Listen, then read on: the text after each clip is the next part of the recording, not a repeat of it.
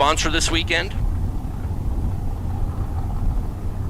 The newly established Chad Neighbor trailer tipping service. New sponsor on the Neighbor Motorsports team car. Taylor Strange out of Colorado, the undercover dragster. The American walk-in cooler side.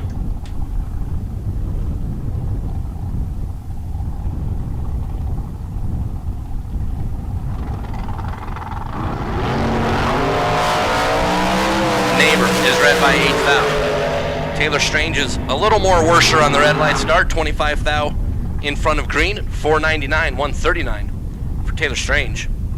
Neighbor, after being red by 8 thou, goes 471, 6. As we got Keith Winters coming down from Las Vegas. Team Fig Speed.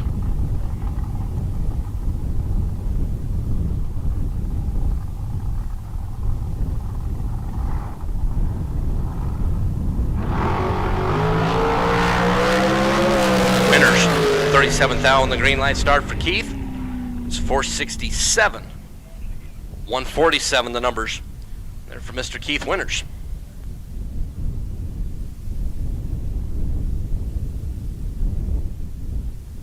So final, like beyond final call, any makeup runs, cleanup session. If you have not been down the track yet, let's get you up in the lanes instantaneously, please.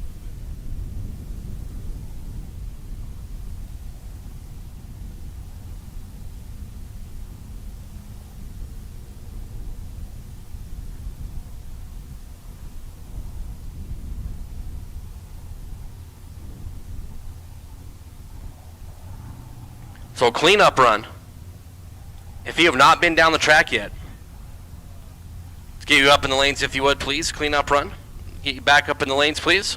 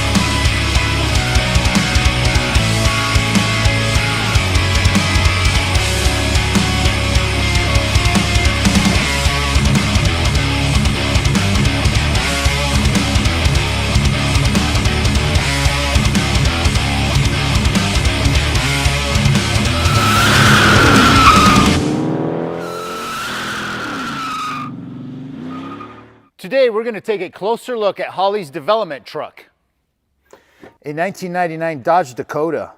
Let's find out what makes it special. Yep, you can't even tell, but underneath the hood sits a Scat Pack 392 cubic inch Hemi, which packs a solid 485 horsepower.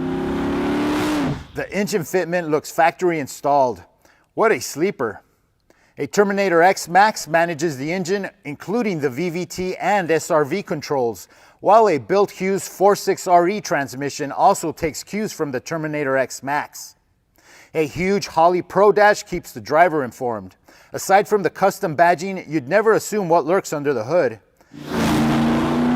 Holley has taken the guesswork out of installing a Hemi in your Dakota. First, start off by choosing engine and transmission mounts. Our engine mounts are designed to eliminate firewall and brake booster clearance issues while maintaining proper weight distribution. Our transmission cross members are modular, meaning that they will work with all the popular transmissions just by using the right transmission adapter and the recommended mount. Step 2 is choosing an exhaust system. Our Tri-Y headers are designed to work with Hooker Blackheart engine and transmission mounts, giving you maximum clearance and allow left and right-hand starter installations. Our 304 stainless steel headers not only add additional power, but will last a lifetime. Step 3 is choosing an accessory drive. To clear the frame on our Dakota, we've relocated the alternator with our factory-style bracket and pulley, which positions the alternator as low and inboard as possible. It fits our one-wire style alternators.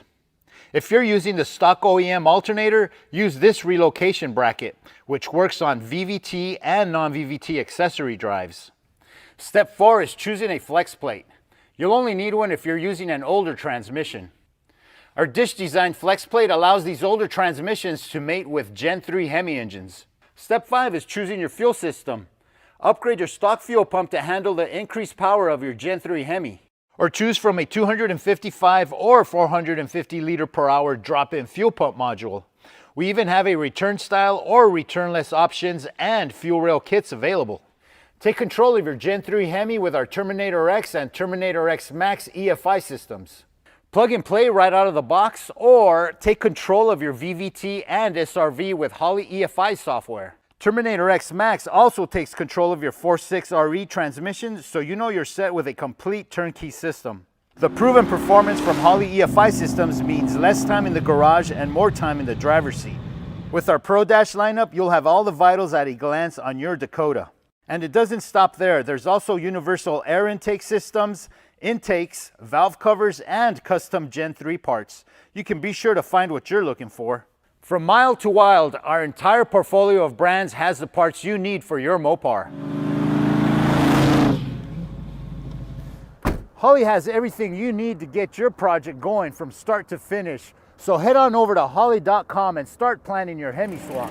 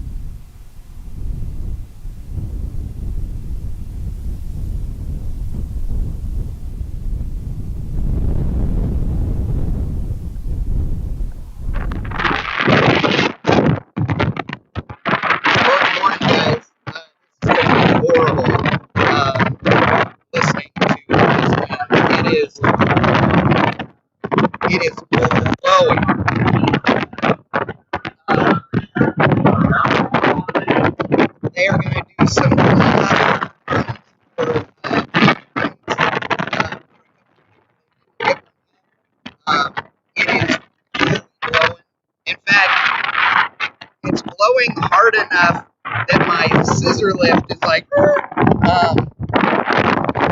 it just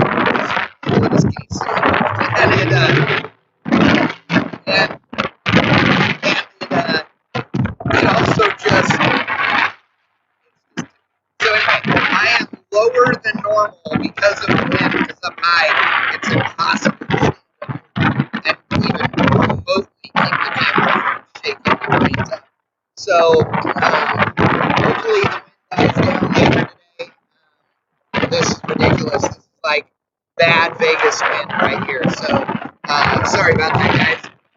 Apologize. The audio is what it is. If you don't like the wind and you have a way to fix that, call somebody. Before any of you go, oh, Chad, put this fuzzy thing, phone thing, all this other bullshit on your microphone, it'll all be awesome. Yeah, I know, I have all those things. This isn't our first rodeo. We do this all the time. I've done lots of television, lots of movies, lots of live streaming videos. We know. It's okay. If the wind bothers you too much, I totally understand, and we welcome you back when it's not windy. Yeah. So they are doing track prep. They're doing the final time trial, and then we will go from there. Well, I big thanks to Lucas Oil and Holley.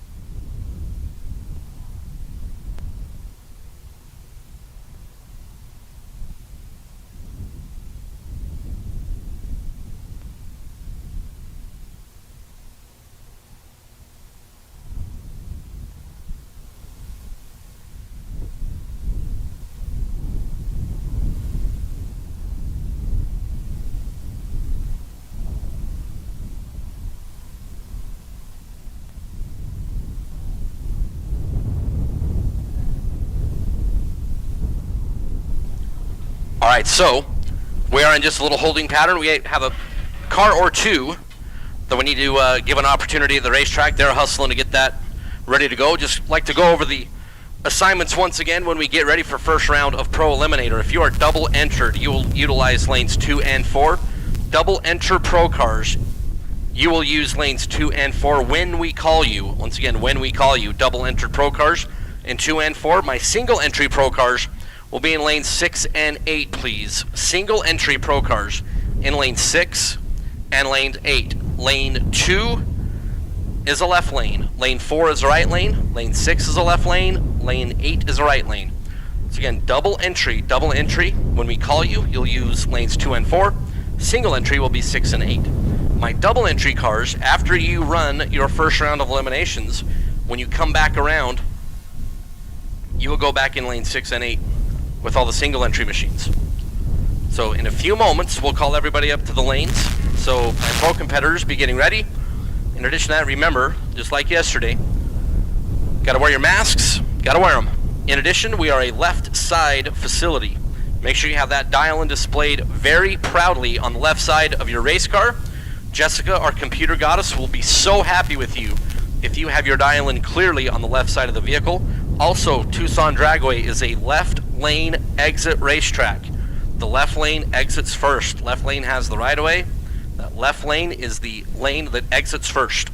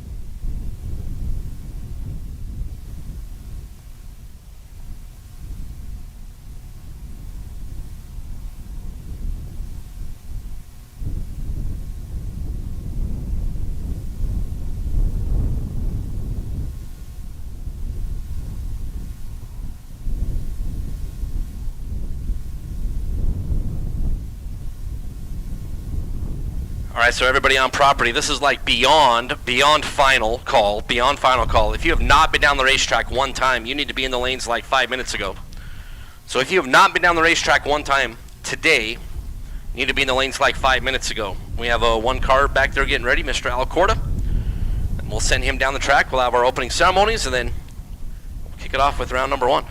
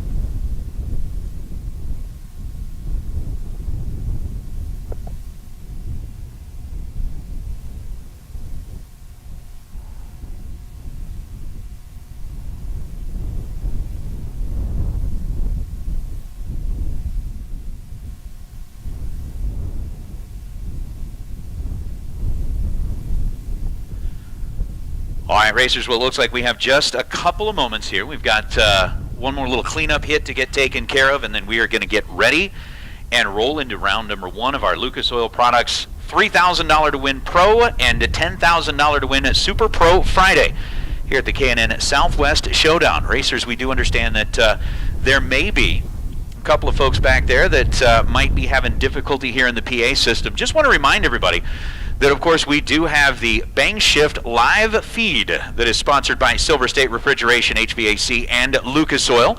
So again, if you are in one of those positions that is having any difficulty hearing the PA system while you're back there in the pit area, remember, you can grab your smartphone, you can grab the laptop, wherever it is that you've got a little bit of Wi-Fi back there, or if you have cell service, you can go to bangshift.com, find the live feed, and that way you would be able to hear exactly when those lane calls are being made to get you up here for your round number 1, which will be coming up in a little while, and round number 2 and 3 and 4 and so on as we go through the day. But racers, it is very, very good to have each and every one of you out here. I hear the engine roaring to life back there in the staging lanes as we are going to get our time runs wrapped up. Again, wanted to give everybody an opportunity to get that hit down the racetrack before we go racing. It's going to be our FTI round number 1 of Super Pro. Of course, we've got the Racer Appreciation Awards that are going to go out to our best losing packages in each round. Big, big thanks once again to the folks at FTI for sponsoring round number 1 with that $500 gift certificate. BTE with that $250 gift certificate for round number 2. Or excuse me, for the buyback round. Goodyear gift certificate for a set of those rear tires in round number 2. Jags.com for that $200 gift certificate in round number 3. Gift certificates for the set of tires from our friends at Hoosier in round number 4. Autometer is going to give away a $250 gift certificate in round number 5. And of course, RB Components, a $200 gift certificate in round number 6. That is kind of each and every day on the Super Pro side of things. We'll talk about Pro here in just a moment as Al Corda is going to roll up to make his hit. Should be what we expect to see as the final car in our time run session here this morning. Corda's off and away with a 13th thou reaction time and goes 6:46 at 102 miles an hour. So again, racers, your attention please. It's going to be just a couple of minutes and we will start calling our pro cars into the staging lanes. We don't need you just yet, so if you are back in the staging lanes, it is a good time to start getting the cars buttoned up, getting them ready to go, because when that call comes out, it is going to be racing time. We're going to be running it for real here at the K&N Southwest Showdown, all part of that Lucas Oil Products Friday. So we've got a bunch of money up for grabs here. We've got the trophies, we've got all the goodies, the glory that goes along with winning the Southwest Showdown. So it is race day officially number 1. We had our time trials yesterday, got into that stimulus race. Thanks again to the folks at Silver State Refrigeration, HVAC, Shane Thompson.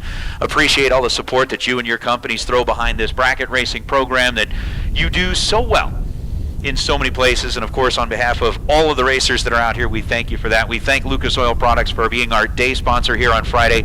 Hughes Performance, our day sponsor tomorrow, and of course, Mosier Engineering on Sunday. So again, racers, it's just a couple of minutes away. We are going to go quiet up here in the tower for a moment, but the next time that you hear us on the PA, it's going to be time to call Pro.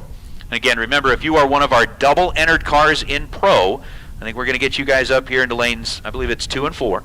Single entered cars are going to go to lanes 6 and 8. So if you're one of our double entries, we'd like to get you up here earlier in the session, give you an opportunity to make your way down the racetrack and have plenty of time to get your second entry back up and done in each round. So again, if you are double entered, remember, you need to put that X on the window of one of your entries, not the other one. So one will be your regular number, the other one will be the X. Make sure that you keep track of which car it is that you are running. And once you get that done, again, double entered cars, lanes 2 and 4, single entered cars, lanes 6 and 8. When it is time, we'll call you in a moment.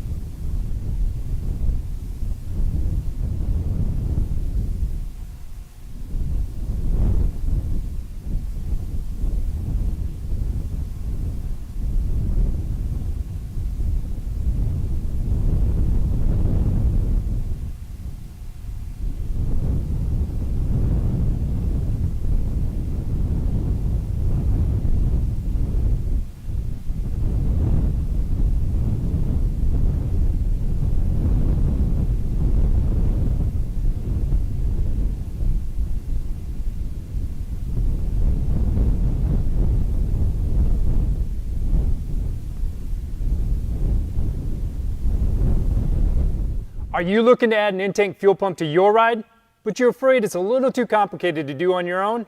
Well, Holley has a solution for you. It's our universal retrofit fuel pump modules.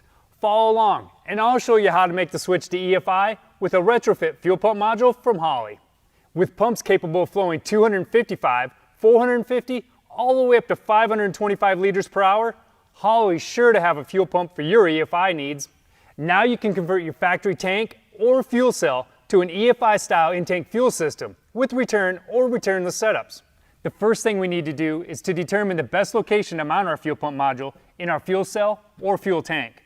To mount the module, you'll need to cut a 3 1/4 inch hole with a hole saw similar to this. Identify things like where the vehicle's fuel tank straps and frame rails will contact your fuel tank. That way we can avoid these areas. Now evaluate the position of your fuel level sender float. Removing the existing unit, if yours has one, will help you determine the float arm path. That way you can cut your new hole without interfering with it. Be sure to look for and avoid any bowls or baffles internally in the tank as well. You'll also want to look and determine the best routing position for any supply, return, and vent hoses may be required for your unit. Once you've determined the best possible location for your pump module, drill the 3 1/4 inch diameter hole in the tank with your hole saw. Remember, gas burns but fumes explode, so don't become a statistic. If you plan to reuse a fuel tank, make sure that all the fuel has been removed and consult with a professional about degassing the tank before cutting or drilling. Once you have the hole cut, use a file or some emery cloth to deburr the edge of your cut. The thick foam gasket supplied with your fuel pump module can compensate for ribs up to a 1/4 inch thick in the fuel tank surface. If your tank has deeper ribs or the ribs are perpendicular and have sharp edges, you'll need to use some additional sealant, such as Dow Corning's 730 RTV. Apply the sealant between the foam ring and the tank surface to seal it properly. Remove and clean any debris that may have fallen into the tank during the hole cutting process before you start the installation. Next, we need to measure the tank depth from the highest part of the fuel tank to the very bottom of the floor directly below. The maximum tank depths that our pump modules can accommodate vary from 12 to 13 7/32 of an inch, depending on which pump module you choose. And minimum depth requirements range from 7 to 9 inches depending on the model. Now take this tank depth measurement and insert it into the chart found in the instructions. Subtract your depth measurement from the supply hose specifications listed for your specific model to get the proper length for the supply and return hose. Now measure and mark your return hose, starting with the end of the tape at the end of the hose and pulling back towards the module. Once you have your mark, you can cut the hose to length.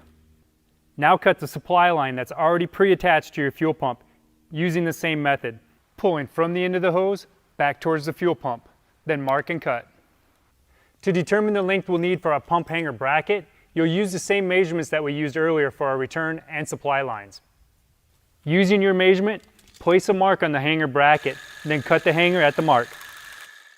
Install the pump hanger bracket to the flange boss using the 2 screws and lock washers supplied with your kit. Install the bracket so that the groove is facing your fuel pump. You'll have to remove the foam ring in order to access both holes. Install the pump hanger bracket to the flange boss using the 2 screws and lock washers supplied with your kit. Then torque them to 12 to 18 inch-pounds.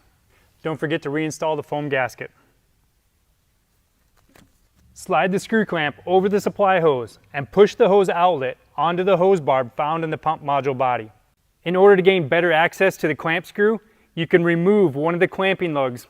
Next, rotate the pump until it contacts the hanger bracket. Then slide the hose clamp towards the pump and over the hose barb. Tighten it to 13.5 inch-pounds. Now install the 2 2-inch diameter screw clamps around the pump module and mounting bracket. Place a clamp at each end of the foam sleeve on the pump. If you've chosen an EFI system that's capable of being run returnless, why not choose one of our returnless fuel pump modules? The installation is the same as before, but be sure to check the chart included in the instructions since the base measurements change with the returnless style pump modules. When you go to install the hydromat filter onto your fuel pump module, position the hydromat so that the shortest length of filter is closest to the wall of the fuel tank and the longer section is pointed towards the center of your tank. You'll also want to avoid interfering with the swing motion of the fuel level sender float, as well as any internal baffles or bowls. First, remove the caps from the pump inlet and the filter outlet. Line up one of the holes found in the filter mounting tab with the locating pin found on your fuel pump. Be sure that the fuel filter is going to be orientated correctly once it's installed into your fuel tank before you proceed. Once you're sure it's in the correct position, push the hydromat onto the pump inlet until it bottoms out and locks into place. If you're installing one of our retrofit fuel pump modules into a polypropylene tank, better known as a plastic tank, we recommend that you use one of our stiffening shims. Separate the shim at the slot and spiral it through the tank opening. You can apply some adhesive compound, like Loctite 571, between the shim surface and the tank to hold it in place. Use clamps or tape to keep the shim against the inside surface of the tank opening until the adhesive sets up. Position the shim so that it's not visible in the opening and wipe away any excess Loctite that protrudes into the tank opening. Before installing the pump module into your fuel tank, install any adapters or ports needed for your supply, return, and vent lines. Now is also a good time to go ahead and install the preferred electrical connector. Now we're ready to install our pump module into our fuel tank. Make sure that the foam ring is installed on the flange of the pump module. Slide the longer side of the hydromat into the tank opening first. Then fold the shorter side, just enough to allow you to get it through the whole opening. Now lower the universal pump hanger into position. If you can, look to see that the hydromat is in the desired position and that it's not interfering with any internal obstructions. If it is, you can rotate the universal pump hanger assembly as needed. Make sure that all the swing out mounting lugs are in the closed position, then lower the module the rest of the way down into the tank. Press down on the module and compress the seal against the tank surface. Then tighten the assembly screws in a clockwise motion to swing the mounting lugs out into the open position. Then gradually torque the 5 assembly screws using a crisscross pattern until the torque of 40 to 60 inch-pounds is achieved. Finish your install all the way to the engine bay with one of our fuel system kits. We have several to choose from depending on your needs, and they include hose, pumps, regulator, fittings, filters, and clamps depending on which one you choose. To complete your installation, make all the necessary connections for your fuel, vent, as well as the electrical connections and the fuel sending unit. Once you have your tank up in place but not fully secured, it's a good idea to go ahead and power up the pump. That way you can check for any leaks.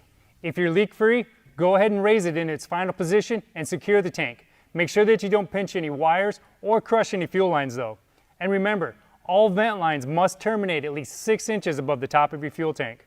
That wasn't so bad. Now you can convert your factory tank or fuel cell into an in-tank EFI system quickly and easily, all on your own. For more great fuel system solutions and how-to videos, visit us at holley.com.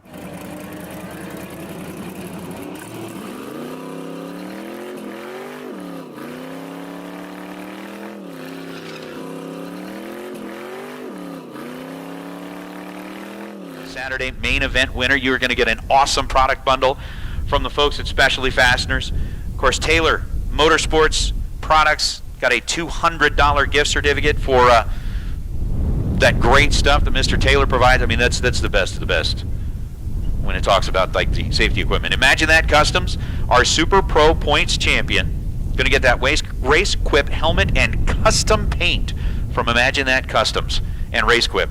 So that is a pretty cool deal if you're the overall points champ at the end of the 3 days of racing. Lincoln Welders, for our Pro Points champion, going to get a brand new PM 140MP welder and gear. Awesome. Thank you very much to Lincoln Welders. Lindsay Racing Products, we got $200 gift certificates that are going to be going out the door. Ultronics, we've got tech card raffles that are going to be taking place on Sunday for the Perform Air PC2 weather station and Raceworks software to go along with it. The Mazir folks have come on board again. The components of champions there for best losing packages in the $50,000 Shootout Pro and Super Pro $500 gift certificates from Mazir for those during that $50,000 Kid Performance and Dyno Shootout that's going to be taking place tomorrow. Of course, Drag Race Solutions, we've already given away a couple of those $100 gift certificates to Darren Dolezal and Dan Fiello for their perfect reaction times during the time runs.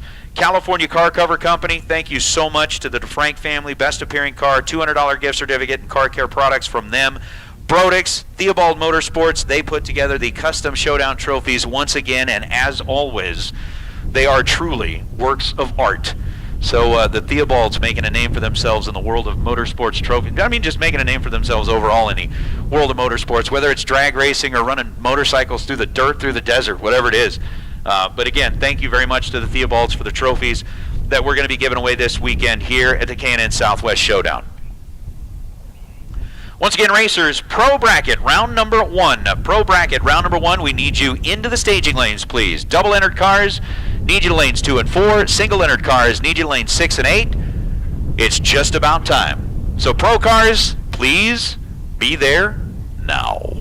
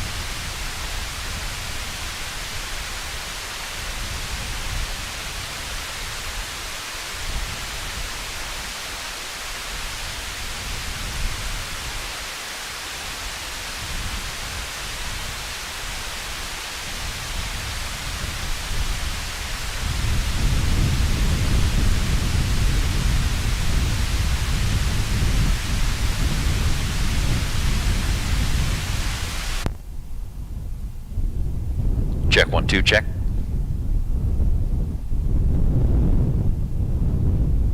Check, check, check, check. All right, so once again, pro drivers, we should have you all in the staging lanes ready to go for round number 1. Pro drivers, once again, we should have you all in the staging lanes for round number 1, please. Again, double entered cars in lanes 2 and 4, single entered cars in lanes 6 and 8. Come on down. We're going to put our first pair in the water box. We're going to hold them up there. We'll do a little pre-race ceremony, and then we are going to find out who will be the first cars to advance into round number 2.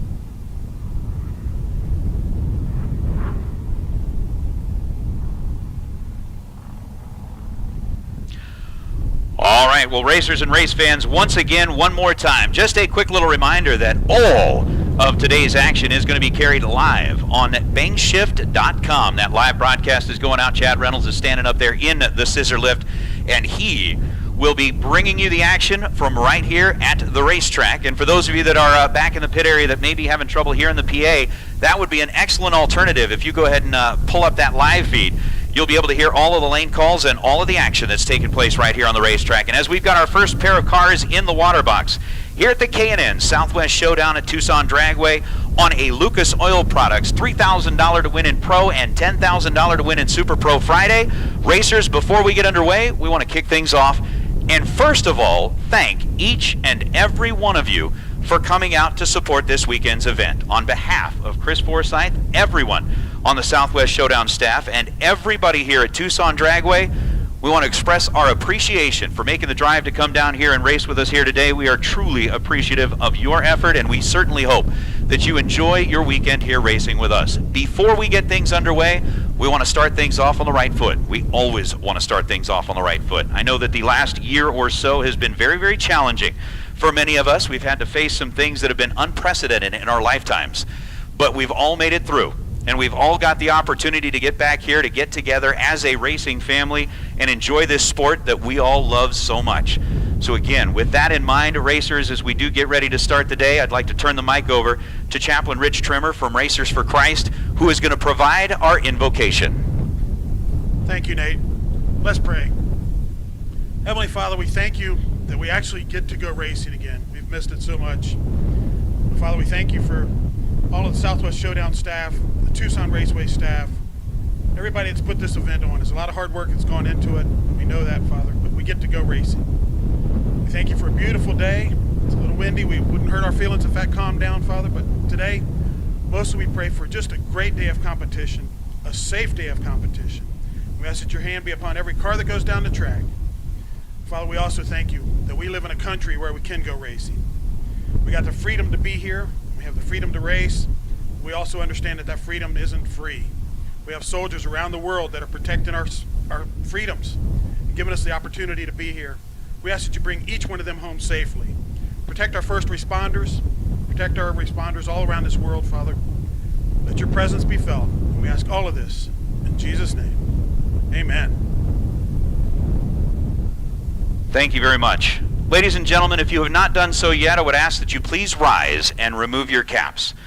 And as Rich said during that wonderful invocation, let us remember that regardless of where we come from, whatever our background is, we all get the opportunity to live in this great nation where we enjoy the freedom to go racing. So at this point in time, let's set our differing opinions aside, appreciate the fact that we are all Americans, and as we listen to our national anthem, remember how great it is that we live in this country. Ladies and gentlemen, our national anthem.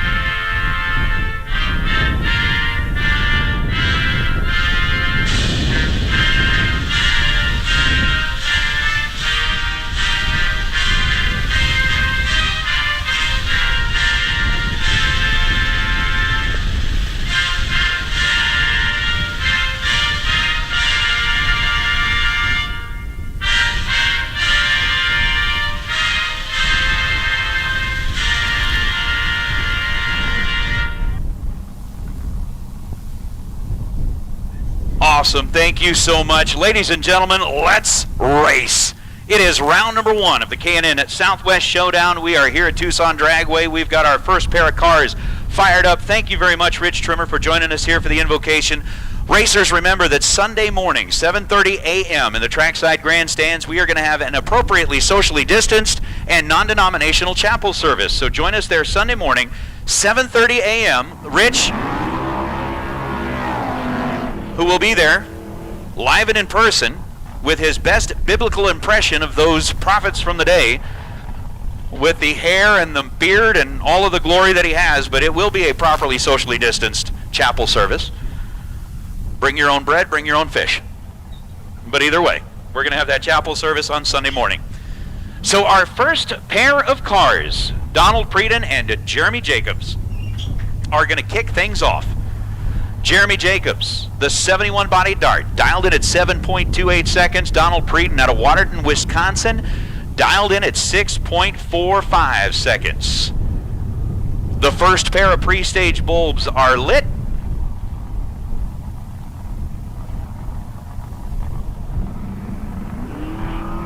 And we are ready to go. Down go the lights. The green lights have dropped. Just 0.07 of a second between our first two cars down the racetrack as they leave the starting line, and Donald Preeden will pick up the first win light of the day. He goes 6:45 on a 6:45. 72 thou was the reaction time at this end of the racetrack, and runs dead on the dial. Puts it dead on 7 to start off his chase for the $3,000. Jeremy Jacobs was 0.07 of a second behind in reaction time, and then runs 2 above the dial. 7:30 on a 7:28. Ends up 27 thou behind at the far end of the racetrack, which isn't that far away because we are just racing to the 8th mile here today. But it's going to be Preeden picking up the first win light as Austin Downing, the dragster out of Tempe, Arizona, running in the pro category, going up against Samantha Kidd in the Nova over on the right side of the racetrack, dialed at 7:21, giving up or taking the head start, but bows out here in the first go-round. Austin Downing, 6:30 on a 6:25. He's 5 above the dial. Was 0:24 on the tree. Samantha Kidd, 5 thou behind in reaction time with just an 0:29 light. But then runs 7 off the mark with a 7:28 on the 7:21. Puts her 25 thou behind at the stripe and bows out. Will need to make her way through the buyback round if she's going to take another shot at that $3,000.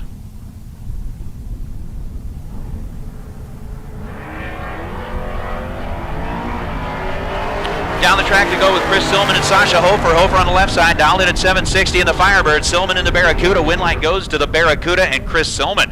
Sasha gets there first by 33 thousandths of a second and breaks out by 17 thou. Goes 758 on the 760. Chris Silman was 024 on the tree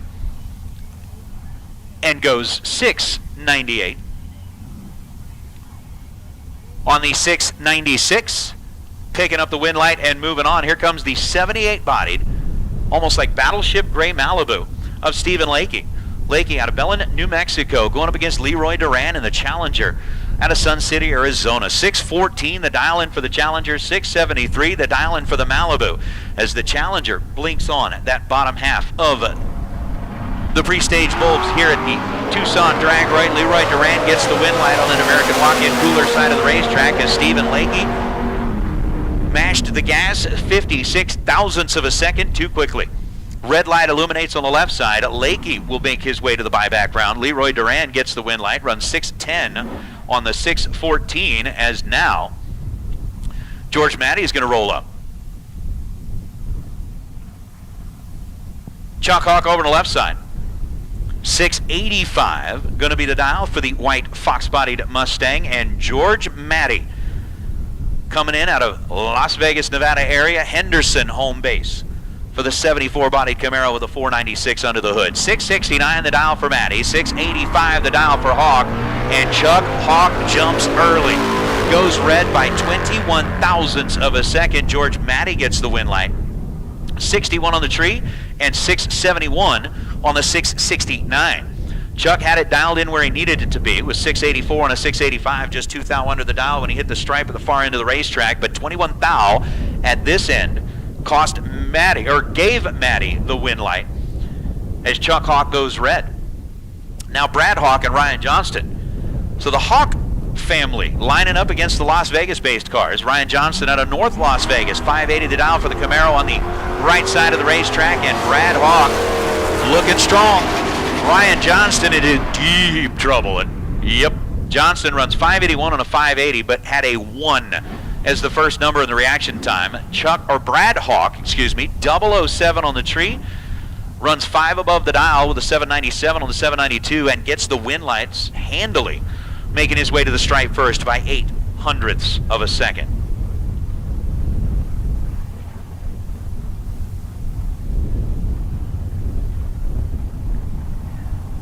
So as we continue to roll through here with Jeff Devy and Jeff Ford, Devy on the left side out of Kimberly, Idaho, the 67 relapse Camaro. 642, the dial on the left side. Head start goes to Jeff Ford in the Challenger out of Mesa, Arizona. The win light is going to go to Jeff Ford over on the right side. Ford leaves green by 46 thousandths of a second.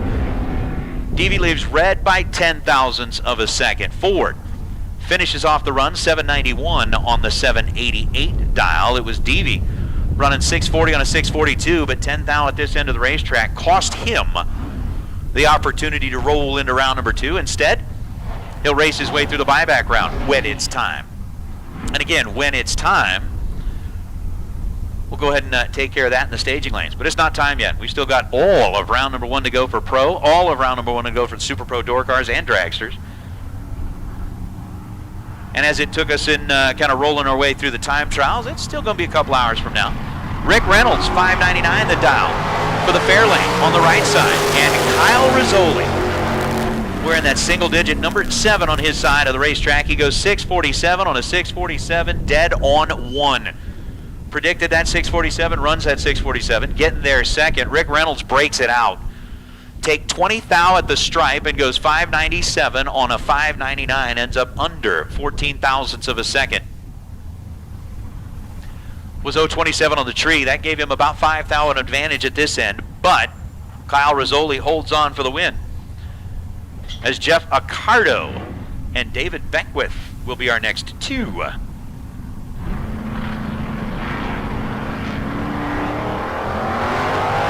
Jeff Accardo is going to get the win light. 043 on the green side of the tree. David Beckwith was 065 red. Okay, so what is it, like 5 of the last 6 pair have ended on a red light? Let's not do that again. I mean, it's just not as much fun. We want to race all the way down 660 feet, get to the finish line, have everybody trying to make a decision. That's more fun. The red lights are no fun. David Beckwith, he is the most recent victim of the red light. Runs right on the dial, 739 on a 739, red and dead on. That's no fun either. So Joe Accardo with a win, 043, and then goes 702 on the 707 is Lindy Lindholm and Brandon Umberger. How about the 17-bodied Copo Camaro versus a 1977 Chevette? Chevette giving up the head start to the Camaro. Chevette getting the advantage on the starting line and getting the win light. 587 on a 587. Umberger predicted just about perfectly. Dead on 2 for Umberger. Was holding 43 thousandths of a second advantage in reaction time. He was 040 on the bowl, but Lindy was 083 and then runs 619 on a 620. So Umberger had that one in the pocket, holds on to it, picks up the win light as now Tim Arnswald and Carson Heath will give it a go. Carson out of Clarkdale, Arizona. He goes red by 9 thousandths of a second. The big old pickup truck leaving too quick. Tim Arnswald, 088 on the tree, gets the win light, 765 on a 764 to finish up the run. Carson, 1 above the dial as well, but 009 on the red side at this end of the racetrack ended Carson's first round appearance.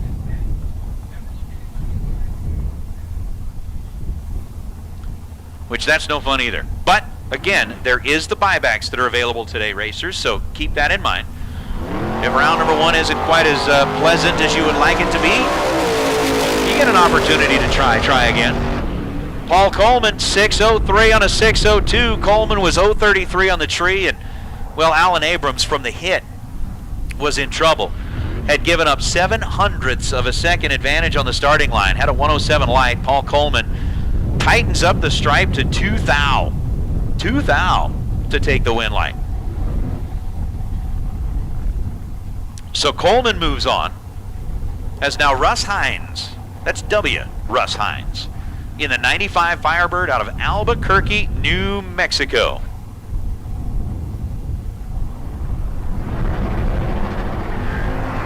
And Phil Lauder with a 640 dial, Hines with a 707 dial. Head start went to Hines on the left side of the racetrack. Win light goes to Lauder on the right side on a double breakout. Lauder predicted 640, runs 638. Gets the win. Hines thought he was going to go 707, runs 703. Getting there second. Hines again giving up about 7/100ths worth of a second reaction time. Had a 110 bulb to Lauder's 041, so Lauder had it nice and easy on that one as Mark Zaffron and the Jeff Man. That's what, Safranik out of Phoenix, Arizona. 65 Mustang, 351 Windsor motor, dialed in at 715. Mark Zaffron Out of Casa Grande, Arizona, dialed in at 725. 1/10 of a second was the head start that Zaffron was supposed to get. He goes 729 on a 725 and gave back that 1/10 of a second on the starting line. Again, another one of those reaction times. Okay, so we went from a whole bunch of red lights to a whole bunch of like 1+ reaction times. Let's not do that either. Let's find the happy medium here. 727 on a 715 for Jeff. And the win light goes to the Mustang. As now Mark Kidd and Donald Johnson. Donald 711 is the dial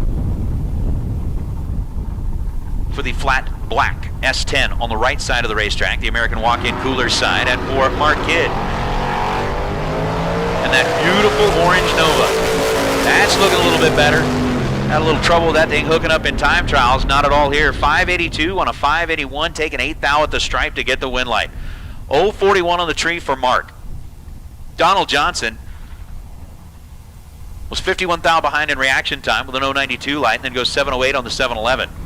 But Mark Kidd, that Kidd Performance and Dyno Ride, who are the sponsors of that big $50,000 shootout that's going to be happening Saturday night, picking up the win light here in round number 1 as Dan Fiello, who's already got a $100 Drag Race Solutions gift certificate waiting for him up here in the tower, rolls up on the right side. He's got that 628 dial for the blue Camaro on the right side, and Howard DeVore out of Flagstaff. DeVore missed the tree by 1/1000th of a second. 675 got the head start and goes 001 red.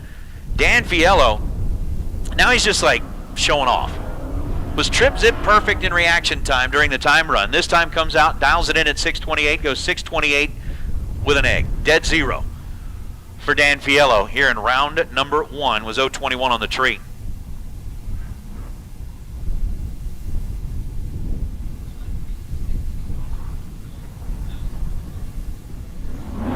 That is a $60 1 thou.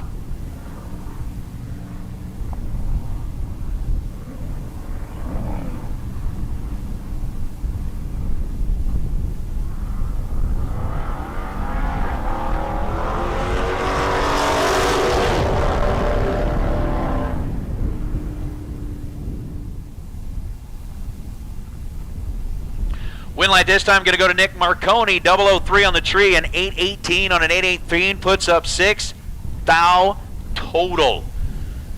So for now, just kind of keeping track of like best overall winning package, 6 total is it. That's going to make it like, thank you, Nick. Makes the math a little easier. So a 6 thou total pack for Nick Marconi as he gets the win light there. As now Tony Marconi rolls up, little 76 bodied arrow over on the right side. 596, going to be the dial in for Tony. Brian Johnston out of Tucson, Arizona, who is saying that he is just like really old. I love it when people say, hey, you know, I'm going to put my age on my tech card. Some people say old. Brian said, I'm a really old. So he must be like 48.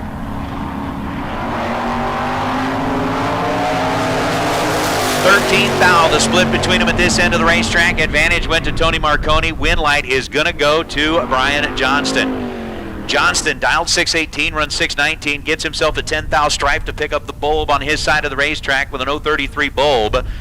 Tony Marconi was 20 on the tree and ends up 3 above the dial, 34 thou above where he wanted to be. 596 is what he dialed, 599 is what he ran. As we bring up Jonathan Fiello and Stan Hammond. Hammond, the Nova, out of Artesia, New Mexico. Jonathan Fiello, the 67 Chevelle. 645 to a 642. 300 the difference between the two as far as the dials are concerned. And it's a red light, green light scenario. Oh, goodness. It might be really nice. The artesian water. Is that where it comes from? 007 on the red side for Stan. You're going to have to go get some of that artesian water, unfortunately. Jonathan Fiello, 25 green, and then one above, 646 on a 645. Picking up the win light and moving on is Charlie Salazar in the 66 Malibu. Dialed in at 9.8 seconds.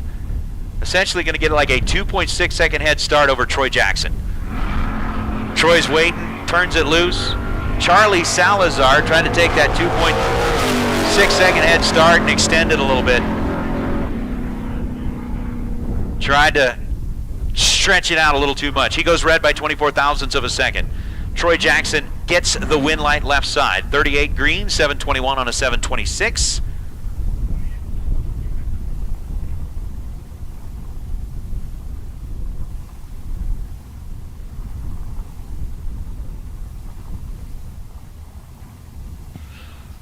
Steve Valdez and Angelo Valencia are going to be up now. Valdez, little wheel stand out of the Vega as he leaves the line. Dialed in at 667. Angelo getting the head start. Dialed in at the 660 or 695 number. It's going to be Valdez for the win. 5 thou was the difference between the two in reaction time. 63 on the tree for Steve, 68 on the bull for Angelo. As Steve goes one above, 668, gets their first 24 thousandths of a second. Might as well round it up to make it 25 thou. But the win light belongs to Steve. Angelo going to have to make his way through the buyback round. As we now bring up Kelly Davis and Nathan Williams. Williams, 65 bodied satellite. That's a cool looking race car. Kelly Davis in the Fox bodied Mustang over on the right side. 651 was the dial for Kelly, 744 was the dial for Nathan. And 654 on the 651 wins it for Kelly Davis. That one was right here on the starting line. Nathan's reaction time started with a 1. Kelly had the 049, and Kelly gets to the stripe first by just shy of 800ths of a second to pick up the win light.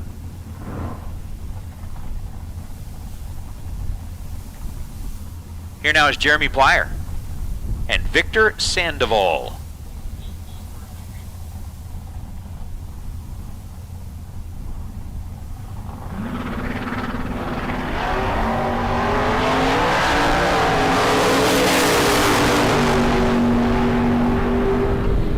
.617 on a 615. Jeremy Plyer gets the win and overcomes a fairly significant disadvantage in reaction time.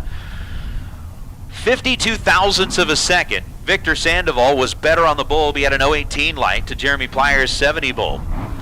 Jeremy goes 617 on a 615 and gets to the stripe first by just 17 thousandths of a second. Sandoval runs 581 on the 572 and bows out as now Ricky Duchelle and Luis Ortiz.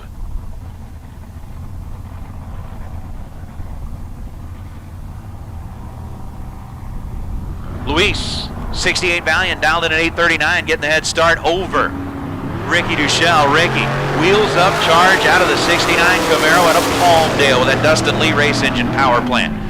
627 on a 628. Ricky Duchelle gets to the stripe first by 74 thousandths of a second and needed to take 72 thou or less. Breaks it out. 71 thou or less. Breaks it out 3 thousandths of a second. Goes 627 on a 628 and hands the win light over to Luis Ortiz. Luis 842 on an 839. He's 3 above the dial with an 076 reaction time. And moving on to round number 2 is Jeremy Wilson and Tim Seymour going to be next up. Seymour, the Copo, on the right side of the racetrack out of San Dimas, California with a 585 dial. Wilson with a 609, and Jeremy taking 33 thou at the stripe, breaks it out just 9 thou. Bows out on the breakout by 9 thousandths of a second. Tim Seymour takes the Copo on to round number 2 as he goes 43 on the tree and 587 on the 585. Not much difference between the two at this end when they left the line. Just 5 thousandths separated them between Jeremy's 048 and Tim's 043, but Seymour 2 above the dial gets the win light. Jeremy Wilson 9 thou under, bows out, heads for the buyback round with the Vega. As Craig Sauerbaugh out of Grand Haven, Michigan, 88 bodied Firebird for Holley AFI and Curtis Zinzalita out of Flagstaff, Arizona in the big Roadrunner. Curtis Zinzalita is going to need some consoling. He is going to be very, very, very disappointed when he sees the just throw the time. So tell him the wind blew it away. That'll be believable.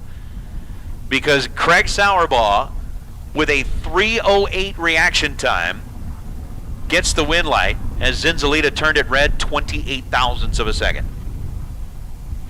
Zinzalita then goes 665 on a 662. Sauerbaugh 692 on a 691, but the 308 light gets the win is now Marvin Wolfmeyer and Chuck Elder.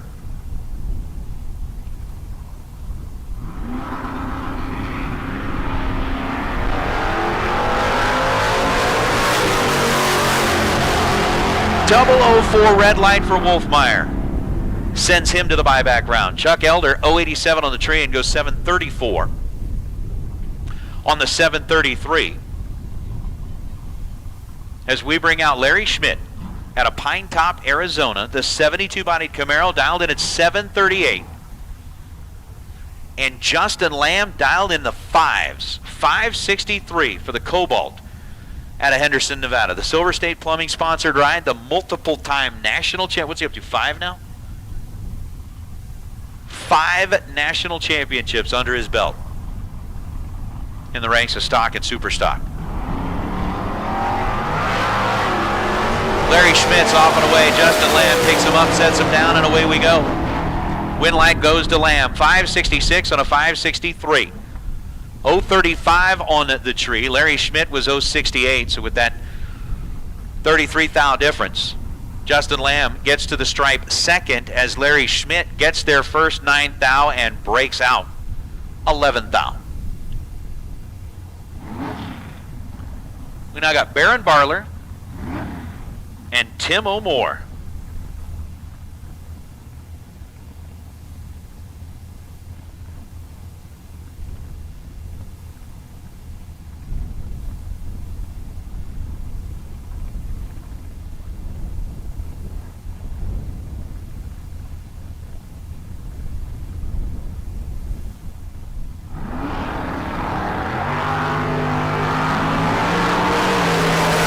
Barler with a 663 dial. Tim O'More with a 606. O'More breaks out, hands the win light over to Baron Barler.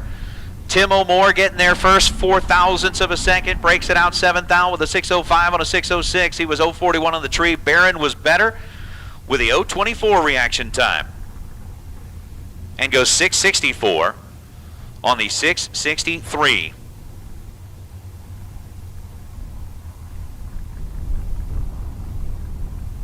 Now I got my stuff figured out. Yeah. Chris Hall and Fred Stout.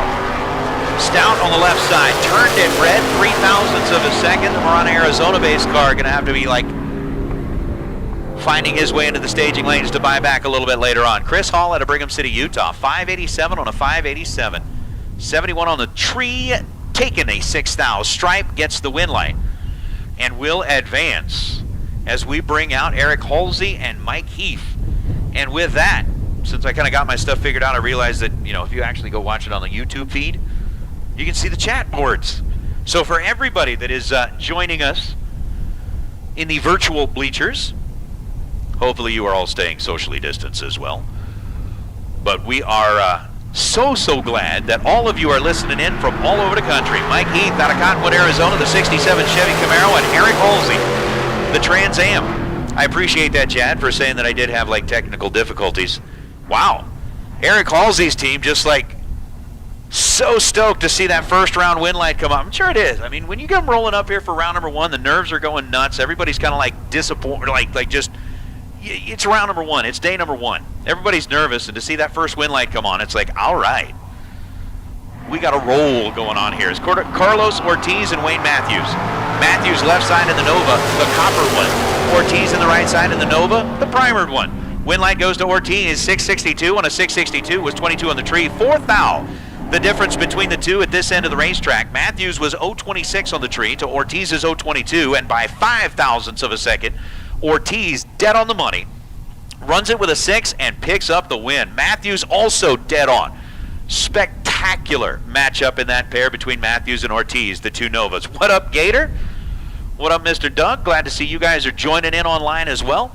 And I appreciate, again, Chad, I appreciate you saying that I was having technical difficulties. The answer was I was just too stupid, had it open in the wrong window. So thank you for being nice to me, but yeah, that was my own fault. Right? Here's Will Gooder. Well, it's good. We'll see if he is Gooder. As Mike Eames likes to say. Nope. He's going to have to go to the buyback round to get Gooder. Manuel Blea gets the win light, 640 on a 643. getting there first by 11 thousandths of a second was 088 on the tree. Will had the reaction time that started with the 1. He's going to need to be gooder than that. Yeah, he was worser that time, but he'll figure it out. He'll figure it out. As we are in round number 1 of the K&N Southwest Showdown, and again want to say thanks and welcome to all of you who are watching online on the Bank Shift live feed, brought to you by Silver State Refrigeration, HVAC, Lucas Oil, and of course we are here at Tucson Dragway, beautiful southwest part of the country. Glad to see Canada is joining along as well in their typical life. Kim Zimmerman, CW Hofer. Hofer on the left side, Zimmerman on the right side, and Zimmerman goes red. Turned it red by 1/10 of a second, and then runs 621 on the 623. CW 33 green and 763 on the 764. Yes, I did. RTC, I had an ID10T error. Or as we like to also call it in my business, it was a chair to keyboard interface error. It just wasn't working. Tony Cutia and Joe Cox Jr. Joe over on the right side. 726 the dial. He's going to get the head start over the blue Chevrolet out of Phoenix, Arizona. 383 the small block out of Phoenix, Arizona. 664 the dial on the left side. 726 the dial on the right. Away goes the Valiant, and here comes Tony. The Valiant getting himself a nice little advantage on the starting line. 734 on the 726. He set himself up nice with a 005 reaction time. Tony did not do the same. Yes. Tony was in trouble as soon as that blue Chevrolet left the line. It was troublesome. Troublesome. I could do that, Dustin. Somewhere, somehow, I'll do that. Larry Pittenger and Sidney McDaniel. McDaniel here on the left side of the racetrack. And that 63 Savoy 618 was the dial. Pittenger was the one that was in trouble early on. Again, Sidney McDaniel, 12 on the tree. Larry Pittenger, the reaction time started with a 1.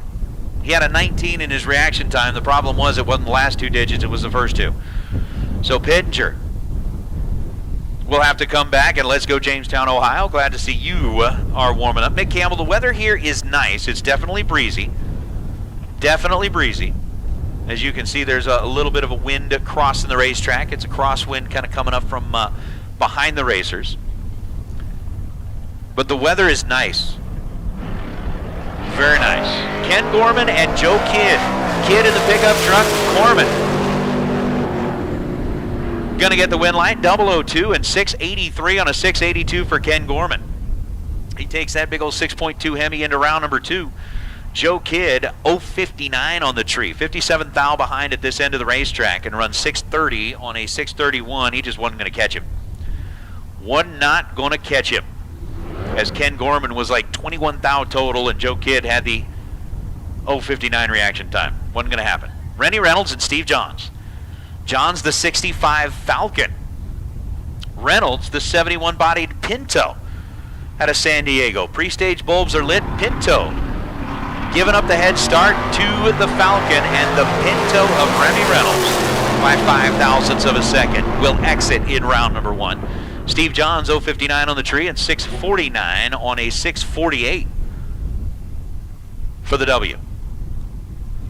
So the win light to the Falcon. Red light to Reynolds as Paul Polito and Jason Kensel are going to come up now. Kensel out of Mesa, Arizona. 95 body Trans Am. Mesa's what, about 2 hours up the road, just like Phoenix area? About 2 hours?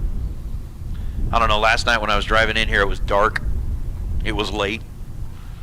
And all I was doing was watching a little countdown clock on my navigation, going 45 minutes away, 35 minutes away. I just wanted to go to bed. Jason Kensel, 941, Paul Polito, 617, and hey, that's right, we got True Start in effect here this weekend. True Start is in effect. Would not have changed the outcome of that race, but it is in effect. Jason Kensel leaving 37 thousandths of a second too soon. Paul Polito leaving 13 thousandths of a second too soon. Paul leaving second. Gonna get the win light, goes 617 on a 617. Dead on 4 for Polito. Picking up the win light. As Kyle Fritz and Manny Blea. It's Manny Blea the third out of Albuquerque, New Mexico, over on the right side. He's got a 766 dial. Kyle Fritz has got a 683 in the Firebird out of Mesa. Another of the Mesa runners. Rolling up, ready, set, go.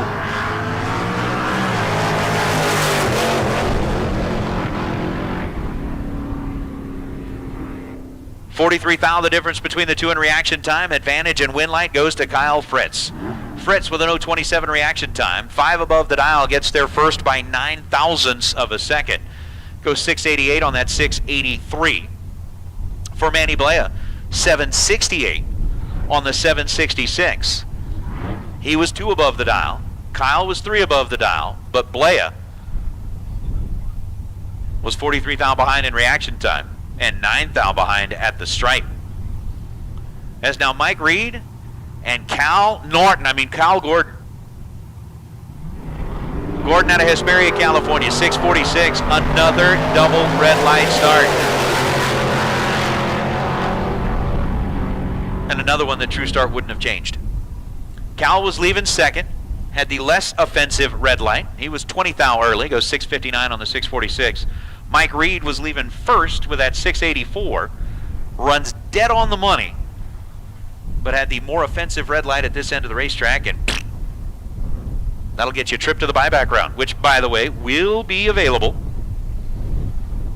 for our racers here today. $60 will take care of it in the staging lanes when it is time.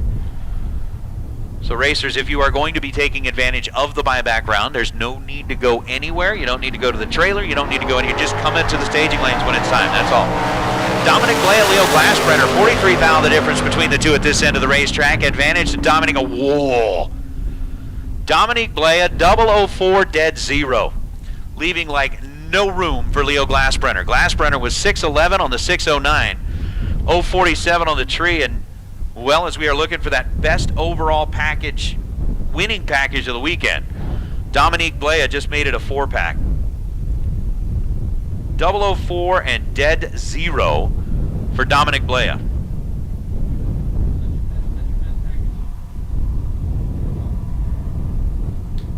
I mean, Dominic, looking at again that, imagine that Customs and Race Quip going to be giving away that custom painted helmet for our Super Pro Points champion. Hughes Performance going to give away their choice of a torque converter for the best overall winning package of the weekend.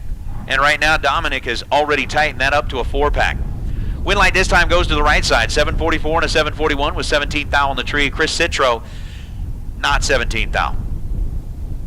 Put up an even 100, a hundo in the reaction time column, and that's not going to help. So Citro will make his way through the buyback round as we bring out Robert Glass and Ron Rios.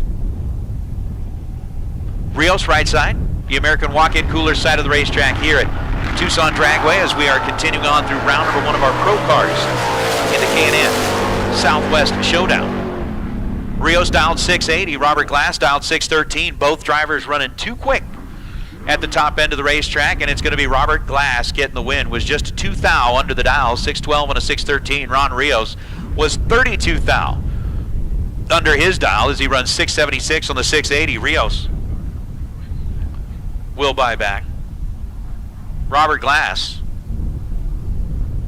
will get to go on recess for a little while.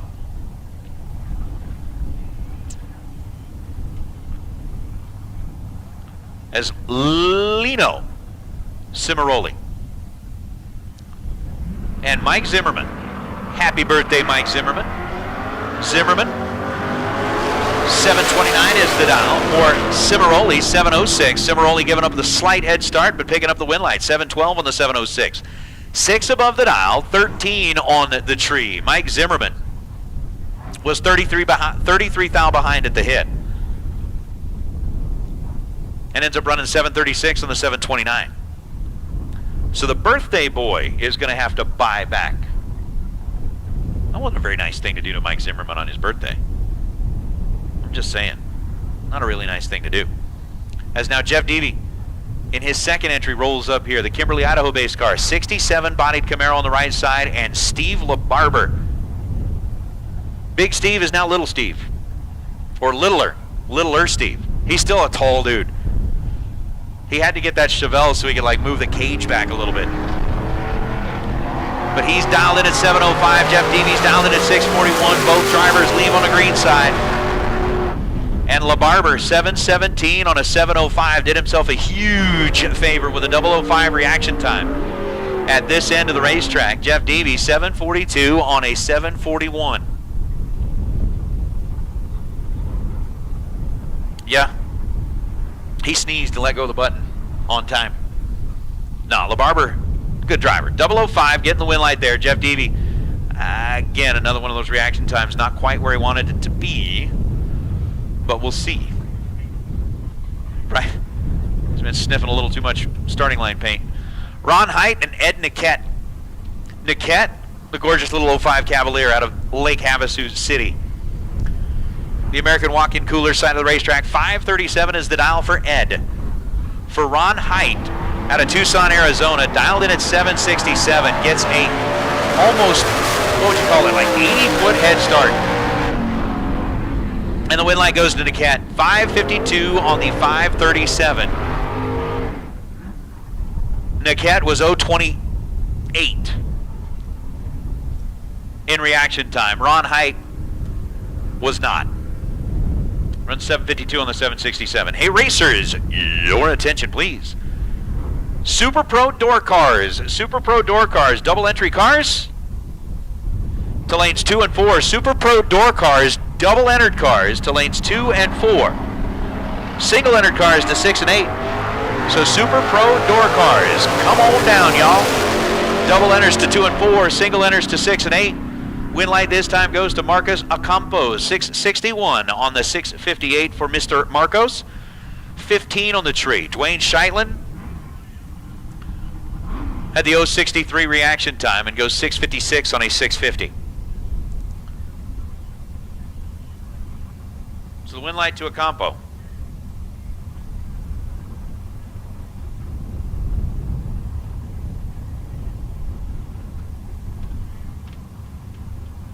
And as Steve Moss and Seth Palvidor roll up. Doug, I'm glad to hear that you will be racing there at National Trails Raceway this summer. I'm looking forward to getting out there myself. As long as I can make it out there, it'll be my first trip to that racetrack. I'm looking forward to getting out there and seeing JJ and everybody again. Seth Palvidor, 002 and dead on 4. 6 total as he makes his way down that side of the racetrack. Steve Moss was 049 on the tree and had no chance. None at all in lighting up the scoreboard as Seth. Not the best overall winning package so far. 6-pack, that's good, that's great. But it ain't no 004, it's not no 4 total from Dominic Blea. We'll see. David Beckwith and Ryan Mangus. Gator, it's good to be heard. I'm telling you, man, it's been a long time, and as soon as we got the opportunity to get out here and do some racing, well, myself and my games were all over it. We're like, yep, let's go. David Beckwith fouls it out. He goes red by 14 thousandths of a second and hands the win over to Ryan Mangus. Mangus, 684 and a 685, was 49 on the tree.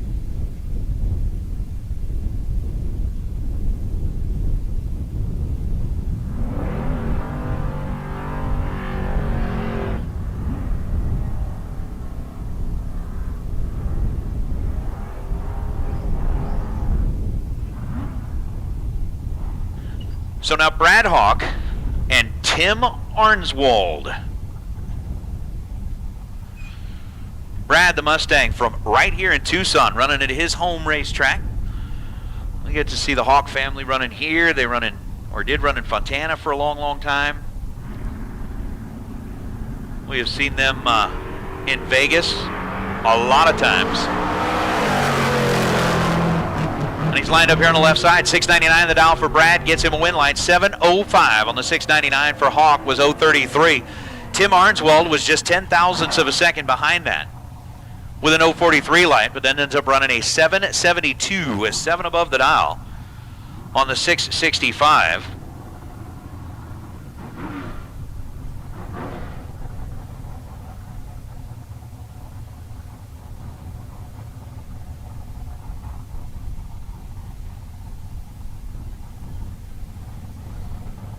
As we bring up Sasha Hofer and Brandon Umberger.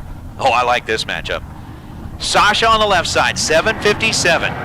Umberger on the right side, dialed in at 5:87, and Sasha goes red by 14 thousandths of a second. Brandon Umberger gets the win light, 5:86 on a 5:87. Again, had predicted it just about perfectly, had the 0:46 reaction time, but Sasha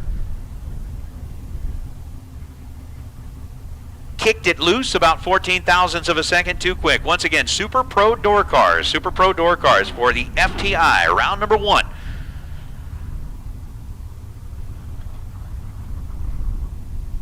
Here at the K&N Southwest Showdown on a Lucas Oil Products Friday. Right now, round number 1 of Pro is on the racetrack, racing for $3,000. Super Pro going to be making their way into the staging lanes, at least the door car version. They're racing for 10 grand here today, as we've got Al Corda and Kyle Rizzoli. What are we at, a national?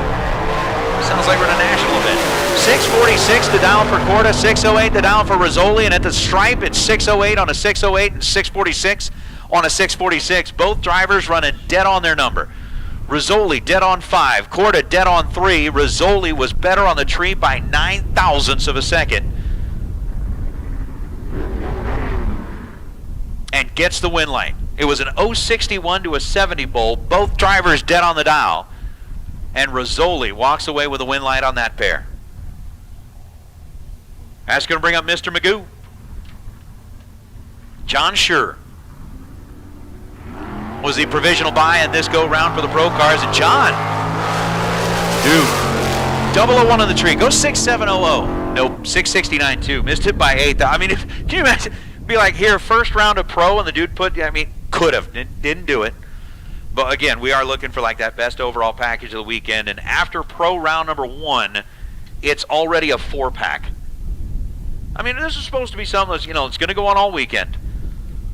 But, I mean, 4 total is what we come out of Pro as the best winning package so far. Thank you very much, Dominic Blea, for making the math easy for us the rest of the weekend, but I'm just saying, it was pretty impressive. So we are kind of at that trade-off point. We have wrapped up Pro round number 1 for FTI. Again, that best losing package in Pro round number 1, a $400 gift certificate, thanks to our friends at FTI. They will go back, they will do the math, they will do the configuring and the calculating, and we will identify who had that best losing package in Pro round number 1. They'll get that FTI converter. We should have our Super Pro door cars. Double entered door cars in lanes 2 and 4, single entered door cars in lanes 6 and 8. You should be back in the staging lanes for FTI round number 1. Again, Super Pro racing for $10,000 here on this Lucas Oil Products Friday. We've got so much that's happening here tonight as we wrap things up after we get our winners crowned. We've still got the completion of the 2021 stimulus race, thanks to the folks at Silver State Refrigeration and HVAC. Got that down to 16 cars last night before we had to close up shop. So we've still got that race to finish up. 7 Pro and 9 Super Pro left in that. What's that for, like 8 grand? 8 grand for the stimulus race that is still to be decided. We've got 10 grand on the line for Super Pro here today, 3 grand on the line for Pro.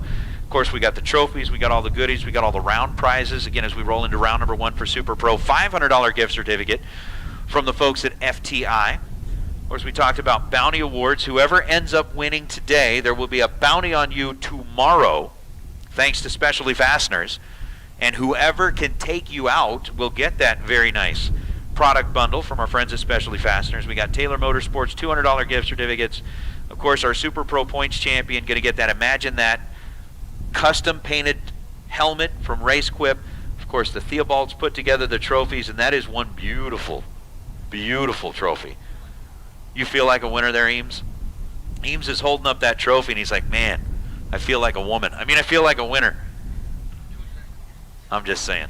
He's got that. Lincoln Welders, for our Pro Points champion, we are going to have a brand new welder that's going to be given away from Lincoln Welders.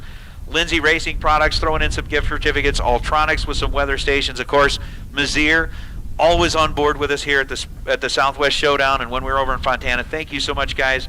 They have thrown in $500 gift certificates that are going to be given away during that $50,000 shootout. I'm Evan Perkins with Holley, and we're at West Tech Performance, where we just made 902 horsepower on this Holley Super Sniper equipped Pro Charge small block Chevy.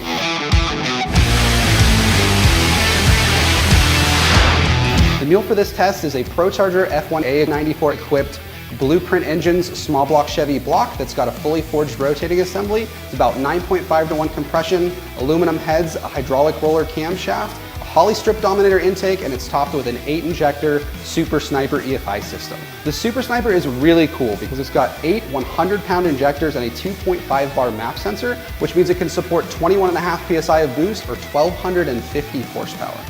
Like the base Sniper, the Holley Super Sniper is completely self-learning capable, which means it can tune the engine while you drive. However, if you're running really big boost or making a lot of power, the best practice is to always have a good calibrator tune the engine on the chassis dyno or the engine dyno using a laptop. For this test, we used 3 different pulleys: a large pulley, a medium pulley, and a small pulley. The large pulley spun the supercharger a little bit slower, and it gave us some time to make sure that the tune was finessed and that everything was working well. Then we dropped down to a medium pulley, and then finally to a small pulley, which upped the blower speed to the fastest that we were able to achieve today. The first pulley made 777 horsepower, the second made 840, and once we had the small pulley on the engine, we made 902 horsepower.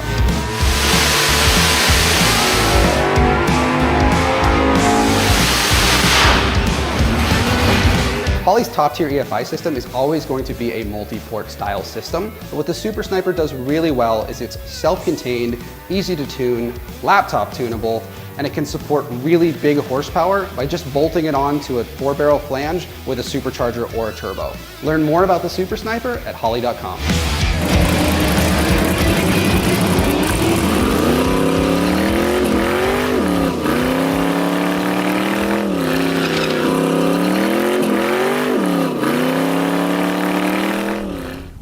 I don't know if anybody else is celebrating a birthday out here this weekend. We'll keep an eye on it.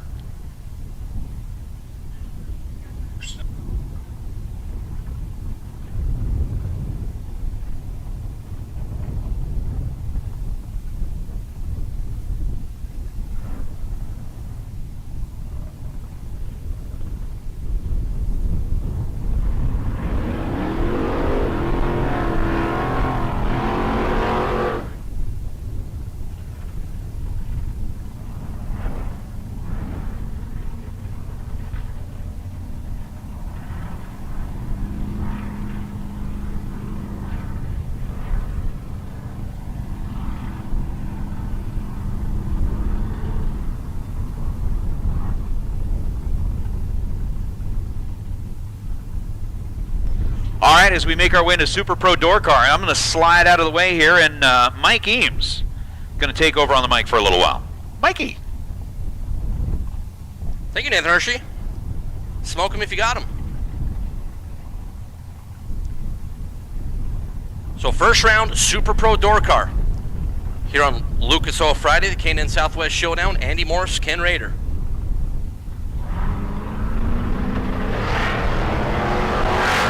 Andy, big, ugly, nasty, ominous red light right off the bat by 56 thou, 615 on the 617 there for Andy, but it was all over like 1 inch into the run.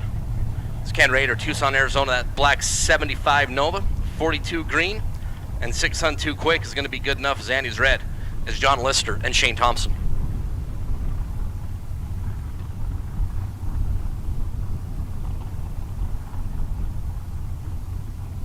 Shane Thompson in his new, gorgeous 67 Nova. An orange-black hot rod, and John Lister. A red and black 85 Monza.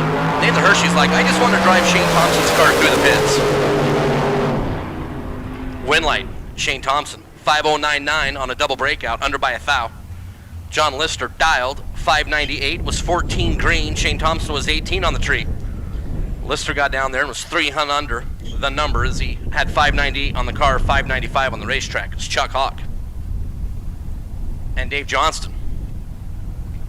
Chuck had a Tucson, an extended cab S10, 550 the dial for Chuck, and Dave Johnston out of Cave Creek, Arizona, right up the road.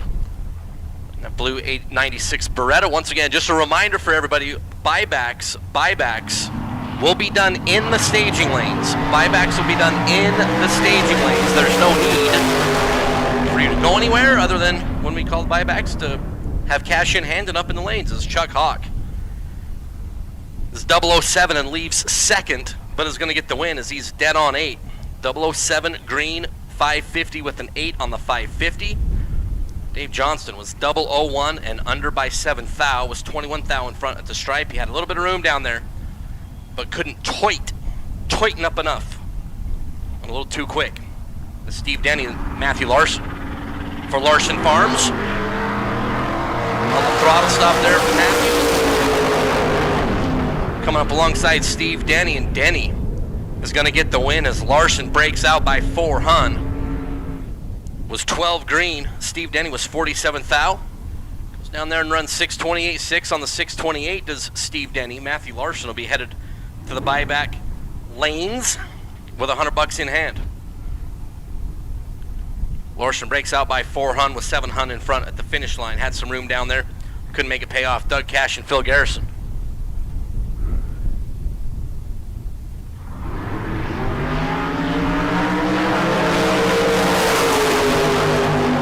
Phil Garrison, Flagstaff, Arizona. Gonna go down to Doug Cash. Cash 005 green and 1 above is good enough. 533 on the 532. Garrison was 14 green and 2 above to be a little bit shy here in first round. Doug Cash out of Albuquerque, New Mexico in that Corvette Roadster will press forward. Ken Swio and Eric Jaquith.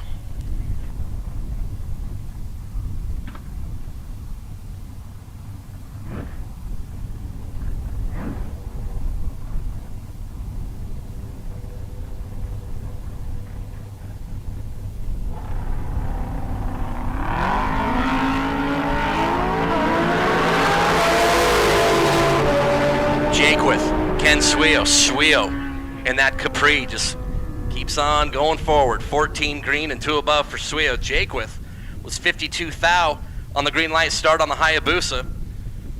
602 on the 604. We're still 4 thou behind at the stripe. Swio did a good job on both ends. That 660 feet, 8th mile course. Ken Swio. Come back around to round number 2.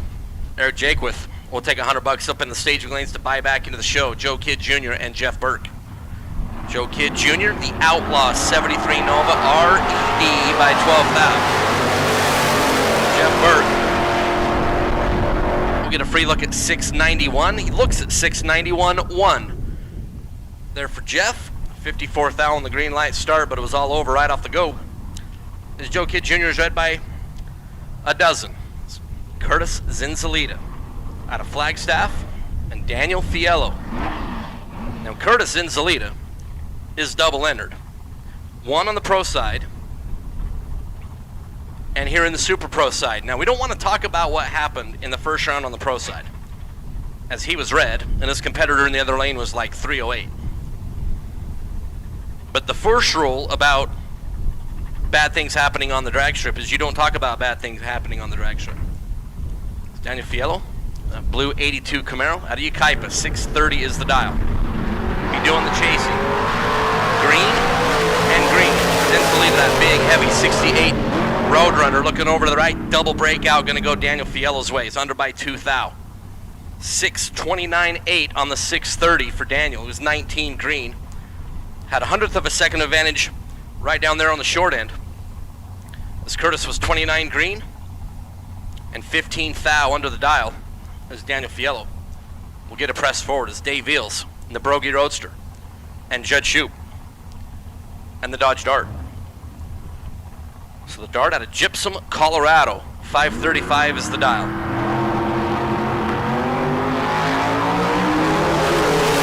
Shoup is going to be your winner as Dave Eels is read by 2 thou. Judd Shoup, 007 green and 3 hun 2 quick, totally fine. His wind light over on the American walk-in cooler side of the racetrack was already illuminated. Dave Hills was red and 3 above. And that combination does not work out well. It's Jeremy Jacobs and BP Brad Pierce. 58 Corvette that has won a slew of races. Brad, Debbie, and Alden, the team back there at Riverside, California. 626 the dial, and Jeremy Jacobs. And we talked about this last night. I mean, I heart this 62 Savoy. just unique, how it sits, like full-on heart emoji. And, well, I'm gonna have to heart it into the buyback. This is Jeremy Jacobs is read by 17 thou. Brad Pierce will be 18 green and 628 to advance out of round number 1.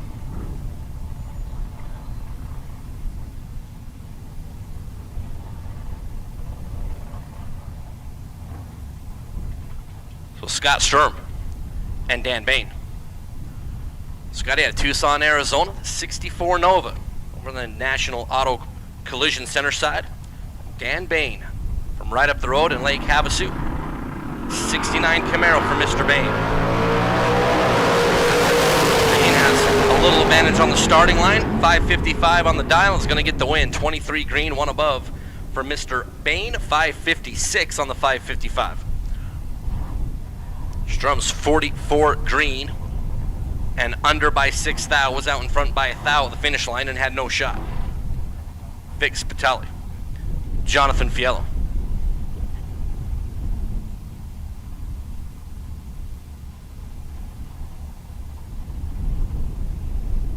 Spitali from right down the road in Tucson. 27 Ford Roadster setup for Vic, 576 the dial, a full bulb will be the head start as Jonathan Fiello, his Super Gas 67 Camaro Roadster, will be doing the chasing. Fiello, who's also still in that Silver State Refrigeration Stimulus race that will conclude at the end of today. Gets out of round 1 here, 16 green, 528 on the 526. To move forward, snugged it up to 4 thou at the stripe is Vic Spitali. It's 13 green, 2 above, and 'tis a wee bit shy of a win light here in round number 1. It's Brian Fritz and Lorene Rogers from Little Opie Enterprises out of Seligman, Arizona. Lorene over in the American Walk-In Cooler side, 499 on the dial. Brian Fritz, the Roadster, out of Mesa. You see 640 as we look down yonder, the National Auto Collision Center scoreboard. Fritz is away. Fritz has a bunch looking over to the right. Here comes Lorene. Wow, Brian Fritz. Like, Lorene Rogers was an awesomely nice lady, and Brian Fritz was just absolutely mean. 008 green, dead on 7, makes 15 total. Lorene Rogers is 55 thou on the green light start and just wasting space. Brian Fritz, real good on both sides. I'm going to move forward. It's Mark Lalonde and Emma Duschel. Mark out of Cottonwood, Arizona, that all red 88 Camaro, small block Chevrolet Power, 556 is the dial there for Mark. Emma Duschel, the black flamed pink accent 63 split window from right over there in Palmdale, California. Like, really, in theory, like, everything's just right over there. I mean, it's just to what degree?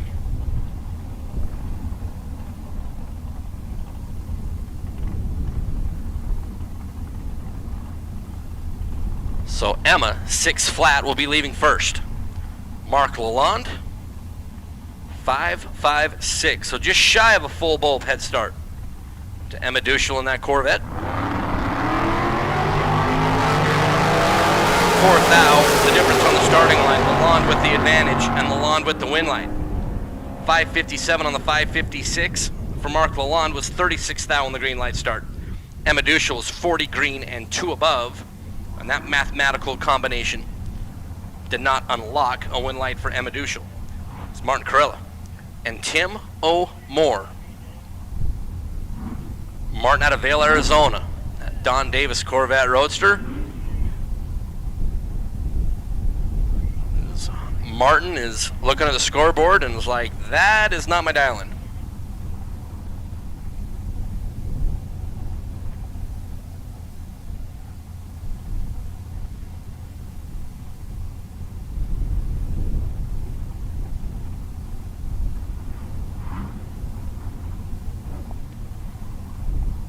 So we'll make that better. 534 is the dial. At 634, and well, that caused a little bit of a problem. So dial-ins are right. Martin gonna leave first by 100th, well, at least He's supposed to leave first. Tim O'More out of Tucson, Arizona, the 27 Ford Roadster. Tim is like doing not single duty, not double duty, but like triple duty this weekend. And Tim O'More has that 100th of a second made up right on the starting line. And on a double breakout, Mark Carell is going to get the win. Tim O'More was perfect on the starting line. 3 zeros for Tim O'More. Martin Carello's 13 green. And on a double breakout, Martin Carella, 531.6. Under by 3 hun. Tim O'More's 528 on the 23, under by 5 hun. And Martin Carella ends up on the right side as Kenny Snow and Andy Dawson. Kenny out of La Habra in the Mustang. Andy Dawson out of Peoria in the Nova. Kenny, and Andy. Give it to Andy Dawson. 002 on the green line start. 676 on the 72, over by 4 hun. Kenny Snow was 35 green and over by a 10th. And Kenny will be bringing $100 back up in the lanes for the buyback. Robert Neighbor and Brian Lopez. Robert out of Miraloma with the crew chief extraordinaire Chad Neighbor.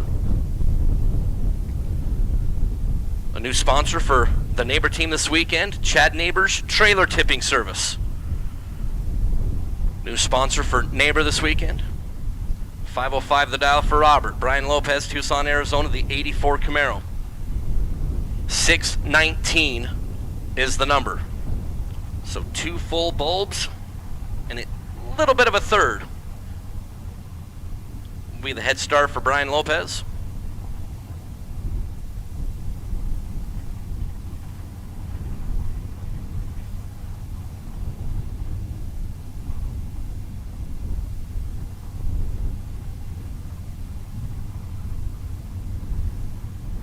All right, final call, Super Pro door car. Super Pro door car, final call. Neighbor is late. Brian Lopez trying to hold off Neighbor.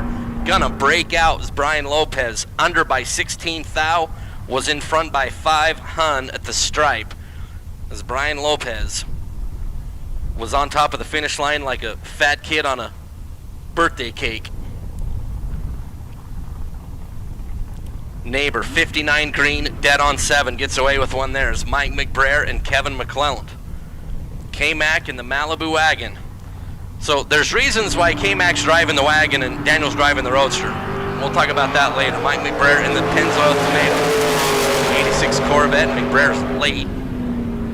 But McClelland breaks out by 3 thou. Kevin McClelland is going to be so angry. Under by 3 thou. Took like 4 hun down there at the finish line. Let's bring up Race Kid and Daniel McClelland. Race out of Boise, Idaho. Beautiful orange 67 Nova. Daniel McClelland out of Rancho Cucamonga. The Roadster, Pump Gas Mafia, and Team Tuna Tank. Peabody over there, 542 is the dial. 581 the number for Race Kid. Couple of strong competitors here in round 1. Race a little bit tardy. Daniel McClelland pulling up alongside. Double breakout win. Going to go to Daniel McClelland. 10 green, under by 17 thou. Race Kid was 30 on the tree and under by a couple of hun. Daniel McClelland ends up on the right side of the numbers. I'll bring that Roadster back in round number 2. It's Bob Cordova and Hank Pramov. Bob out of Manassas, Colorado. 88 Camaro, Hank Pramov. Another one of the Colorado runners. 72 Vega. 571 is the dial for Hank. 650 the number for Bob Cordova.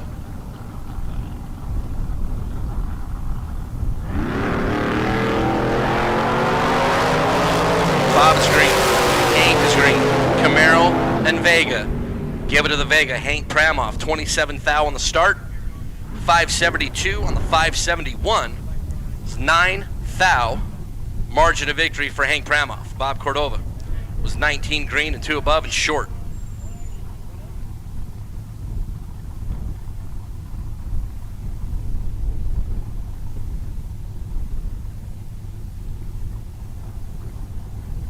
All right, ladies and gentlemen, boys and girls, kids of all ages, Super Pro Dragster blue sticker. Blue sticker, Super Pro Dragster blue sticker. Double entry in lane 2 and 4, single entry 6 and 8. Once again, blue sticker, Super Pro Dragster, double enter 2 and 4, regular entry 6 and 8, please. This is Blue Hayball and Nick Jonoff. As Blue, well, his reaction time was 398, and he was in a bit of a pickle early. 007 green for Nick Jonoff to advance. 656 on the 54. But Blue, I'm going to go out on a limb, and I'm going to say that there might have been some wrong numbers in the box there for Blue Hayball. Rick Hosen and Leroy Duran. So, it's again, Dragster, Super Pro, blue sticker, Super Pro, Dragster, blue sticker. Double entry, 2 and 4. Single entry, 6 and 8. Double red lights and a true start. No, not a true start. Rick Hosen was much more worser on the red light, $160. Leroy Duran in the Challenger was 16 in front of green. Leroy Duran will get the win, 606. Rick Hosen, that big Oldsmobile out of Tucson, after being 160 red. I mean, if you're going to be red, let's be 160 red. So Daryl Nance and Marco Peravaleris. Daryl out of Mesa, Arizona, the 77 Mustang. Marco out of Sonoma, a 67 Camaro Roadster. Marco and Layla and Nick racing with heavy hearts. Mom Ellen passed away just a short time ago, and Marco's going to get the win here, 12 green. In 504 on the 502. You know, the Peravaleris family, like, one of the best family that I've ever met in drag racing, and I've had the opportunity to meet a lot of them, and they're like at the tippy top of the list, and I know that all of our hearts and, you know, thoughts are with them as they work their way through this very difficult time in their lives. And gets out of round number 1 here. Does Marco. It's Bernie Polvidor and Chris Gabbard. Bernie out of Sun City, Arizona, 543. The estimated performance for Bernie for Three Amigos Tequila. Had a great picture of Bernie's car last night with the Three Amigos up on the hood. Chris Gabbard out of Mesa. Black Flame 79 Corvette, almost identical reaction times for both. But Bernie Polvidor will take that Three Amigos Grand Prix into round number 2. 543.9 on the 543 was 36 green. Chris Gabbard was 37 green and under by 3 thou. Had a little bit of time and a little bit of space down there. He's under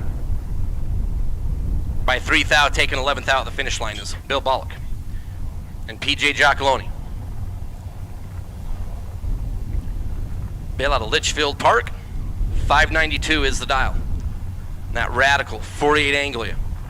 PJ out of Wilmington, California, the 55 Chevrolet, 604 the dial for the Pizzazz Hot Rod.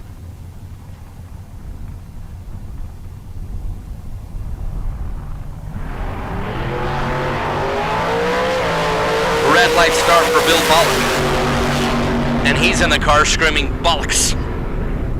591.7 was 3 thou red, 3 thou too quick. It's like all sorts of threes there. PJ in the 55 is dead on 1 and 22 green, which ended up being just a data acquisition run for PJ, as he was winner early. It's Cody Robinson and Bill Kidd. Cody, the white on blue 70 Camaro out of Cottonwood, small block Chevrolet Power, 645 is the dial. For Cody Robinson, Bill Kidd out of Marana, 66 Chevy Nova, 680 the dial, and a red light start for Cody. Bill Kidd's 008, he's going to get a free smell of 680. He's going to smell like 678 at 101 miles an hour for Bill Kidd. After Cody is red by 4 thou. Goes 642 all the way out on the 645.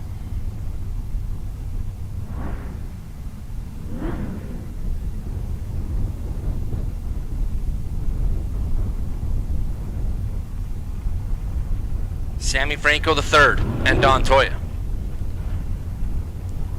Sammy 3 sticks out of Anthony, New Mexico. 67 Camaro and Don Toya out of Tucson.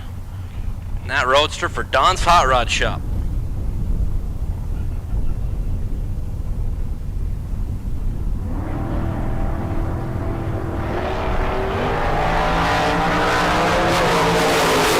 Don Toya, red by 16 thou. Sammy Franco III, a freebie. Here in round number 1, 6069 on the 606, 39 on the tree. There for Sammy after Don Toya's red by 16. Then a little too quick as well, 522 and the 524. Estimated performance is Will Yakimitz and Andrew Harmil. Will out of Victorville, Alberta, Canada. It's top sportsman 69 Camaro. 458 is the dial for Will. Andrew out of Las Cruces, New Mexico in the Dart. 580 is the dial for Andrew.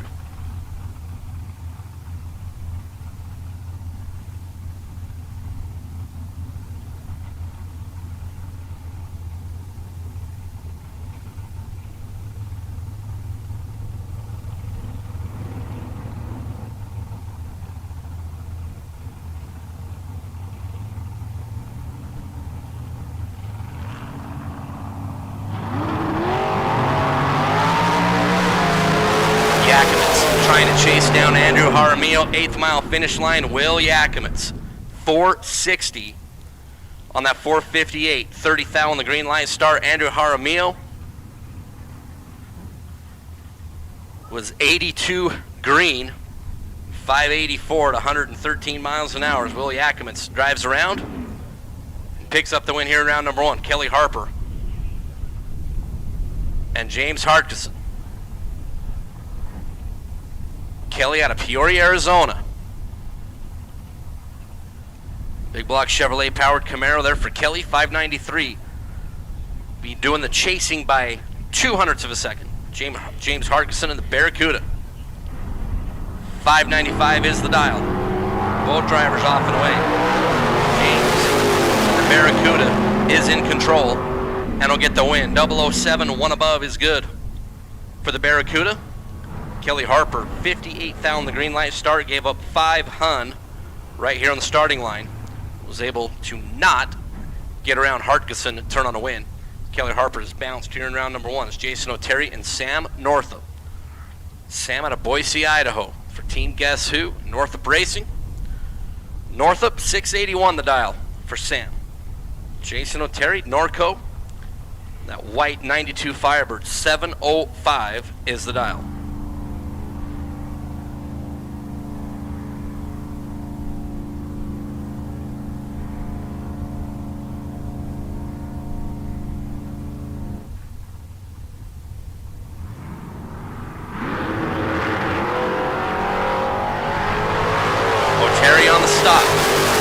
Now off the stop, trying to pull up alongside Sam Northup. Gonna get the win as Sam Northup's 10 green, but breaks out by 9 hun.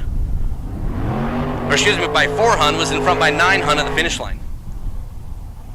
O'Terry's 50 green and 2 above and is good. This is just a great matchup on the starting line. C.W. Hofer and Dave Mazier. C-Dub off the bottom is an animal. Dave Mazier in that Cavalier Roadster, dude, like, we could talk about like all the things that Mazier's won between Super Gas and Bracket Racing, and like we'd probably be here till like Tuesday. Both cars on the starting line are pure class. Now, as we sit here and we talk them up, like Hofer's going to be like 60, Mazier's going to be like 80. It's like announcer's curse. No, I got a feeling it's going to be good right here. CW left side. Davey Mazier from Mazier Enterprises over on the right side. Mazier last the stage. Hofer's away. Oh, how about 14 leave second. And off the bottom, CW Hofer. 14 green and 2 above. Tightened it up to 1,000 at the finish line. Look at the mile an hour difference. Dave Mazier was 132 miles an hour. CW spot dropped to just 89 miles an hour. Dave Mazier was 009 and was 1,000 short at the finish line, and that was pretty special by CW Hofer. Dave Mazier, I mean, you just got to, like, tip your cap. That was just good. Ryan Mangus and Angelo Sanchez. Mangus out of Colton in the Nova. Rise got 683 on the car. Angelo Sanchez, Albuquerque, New Mexico, the 67 Nova. For Angelo's 554 on the car. That Ryan Mangus guy, he's a bad dude as well.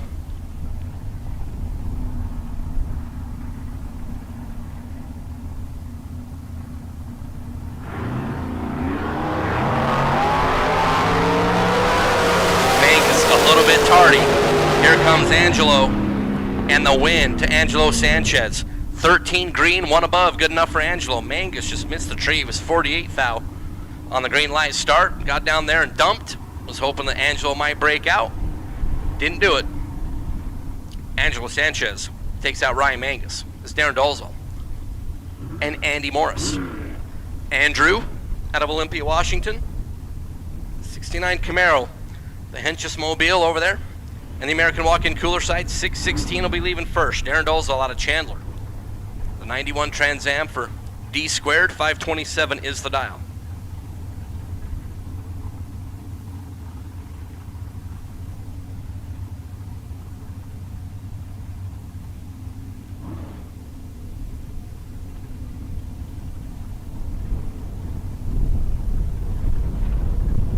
So last of our Super Pro door cars here on the starting line. Darren Dolezal and Andy Morris. Darren, big red. Andy will get the win. 32 green, 621 on the 616 for Andy Morris. Darren Dolezal was like 679 red. There for Darren. Andy gets a freebie. Into round number 2 as we move into Super Pro Dragster with Dustin Wirtz and Chance Parker. Dustin out of Napa, Idaho. Just that beautiful new Miller Dragster for Dustin Wirtz. Tim and the team, and Chance Parker out of Roy, Utah. Cameron Chassis Dragster there for Chance, 496 the dial. For young Mr. Parker, Dusty Buckets, 454 the number for Dustin. Red light start for Wirtz by 7,000. Chance Parker will get a free look at 496, 4948 for Chance. Wirtz after being red 7,000 was 456.1 at 152 miles an hour. As Victor Blea and Ethan Bourne. Ethan over the American Walk-In Coolers side of the racetrack, the right lane, the dragster with the wing, 484 the dial. For Ethan, Ethan out of Riverton, Utah. Dad Paul back alongside, and Victor Blea, a whole slew of Blea competitors coming out of New Mexico, coming over to be with us this week at the K&N Southwest Showdown.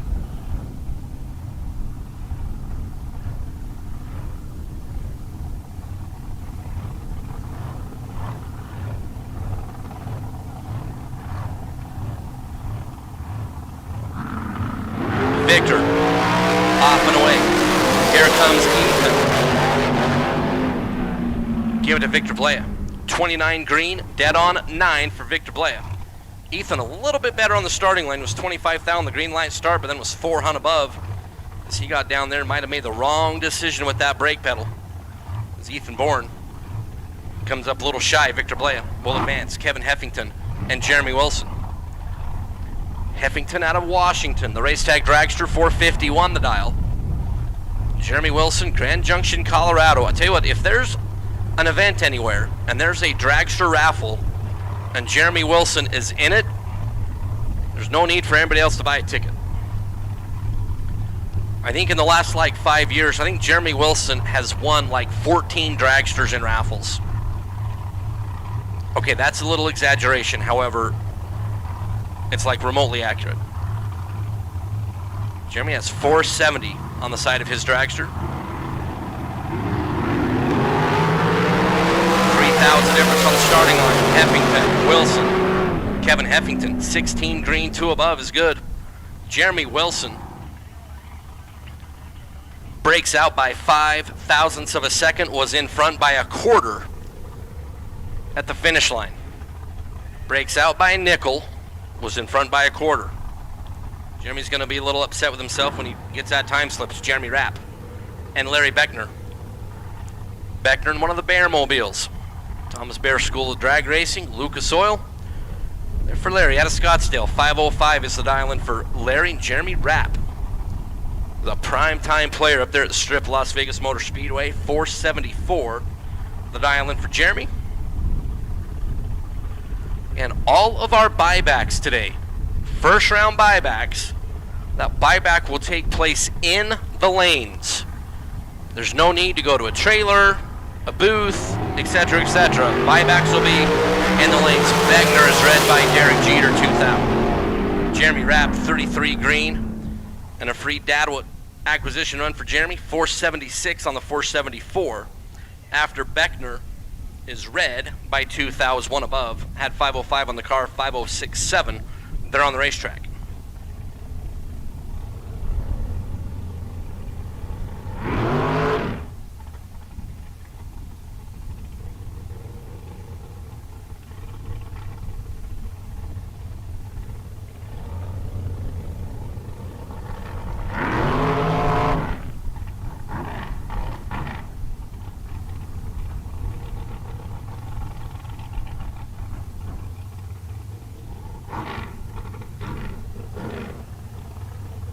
So Chandler Mazier was supposed to take on Kelly White. So unfortunate, Kelly had some issues back here at the head of the lanes and is not going to be able to line up alongside Chandler Mazier. Chandler from Mazier Enterprises out of Escondido.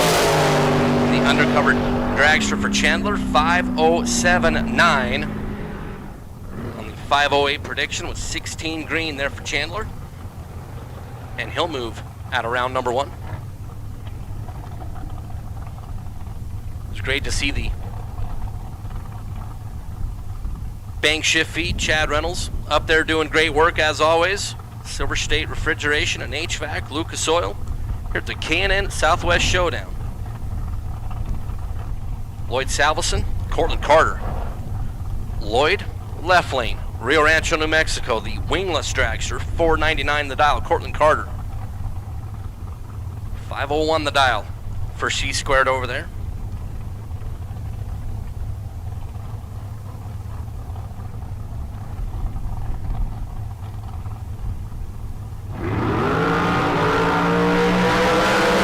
Cortland a little bit behind, looking over to the left. Lloyd Salveson out in front, 005. And 1 hunt above for Lloyd is good. Cortland Carter's 18 green, 502 on the 501, and no good. Chat bleacher activity on the live feed. Entertaining as always. Everybody missed like an incredible display last night at the hotel. Like, I've had the pleasure of knowing Chad Reynolds for a long, long time and seen him do a lot of things. Last night at the hotel, he like serenaded everybody to Queen's Somebody to Love. And I'm telling you what, the vocal range on Chad Reynolds, I mean, in 2 words, showstopper. That's all I got to say. I mean, just incredible.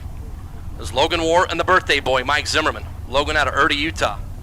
For Pete's Diesel Repair, 462 the dial in there for Logan. Mike Zimmerman, 507 there for the birthday boy. Logan left side, Mike right side. 3,000 the difference on the starting line, and the birthday boy gets out of round number 1 in the dragster.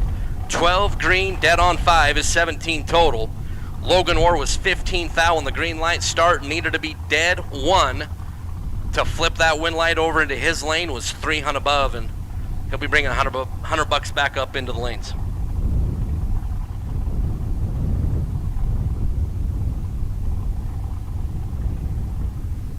Dan Lafferty on Alexis Thompson. Lafferty out of Wendell, Idaho. For Lafferty Drilling and Blasting, 455 is the dial. Going to be alongside Alexis Thompson for Team Silver State. Henderson, Nevada. See Dad Shane out behind on the right-hand side of Alexa's machine.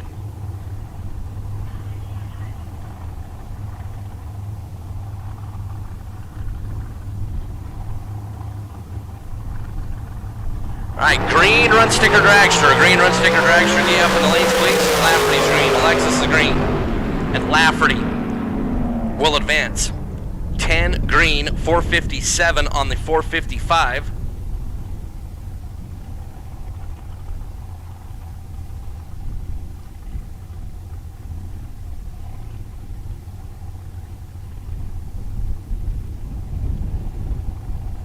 So Lafferty will move forward, 457 on the 55, 2 above. Lexus was a little bit late and came up shy as Nick Cobb and Larry Richardson. Nick out of Lake Elsinore.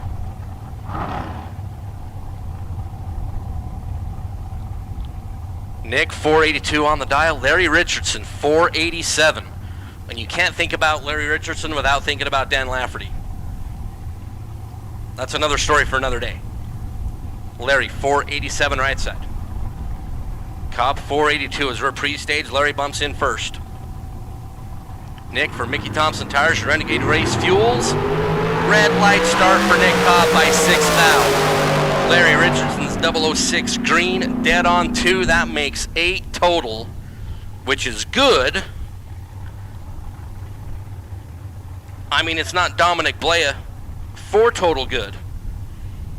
Remember, the best winning package of the event gets a huge performance torque converter of choice.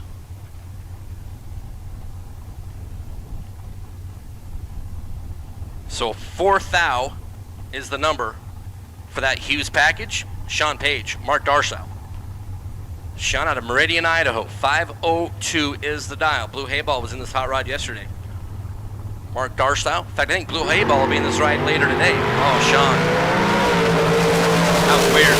436 green. Mark Darsow way out in front, gonna get the win. Mark was a $148 green. So how often like a $148 is good in an 8th mile event, unless the other side's red? But Sean Page 436.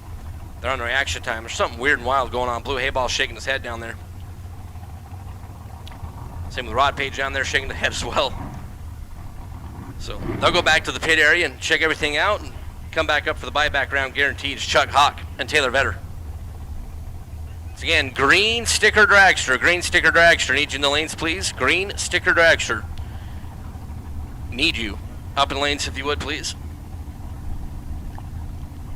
So Chuck and Taylor. Taylor in the American prepared dragster with the wing. Over on the right-hand side, 493 the dial. Chuck Hawk trying to run down Taylor Vetter. Not going to do it. Taylor 002. 495 on the 493. That combination of numbers works out in Taylor Vetter's favor. Chuck Hawk 19 green and 4 above. And I'll have to bring $100 back up in the lanes when you do the buybacks. J.R. Learcamp and Dylan Smith. J.R. out of Olympia, Washington. Did an engine change in this machine. I have to go down there and like confirm. We know that like the entire engine was out of the car. Whether that's a completely new bullet or they found out what was wrong. Yesterday, every run, just a whole bunch of smoke out of the left side. Exhaust on every run there for JR. He's got 477 on the car. Dylan Smith, Buckeye, Arizona. White flamed red dragster. 532 is the dial. Learcamp 18 green and 480 on the 477 will get the win light. Dylan Smith.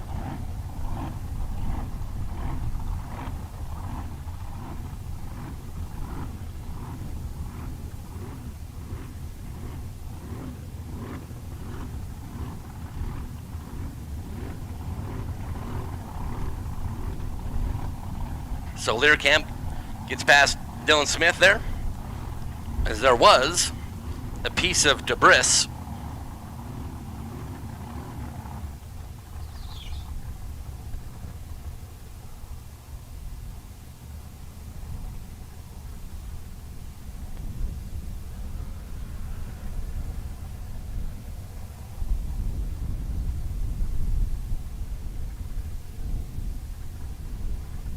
So Brian Howe and Jerry Devenpeck, as we've retrieved debris off the racing surface. You can never have debris down there. Debris is the worst.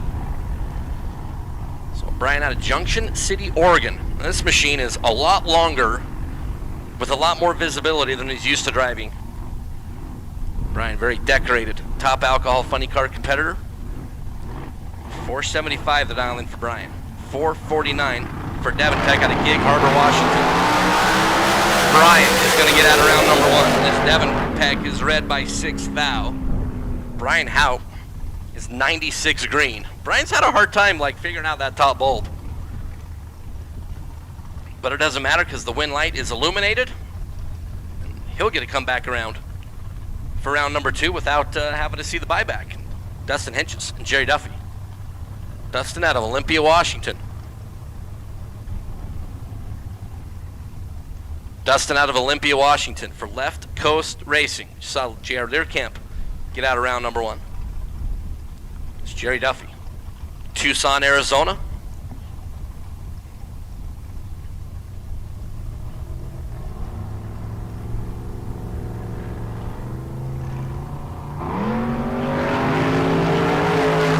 Duffy way out in front of green. Henches. A freebie here in round number 1. 17 green and a couple on too quick. 488.9 on the 491 for Dustin. Jerry Duffy. It was all sorts of shenanigans and tomfoolery.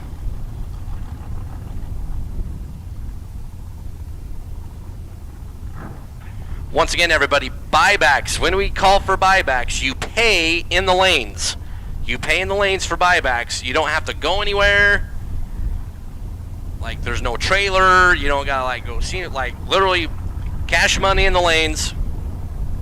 You pay in the lanes. You don't gotta go see anybody. All you gotta do is show up with the kish. Buybacks are all done in the lanes. It's Greg Hicks and Punch Johnson.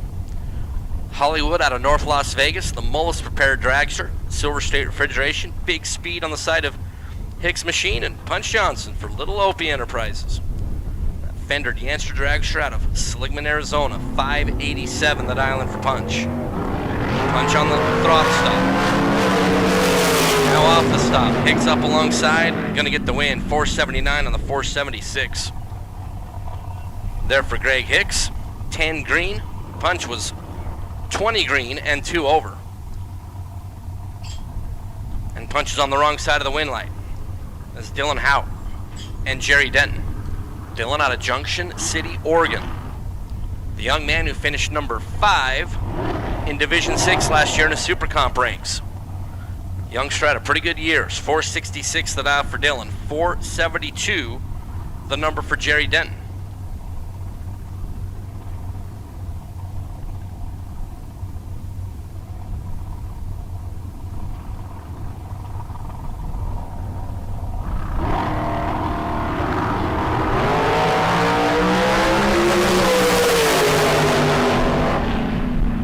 Denton, red by 22 thou. Dylan Howe's going to get out of round number 1. 11 green, 1 above. 467.5 on the 466 for Dylan. Jerry Denton, after being red by 22 thou, was like, I'm just going to be too quick too. Jerry Denton's a rule breaker. It's Tim O'More and Val Torres Sr. Tim out of Tucson, Arizona. 536 is the dial for Tim O'More. Val Sr., the young man who finished number 5 in the world last year. In the whole wide world in Super Comp Eliminator for Val Torres Construction. Coming over from Valinda, California.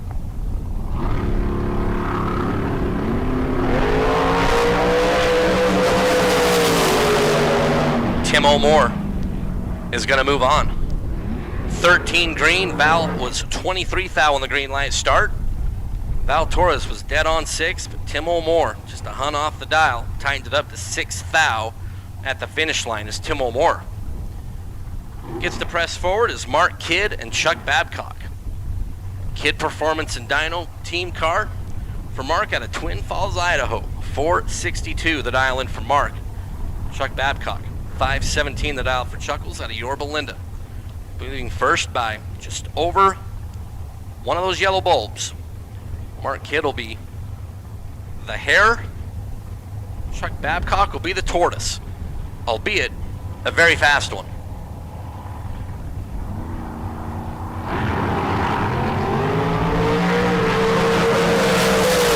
Kidd, starting line advantage. Kidd with a win light. 22 green, dead on 4. We'll get it done. Chuck Babcock, 36 green, and then 11th out, 2 quick.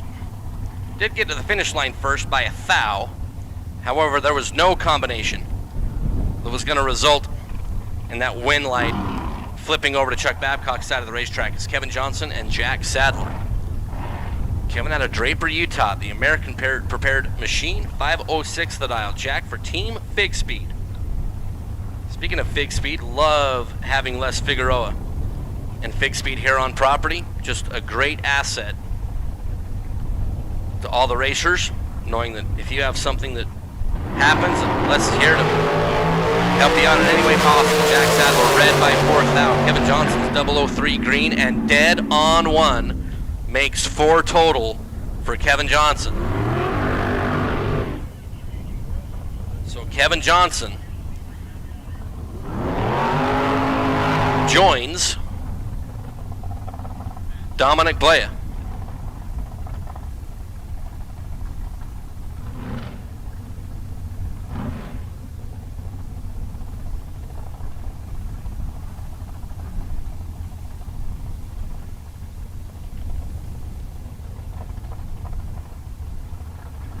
So 2 competitors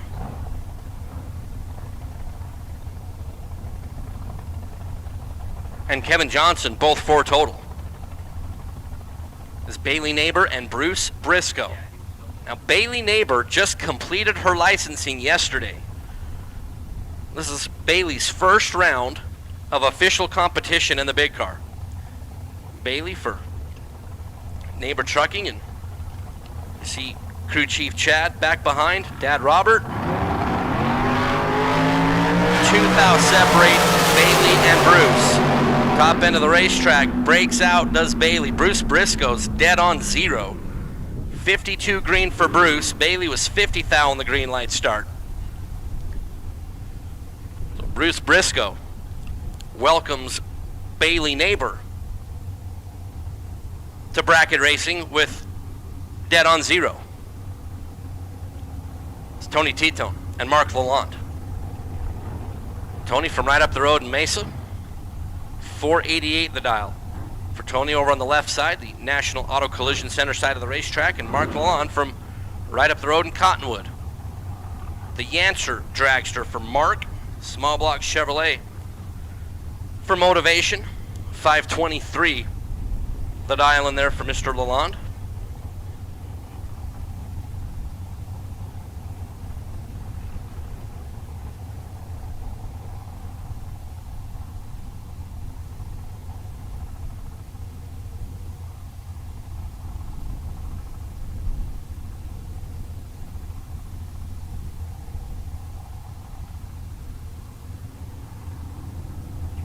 So we're pre-staged.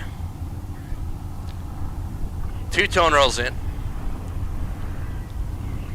Mark Lalonde follows. Tommy T-tone, little advantage on the starting line, but the win gonna go to Mark Lalonde. 524 on the 523, was 50 thou on the green light start. Tony's 37th thou on the green light effort, and under by 1 bleeping thou. Was in front by 24th out at the finish line. Tony didn't need a whomp. He just needed a whoop, just like the W of whomp is all he needed to flip that win light over into his lane to not do it. And it'll be a round 1 runner-up. It's Peyton Janik and Jason Dawson. My day got better by a factor of 1,000 because I got kisses. No, not from Peyton, not from Tiffany, but Jughead. I got all sorts of Jughead kisses this morning, and I mean, that just makes it a good day. PJ out of Las Vegas, 472 the dial. Jason Dawson, North Las Vegas. This is like, you know, we could have done this at the strip at LVMS and, you know, been a lot closer. JD, 467 the number. PJ gonna be leaving first. 6 thou, the difference in reaction times. But a breakout win gonna go to Jason Dawson. Peyton, 13 green, breaks out by 3 thou, was in front by 26 thou at the finish line. She had a little bit of room down there and just couldn't get it woed up enough. Jason Dawson, 468 on the 467, takes out PJ. Peyton, come back up to the buyback. There's Jeff Taylor and Marco Pervaleris. Jeff out of Apache Junction, Arizona, 438. One of the quicker dial-ins of the morning. There for Jeff Taylor. Marco Pervaleris out of Sonoma. Marco, Layla, Nick, the whole Pervaleris team. Jeff Taylor is 003 on the green light start and dead on 6. It tightens it up to 3 thou. How about 003 taking 003? It's pretty sporty there for Jeff Taylor. Marco has missed the tree a little bit. Was 3 thou behind at the finish line. Jeff Taylor, 9 total. Locks Marco out. It's Thomas Bear and Lindsay Meserve. Bear for Lucas Oil Products and the Thomas Bear School of Drag Racing. Was talking to Bear on Thursday morning, and after seeing a lot of social media posts, and told Tom, I'm like, I think that I'm like the only person out here that has never been in one of your race cars. Mike Rice is like, I've never been in one of his race cars. Nathan? No. Okay, wait a minute. So we must be like the only 3. Not one of his own race cars, but they did No. drag racing when he was running. Well, there you go. So Bear, 477. Meserve, 468.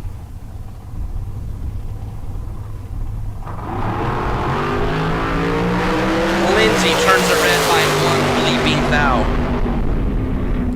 Bear missed the tree and dodges a bullet. Bear was 54 on the green light start.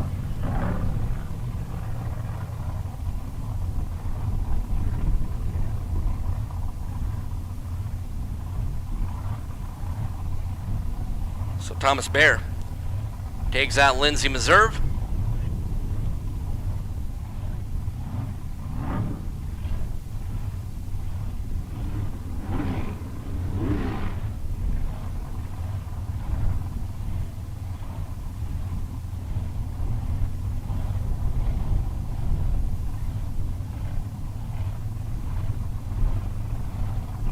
Lloyd Coker and Philip Jaramillo Jr.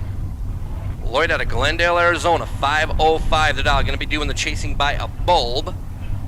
Phil Jaramillo Jr. out of Los Lunas, New Mexico, 555. There for Phil. Kind of looks like Phil got the rolling start out there. Lloyd Coker, dead on 3, is good. 505.3 on the 505.39 green there for Lloyd. It's 42 combined, and Phil Jaramillo was 46 on the green light and had no shot.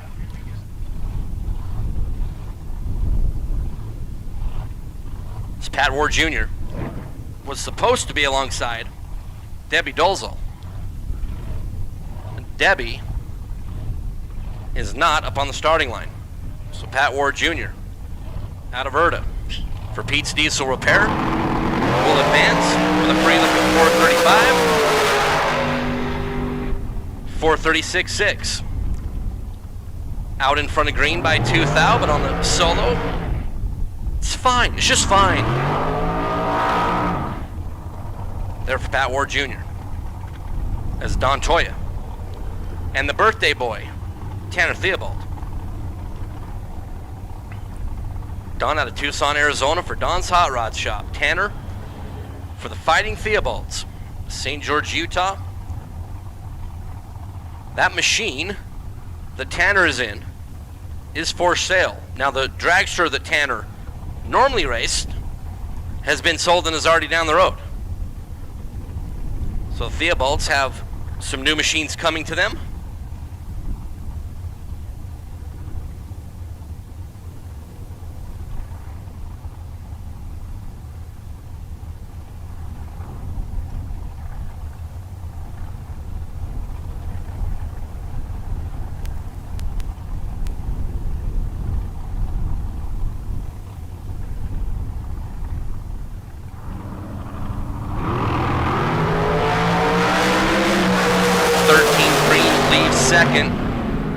a double breakout, the birthday boy gets out of round number 1. Tanner, 13 green, under by 11 thou. 483.9 on the 485. Don Toy was 009 on the starting line and under by 2 hun. Margin of victory there, 9 thou. Goes Tanner Theobald's way. It's Chad Weber and funny car Chris Northup.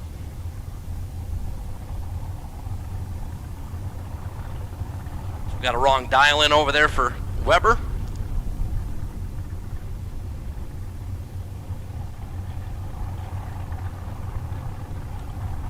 Chad out of Kingman, Arizona for Sherway Engine and Machine. Funny car Chris Northup down out of Boise, Idaho. Now, was also talking to Chris Northup this morning, and he has something coming up on the Discovery Channel that should be on air here in the next like 2 or 3 months. And if you know Funny Car Chris, it is going to be spectacular. And I don't want to like spoil like what's going on, but we saw like some pictures on social media of the old wagon that was a little banged up. Well, he kind of told the story about what happened, and I'm telling you what, it is going to be must-watch television. Northup looking over the left shoulder. Here comes Chad Weber up alongside, going to run out of real estate. Chris Northup, 14 total. 13 green, dead on 1 for Chris. Chad Weber just flat out missed the tree. Was Reggie Jackson, 44 on the green light start and dead on 4. And was still 3 hun behind at the stripe. It's Chris Northup. We'll be back around for round number 2. It's Lane Desper and Richard McFarland. Just love Richard McFarland's little shorty dragster. Pontiac power, just a great scoop on that machine.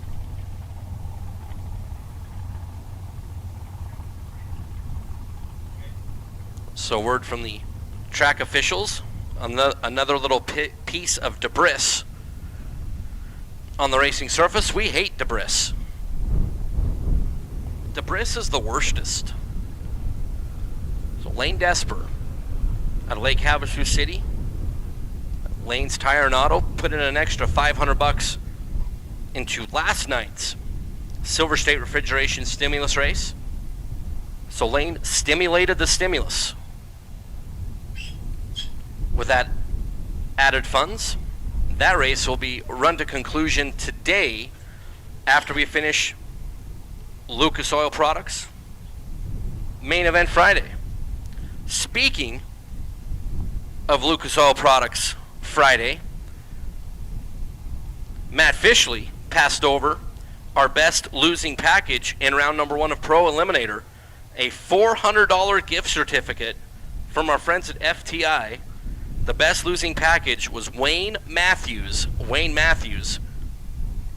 I mean, bad news is you were defeated in round number 1 and you got to bring $60 with your car when we run the buyback round. But the good news is that you were the best losing package in round number 1 and have a $400 certificate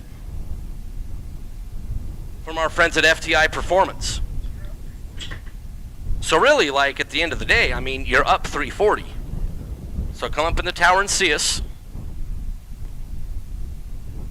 Wayne Matthews, the winner of our best losing package in round number 1, $400 certificate from our friends at FTI. Really appreciate FTI and all their support of this event. K&N Southwest Showdown. As debris has been picked up. The support vehicle has exited stage left. As we bring back up Lane Desper and Richard McFarland.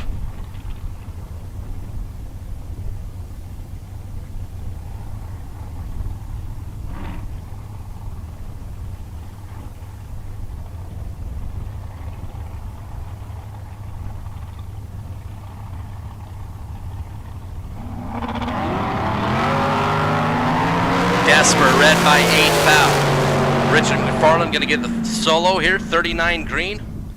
With the automatic win, 592.3 on the 591 for Richard McFarland. Lane Desper, after being red by 8 thou, is, well, thou too quick, and he's like breaking all sorts of rules. It's Cody Weber and Val Torres Jr. Dodie Cornelius Weber over that National Auto Collision Center lane. 459 the dial. Tough customer over the American walk-in cooler side. Val Torres Jr. 476 is the dial.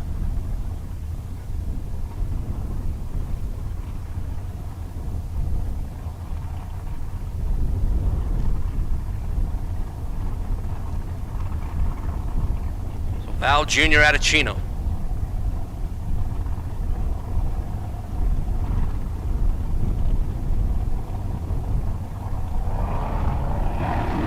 Foul and Doty. Cody Weber. 1 foul red and dead on 3 for Cody Weber. Val Jr.'s 10 green and 2 above, and Cody Weber, when he grabs that time slip, is going to say filth, flarn, shucks, darn, amongst other things. 1 red, dead 3 for Cody Weber. Val Jr., 10 green, 2 above is good. Keith Winters and Brian Weber.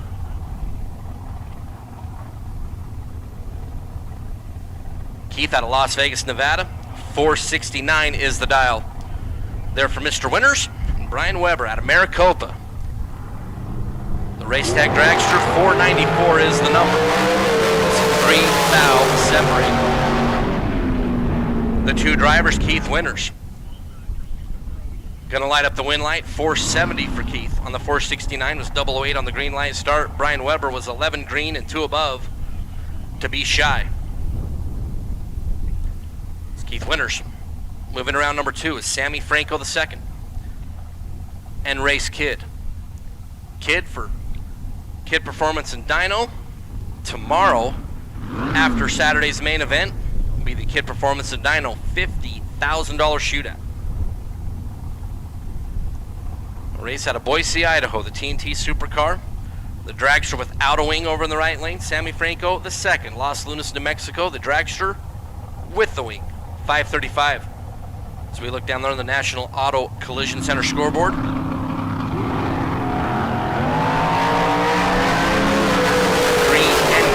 Race Kid trying to chase down Sammy Franco. You hear the rip and rip down there. Race Kid will get the win. 13 on the starting line, 481 on the 477. There for Race. Sammy Franco was 57 on the starting line. And then almost a tenth above as Race Kid had that one pretty easy.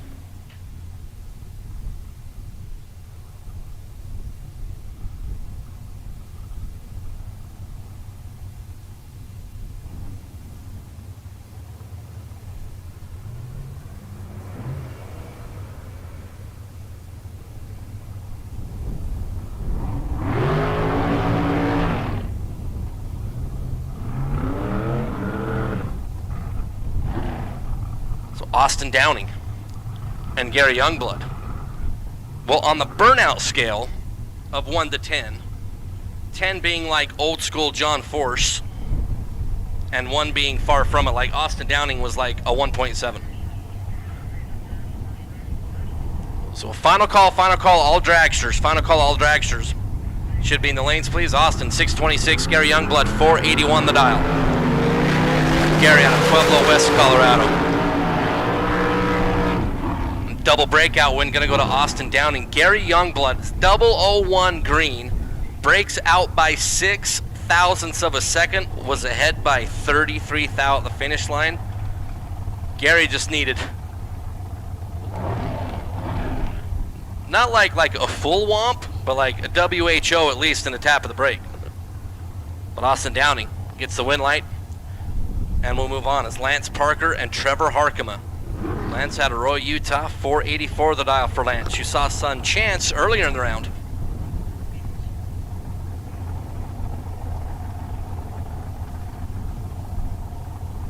And Trevor Harkema, Coeur d'Alene, Idaho. Wife Katie and the kids up there, and my little Pookie Bear, 494 the dial there for Harkema. Wow, 005 leaves second. Harkema and Lance Parker. Lance Parker, 9 total. 004 dead on 5. Bounces Trevor Harkema in round number 1. Trevor, 493.0 on the 494. Got to the finish line first by 14 thou. Needed to take 3 or less. Trevor had a little bit of room down there, but Lance Parker, 9 total is pretty good. Dustin Wirtz and Tyler Murrup.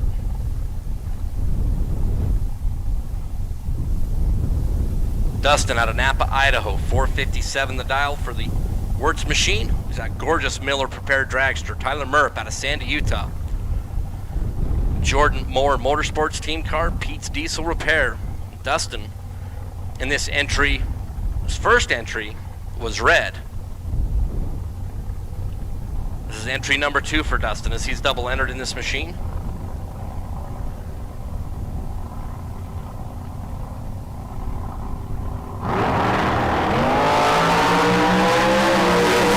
Little advantage on the starting line for Dustin Wirtz, and he'll get the win in entry number 2. 458.2 on the 457 was 23 thou on the green light start. Tyler Murrup was 37 on the starting line, got to the finish line first by 6 thou, broke it out by 8 thou. No matter how you try to add, subtract, multiply, or divide, Murrup was not going to light up a win light on his side of the racetracks. Johnny Carter and Nick Downing. Johnny out of Hobbs, New Mexico. Johnny and Cortland and the team coming over. 501 is the dial for Johnny. Nick Downing out of Phoenix. The whole Downing family, just like pillars of the Arizona racing community.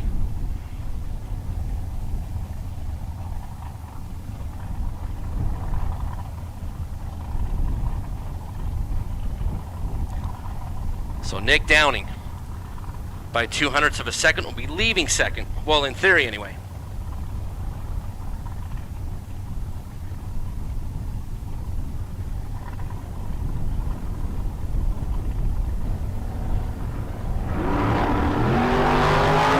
Johnny Carter red by 16 thou. Nick Downing a freebie into round number 2, 5 flat. And the predicted 499 for Nick was 23 green after Johnny Carter turned it red, was then 7 thou too quick. And he'll have to bring $100 back up in the lanes when we run the buyback round. It's Greg Carlisle and Brandon Lynch.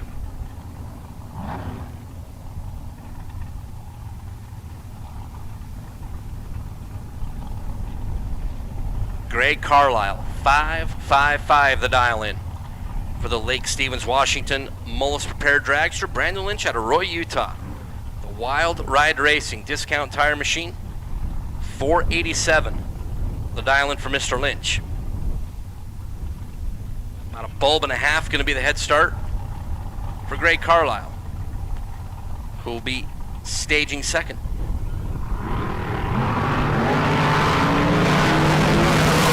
Lynch, big starting line advantage, and will get the win. 009 for Brandon, 488.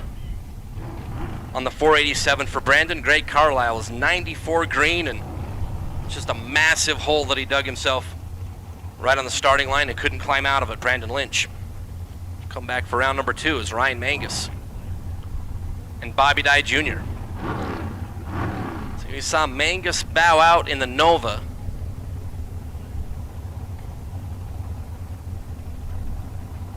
At 480 on the car. Out of Colton, California, Bobby Dye Jr. for Specialty Fasteners. Ontario, California, 479.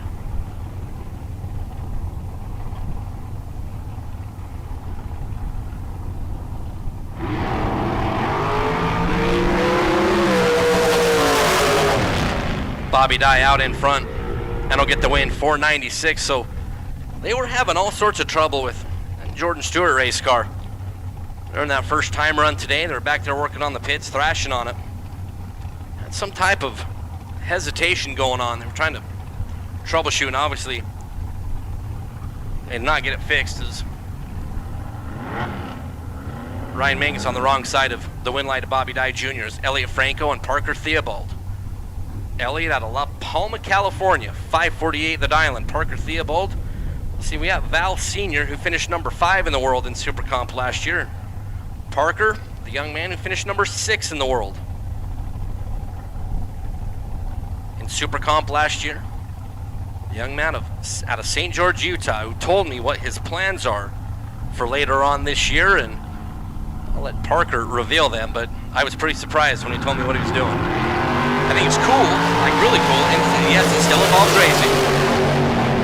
Elliot and Parker. Elliot Franco is going to get the win. Parker breaks out by 3 thou, was out in front by 26 thou at the stripe. That's very uncharacteristic for Parker to make an error down there at the finish line. Elliot Franco, 550 on the 548 is good enough.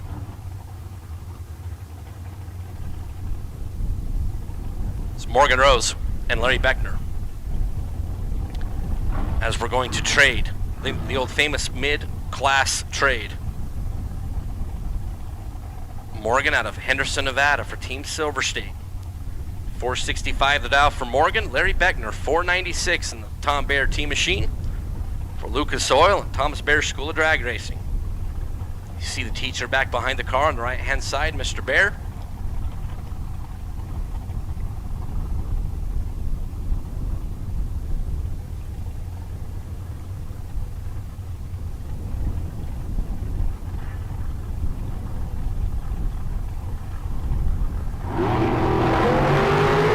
Larry Beckner red by 10 thou. Morgan will advance in round number 2. Ford 64.6 on the 65 for Morgan Rose was 21 green. Was Morgan. Larry Beckner, after being red by 10, was over by 500, going 5.015 on the 496. So the mid-class announcer rotation. I'm out. Tag Nathan Hershey, you're it.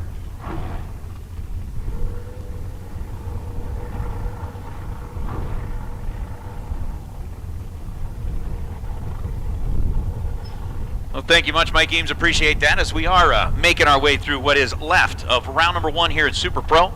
Again, it is the FTI Converters round number 1 at the K&N Southwest Showdown here at Tucson Dragway.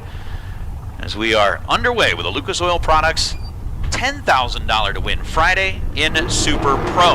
Getting ready to make a little bit of an announcement for our buyback cars, so pros, get them ready. Don't need you just yet, but pros, get them ready. Trey Vetter picking up the win over Cortland Carter. Vetter in the orange dragster on the left side. 465 on a 465 is 10 total at this end of the race, or 10 total down the track. Cortland Carter, 001 red light to take him out here in round number 1. So Cortland going to have to find his way back through the buyback round. As we are going to bring up Shelby Williams and Chandler Mazier.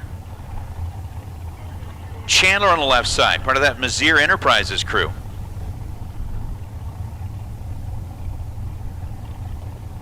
In his familiar blue and black ride, and Shelby Williams taking over the driving duties of the dragster from Dad. Dad watching alongside back here. Mom's right there on the wall as well. Shelby dialed in at 550. Chandler dialed in at 508. Head start goes to Shelby Williams. Here comes Chandler Mazier, and at the stripe, Miss Shelby lights up the scoreboard in round number 1.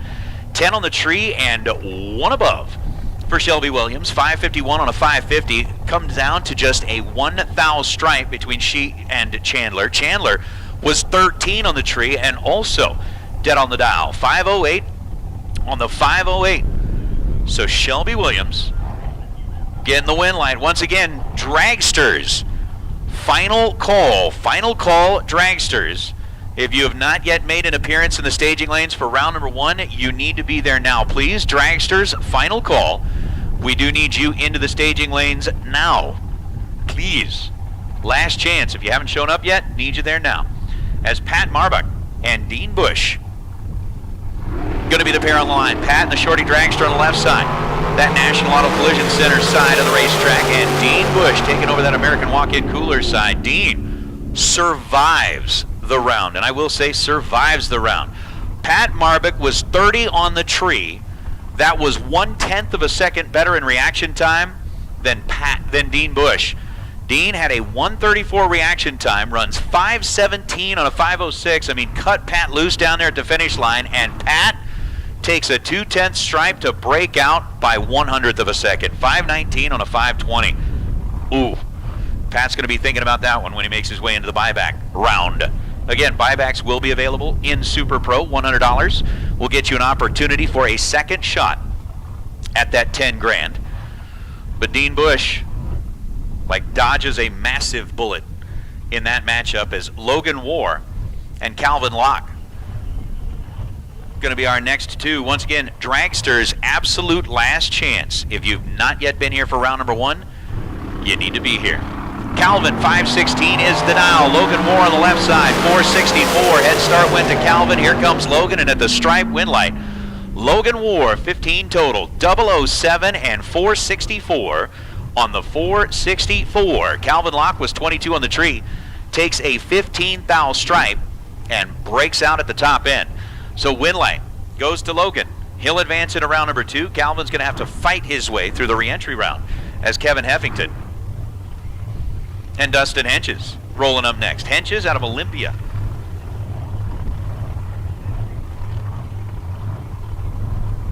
So Dustin dialed in 491, Kevin dialed in at 453, and Pro Bracket Buyback racers.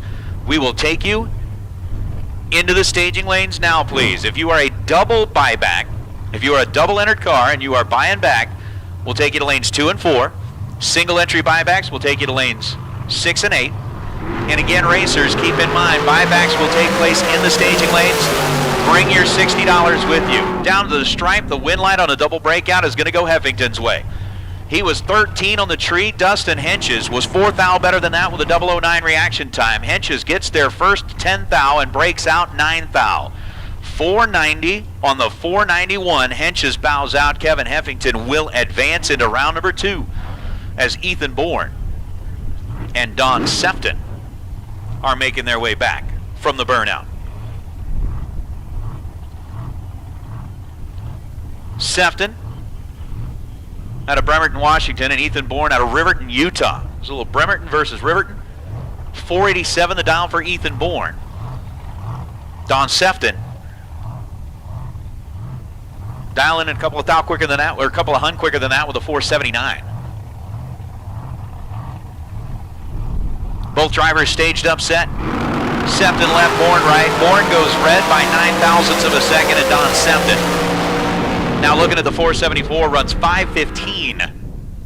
Excuse me, 479 runs 515 at 141 miles an hour. So well off the dial, but got the win light. Courtesy of the red light of Ethan Bourne, as he was red by 9 thousandths of a second. So once again, Pro Bracket Buybacks. If you need to buy back, if you were not victorious in round number 1, $60 payable in the staging lanes. Bring the $60 with you. Bring your car. If you are double entered, you're going to be headed to lanes 2 and 4. If you're single entered, you're going to be making your way to lanes 6 and 8. They will take care of the buybacks in the staging lanes. $60 for Pro Buybacks. We'll take you there now, please, as we continue to roll our way through. In Super Pro, in the chase for 10 grand, and Dan Lafferty missed the tree by a thou. One little lousy thou as he goes 458 on a 456. He is out J.R. Learcamp, 15 green and dead on 8 for the Washington-based ride.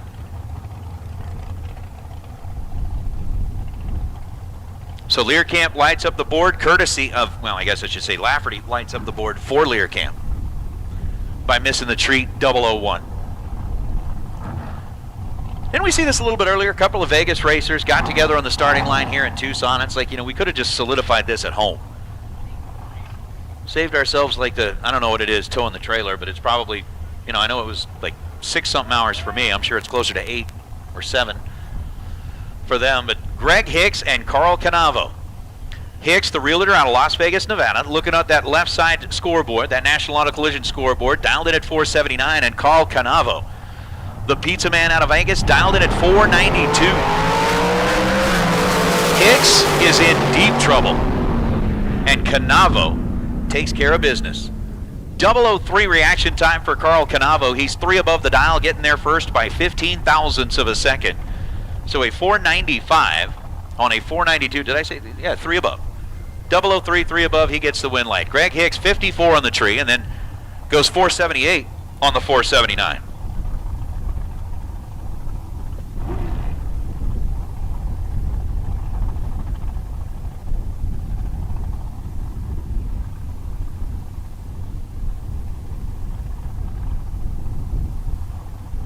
So with Canavo getting the win light in that pair, Brian Huff and Gabe Torres. Gabe, kind of the junior of the crew in the Torres family, and that American-built 632 cubic inch dragster. 469 is the dial, and Brian Howe, normally behind the wheel of the alcohol funny car, now sits behind the wheel of the dragster.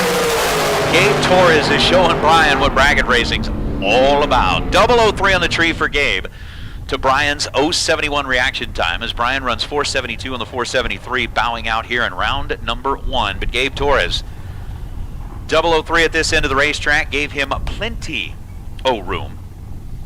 Down at the top end, tightens it up to 17 thou and moves on to round number 2 as we go from Brian to Dylan Howe. They're running over there looking at Dylan's car. Obviously something got their attention. But they are leaning in on the side of the car, Dylan, before he gets it staged up against Sean Page out of Meridian, Idaho. Looks like whatever it was, they got it situated. Dylan now taking a little bit of a deeper breath and recenter, refocus.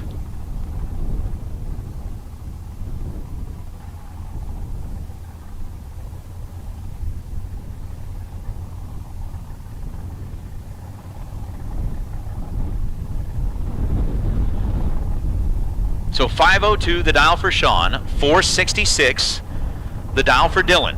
Dylan rolls through, deep stages it, and now goes nowhere. Sean Page clicks it off, and apparently with Dylan rolling forward, turning off that top bulb, distracted Sean Page a little bit. He ended up with a 1:56 reaction time. But because Dylan, kind of trying to get things situated, younger driver in the car, just making himself there, made the smart move. It started to roll forward. He caught it, he stopped it. But apparently just wasn't able to get everything reset. Ends up rolling it on out at a 1380 on a 466 dial. So Dylan just kind of has to watch that one play out. And he'll make his way back into the buyback round to try again at the 10 grand. As we're here on a Lucas Oil Products Friday, the Southwest Showdown. Larry Richardson out of Alamosa, Colorado. He's got the car on the right side of the racetrack. 487 is the dial. Dialed in a couple of hunts slower than that. Or quicker than that, excuse me. Robert Neighbor. Team Neighbor. Out here seeing some drivers taking their first trips down the track. But 474 on a 472, and the win light goes to Rob. 14 green. That was better than Larry Richardson's 029 as Richardson ends up running 486 on a 487. Breaks out 7 thou at the stripe, taking 17 thou. Needed to tighten that up to 10 thou or less. Once again, pro bracket. Buybacks. Buybacks only. If you won in round number 1, you're on recess. You get a little bit of a break. You get a little bit of an opportunity to kind of hang out and relax for a minute while the racers that were not quite as successful in round number 1 have to fight their way back in. So again, pro bracket buybacks. Double entered buybacks to lanes 2 and 4, single entered buybacks to lanes 6 and 8. Bring your $60 with you. As Taylor Strange and Shane Thompson rolling up now. Taylor, Colorado-based runner, down in at 501, gets the slight little head start over Shane Thompson, and Thompson in that Silver State refrigeration ride. Ooh, Thompson's going to be evaluating that one. Taylor Strange was 052 on the tree, and then 502 on a 501. Shane Thompson was 009 in reaction time, and on a 468 dial ends up running 474, so it's going to be Taylor Strange getting there first by 11 thousandths of a second to pick up the win line, and that's going to bring us to what appears to be our final car in category here in the Super Pro Dragsters. And that is Raymond Harshbarger. Harshbarger out of Waterloo, Montana. Rolling all the way down here is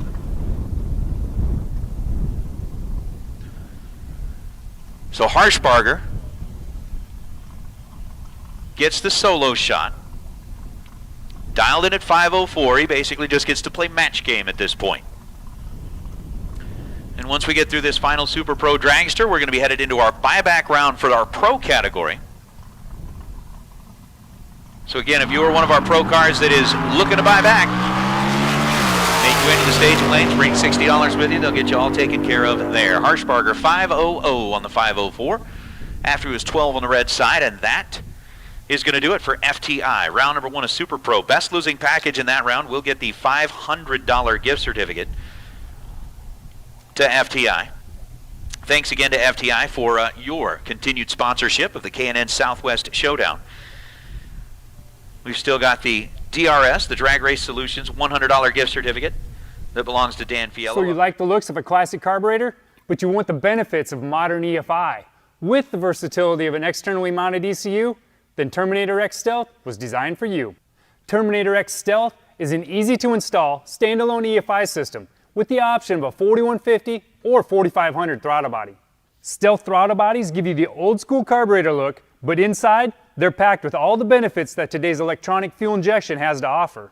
Our 4150 throttle bodies come in two versions. The first holds 4 fuel injectors. That's enough for 650 horsepower on a naturally aspirated engine or 600 horsepower if you're pushing boost. The 8-injector version can handle 650 horsepower naturally aspirated, but really likes boosted applications, pushing upwards of 1250 horsepower. And if you still need more power than that, then the Terminator X Stealth 4500 is the choice for you. It boasts 8 100-pound-per-hour injectors and can flow 1440 CFM. That's more than enough to keep most large cube engines happy. And it's definitely not shy on power either, with horsepower numbers pushing 1500 naturally aspirated and 1250 on forced induction setups. They don't just look good either. We've packed them with industry-leading technology. With our Terminator X or X Max ECUs, you'll get onboard diagnostics, full control of your ignition timing, configurable inputs and outputs, as well as a wideband O2 sensor that's capable of fuel map self-learning. This all adds up to better idle quality, improved reliability, and all-around better drivability.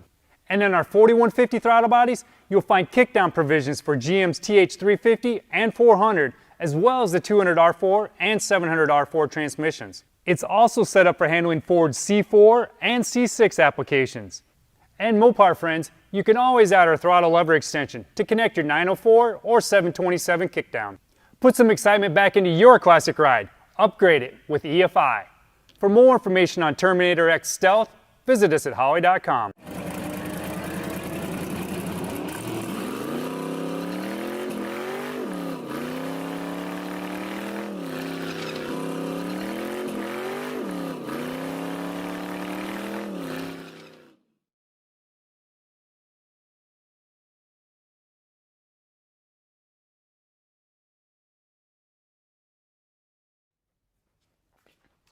Are you still using needle pointer gauges on your ride? Now you can get that clean, slick look of a digital dash on your carbureted cruiser. Holley's standalone digital dashes can replace all your traditional gauges with a state-of-the-art full-color touchscreen. Available in 2 sizes, the touchscreen auto-dims, giving you crystal clear sharpness day or night. With access to multiple screens just by swiping, you get to view and customize all your favorite gauges. Easily set up driving screens, tuning, race, even warm-up screens. The fully programmable touchscreen allows you to customize the layout of your gauges, displaying them in analog or digital styles. You can set up warning lights and even virtual switches, eliminating the need for external toggle switches. Configure your own backdrop for that custom one-off look, or choose from the pre-configured screens. Basic engine functions are wired directly to the dash, with plenty of room for additional sensors. Configuring inputs and outputs is easily done through the dash. With predefined Holley sensors already programmed into the dash, adding sensors is easy. Non-Holley sensors are also supported with sensor scaling. An internal GPS sensor calculates speed, odometer, and trip functions. An integrated G-meter monitors your acceleration and lateral forces. These dashes are easily mountable on your console, dashboard, off a roll cage, or simply a steering column. With room for 13 multi-configurable inputs, you can be sure everything will be visible and data logged. A built-in USB connection allows you to expand your available memory for easy file management. On-screen data log playback allows you to review vital run information right on the dash, while full analysis via laptop is available. With USB keyboard and mouse functionality, setup is quick and easy. A CAN bus is included for plug-and-play compatibility with Holley EFI systems. So next time you need to keep tabs on the vitality of your engine, swipe on over to one of Holley's. I'll go with that.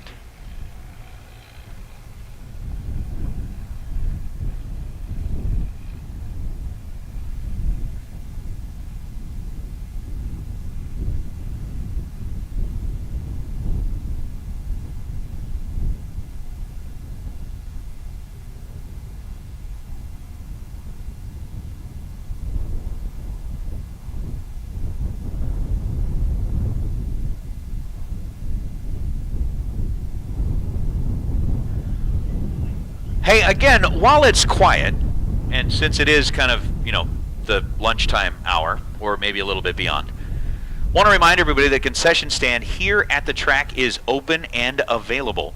So if you would like to grab yourself some delicious lunch, the concession stand is available to help you out with that. And then after you have a nice healthy lunch, Coffee to Cones is here, and that ice cream shop is second to none. So if you are looking for something sweet, a little bit of a treat that will certainly appeal to your taste buds, Coffee to Cones is the place to go. They will definitely get you taken care of. So you got the concession stand, you got Coffee to Cones. My question is, later on, will the other portion of the concession stand open up? I'm going to have to ask TrackMatt if that's going to be a case or not.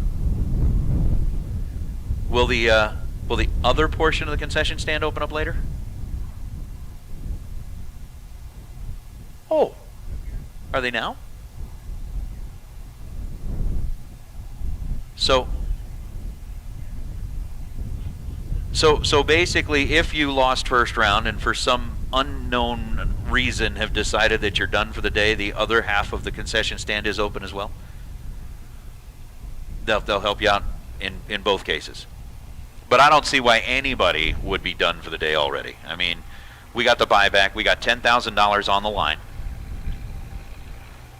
In Super Pro, we got $3,000 up for grabs in Pro. And I know I said this earlier, but I think Chad was in a break. And I'm going to say it again real quick, that dude is a monster. I mean, he's a madman. And I'm talking about Chad Reynolds up there in the scissor lift for Bank Shift. Again, thank you very much, Bank Shift, for being out here, bringing us the coverage. Thanks to K&N, Silver State Refrigeration, HVAC, Lucas Oil, and Holley EFI.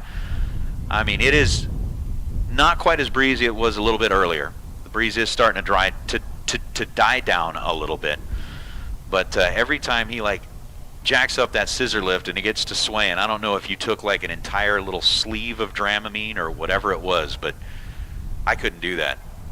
I could not sit up there and sway back and forth like that all day. So, Chad, thank you very much to you and Bank Shift for being out here and for bringing that live coverage coast to coast and around the world, so that everybody who is listening in the chat bleachers, which, by the way, glad to have all of you here. And as they were saying in the chat board, Rooster, it has been a long time since we've had the opportunity to see you hanging out with us as well. But, yeah, I like the mural on the front of this drag tower. It's pretty cool. It's way cool. Zooming in on where our clock operator would normally sit. I like it. So yeah, for those of you, I know we had Ohio checking in earlier. We had folks from Canada that were watching along. I know we got folks out of Florida. We got some pretty cool people. At some point during the weekend, I'm going to go up onto that patio and just hold up like a great big sign. That little open part of the tower that's up there that kind of shows, it's like a little patio area. I'm going to go set up a hammock up there.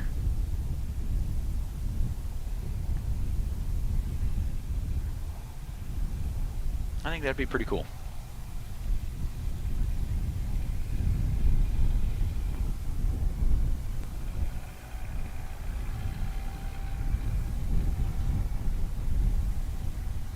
Hey, dude. Hey, Brandon, how are you? Good, how are you? Here.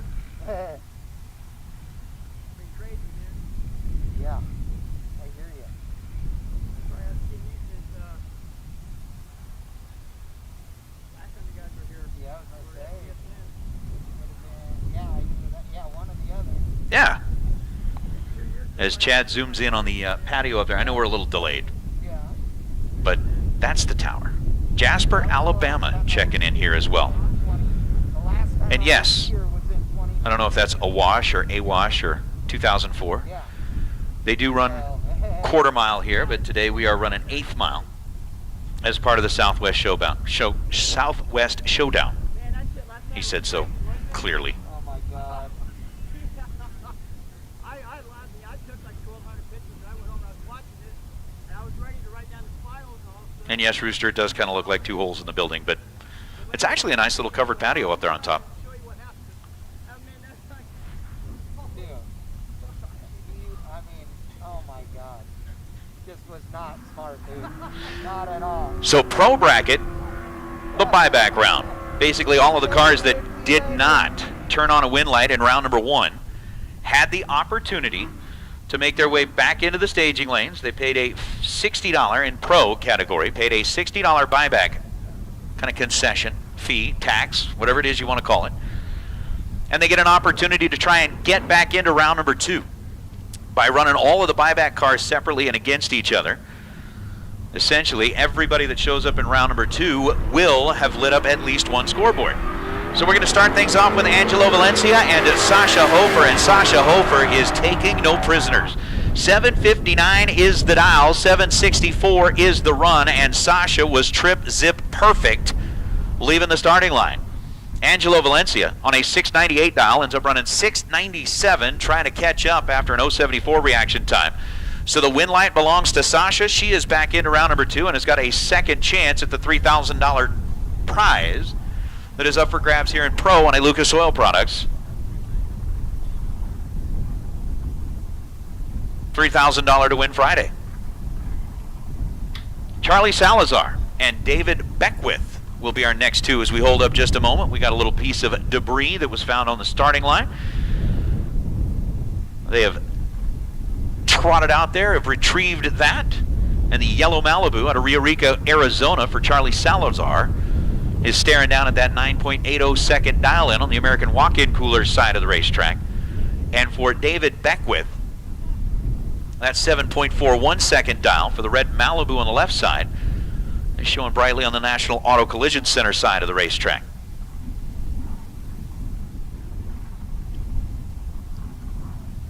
So as we roll them forward, again, for those of you who are kind of watching online, wondering some of the intricacies of the format here at the Southwest Showdown, drivers are allowed to double enter at this event. So you can double enter, and if you do, we basically kind of pull the double entry cars into a certain set of lanes, the other cars into another set of lanes, and then kind of roll them out to give the double entered cars an opportunity to make their way down the racetrack a little bit earlier and still get back in time by the time we wrap things up in their specified category.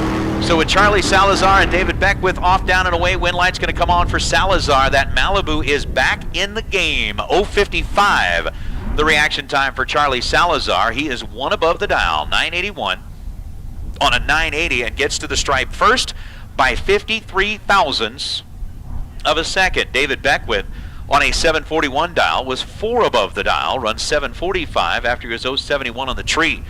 So a bit behind leaving this end of the racetrack, and it is going to be the Malibu returning in round number 2 as Stephen Lakey and Kim Zimmerman will be our next 2. Zimmerman's got that 71 body T-Bird. 623 is the dial for the T-Bird, and Stephen Lakey, that Battleship Gray wheel stand in 78 Malibu, off, down, and away. Zimmerman gets the advantage on the starting line, goes 627 on the 623 to light up the scoreboard and get the win.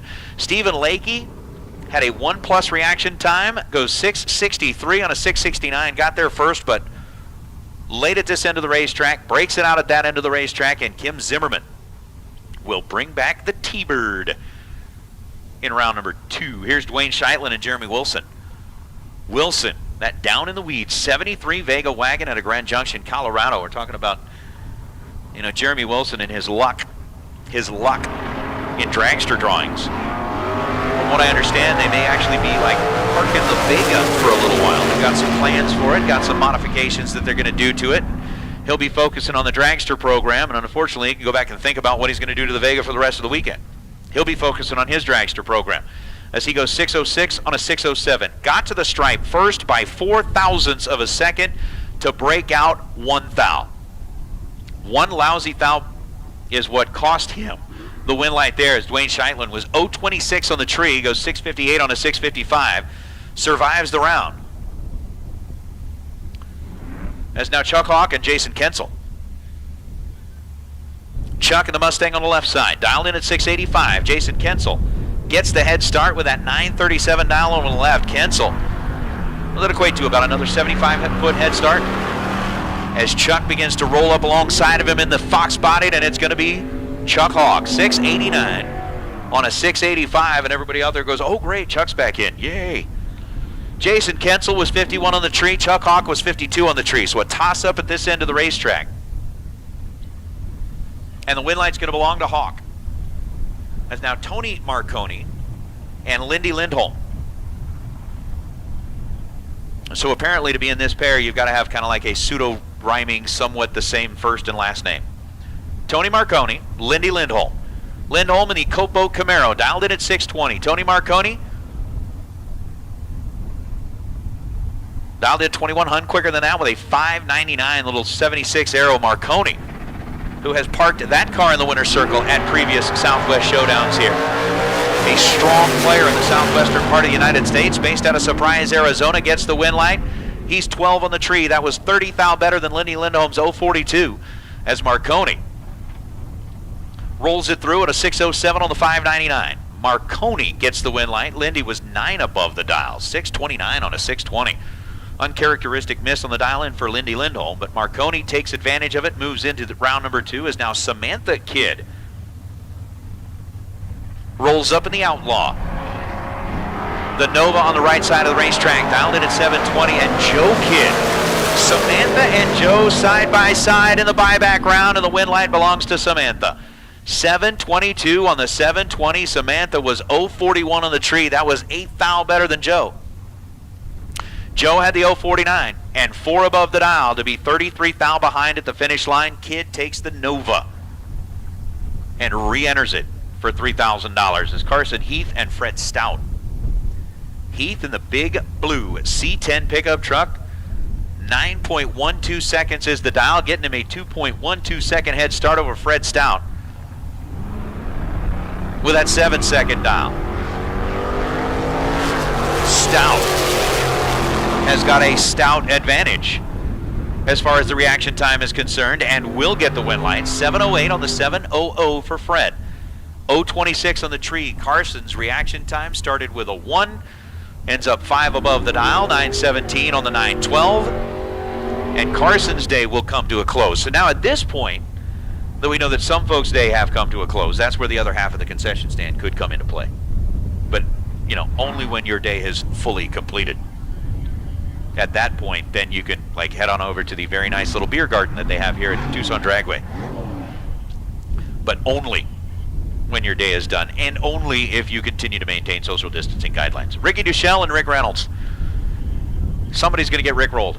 Rick, 597, the dial for the fair lane on the right side. Ricky, 626, the dial in for the Dustin Lee Racing Engines Camaro on the left side.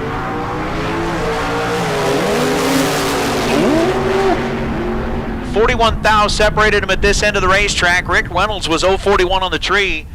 Ricky was perfect. Trip zip on the reaction time, and then goes 627 on a 626. Ends up 15 thou above the dial, getting their first 39 thou. As Rick Reynolds was 13 thou above the dial with that 041 reaction time. So Ricky brings the Camaro back in as Mark Zaffron and Mike Heath going to be the next two. Heath in the Camaro on the right side. That's the purplish Camaro. And Mark Zaffron, the Firebird on the left side. Zaffron was dialed 728, getting the head start over Mike Heath, 645, and the win light belongs to Zaffron. He goes 729 on the 728, had a 120 reaction time, and moves on. Mike Heath was 300 better than that with an 091 light. But a 651 on a 645 couldn't get there, and Mark Zaffron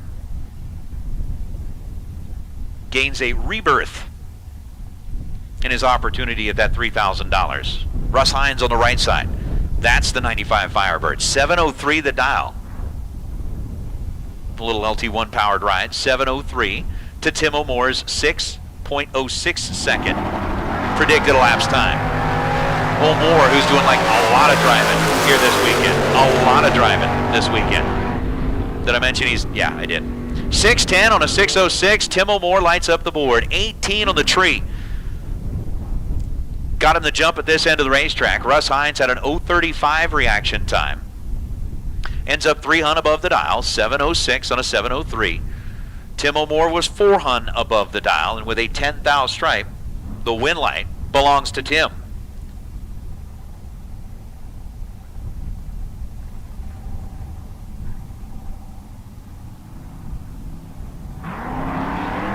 It Here we go with Larry Schmidt and Stan Hammond. Hammond in the Nova on the left side, Schmidt the Camaro on the right.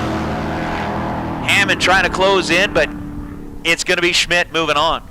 Again, a 1+ reaction time to a 90-something reaction time, and the 90-something reaction time is not going to win out.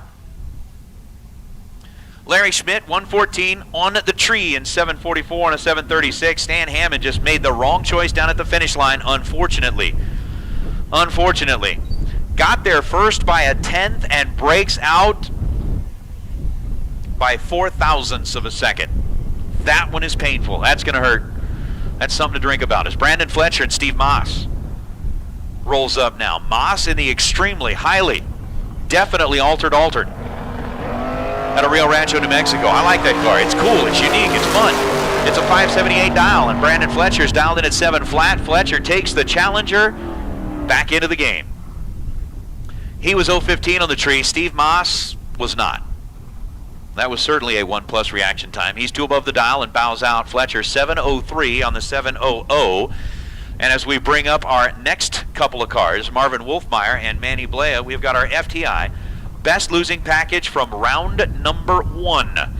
Again, good for $500 worth of FTI gift certificate. Now, Chandler Mazier, you may be making your way through the buyback round, but you've got a $500 gift certificate waiting for you up here in the tower when you're ready to come up and get it. So Chandler Mazier picking up that $500 gift certificate by way of being the best losing package in round number 1, and Manny Blea is going to be done for the day in the Mustang. 048 on the red side costs him the opportunity to return. As Marvin Wolfmeyer on a 702 dial, runs 713, was 10 green, and the green light beats the red light, and Wolfmeyer will be back in the Vega. It's true, Rooster. Some people, they want to say it's something to think about. For others, it's something to drink about. Larry Pittenger over to the right side, Ryan Johnson on the left. Johnson out of Las Vegas, Nevada. Pittenger out of Williams, Arizona. Off and away we go. Pittenger 662. Ryan Johnson looking for a 582, and the win light goes to Larry. 3 thou was the split between the two in reaction time. Larry had the 057 light. Ryan Johnson was 60 on the tree. Pittenger exactly 3 above the dial, goes 665 on the 662 and gets there first by 57 thousandths of a second. Ryan Johnston ends up 8 above the dial with a 590 on the 582. As Will Good and Victor Sandoval going to be the next 2. Once again, Chandler Mazier, our best losing package in round number 1. Again, thank you very much to FTI for putting up those gift certificates for our best losing packages in round number 1. We are in the buyback round, which is the BTE converter buyback round. We got a best losing package in the buyback round as well. Win light goes to Victor Sandoval in that pair. 027 on the tree and 587 on the 580 for Victor. Will Good had a 112 light, goes 689 on the 679. So a 1+ reaction time at this end of the racetrack and 1+ above down at that end of the racetrack equates to a 1+ stripe, and the win light goes to Victor. So with our with our pro buybacks pretty much all taken care of and handled, Super Pro door cars. Super Pro door cars for the buyback. Super Pro door cars for the buyback. Go ahead and start making your way into the staging lanes. Again, double-entered Super Pro door cars make your way into lanes 2 and 4. Single-entered door cars to lanes 6 and 8. $100. Bring that with you to the lanes, please. So $100 Super Pro buybacks. Come on back as Chris Citro races his way back into the game. Grabbed himself 100th of a second advantage in reaction time. 033 to Wayne Matthews, 043. And Matthews, who was your best losing package in round number 1, unfortunately, will not make his way into round number 2. Citro 659 on the 657. And the black Mustang will ride again before the day is done as Nathan Williams and Tony Kutea.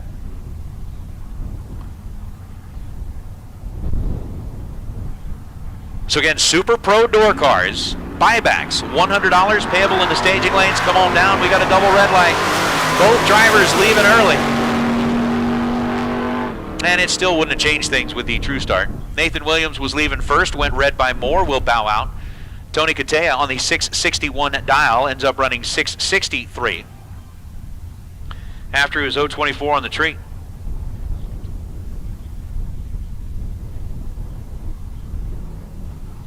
So the win light to Katea is now Jeff Devey and Ron Rios. Jeff, who, let's just say, didn't have the best of luck in round number 1. Getting a little bit better here, but we'll see if it's enough to hang on against Ron Rios. Rios, the Camaro out of Santa Fe, New Mexico, gets the win light. 677 on the 676 for Ron.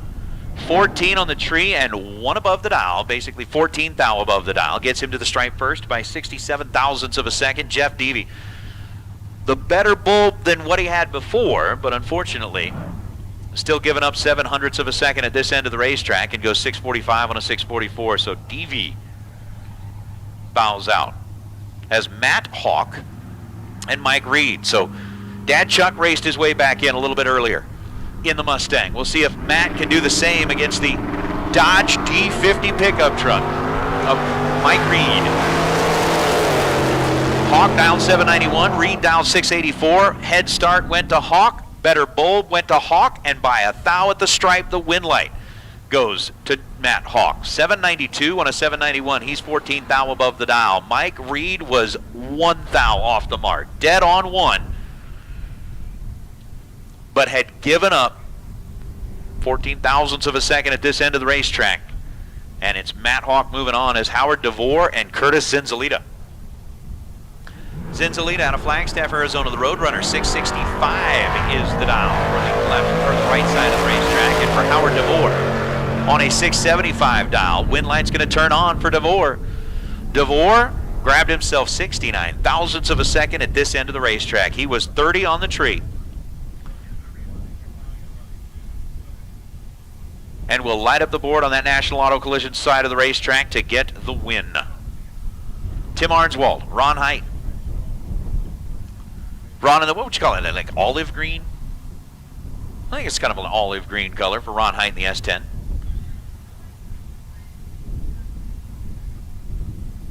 Should not. So a 749 dial for Ron, a 767 dial for Tim Arnswald.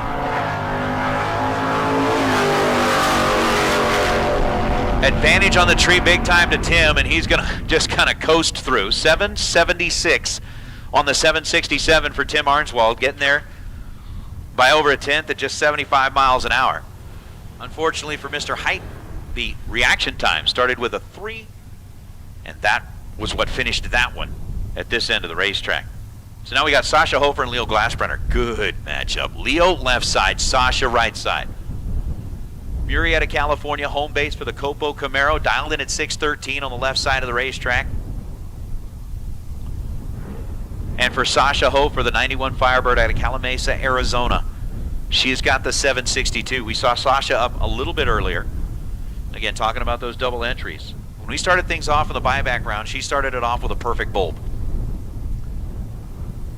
Leo knows he's got his hands full. He's got the quicker car, but yep, both of them on it. Getting down to the finish line, win light comes on for Sasha. 764 on the 762. She's 22 thou above the dial, gets there second and gets the win light. Leo Glassbrenner got there first by 38 thousandths of a second. Breaks it out 16 thousandths of a second. And the win light goes to Sasha. Identical reaction times at this end of the racetrack between Sasha and Leo. Both drivers were 019 on the tree. Leo gets there first, breaks it out. Sasha moves on, so both Sasha entries back into the game is Alan Abrams and David Beckwith. Again, we saw David up a little bit earlier in the buyback round. Round number 1 was not kind, hoping that the buyback round will be. Abrams dialed in at 778 on the left side. Beckwith dialed in 743 on the right. For the 2019 Dodge Challenger, 773 on a 778, quicker than he wanted to be. And on a double breakout, David Beckwith will get the win. That is going to wrap things up for our pro buyback round. Again, Super Pro door cars. For the buyback, you should be back in the staging lanes. Beckwith was 53 on the tree and 739 on the 743 to get the win light.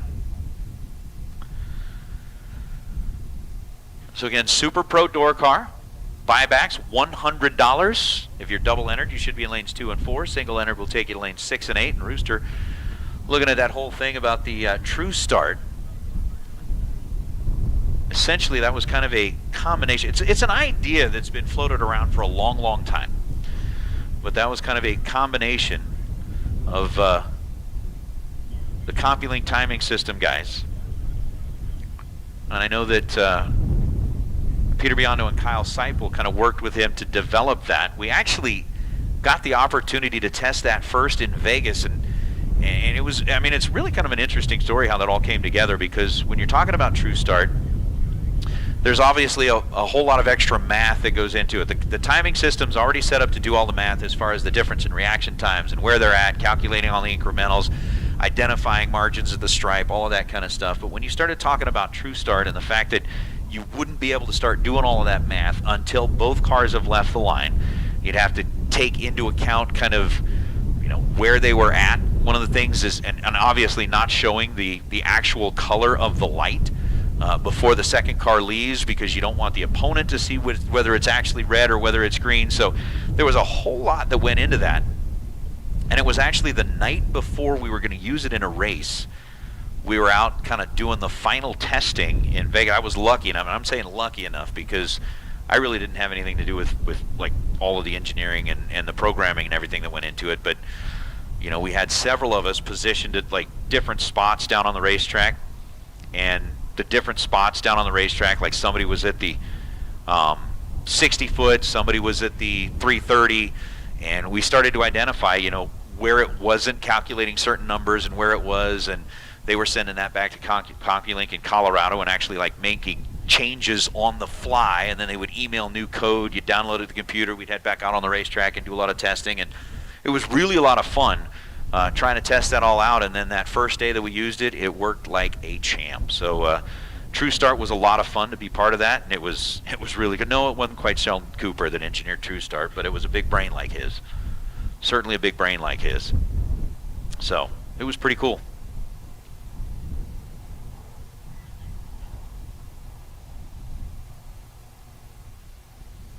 So we are getting our Super Pro door cars, and thank you very much, David. I appreciate that. I could never remember that whole short E, long E thing, so I appreciate that.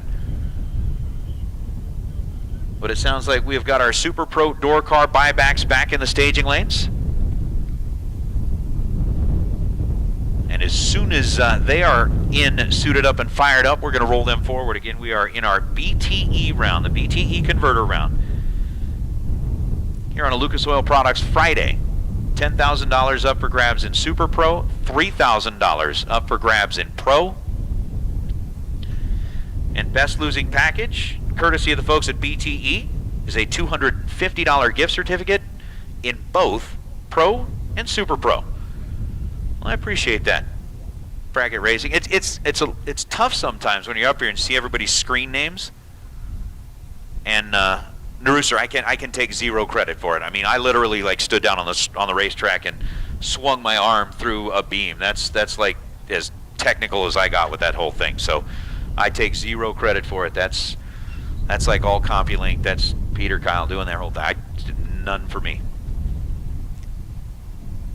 None for me. But I am looking at like screen names, and sometimes you can't really equate the screen names with the actual real names. So we'll see. But it is good to be back. It is great to be back. It's been a long time since I've had an opportunity to kind of share a booth with my games. I mean, it was what? Fling last year, wasn't it? In Vegas, October. And I'm seriously thinking, like, I mean, in Vegas, we're used to, like, we run our last race, like, December 14th, and then on our first race, like, January 15th. So to go from October all the way to, what are we, pretty much mid-March? Let's just say I got a lot of stuff done around the house. Yeah. I moved. All kinds of great stuff.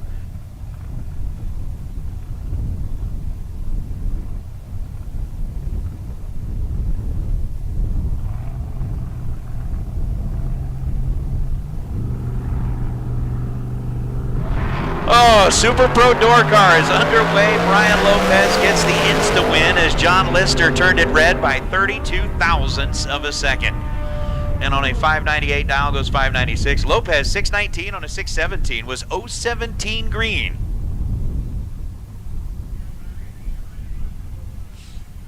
As he'll be back. I'll be back. And our lone motorcycle on property, Eric Jakewith, out of Queen Creek, Arizona, on the Hayabusa, dialed in at 603 over on the right side of the racetrack, and Vic Spitali and the little roadster on the left side. Spitali goes red, and Eric Jakewith will get another shot at the $10,000. Hey, I think we are looking for Super Pro Dragsters. Super Pro Dragsters. We'll go ahead and take you for the buyback round. Super Pro Dragsters for the buyback. Go ahead and come on back. $100 Super Pro buyback. We'll take you back into the staging lanes again. Double entries into lanes 2 and 4. Single entries into lanes 6 and 8. Eric was 15 on the tree and 603 on a 603. How about dead on one on the bike? Vic Spitali runs 580 down the racetrack as Cody Robinson and Matthew Larson will be our next two. Larson out of Yuma, Arizona, down 595 in the topless Corvette. Cody Robinson in the 70-bodied Camaro, and the winner will be Matt Larson. 599 on a 595. He is 4 above the dial with an 043 reaction time. That gave him about 0.05 of a second advantage at this end of the racetrack. Gets to the stripe first by about 0.05 of a second, as Cody Robinson was 91 on the tree and then goes 648 on the 644. Hey, while we got our next couple of cars lining up, for those of you that are here in the facility, Stambeck Septic will be making rounds today, tomorrow, and Sunday, right at around 2 o'clock for all of our Southwest Showdown competitors. So if you are in need of a little septic service with your camping facility, with your trailer, with your toter home, whatever it may be, they're going to be here on property probably in about an hour from now. If you are in need, come on down. We are going to go ahead and take that down on the list, and we'll get you taken care of. So if you are in need of that, let us know. Red light start for Daryl Nance. Nance went red by a bunch. It was like 3 to, he was just looking somewhere else. Either that or his finger just slipped. Chris Gabbard gets the win light, 99 on the tree, and 505 on a 505. Gabbard brings the Corvette back into the game, and that's going to bring up Tim O'More. As we mentioned earlier, doing a lot of driving. And I think he's in like 2-door cars and a dragster. Like lots.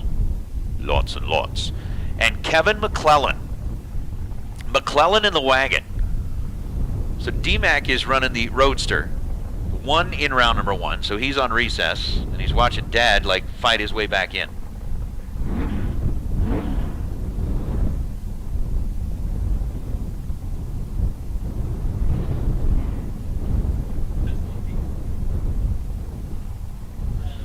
So McClellan in the Malibu, dialed in at 658, and yes, the McClellan name, for those that are kind of listening in from other parts of the country, for most of us here on the West Coast, all very familiar with the fact of, you know, Dave McClellan, that guy with the magical, mystical, just totally mystifying voice, who was the voice of the NHRA for so many years. That is his son Kevin, and then his grandson Dan is out here racing with us. McClellan goes 659 on a 658, gets the win line and brings the wagon back with 16 on the tree. Tim O'More had the 023 reaction time, and then goes 531 on the 529 to end up behind 16 thou at the stripe.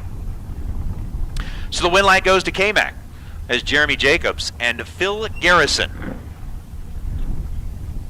I wonder how many times he just got so tired of the Mr. Garrison. Okay? Hey, I mean, that's it. I mean, come on. With me having the last name of Hershey, I sympathize. I sympathize. But I never had to deal with the okay thing. Double breakout. The win light goes to Jeremy Jacobs. Jacobs was 15 on the tree, and that was twice better than Phil Garrison's 038 reaction time. Jeremy, 585 on a 586, gets there first 19 thousandths of a second, breaks it out 4 thou. Phil Garrison, 557 on a 558, gets there second, breaks it out 8 thou. Win light to Jeremy as Rick Hosen and Laureen Rogers will be our next two. Laureen out of Seligman, Arizona, Is it Seligman? Seligman? Fair enough. Fair enough. She's down 498, giving up the head start to Rick Hosen in the Oldsmo Boogie. 648 on a 647. Rick Hosen lights up the board. He was 24 on the tree. That was better than Laureen's 056. He gets their first 46 thou, one above, gets the win light. Laureen was 2 above the dial. And behind at the stripe on the loss is now Bob Cordova and Emma Duschel. Emma, that is a wicked, and I mean wicked, 63 split windowed Corvette. I do like the look of the car. Pink with the flames, the black. You know, the Duschel crew, they've always just got some really nice race cars out there. 601 is the dial for Emma. Dad standing alongside the car, and that is one of the things that I've always appreciated about the junior program is, you know, having watched the junior program, even when Emma was running juniors, Dad right out there alongside of the car, guiding them into the beams, and now that they've moved up into the big cars, same thing, Dad right out there. You know, drag racing is certainly one of those things that absolutely is a great, great family ordeal. You see fathers, sons, fathers, daughters, mothers, daughters, everybody out there just being part of the fun. Bob Cordova dialed in at 652, going to get the head start over Emma Duschel. 16th thou the split at this end of the racetrack, and Bob Cordova will get the win light as Emma gets to the stripe first by 0.08 of a second and breaks out with a 599 on the 601. So by 21 thousandths of a second, or excuse me, 11 thousandths of a second. Emma breaks it out. Bob Cordova gets back into the game, 660 on a 652. And again, for the Super Pro cars, we are looking at, you know, essentially trying to be reinstated for a $10,000 race. 10 grand to the winner here today on a Lucas Oil Products Friday.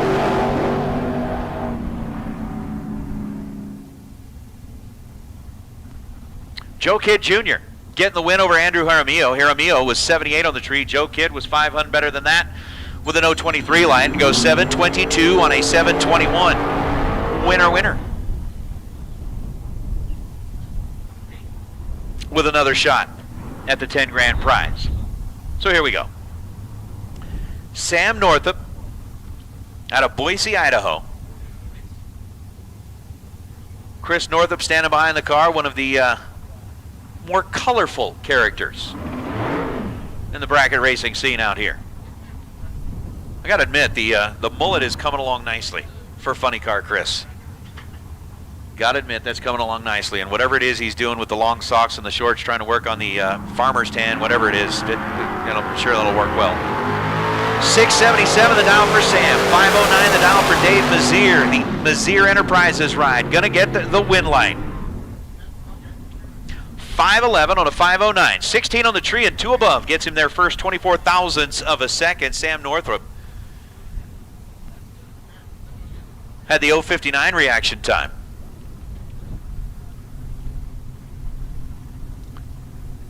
As Sam runs dead on the dial, 677 on a 677. But giving up that 400ths of a second at this end of the racetrack cost him at that end of the racetrack, and it's going to be Mr. Mazier who will appear in round number 2 as Don Toya and Dave Veals.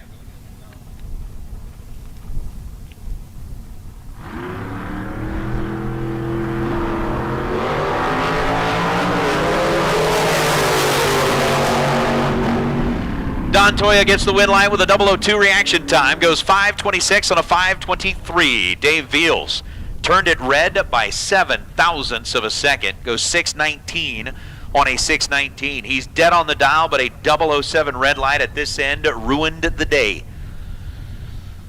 As again, we are into that buyback round, and this is one of those where you've got to light up the board here if you want any shot at that money. How about Kenny Snow out of La Habra, California, the 87 Mustang here on the left side, and Curtis Zinzalita.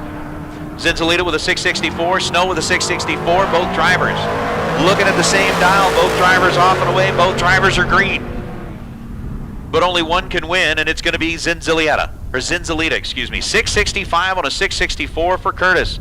He was 023 on the tree. Kenny Snow was 7 thou quicker than that with an 016 reaction time and goes 670 on the 664. Ends up 4 hun behind at the stripe.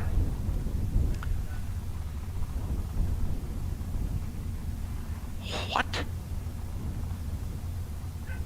So, yeah. And I gotta admit, this button that Matt's got over here is, I mean, this thing's sensitive. That thing is like, yeah, it's crazy. Like, you know, like I can wave my hand over it and whatever. Bill Pollock and Blue Hayball. Blue and Bill and Blue. Winner's gonna be Blue.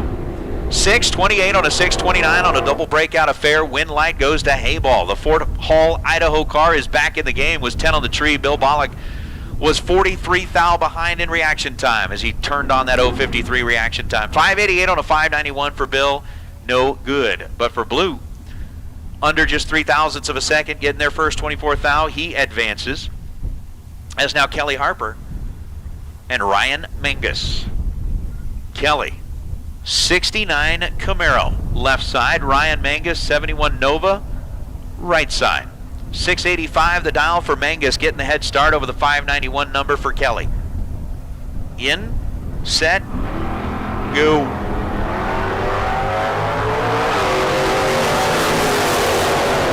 Kelly Harper in control of this one and goes 592 on the 591. Harper grabbed 22 thou at this end of the racetrack advantage with a 19 green, goes 592 on the 591 to get the light. Ryan Mangus was 041 on the tree and then 5 off the mark. Again, another one of those uncharacteristic things for Mangus to miss the dial, but unfortunately,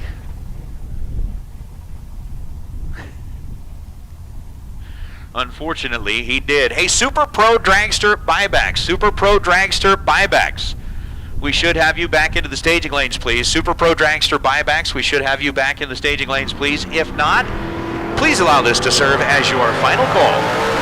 Andy Morris and Race Kid. What a matchup here. Morris on the right side, Kid on the left, and Race Kid's going to come away with a win light. Kid was 14 green. Andy Morris was 008. Morris goes 624 on the 626. Ends up 19 thou under, taking a 31 thou stripe. And Race Kid goes dead on. 580 on the 580 for Race. And the Nova will return.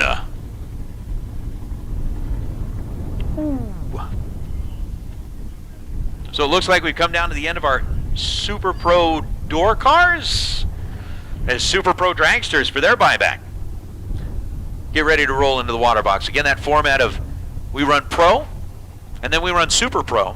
But in the Super Pro category, separate the door cars from the Dragsters until we get down to the ladder round, and then everybody has to go race each other.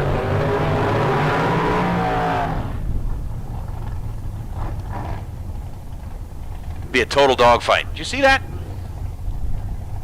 I haven't really seen that often, but I did see that this time.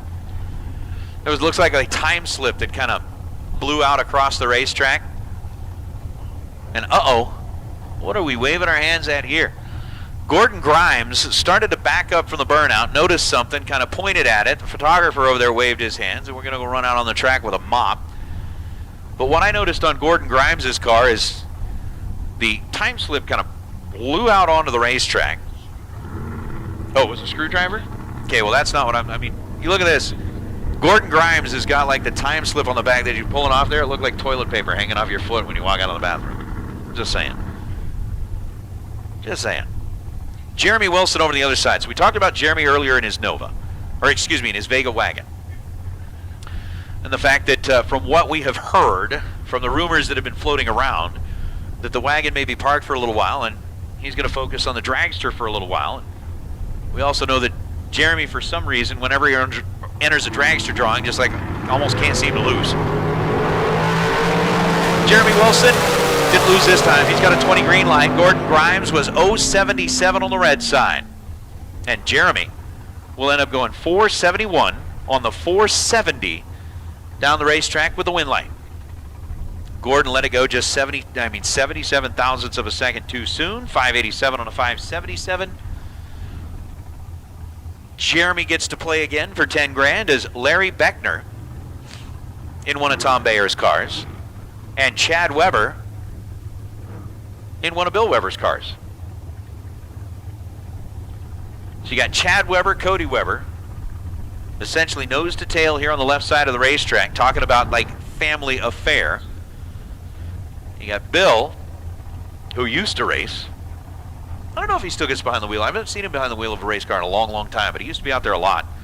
His kids would run juniors there in Vegas, and then he'd run the big car at night. And then when his kids came of age, apparently the musical chairs game was played, and when the music stopped, he was out of a seat. Oh. A 1/10 of a second difference in reaction time between Chad Weber and Larry Beckner. Chad was 17 on the tree. Beckner was 117, as Chad Weber will get the win light. 486 on a 480. Weber's not going to let that one slip through his fingers. Beckner ends up running dead on 2. But the 1+ reaction time, we say a lot of times it's going to cost you. It cost him. It cost him. As now Ethan Bourne and Cody Weber. So big brother Chad has raced his way back into the game, who is now like big married brother Chad with kids. And I'm thinking, you know, I used to sit and listen to announcers go, you know, I remember back in the day when, and now I'm sitting here thinking to myself, you know, I remember back in the day when Chad was just a kid in juniors, and now he's like married with kids of his own. We'll see. Ethan Bourne gets the advantage over Cody Weber at this end of the racetrack, and that 013 reaction time translates to a 488 on a 485 and a 5 thou stripe for the win. Cody Weber had an 056 light, tried to chase him down, ends up running 459 on a 460, but there was not much that Cody was going to be able to do with that. As a matter of fact, there was actually exactly 0 that Cody was going to be able to do with that. Ethan, 13 on the tree, gets the win light as Cody breaks out, and now Pat Marbuck and Dan Lafferty.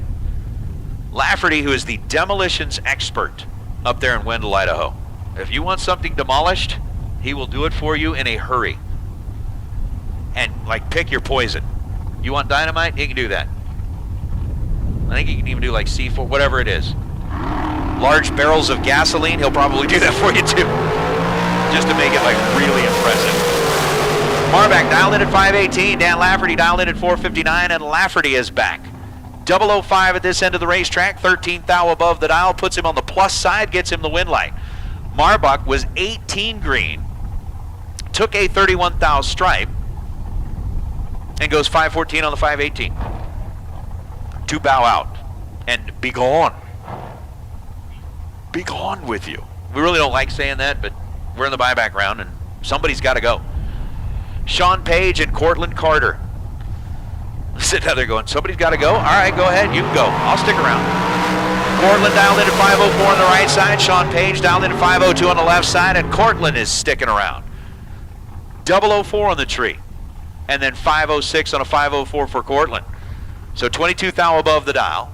4 thou the reaction time, puts him at 26 thou total. Sean Page had a 39 thou reaction time, and that math don't add up.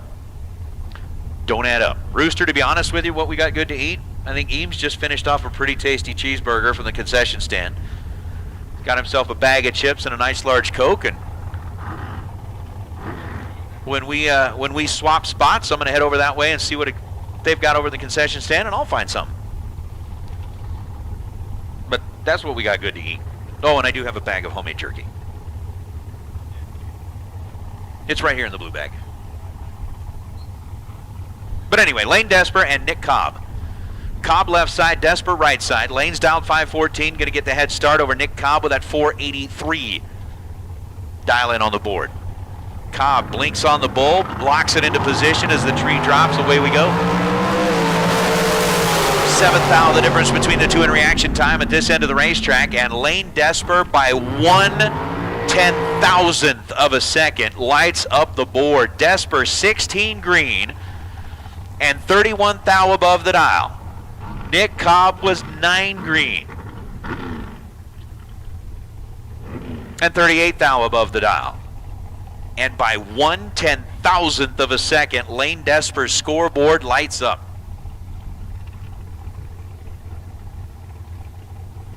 You want to talk about like a tight one. 0.0001 the margin of victory for Lane Desper in that one. How about Chandler Mazier and Parker Theobald? Chandler, who ended up with that best losing package in round number 1, got him that FTI $500 gift certificate. Lining up on the left side of the racetrack with a 508. Parker Theobald finishing 6th in the world overall last year in Super Comp, racing out of St. George, Utah. The win light's going to go to Parker. 11 on the tree, 17 thou above the dial for Parker Theobald. Got there second. Chandler Mazier was 009, so 2 thou better at this end of the racetrack. Got to the stripe first by 24 thousandths of a second and needed to take 19 thou or less as he breaks it out 5 thou. So the win light to Parky as Larry Richardson and Greg Hicks. Greg, who was part of that Vegas matchup in round number 1. Had to buy his way back in here and has got to get around Larry Richardson in that diamond chassis car that's dialed in at 486. So 478 for Greg, 486 the dial for Larry. 6 thou the difference between them at this end of the racetrack, and it's going to be Larry Richardson. 486 on the 486. Hicks was 478 on the 478. Hicks dead on 3. Richardson dead on 7.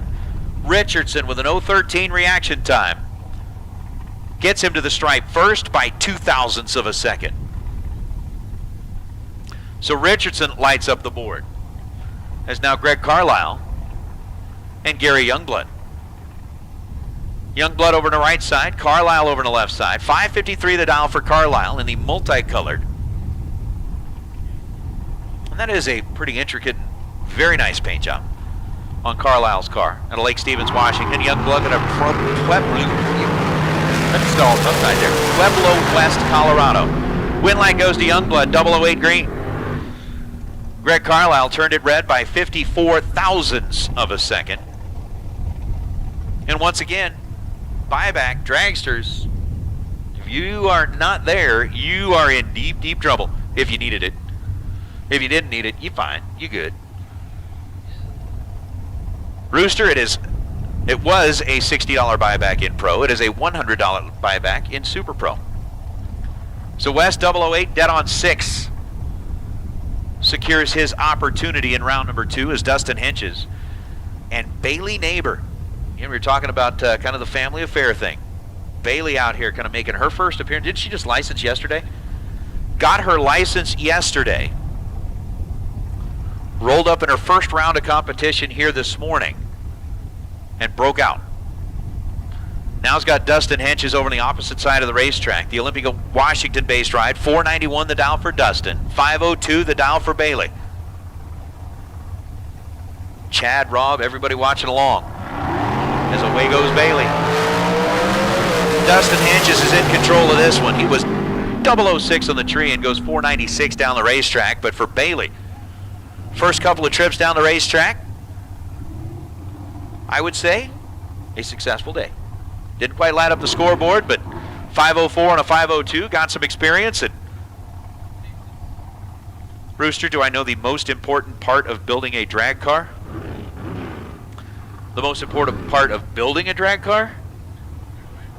Well, I mean, there's several things that it could be interpreted as. Are you talking about the actual process of building it, or what's the most important thing to put in the car when you build it? That's kind of the question. That's the question. Trevor Harkema and Peyton Janik. PJ. Yeah. What's the most important part of your race car? Hire Peter. Get the Terminator to drive it. No, there's a lot of great drivers out there. Super good drivers. Trevor Harkema's dialed in at 494. Peyton Janik's dialed in at 470, and it's going to be Harkema. 002 on the tree and 12 thou above the dial for Trevor Harkema. He gets the win light. Peyton Janik was 20 on the tree and 472 on a 470. All right, I could roll with you then a little bit on that, Rooster. The appearance of the car, you think, is the most important part? I was thinking, like, if you were actually talking about, like, the process of building the car, it would basically be like hanging out with your buddies while you're building the car. I mean, the experience of building the car is kind of got to be a big part of it. Kelly White and Marco Paravalaris.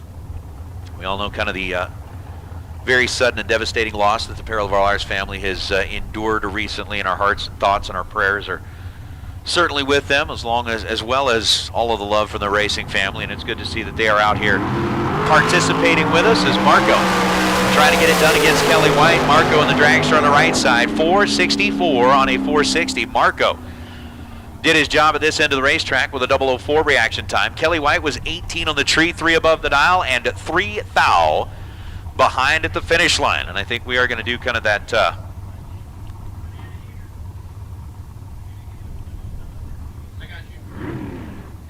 mid-category swap here in a little while, because that burger looked really good. I'm going to go get a burger. So with Johnny Carter and Shane Thompson lining up on the starting line, hey racers, your attention please. Not only would we like to remind you about wearing your masks whenever you are out and about on the property, we do need everybody to please help us out with the social distancing. In addition to that, pause for race. 21,000 the difference between the two in reaction time, and Shane Thompson in the Silver State refrigeration car is back in. 001 on the tree and 470 on the 469 for Shane. Johnny Carter was 22 on the tree and then goes 498 on the 499. So again, we were talking about kind of wearing your masks, being good social citizens. Also, want to remind everybody about pit speed. We've got cars that are going way too fast back there in the pit area, so everybody kind of keep your speed down in the pits, please. Speed down in the pits, please. Hey, final call for the buyback round. Final call for the buyback round. Again, if you are making your way back through the pit area, please keep those speeds down. Jack Sadler on the right side, dialed 493, gets to the stripe first by 19 thousandths of a second and breaks out by 9 thou. Needed to take a 10 thou stripe or less. Dustin Wirtz, 13 green and dead on. 458 on a 458 for Dustin. Rooster. Jack Sadler bows out by way of the breakout as Chuck Hawk and Brian Howe. Ooh. Brian with a 472 dial. Chuck Hawk with a 474 dial.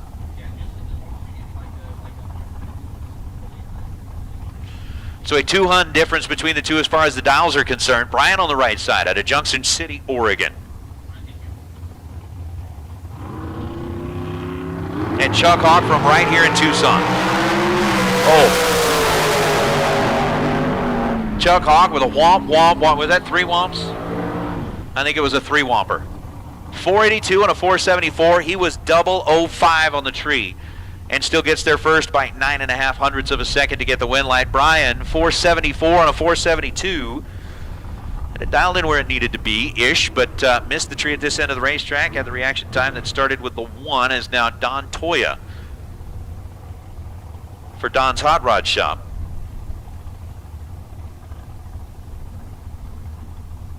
Based here in Tucson, just down the road, and Dylan Huff. Dylan Howe, the 466 dial. Don Toya with a 489 dial. Head start goes to Don.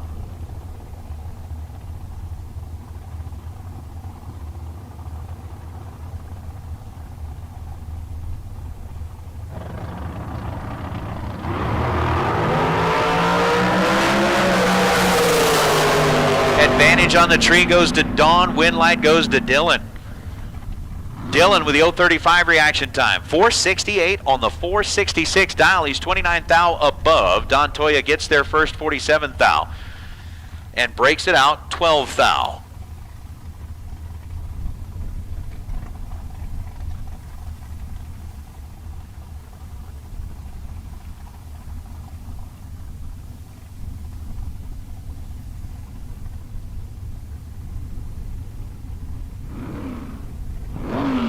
Here's Sammy Franco, the second, out of Los Lunos, New Mexico. And Lindsay Meserve. Lindsay, part of the Theobald crew, goes under her married name now. But for the longest time, I mean,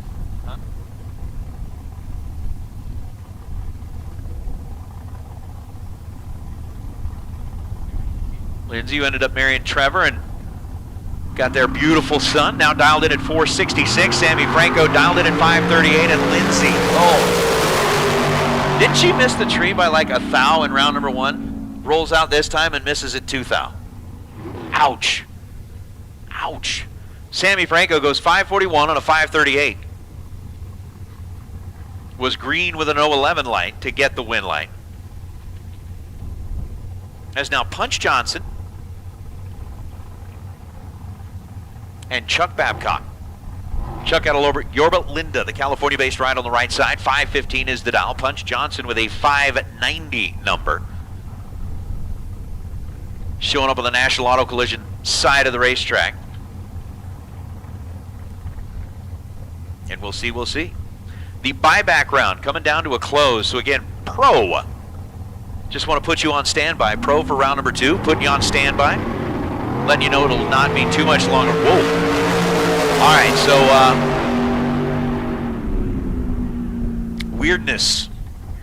weirdness.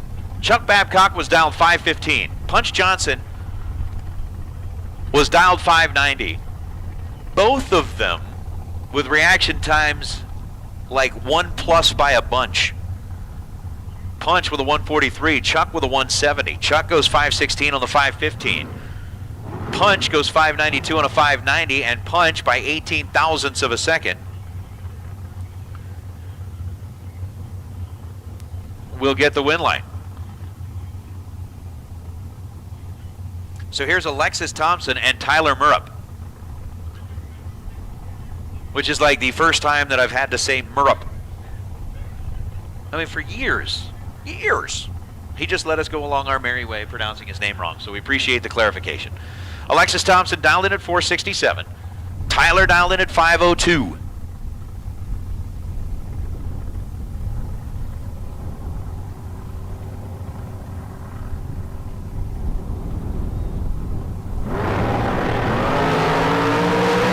This one separated by 12 thousandths of a second. Tyler looked like the back end of his car almost tried to wash out on him a little bit, but he goes 503 on a 502 after he was 005 in reaction time and gets the win light. Alexis Thompson was 17 green. And then 27 thou above the dial to end up 28 thou behind at the stripe.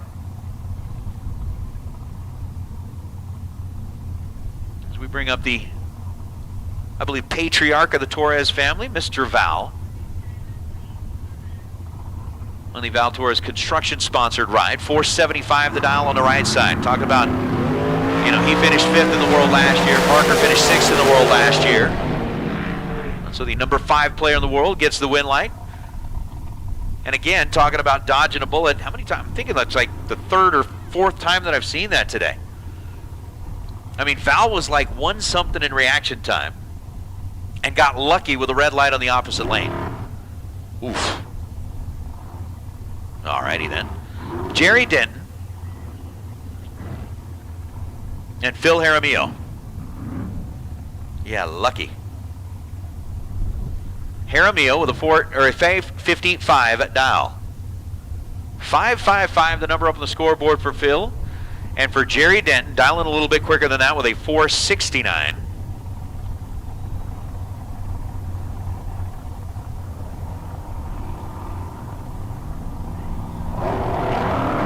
Here we go.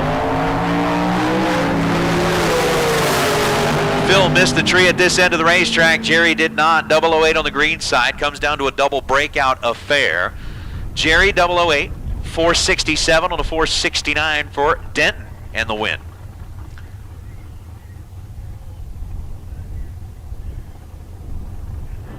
And with that, our Super Pro Dragsters buyback going to be wrapping up Pro Bracket. Round number 2. Pro Bracket, round number 2 We'll take you into the staging lanes. Same deal as always. Double entered cars to lanes 2 and 4. Single entered cars to lanes 6 and 8.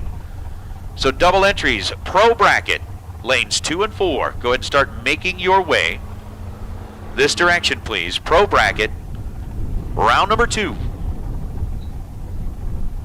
Come on down. Again, double entered cars 2 and 4, single entered cars lanes 6 and 8. Come on down. Pay attention to the nice folks in the back of the staging lanes who will be helping you out.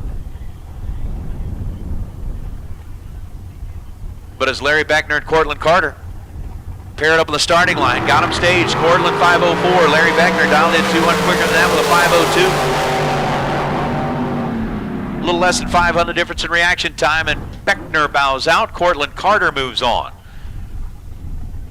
508 on a 504. 4 above the dial gets him the win light, getting there second. Larry Beckner took 5 thou at the stripe. Breaks out 7 thou and will be done. At least in that ride. As now Ethan Bourne and Dylan Smith.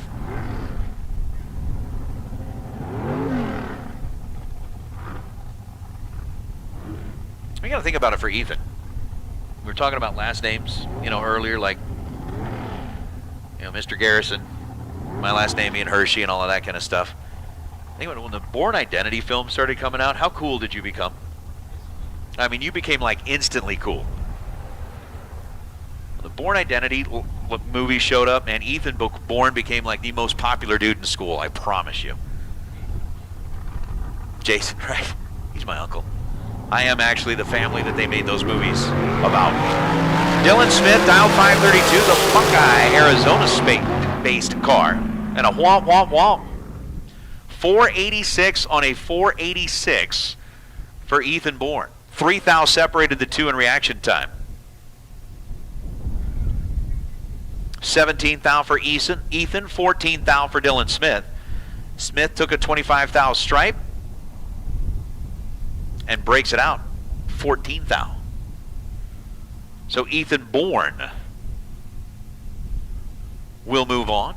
I think we still got a couple of cars back there getting situated before we are done with the buyback round. Again, this is the BTE converter buyback round, best losing package in Pro and best losing package in Super Pro.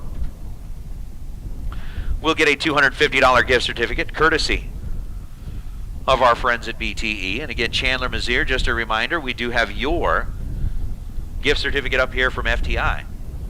Best losing package in round number 1. That's $500 worth of gift certificate that is up here for you. So when you get a chance, stop on up here and we'll get you hooked up with Matt.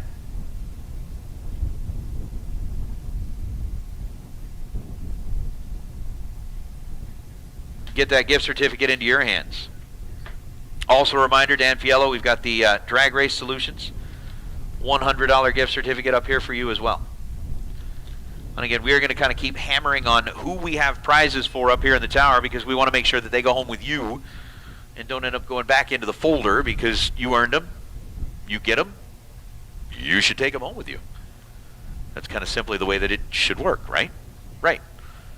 Oh, and by the way, while we do get our final few Super Pro dragsters headed up this way, Pro, round number 2, you have been called, please. Pro, round number 2, you have been called into the staging lanes.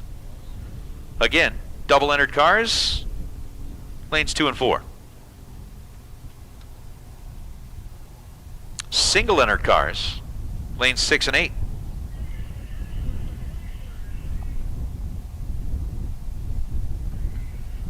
Is that a bright pink cement truck? I mean, you look down the road right there, headed, that looks like a pink cement truck.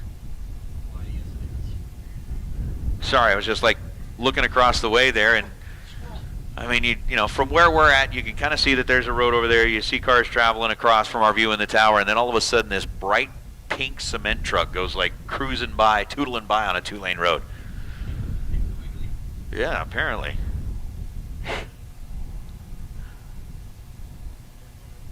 Yeah, you know, I've seen some colorful combinations on cement trucks, just never one that was like that pink.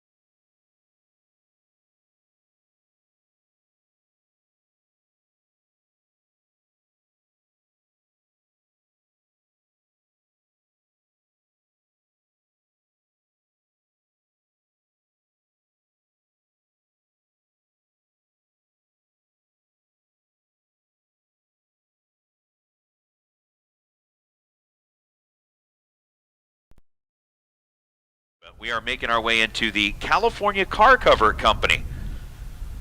Round number 2. On the pro side of things, racing their way towards $3,000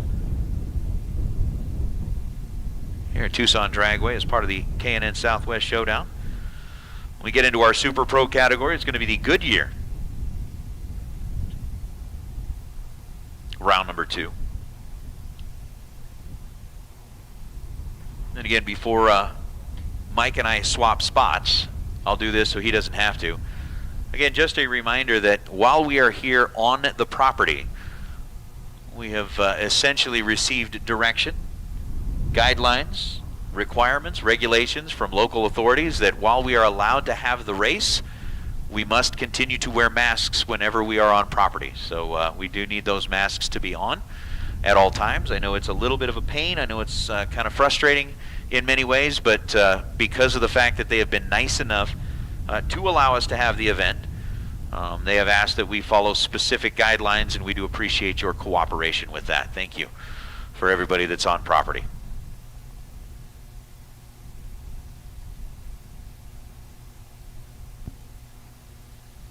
Let's see, while we are waiting on pro round number 2, we're going to do a little check-in here. I know we've had, we've had Alabama check in, we've had Florida, we've had Ohio, Canada. I'm trying to remember who else has checked in from here. We had some folks that said they were 15 minutes away from the racetrack, but were watching online because of the no spectator thing. So for those that are on bang shift, get a little check-in. Like I said, I know we've got Ohio, I know we've got Florida. Chad relocated to Texas.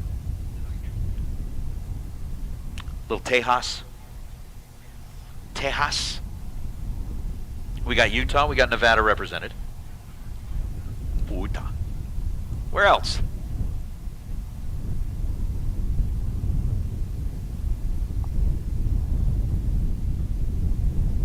Trying to think. All right. Michigan is watching online. You are a lifelong Michigan football fan. You are a New York Yankees fan. Hardcore. So Michigan is your college football team. All right, Payson, Arizona, Covina, California, got it. So your baseball team is New York. College football team is Michigan. Pro football team? Eagles guy, okay. Well, not always, I mean. But I'm just saying. Hockey? Huh? Hockey, your Rangers guy. Good, I'm glad you said the Knights. I gotcha. We got New Mexico, Orange County, California, Wisconsin, North Carolina, Tennessee, Fernley, Nevada, Sudbury, Ontario. What's that? Eddie? Oh, that's Eddie in North Carolina. How did he end up in North Carolina? How did he end up in North Carolina? Did he like hitchhike his way out there and couldn't get back, or what? You don't think he could hitchhike out there? Not enough people to pick him up?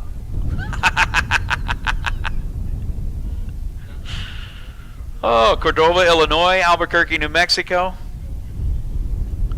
Oh, lonely truckers. No, seriously, what is he doing in?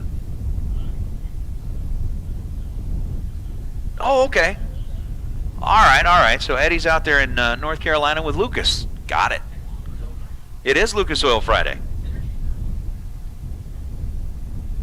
Can we do the Covina, California thing again?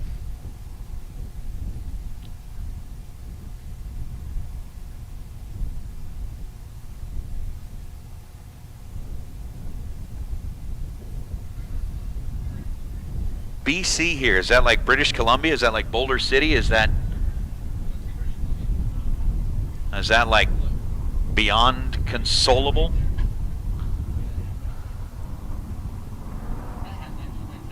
Yeah, I can see that hat right there. All right, Adelaide, Australia. That is a long distance. We got pro round number 2.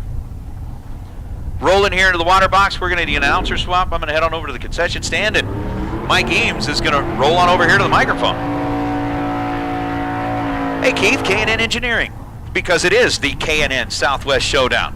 So thank you, Keith, while doing minimal work. Yes, we are proud to help take away from productivity on any given race day. And if you need a letter for your bosses to say that you have permission to waste time and work, well, Nathan Hershey can provide that. He can just say that he is confirming that the sponsorship Is being fulfilled. Absolutely. Yep. We love K-Mac and Team Tuna Tank. Spent some time with them last night in their trailer. Up in the coach after we finished. There's Brandon Umberger and the Jelly Bean. And Phil Loader. Umberger at a Grand Junction, 590 the dial. Loader, 640 is the number. Double breakout win, gonna go Umberger's way. 589.8 under by a couple of thou. Phil Loader, it's kind of freight train 640. Going 636. It's gonna be a coin flip on the starting line. Neither driver was spectacular. Umberger 41 on the green light start. Phil Loader is 38 thou on the green light effort. That's right, the boss is here. Jonathan Fiello and Steve Williams also here. Troy Jackson and Leroy Duran. Leroy and the Challenger factory super, or the Super Stalker. 616 the dial for Leroy. Troy Jackson out of Mesa, the youngster. For Torco, 76 Nova, 721 is the dial. Leroy, big starting line advantage. You see the brake lights on the Challenger. Leroy's 001, dragging the brake to be 621. 722 there for Troy, but Troy was hockey sticks on the reaction time, 77 on the light, and that led to his demise as Leroy was brilliant 001. Initiating that run is Chuck Hawk Jr. and Chris Silman. Chuck and that Ford Mustang out of Tucson, 685 the dial, be doing the chasing. Chris Silman, also out of Tucson, 67 Barracuda.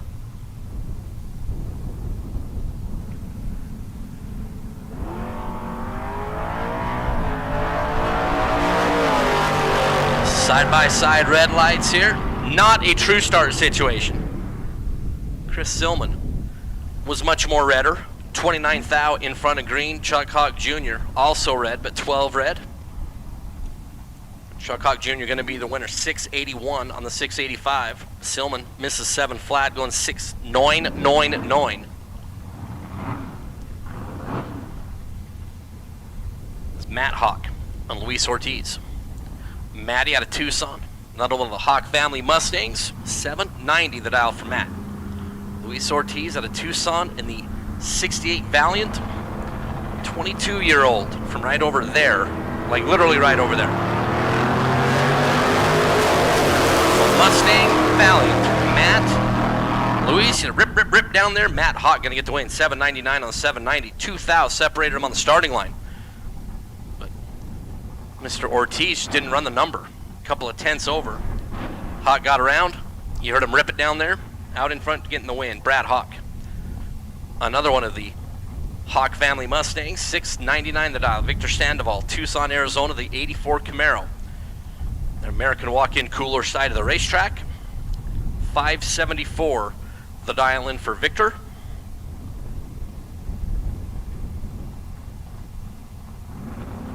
Yeah, Shirley, I don't even want to talk to you. You make me so sad. Just absolutely devastating. 5,000 the difference on the reaction time, and Brad Hawk takes another one of the Hawk Mustangs forward. 705 on the 699. There for Brad Hawk. Victor Sandoval got to the finish line first. Arrived 68 thou in front, broke out by 9. Victor just hogged up the finish line down there. Victor did anyway. And Hawk will advance. Tim Arnswald and Samantha Kidd. Tim out of Coachella, the 67 Camaro looking over to the right. Samantha Kidd trying to reel in Arnswald, not going to get there. 765.0 for Tim, had 400 advantage on the starting line. Samantha was 85 thou on the tree. Just didn't have enough real estate to run down Tim Arnswald. So Tim will take that Camaro into round number 3. Sasha Hofer and George Maddock. Sasha out of Calamasa, state of California. Sasha and CW here for Silver Platter Racing. George Maddock, Henderson, Nevada, the 74 Camaro, 673, so almost a full second. Gonna be the start for Sasha. Sasha looking over that right shoulder. Here comes George. George, by 1/10 thou, sneaks out in front of Sasha Hofer. George Maddock, 11 green. Sasha was 18. George Maddock, 676.6 on the 73. Sasha, 765.9 on the 763. When you do the math, you carry the 1, add, subtract, multiply, and divide your order of operations, 0, 0, 0, 1. The margin of victory for George Maddock. Toit like a tiger. Kyle Rizzoli and Nick Marconi. Kyle out of San Luis Obispo. They're in the Whiteley 69 Camaro, the young man who finished number 4 in the world last year in Superstock. In 2019, ended the year 2nd. So top 5 campaigns 2 years in a row in the Superstock category for their Rizzoli. And Nick Marconi and the Challenger out of Glendale. Rizzoli, wait, has a massive starting line advantage, does Rizzoli. See that nose dip down? 613 for Kyle. Kyle was 39 on the tree, and Nick Marconi, well, was 39 plus like 700. And when you have the guy that finished number 4 in the world in Superstock in the left lane, giving him 700 is not a great formula for success. Kyle Rizzoli, moving around number 3, Tony Marconi and Daniel Fiello. Part of Team K&N over there. Daniel out of Yucaipa, the 82 Camaro, 632 is the dial, and Tony Marconi. He's had a lot of success through the years. The West Coast Bracket Races event, the K&N Southwest Showdown. Tony, that lidless 76 Aero. Daniel, full body Camaro. Daniel looking over left, Tony looking over to the right. Daniel Fiello in the Camaro bounces Tony Marconi. 16 green and 2 above to be a Hun in front. Tony Marconi, 27 green, 2 above, and just a wee bit shy. It's Brandon Fletcher, Charlie Salazar. Brandon, the new school Challenger from right over there in Tucson.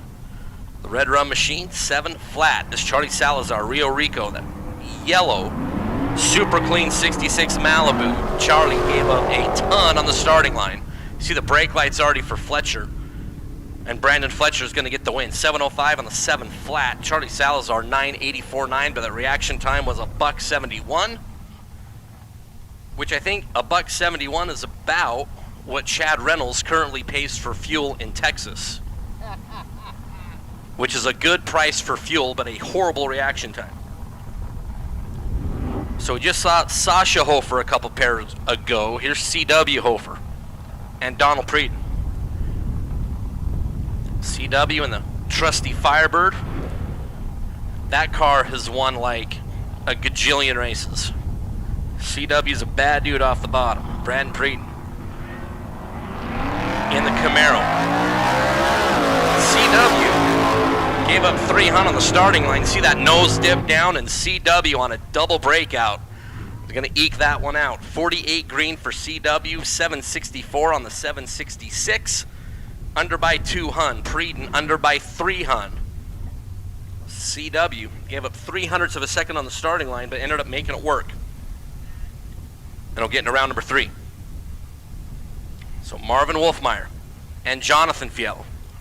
Now Fiello, if memory serves me correct, we have 16 cars left from Thursday's race, the Silver State Refrigeration Stimulus event. And if I remember correctly, Jonathan is still in both. Wolfmeyer is going to turn a red light 16,000 yellow. It's 008 and a free look at 649, 647.9.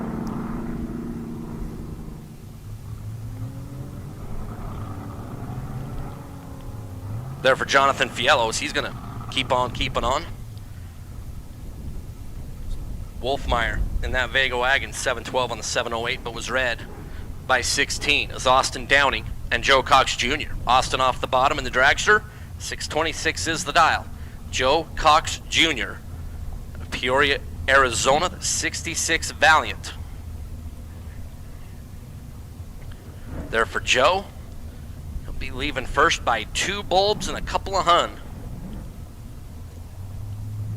In, tree, away.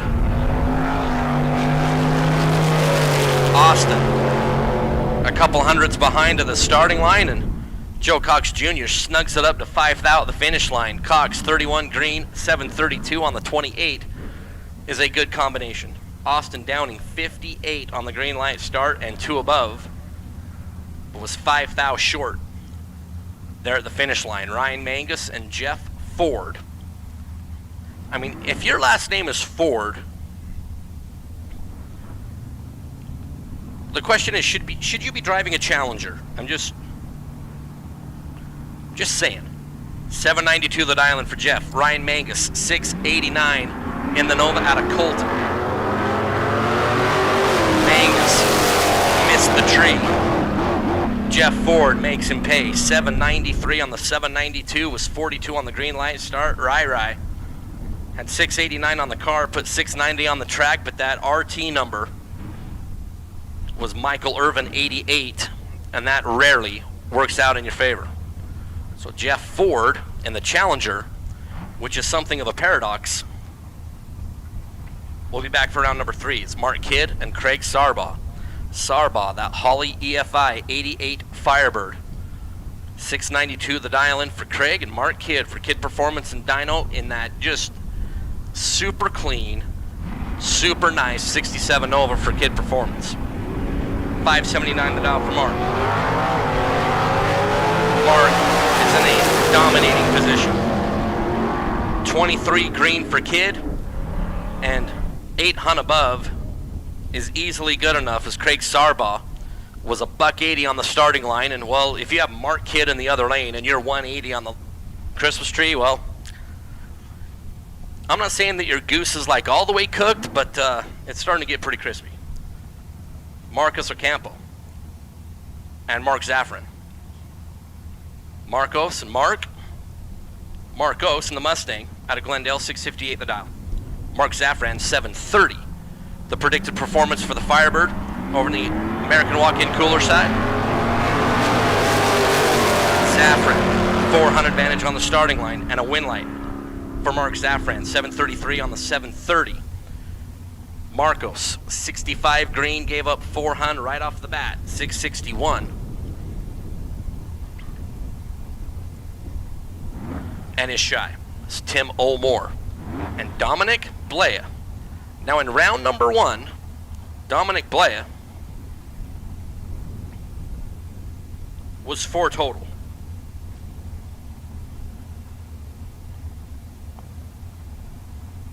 Tim O'More out of Tucson in the 88 Camaro. Dominic Blea out of Albuquerque, New Mexico in the Camino.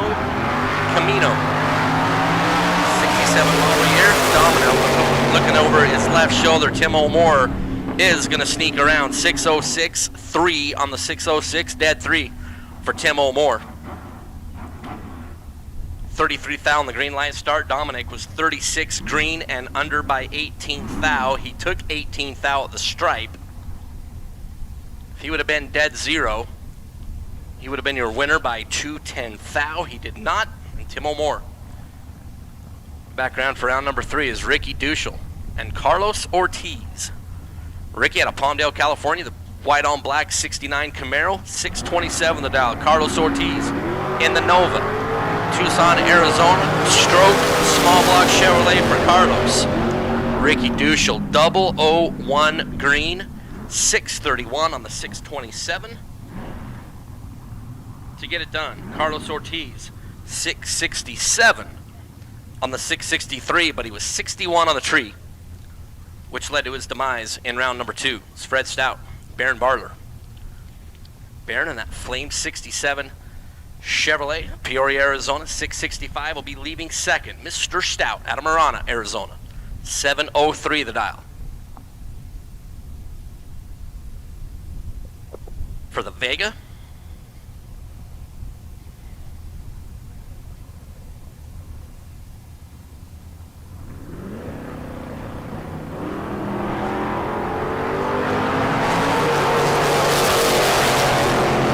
Stout, and Barler.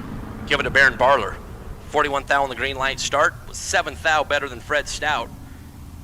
And goes 667.2 on the 665 for Baron. Stout got to the finish line first by 29 thou. He had some room down there. Breaks it out by 14 thou. Had the opportunity. Baron Barler ended up at the win light. It's Justin Lamb and Kim Zimmerman. Mr. Lamb for Silver State. Rad Torque Systems.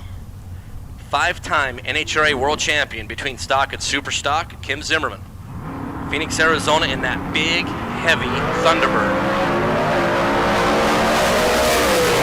Lamb is 009. And your winner, 572 on the 567. Kim Zimmerman was 58 green, 625. As Justin Lamb got down there and did his job, tightened it up to 7 thou at the stripe. It's Mr. Lamb. Moves into round number 3. This is Jeff Safranek and Manny Blea. Manuel Blea out of Albuquerque, New Mexico in the Nova. Jeff Safranek from right up there in Phoenix in the Mustang. Windsor Power. There for the Colt of Arms. For the Jeff man, 719 the dial for Safranek. Safranek has 100 in his pocket on the starting line. And he puts a win light in his pocket at the finish line, 720 on the 719. Manuel Blea, dialed 640, with 643. Just a little bit more worsher on both ends. That allowed Jeff Safranek. To illuminate the win light is Brian Johnston and Paul Coleman. Brian out of Tucson, the 77 Corvette. 621 the dial, alongside Paul Coleman out of Rio Rico, Arizona. The Chevelle. It might be in a tight spot. Johnston, 004. And your winner, 623 on the 21. Paul Coleman dialed 602. Started the run being 67 green, and well, and the guy in the other lane is 004, giving up 600, is not a formula for success. It's Brian Johnson will bring that Corvette back. Chris Citro and Chuck Elder. Elder and Moby Dick, that big Cordova, big Mopar. 733 the dial. Chris Citro in the Mustang, 656 is the dial.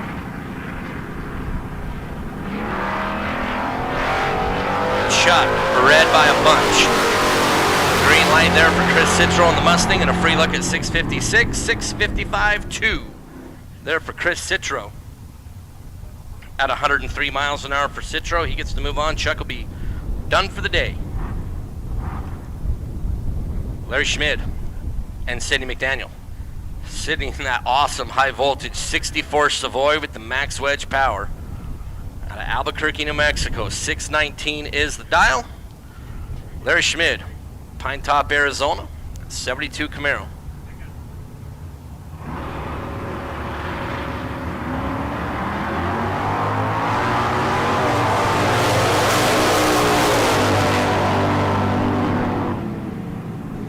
Red light start for Sidney McDaniel by Michael Jordan, 23 thou. 14 green for Larry, and a free look at 739 off that red light from Sidney. And when he grabs that time slip, gonna read 746. Steve LaBarber and Kelly Davis. Stevie LaBaba out of Oak Hills, California. 72 Chevelle, 717 the dial in for LaBarber. Kelly Davis, 651 is the dial for Kelly, an 88 Mustang.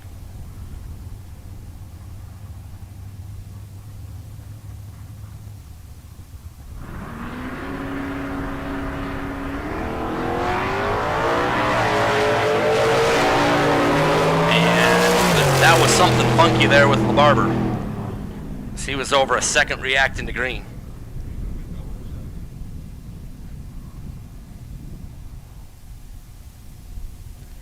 Kelly Davis, 33 green, and what ended up being a real easy one there alongside LaBarber, 674 on the 671, or 651 there for Kelly Davis.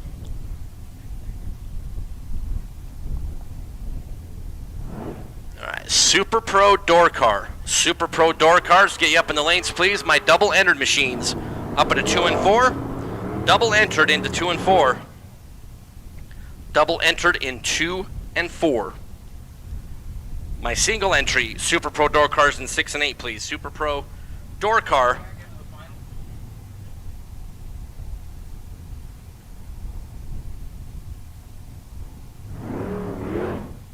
Robert Glass and Larry Pittenger.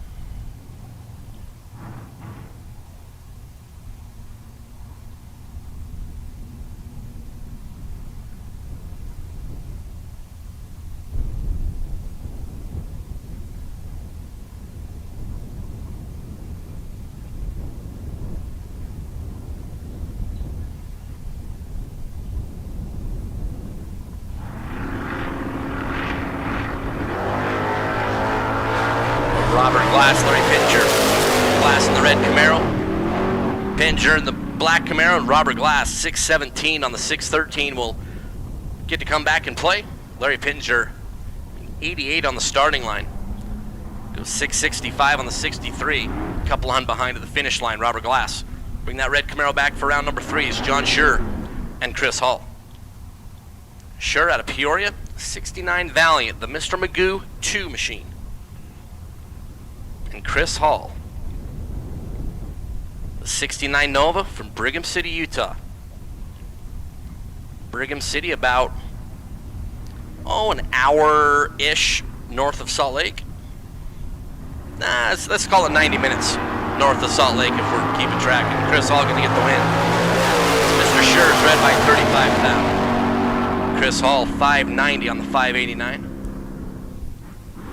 To move on, John Schur will bow out here in round number 2 as the second round runner-up.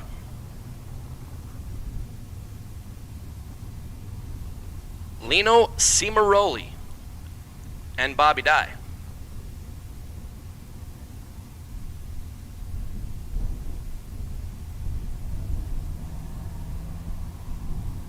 Bobby in the Mustang out of Yucaipa.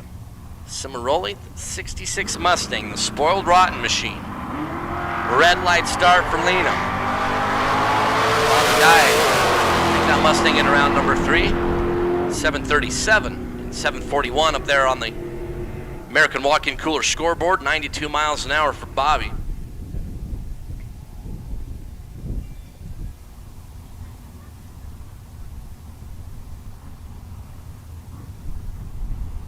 Tim Seymour and Dwayne Scheidler. Dwayne in the Challenger out of Lake Havasu City, 657 is the dial. Tim Seymour in the Copo out of San Dimas, California. Tim Seymour here with Leo Glassbrenner, Lindy Lindholm. Brought all their toys to come play with us. Seymour came up just a little to Dwayne on the starting line. And is going to come up a little bit short of the finish line. Dwayne Scheidler is dead on 5. 657.5 on the 657 was 50 green. Seymour was 65 out the start. Dwayne just a little bit better on both ends to light up the win light is Howard DeVore and Steve Johns.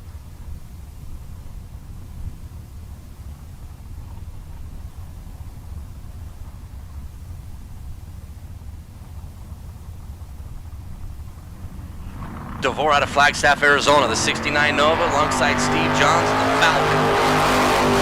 Half a bulb was the difference on the head start, and Steve Johns tightens it up to 6th out the stripe, 64 green and 1 above. Works out mathematically for Steve Johns. Howard DeVore is 56 green, just a little bit better. But then a couple hunt off the 675 dial, going 677.4.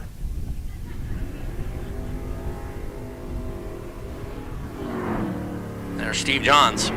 Take that blue oval into round number 3. It's Kyle Fritz and Tony Kataya. Tony in the 5.6 Shoebox Chevrolet. Phoenix, Arizona. All right, so Nathan Hershey, out of the 55, 56, 57 Chevrolets, what is your favorite?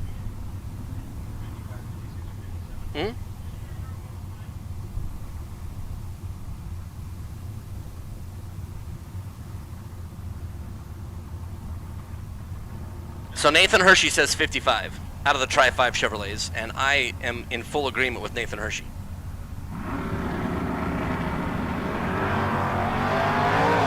Actually, my favorite of the Tri-5s goes in that same order. 55 first, 56 second, 57 third. But Kyle Fritz was like, hey, I'm going to take my 89 Firebird into round number 3 if that's okay with you gentlemen, which is totally fine. 13 green, Tony Kataya was 79 thou, and it was just a massive hill to try to climb and wasn't able to get up. Kyle Fritz, 689 on the 684, had Tony covered by a lot. Eric Holsey and Ron Rios. Eric in the Trans Am out of Mesa. LS powered Trans Am 705 for Eric and Ron Rios. 676 the dial. For that black 68 Camaro.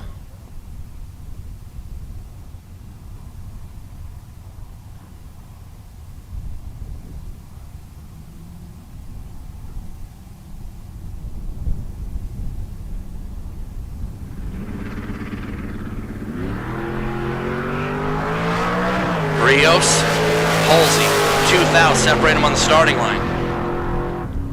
708 for Eric Halsey going to get the win. On the 705 dial, Ron Rios, 5 above, and no good. So, Nathan Hershey, Mark Kidd likes us both, but he says that we're both incredibly wrong. That 56 is the correct answer out of the 56, 55, 57. I mean, I'm saying Mark's wrong, but that's okay. I mean, Mark's not wrong about much, but like, I mean, his baseball team is wrong. 55, 56, 57, Chevrolet is wrong. Steve Valdez, Seth Polvador on that super ultra sleek and aerodynamic Ford Fairmont is 009 and real good. 673 for Polvador. Steve Valdez is 50 green and 2 Hun under the number, but Seth Polvador had him covered. Jeremy Flyler and Cal Gordon.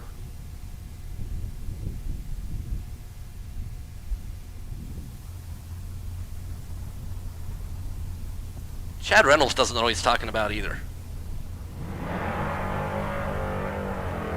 I mean, he might know a little bit, but he's wrong here. Jeremy Flyler. Now, if I remember earlier in the chat bleachers, Monday is Jeremy Flyler's birthday. So happy let's see. So today's Friday, Saturday, Sunday. So happy pre-birthday day. Right? We gotta have 3 pre-birthday days. I mean, if you're gonna like come celebrate your birthday, what better place to be than here at the K&N Southwest Showdown at Tucson Dragway? Try to put a little coin in your pocket, have a little fun. Cal Gordon out of Hesperia, the 85 Mustang. Over that American walk-in cooler side. Flyler is looking for a birthday present. Cal Gordon is looking to not give him a birthday present, and that's not very nice to do to a young man who's going to be celebrating a birthday in a couple days. Cal Gordon bounces Jeremy Flyler. 649 on the 646. 58 green was Cal Gordon. Jeremy just a little bit tardy leaving the starting line, and 4 above, and that combination does not work.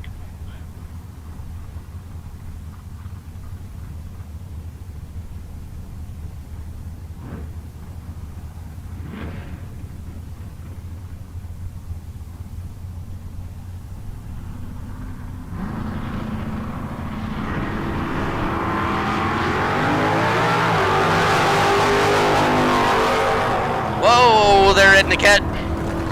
We're gonna need that stuff later. But Ed Niket is gonna be your winner, as Joe Accardo was red by 33 thou, and Joe Accardo might need a friend.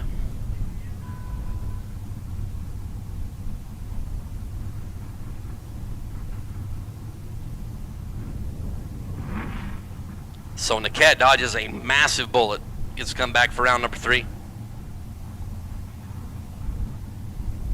Just wild down there. Joe Accardo turns red by 33 thou, and eek. That is like oogly with a capital U. David Beckwith, Paul Polito. Beckwith out of Rancho Cucamonga, the big Malibu. 738 the dial in there for David. Paul Polito at Tucson, Arizona.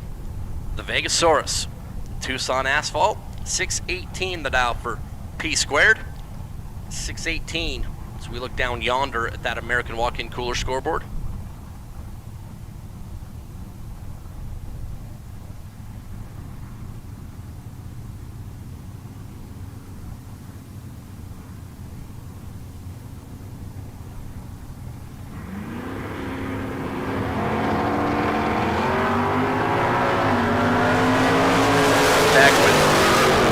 Starting line advantage. Paul Polito trying to chase down the big Malibu. Not going to get there. 004 for Beckwith. 741 to get the win.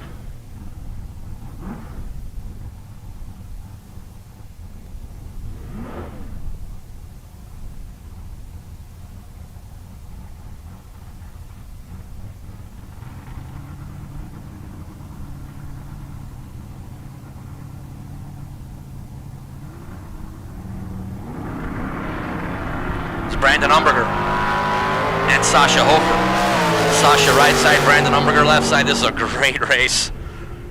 And Brandon Umberger going to end up on the right side of it. Sasha breaks out by 11th thou, but there was no way she was going to switch a win light over into her lane. Sasha was 28 green, Umberger was 21 green in the Jelly Bean. And then dead on 4 for Umberger. Just nasty. Sasha out in round number 3 is Tim Arnswald, Brad Hawk. Another good one. Arnswald out of Coachella in the Camaro. Brad Hawk, another one of the Hawk family racing Mustangs.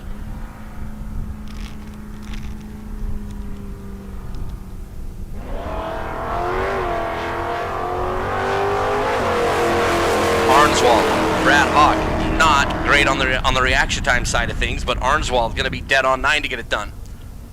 Timed it up to 2 thou down there at the stripe.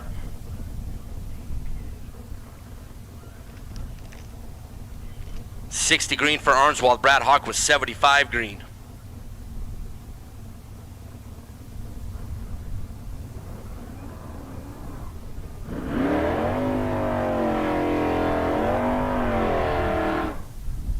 So Kyle Rizzoli and Ken Gorman. You know, it's interesting for a guy who's like a massive Dodger fan. It's so heartwarming that Kyle Rizzoli last year had Derek Jeter's number on the side of his car, and this year he's got Mickey Mantle's number on the side of the car. I mean, 2 Yankee legends, and you know that's how he pays tribute to them, is running their numbers on the side of the car. Gonna be alongside Ken Gorman. Gorman out of Rio Rico, Arizona. The Challenger.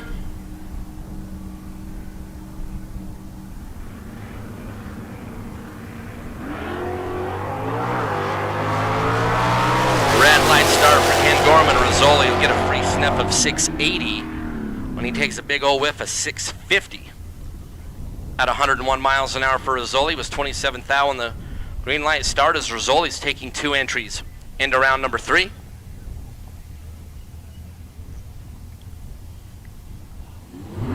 Big welcome to Frank and the Chad bleachers, Berlin, Germany. Watching the live feed for the K&N Southwest Showdown here at Tucson Dragway. It's great to see everybody from both near and far watching the great bank shift coverage. Watching Kyle Rizzoli win, and now we get another good matchup here. Chuck Hawk and Matthew Larson.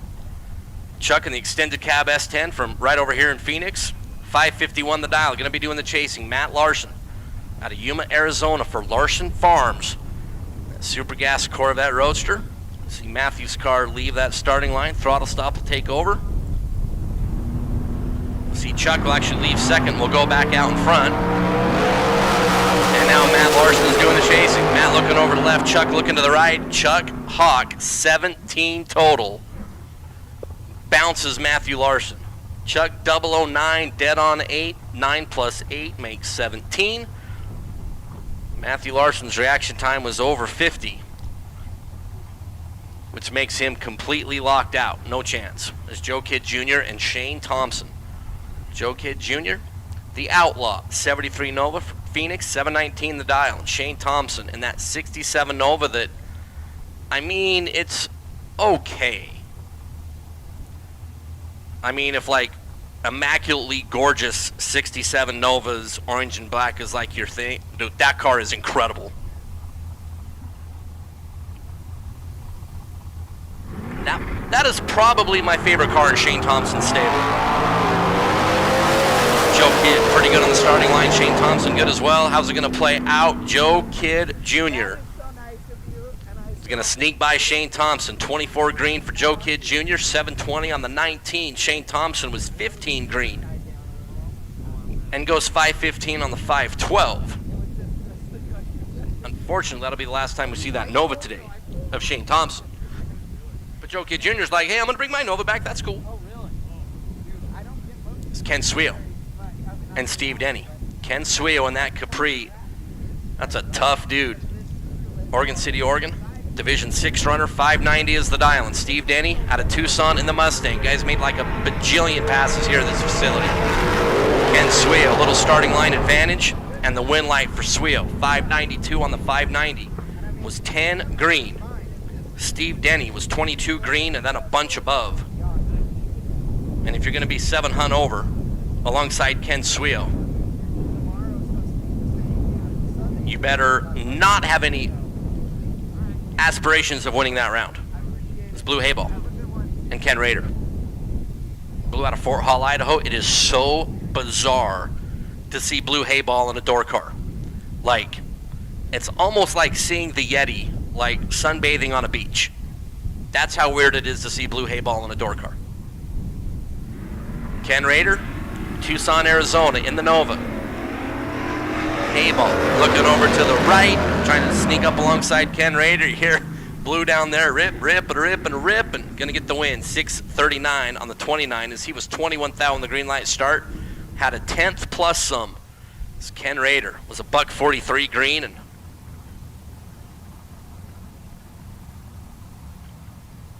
this can't be $143 alongside Blue Hayball. Don't matter what he's in. Rick Hozan and Jim Harkison. Harkison in the Barracuda. Hozan in a big Oldsmobile. Red light start for James Lakuda. Hozan's 004 green, 675. It's off the pace by a bunch, but it doesn't matter because the one light's already on in his lane. And then after James's 13 green, of course, red and dead on. It's like a magnet. Dead on one for James Harkison, but 13 red was the most important number there. Is Eric Jaquith and Doug Cash. Eric on the Hayabusa. Just love the fact that Eric brought us Hayabusa out here. He's like, I'm not afraid of door cars.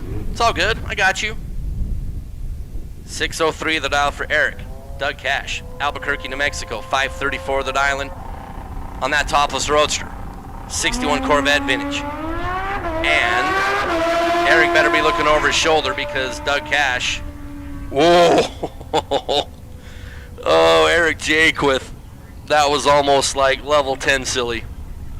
A hunt over to get the win. 6042 on the 603. The whole entire time you're sitting there going, roll your wrist out of the throttle, roll your wrist out of the throttle, do not break out. But Eric Jaquith ended up being on the right side of the number to get the win. Doug Cash was like all sorts of ugly. And that Corvette Roadster will be done for the day.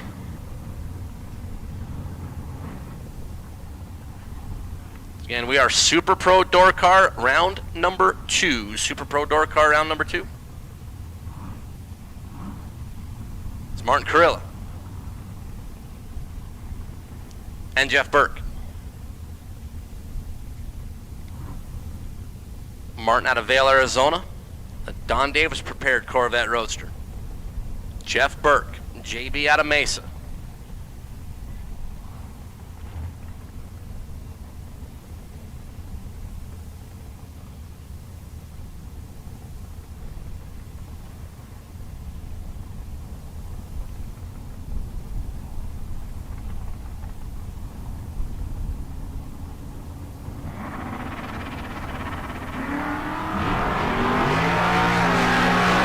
Light start for Jeff Burke by one blanking thou.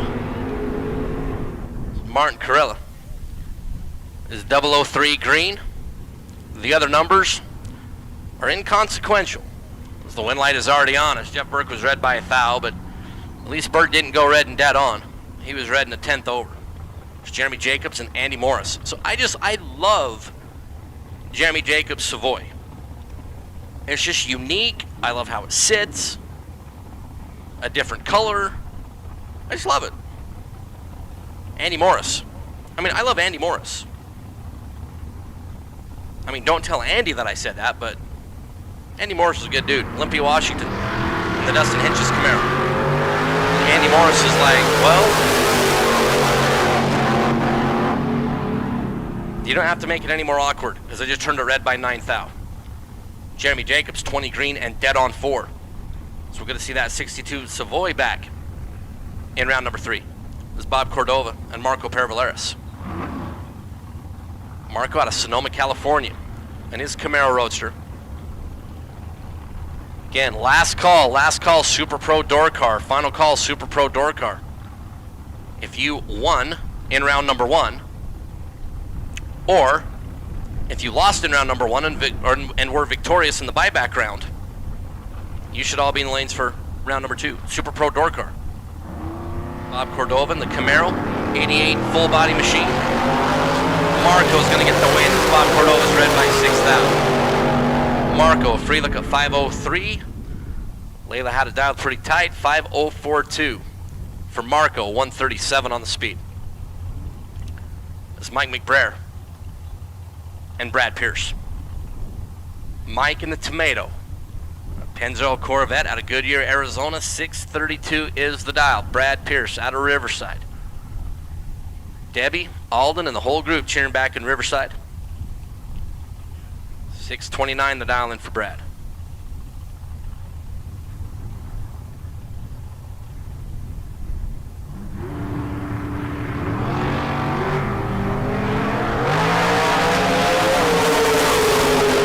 Green and green, Mike and Brad. Brad Pierce, 003. 630 with a 7 on the 629. To be good. Mike McBrayer was 41 green, and well, that started the bad mathematical equation there for Mike McBrayer. Brad Pierce gets to move forward. Will Yakimitz and Daniel McClelland. Will in his Top Sportsman Camaro.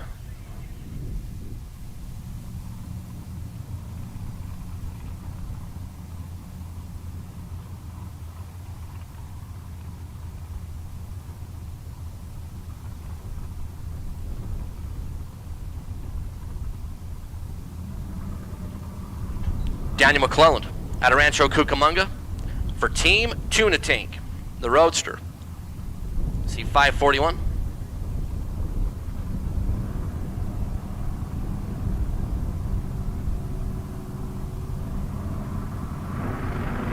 So McClelland off and away first. Will Yakovich trying to chase down Peabody? No. Daniel McClelland, Team Tuna Tank, going to get the win. 22 green. 543 on the 541. I'm sure Shirley's back there doing a happy dance. 128 on the mile an hour for Peabody. Will Yakimitz was 54 on the tree and 1 over and no good. It's Mark Lalonde and Kevin McClelland. K-Mac in the Tuna Tank wagon. Asked K-Mac why he's in the wagon and Daniel's in the Roadster. Well, K-Mac's got a bit of a gimpy knee and flat out said, I can't get in and out of the Roadster. Now I can roll myself into the wagon, so I'm going to roll myself into the wagon. 660 that out for K-Mac, off and away, and a red light start for Kevin. By 3,000, he will be cheerleading the rest of the afternoon. Tucson Daniel, Mark Lalonde in the red 88 Camaro, 24 green, and dead on 1 is good. All right, attention to the pit area. Super Pro Dragster, round number 2, green sticker, blue sticker. Blue sticker, blue sticker, blue sticker. Super Pro Dragster, blue sticker. Super Pro Dragster, blue sticker. Double entry in lanes 2 and 4. Single entry in 6 and 8, please. Double entry in 2 and 4. Single entry in 6 and 8 is Sammy Franco III and Jonathan Fiello. Fiello for Team K&N out of Yucaipa, the 67 Camaro Roadster. Sammy Franco 3 sticks out of New Mexico. Giving up some on the starting line, and Jonathan Fiello makes him pay. 529 on the 528. Jonathan was 006.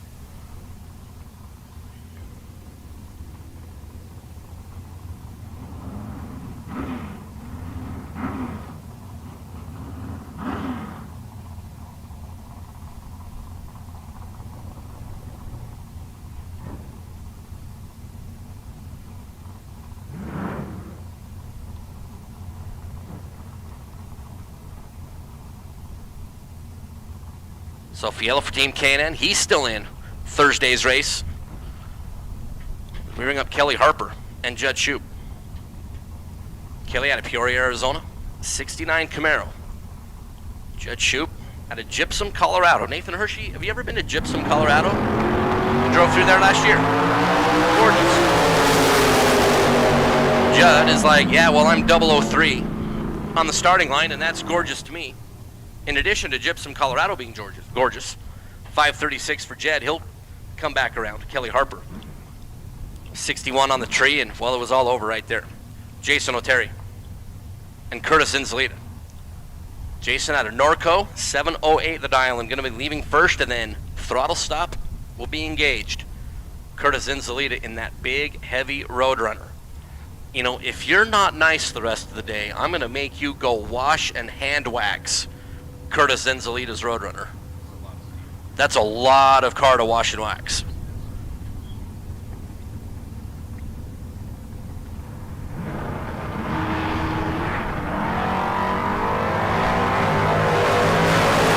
Curtis Inzalita just got annihilated on the starting line.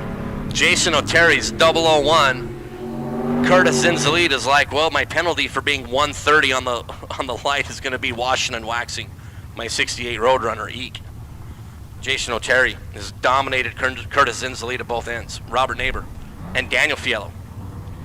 You just saw Jonathan pick up a win in that Camaro Roadster a couple pair before. Daniel in the 82 full-bodied Camaro alongside Robert Neighbor in his Super Gas 63 Corvette. For Neighbor Trucking, Neighbor Racing, and Chad Neighbor's Trailer Tipping Service, a new sponsor to the Neighbor team this week. 506 on the dial in there for Robert. You saw Daughter Bailey, who licensed yesterday and ran her first rounds of competition. Unfortunately, was defeated in round number 1 and then bounced in round number 1 of the buyback. But good to see a new generation of racers jumping in race cars. More racers are way better than less racers. Neighbor might have the rest of the day to talk about Bailey about racing, as Daniel Fiello's 004 and 1 above. Neighbor actually got to the finish line first by 3 thou, but he was under 8 thou. Gave up a couple of 100 on the starting line, and Daniel Fiello. Well, the Fiello team, I think in between Thursday and today, I think they've illuminated like 27 win lights. Been pretty solid. Dave Mazier and Nick Jonoff. Dave had an Escondido from Mazier Enterprises in that Cavalier Roadster that, man, that thing has just won so many rounds of racing and so many big races, and he's pretty good. They're in a roll cage. Nick Jonoff out of Tucson, Arizona, 73 Camaro. And when you have Dave Mazier in the other lane, you know you better do something pretty special on the starting line. Nick Jonoff, trip zip on the starting line for the Camaro, gonna get the win, 653 on the 651. How about perfect on the starting line, taking 3 thou at the finish line? As our good friend Kyle Seipel would say, I think that's about a 96%er. Perfect on the starting line, taking 3 thou? Pretty much. Mazier's 19 green and dead on 4 and is done for the day. That's just brutal.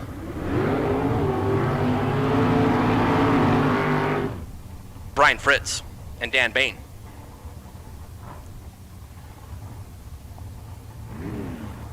Fritzy out of Mesa. That Torco Roadster. Dan Bain out of Lake Havasu City. 69 full-bodied Camaro for Mr. Bain. 556. The dial for Dan.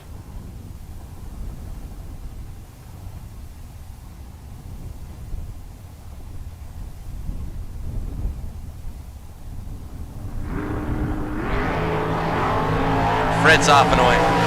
Looking over that right shoulder, here comes Dan Bain, pulling up alongside. Bain, 558 on the 556. Made it tighten. Toit down there, 2 thou margin to victory for Dan Bain. Gave up a little bit on the starting line, but a little bit better down there at the 660 foot mark. Dan Bain. Come back and play in round number 3 is Bernie Polvador and Leroy Duran. Leroy in the Challenger, the Super Stalker, 618 off the bottom. There for Leroy. Bernie Polvador, Sun City, Arizona for Three Amigos Tequila. The Grand Prix for Bernie, 544 is the dial.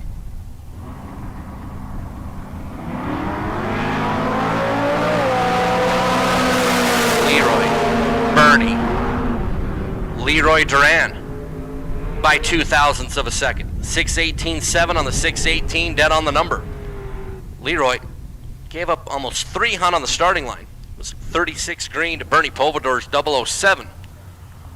Bernie got down there almost 400ths above the number, and Leroy Duran snuck by 2,000 is going to be your winner.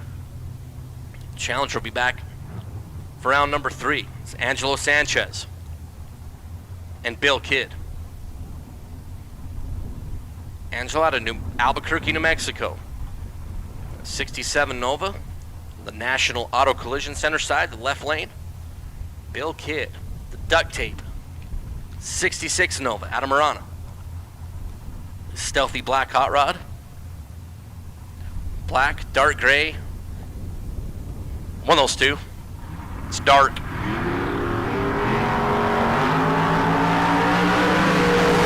In addition to being dark, Bill Kidd is also red by 4 thou. And then, as people are known to do, red and dead on. Bill Kidd 004 red, dead on 8. Angelo Sanchez was 007 and goes 653 on the 553 on the 556.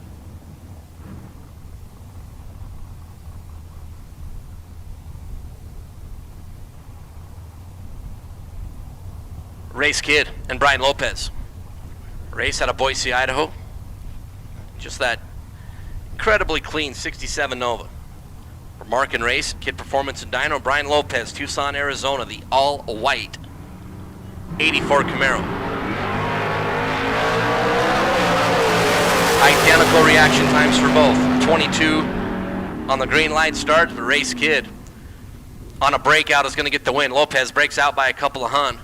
Race is 582 on the 581, and he'll come back around. For round number next is C.W. Hofer and Hank Pramoff. C.W. and the Firebird. Hank out of Arvada, Colorado in the Vega. Seen C.W. who's double-entered. Done all sorts of work.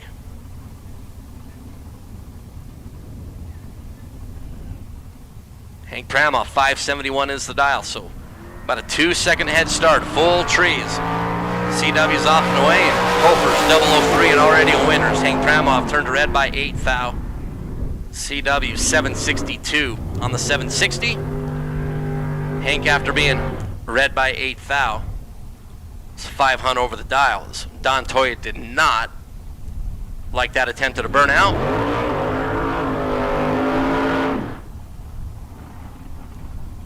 Don in the Roadster. For Don's Hot Rod Shop, it's a little bit better there, 524.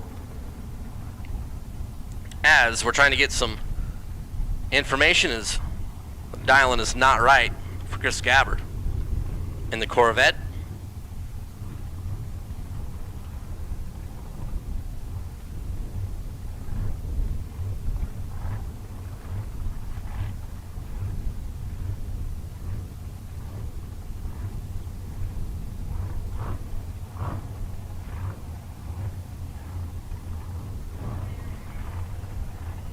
All right, Super Pro Dragsters, all y'all. Need you in the lanes, please. All remaining Super Pro Dragsters, let's get you in the lane. Don Toya. The Roadster going to be doing the chasing. Actually, Don Toya's leaving first. It's my first bracket race. You know, these rules are hard to figure out, Nathan.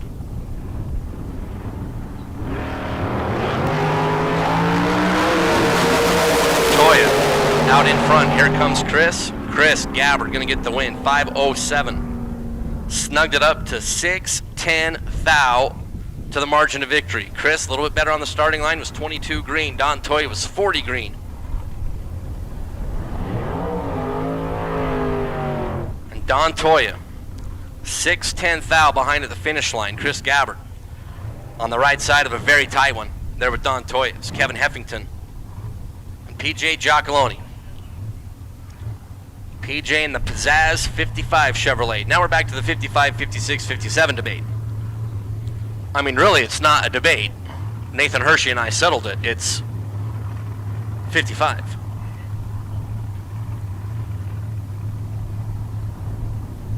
So Kevin Heffington in the dragster, 453 is the dial. A full tree plus a little, going to be the head start for PJ. Guy who finished number 4 in Division 7 last year at Super Street. Here comes the big dragster, Kevin Heffington. PJ looking over to the left, and Kevin Heffington sneaks the nose of that dragster out in front. 455 on the 453. PJ a little bit better on the starting line by 6 thou. But ended up being 4 hun above, and Kevin snuck inside with that dragster to pick up the win.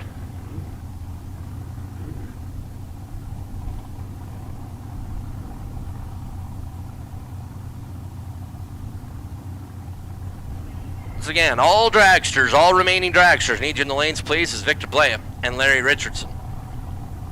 Victor out of Albuquerque, New Mexico, 528 is the dial. Going to be leaving first. Larry Richardson out of Colorado. Dragster with the wing here in this pair. 486 is the dial. Larry in full control. And the win, 006 for Larry, 491 on the 486. Victor Blea was 75. Howie Long on the reaction time. Howie Long. Long a decorated career, but a horrible reaction time. So Larry Richardson back for round number 3 is Dustin Wirtz and Jerry Denton. Dustin out of Napa, Idaho. That incredible Miller prepared dragster. 458 the dial for Dustin. And Jerry Denton, 469. The dial in there for JD. Gonna leave first by just over a tenth.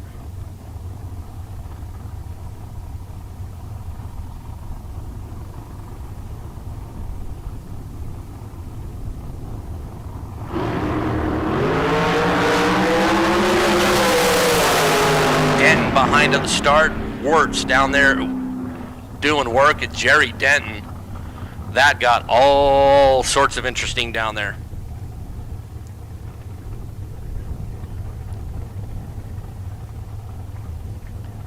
A right lane, Jerry Denton down there made a little move, ended up coming across the track behind Dustin Wirtz. No contact or anything, but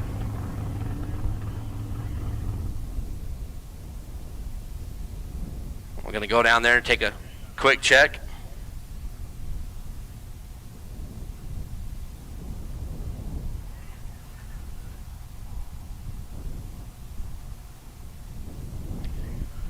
So you watch that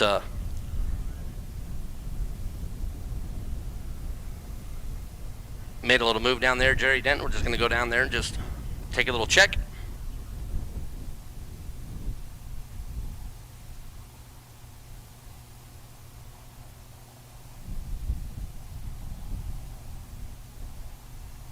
So once again, all my Super Pro dragsters should be in the lanes, please. Super Pro dragsters should be in the lanes of this time.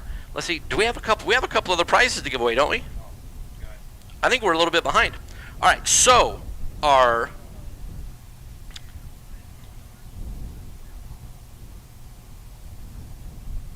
best losing package in Pro, round number 2, a $200 gift certificate from our good friend Jimmy DeFrank, California Car Cover.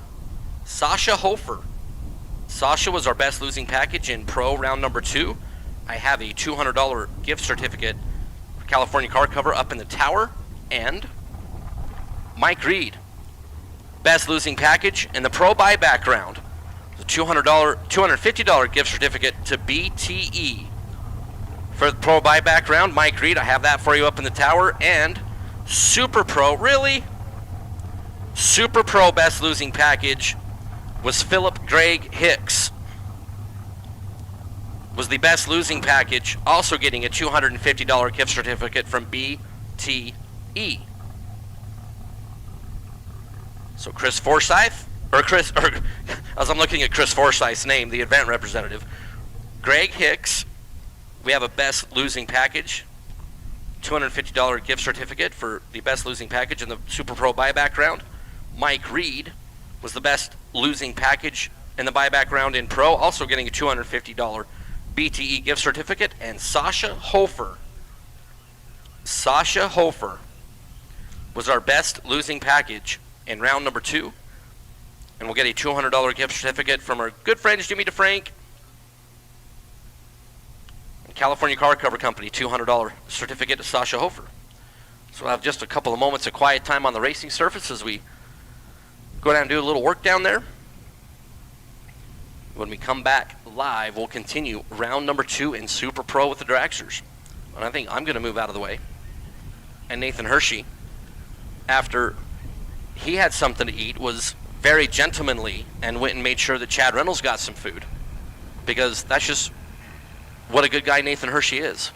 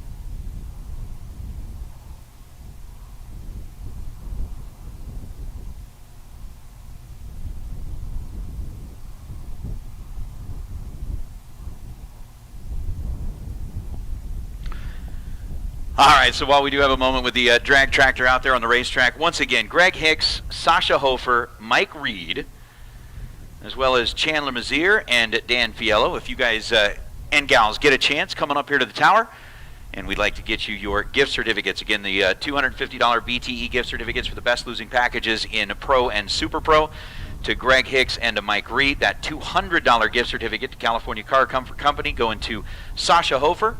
We've got the $100 from Drag Race Solutions going to Dan Fiello, and of course our best losing package in round number 1 going to Chandler Mazier. So when you get a chance, coming up here, and we'd like to get you situated with those prizes. But racers, again, we are right in the middle of round number 2, Super Pro. And in Super Pro, best losing package sponsored by our good friends at Goodyear. You're going to get a gift certificate for a brand new set of drive tires, which is pretty awesome. Again, the K&N Southwest Showdown happening right here. We've got $10 grand up for grabs on a Lucas Oil Products Friday for Super Pro, $3,000 up for grabs in Pro, and we've still got that stimulus race that is going to be taken care of a little bit later on. So for those of you that are back there,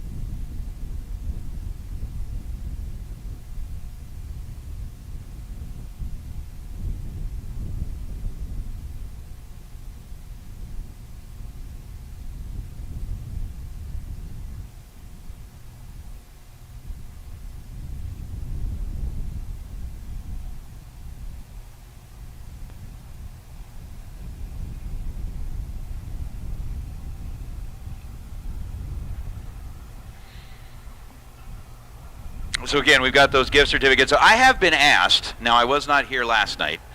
I was somewhere between Vegas and here, but I've been asked, Greg Hicks, when you do come up here to get your gift certificate, if you would please make sure to leave the battery charger in the pits. You don't need to bring that with you, but if you would please leave the battery charger in the pits when you roll up here, that would be beneficial. Just saying.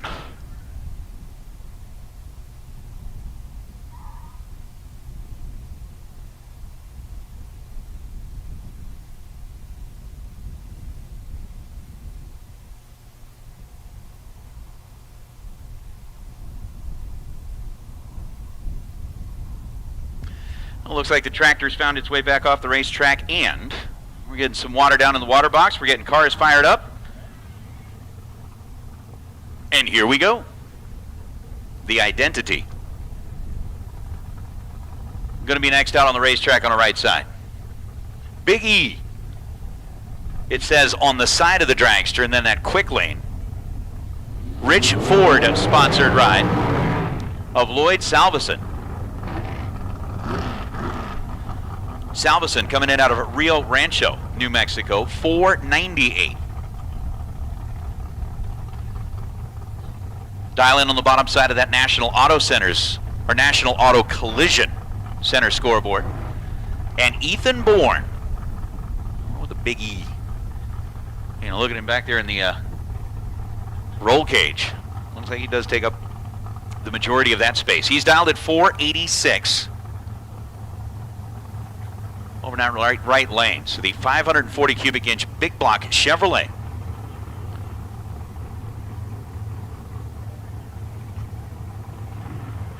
The power plant of choice behind the roll cage for Big E. 9th down, the difference between the two at this end of the racetrack, and it's going to be a 487. On the 486 for Ethan Bourne. Bourne, 29 green. Lloyd Salveson was 9th thou better with a 20 reaction time. Salveson, 28th thou above the dial, 500 on the 498, and Ethan is going to sneak the nose of his dragster across the stripe first by 34 thousandths of a second to get the win. So 16th thou above the dial, 29th thou at this end of the racetrack, and Ethan advancing into round number 3 as we bring up Dan Lafferty and Jeremy Wilson. Lafferty, I was chatting with him back in the staging lanes briefly this morning. It was one of those things where last Saturday I was like cruising around at home on the I-15 and I see this great big old Totoro. Whoa! Pausing the story, Dan Lafferty left just like, didn't even pause. Staged the car up and he took off. 781 as he gets out of the throttle. Jeremy Wilson was 005 on the red side. I don't know if he was reacting to Dan leaving or reacting to the top bold, but away he went. 472 on a 472. He was dead on one to get the win. But Lafferty's car just left. I mean, flat out took off.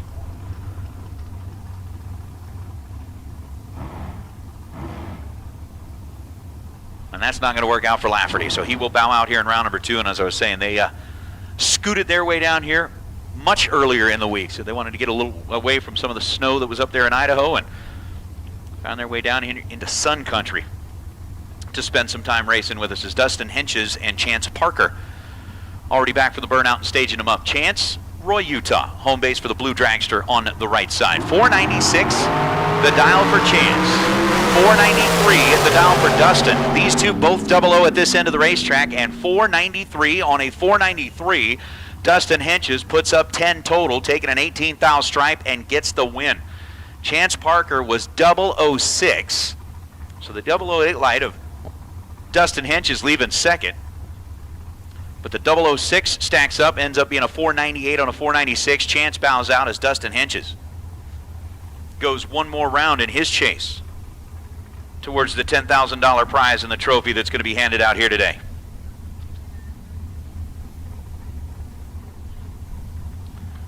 There's now Punch Johnson and J.R. Learcamp.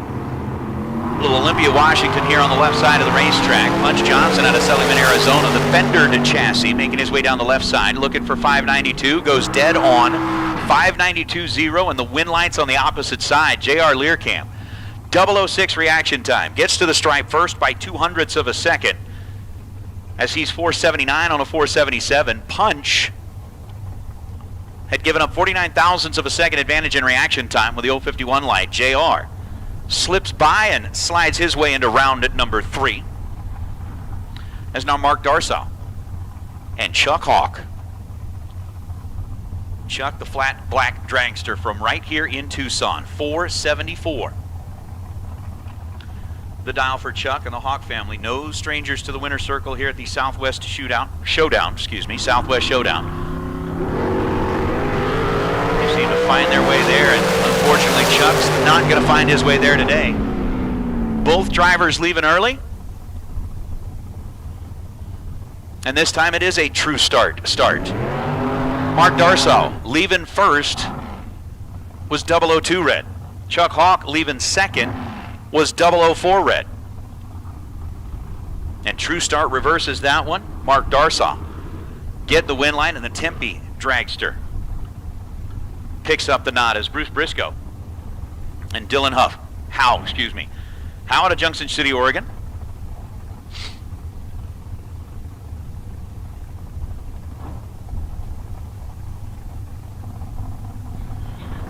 Bruce Briscoe out of Pueblo, West Colorado. 528 the down for Bruce. He's leaving first. 467 the down for Dylan. He's on the chase. And at the finish line at Briscoe, 529 on the 528. Ends up 11 thou above the dial. Gets to the stripe first by 13 thousandths of a second with an 033 reaction time. Dylan was better on the bulb by 20 thousandths of a second. He had the 013 light, but ends up 471 on the 467. So Dylan exits the program here in round number 2. Bruce will continue on through the day as Cortland Carter and Tim O'More. Tim O out of Tucson. Well, that 496 cubic inch Chevy dialed at 536, and Cortland Carter rolling in here out of Lubbock, Texas. The Carter clan always brings with them some beautiful race cars. Cortland gets the insta-win. Cortland, 505 was the dial. 507 is the run. He was 13 on the green side. Tim O'More let go 15 thousandths of a second too soon. The red light illuminates, and the 537 on the 536 didn't matter much because this one was done at this end of the racetrack. Yes, Rooster, to confirm, when you're talking about true start, the lesser of the 2 red lights will get the win. Leaving first, leaving second, doesn't matter. If you got a 002 red, do a 004 red, 002 red wins. And it works just like that. Marco Paravalaris and Jeremy Rapp racing out of Las Vegas. Marco racing out of Sonoma. Marco 463 on the 461. He's 24 thou above the dial, gets their first 12 thou. And was 007 on the tree. That was 13 thou better than Jeremy's 20 light, as Jeremy is 23 above the dial. So 20 and 23 above ends up 43 total. Marco gets to the stripe first by 12 thou and lights up the board. And yes, in true start, regardless of which car leaves first, whoever has the lesser offensive red light gets the nod. Logan War and Mark Kidd. Kidd and that Kidd Performance and Dyno, and again, really looking forward to tomorrow night's $50,000 bonus race. 50 grand shootout. Presented by Kidd Performance and Dyno. Winner tomorrow night, look at it, 50 G's. That's gonna be cool. Between Logan War and Mark Kidd, it's a 10 thou split in reaction time, and we get down to the stripe. Logan War is marching on. Logan, 16 green. Mark Kidd was 006. Mark got to the stripe first by 54 thousandths of a second and needed to get there first by 49 thou or less as he breaks it out 5 thousandths of a second. Logan, 468 on a 465.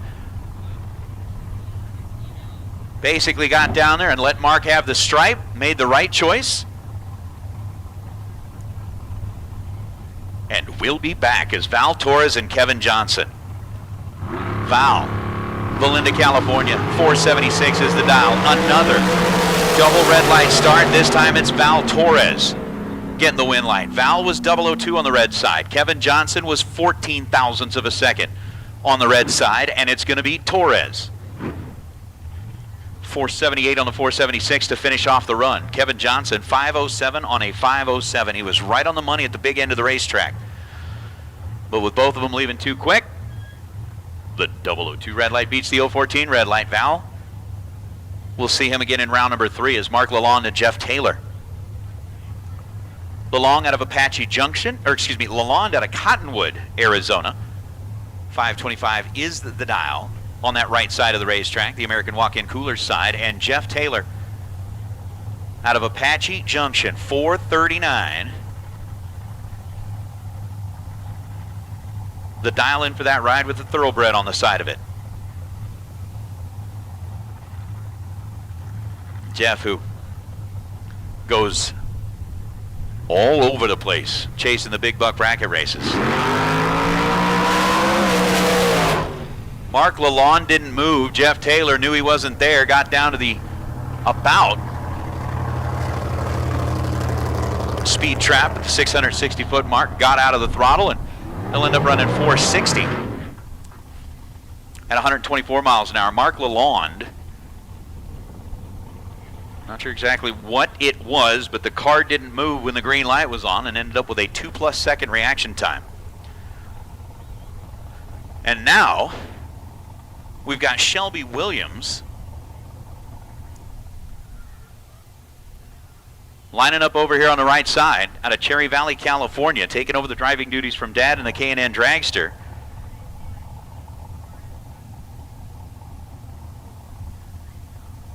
And unfortunately for Sean Page, came out of the water box, did the burnout, the car quit, and they're having to push him back.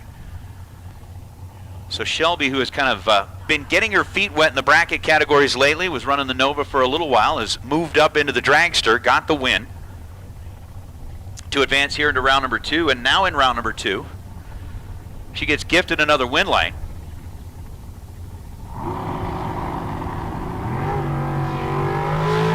And will zip her way down the racetrack, playing match game on the 552. She goes 554 after she was 040 on the tree.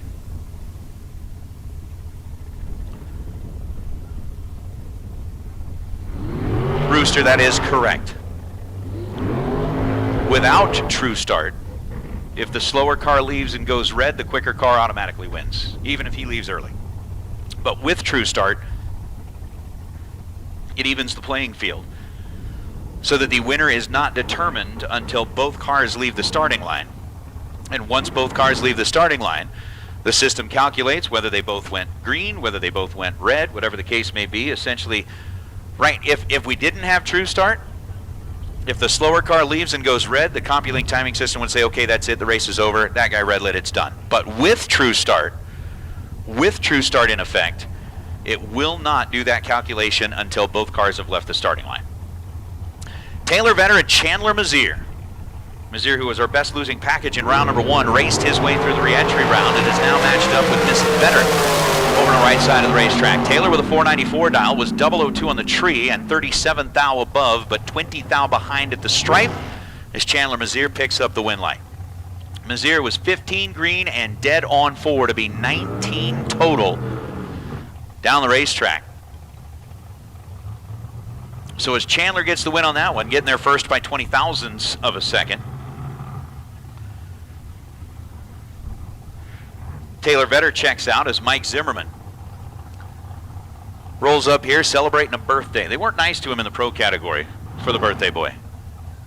We'll see if they can be nice to him this time in Super Pro. Austin Downing's like, nope.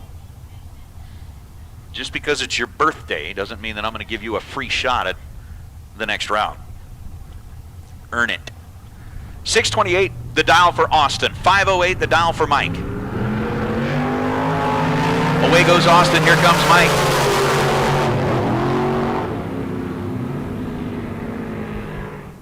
$34 thou was the difference between the two in reaction time, and it's Mike Zimmerman getting the win. 14 green and 513 on the 508, Mike Zimmerman. I don't know if like each round you win, do you get to put it like another slice of cake? Extra sprinkles, another scoop of ice cream, something to celebrate your birthday?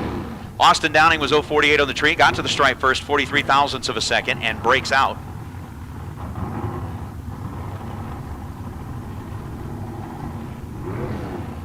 By 26 thou.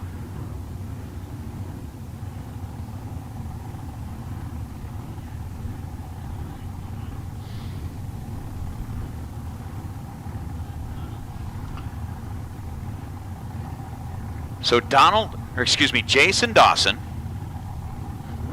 and Morgan Rose, formerly Morgan Thompson.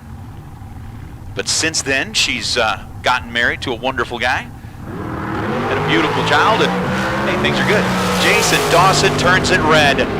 Dawson was dialed in at 470, turned it red by 10 thousandths of a second, gets out of the throttle. Morgan, 96 on the tree, and then 466 on a 466. And I know when Jason gets that time slip, he's going to look at that and go, oh, man. Oh, man, I had a shot at that. But the 10 thou red light ends the day for Dawson. Morgan will advance in Team Silver State. Takes a car into round number 3 is now Greg Hicks and Don Sefton. Hicks over to the right side. The white car with the Silver State stickers on it. Out of North Las Vegas, 4.80 seconds is the dial for Greg, and for Don Sefton, dialing in 1900ths of a second quicker than that with a 461. Head start will go to Greg on the right. Once we get him staged up, set, and ready to go.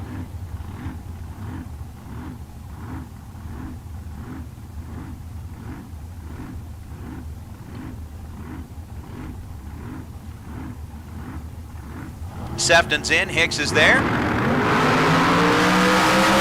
Greg Hicks in control of this race. Don Sefton's got some work to do, and Hicks is not going to let him get it done. Hicks for the win light, 008, 18 thou above, gets there second. Don Sefton tried to make up for being a little tardy at this end of the racetrack with an 041 reaction time. Took a 47 thou stripe and runs way under, 454 on the 461.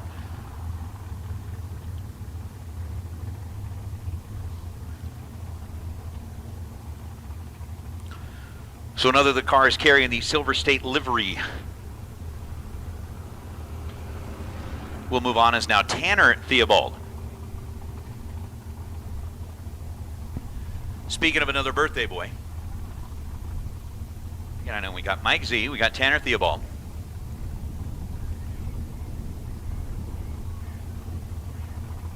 I'd like to find out if there are any other birthdays out there so we can give you a shout out that are here on property. Lane Desper's dialed in at 516. Tanner's dialed in at 485. And we get down to the big end. Win line's going to go to Lane Desper. 21 on the tree by 3 thousandths of a second. He gets to the stripe first and goes 517 on the 516. Tanner Theobald was 11 thou better in reaction time with a 10 light. But on the 485 ends up running 33 thou above to be 488 on the 485 and 3.5 thou behind when it mattered. We're going to go ahead and put out a final call for Super Pro Dragster. Super Pro Dragster, final call for round number 2. Final call, Super Pro Dragster. If you are not back in the lanes yet and you are still in competition here in round number 2, need you back into the lanes, please. Here is Richard McFarland. McFarland, who has parked that car in the winner's circle at a big buck bracket race up in Vegas. That is like a home-built, well, shop-built. But it's one of those things that the guys did as a side project in the shop at work. I love that car. 595 on the 592 for McFarland, was 21 on the tree. Lance Parker, the team out of Roy, Utah, turned it red by 10 thousandths of a second. And then goes 485 on the 485.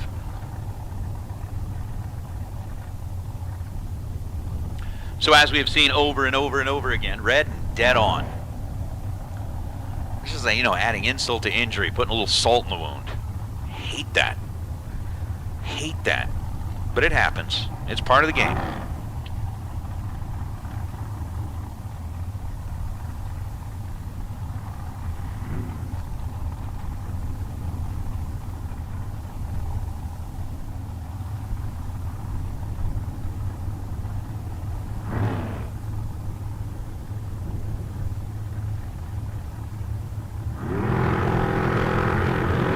Chad Weber lined up with a 483. Brandon Lynch on the right side lined up at 487. Advantage on the tree went to Brandon Lynch, and he's going to nod, or get the nod for the win.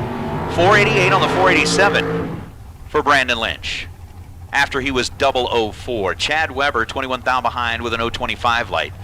Gets to the stripe first by 10 thou and breaks out 20 thou. So Lynch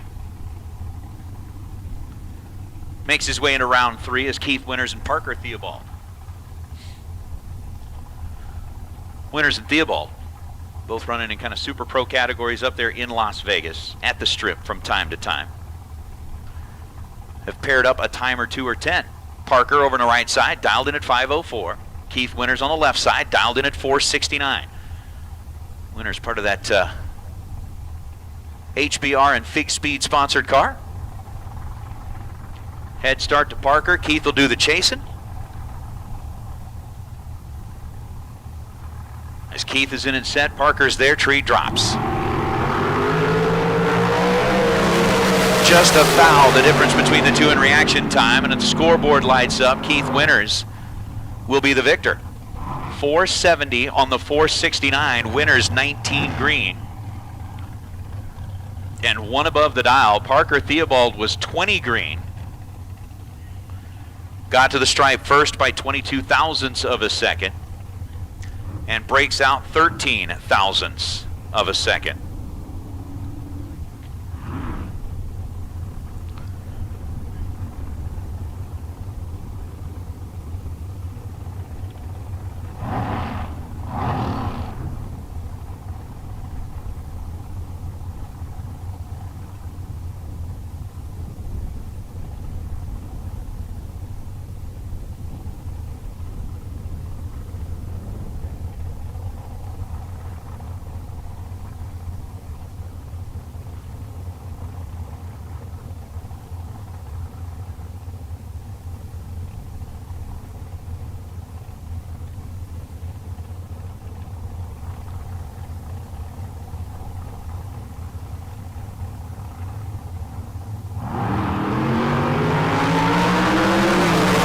Canavo and Tom Bayer, the two that are side by side now, and Bayer whomp at the throttle as he makes his way down the racetrack, was 14 on the tree and goes 478 on the 479 to get the win light. Canavo 29 on the tree and then 498 on the 496. So 2 above the dial and 19 thou behind at the stripe. Canavo checks out here in round number 2. Tom Bayer,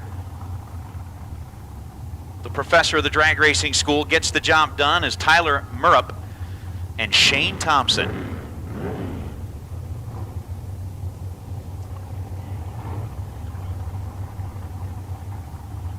in that car that was painstakingly done at the shop there in Vegas by the Flying Airbrush. That is a showpiece. 468 the dial for Shane. Of course, his Nova is also a beautiful showpiece. Tyler Murrup is dialed it at 501, so it's going to be Murrup in the Jordan Motorsports sponsored car, leaving first this time on the left side of the racetrack.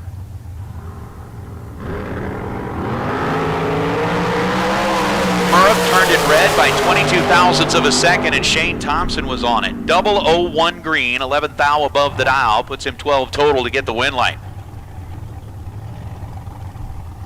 After Tyler Murrup was 22 red, he ends up running 5,000, 5,000 on the 501. But this one was over at this end of the racetrack, and that is going to bring out Trey Vetter and Dean Bush. Again, a couple of cars based out of Las Vegas.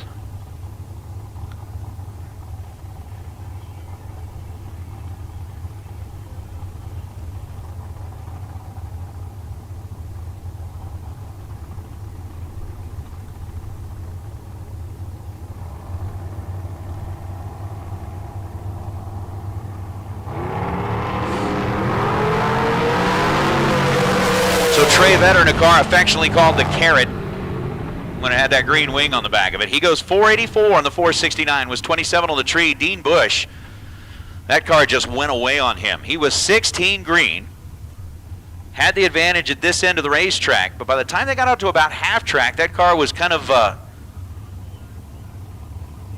coughing and hiccuping a little bit. Ends up with a 678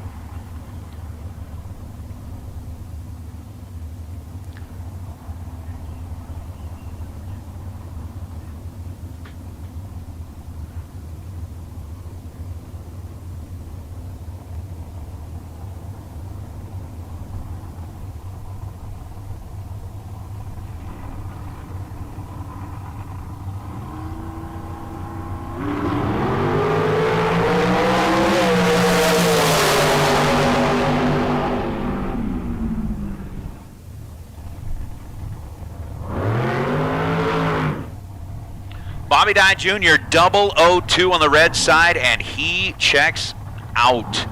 Lloyd Coker, 50 green, 5 above, gets in the win light. Bobby Dye, after he was 2 thou red, goes dead on 4. Ouch. Ouch. Not good. Not good. Chris, you are correct. In the world of True Start, the system will not determine a winner until after both cars have left the starting line. Again, now that's in the case of a red light. In either case, it's going to look and make sure once both cars leave green, it knows that it doesn't determine a winner until the end. That type of thing. So you're right. Trevor Harkema and Robert Neighbor. Neighbor 002 green, 475 on a 473, and nope. Trevor Harkema's moving on. Harkema was 16 green. Gets the 7th thou stripe and goes 494 on the 494. So dead on 5, 16 green. Puts him 21 total. Robert Neighbor was 002 green at this end of the racetrack and had some room to play with, but then ends up 26 thou above the dial, and it would be done. As Patrick War and Taylor Strange are out next. Strange out of Erta, Utah. 436 is the dial. A quick car on property here, 4.36 seconds. And Taylor Strange dialed at 502, going to get a sizable little head start here. By about 2 car lengths. Patrick War couldn't wait long enough. 13th thou on the red side. War is done. Taylor Strange with an 031 reaction time. Goes 503 on the 502 and gets the win. Patrick War fouled it away 13 thousandths of a second. Goes 438 on the 436. We bring back our next pair from the burnout. Funny Car Chris. Chris Northup, who's like, my games has got me totally wondering. I've been like scouring Facebook trying to find a couple of things or wherever I could, but talking about Funny Car having something to do with the Discovery Channel and all of that kind of, I'm like absolutely just chomping at the bit trying to figure out what that is. He's got the dragster over on the right side. 5:29 for the racer out of Boise, Idaho is the dial. 5.41 seconds, the predicted ET for Sammy Franco, the second out of Los Lunas, New Mexico.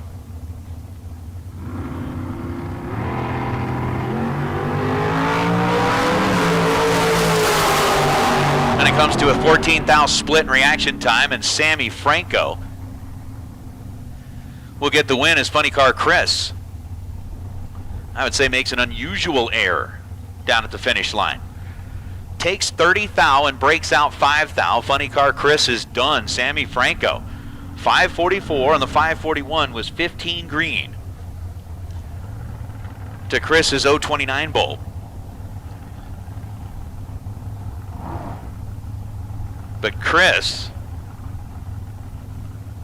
taking a little too much stripe down there, breaks it out 5 thou and checks out as Elliot Franco and Val Torres Jr. 480 the dial for Val on the right side. 549 the dial for Elliott on the left side.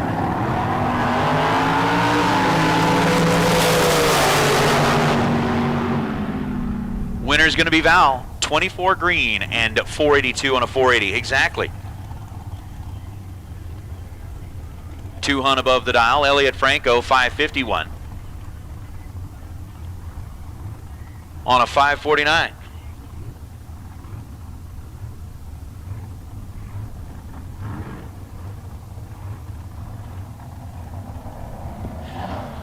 So as our next two take up their positions on the starting line, going to be Dustin Wirtz and Nick Downing. Hey, Pro, your attention, please.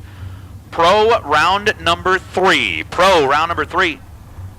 We are going to be getting into, for Pro, what will be the JEGS round. So the JEGS.com Pro round number 3 will take you into the staging lanes, please. Pro bracket round number 3. Again, double entered cars to lanes 2 and 4, single entry cars to lanes 6 and 8. Pro bracket round number 3. Come on down. We'll take you into the lanes, please. Dustin out of Nampa, dialed 457. Nick Downing over to the opposite side of the racetrack, and that red Bill Luke Dodge sponsored ride dialed in at 503. Away we go. 6 thou between him in reaction time. Nick Downing gets to the stripe first by 0.04 of a second and needed to take 2 thou or less as he breaks it out. 5:02 on the 5:03. Dustin Wirtz, 14 green and dead on 8 to get the Nampa, Idaho-based ride into round number 3 for Super Pro. Speaking of round number 3, Pro Bracket, round number 3, you have been called, you have been summoned, you have been invited.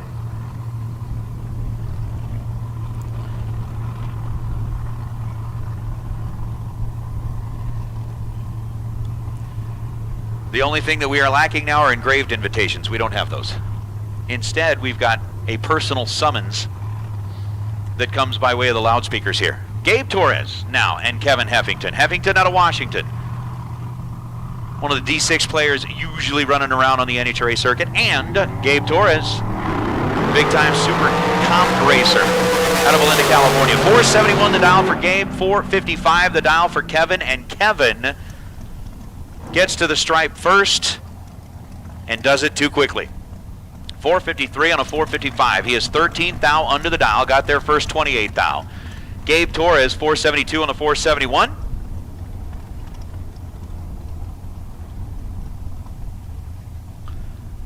After he was 22 on the tree to get the win.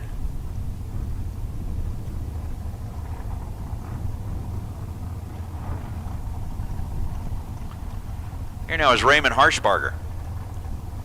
Harshbarger, who got that solo shot in round number 1 to finish things off when we wrapped up Super Pro. And Gary Youngblood. Youngblood, the winged dragster on the right side of the racetrack out of Pueblo West. I have to keep trying to, like, slowly, very slowly, make sure that I say Pueblo West. Because, I mean, for some reason, if I try to say it fast, it just doesn't work. Well, Harshbarger's buy run in round number 1 got him to round number 2, and that is where it will stop. He was 26th down on the red side, goes 496 on a 495. He is done. Gary Youngblood, 14 green and dead on 3, 17 total for Youngblood. Advancing into what will be the Jigs round. I don't know if I can do that. Do what? You're shaking your head. No, I was going to say like the whole Jigs. I don't know if I can, maybe later in the day I can pull it off, but right now it's probably not there. Larry Richardson and J.R. Learcamp. Richardson down 49 on the right side, gets the win on a double breakout. He was 005 on the tree, gets their first 2 thou, and breaks out 8 thou. J.R. Learcamp getting there second, breaks it out 10 thou, was 009 on the tree. Aha! Mike Eames went out and did a little sleuthing. And as we were very, very curious as to what led to like the, 0.73 something reaction time for Dan Lafferty, what we identified is that cars do not respond or react well when you try to leave in high.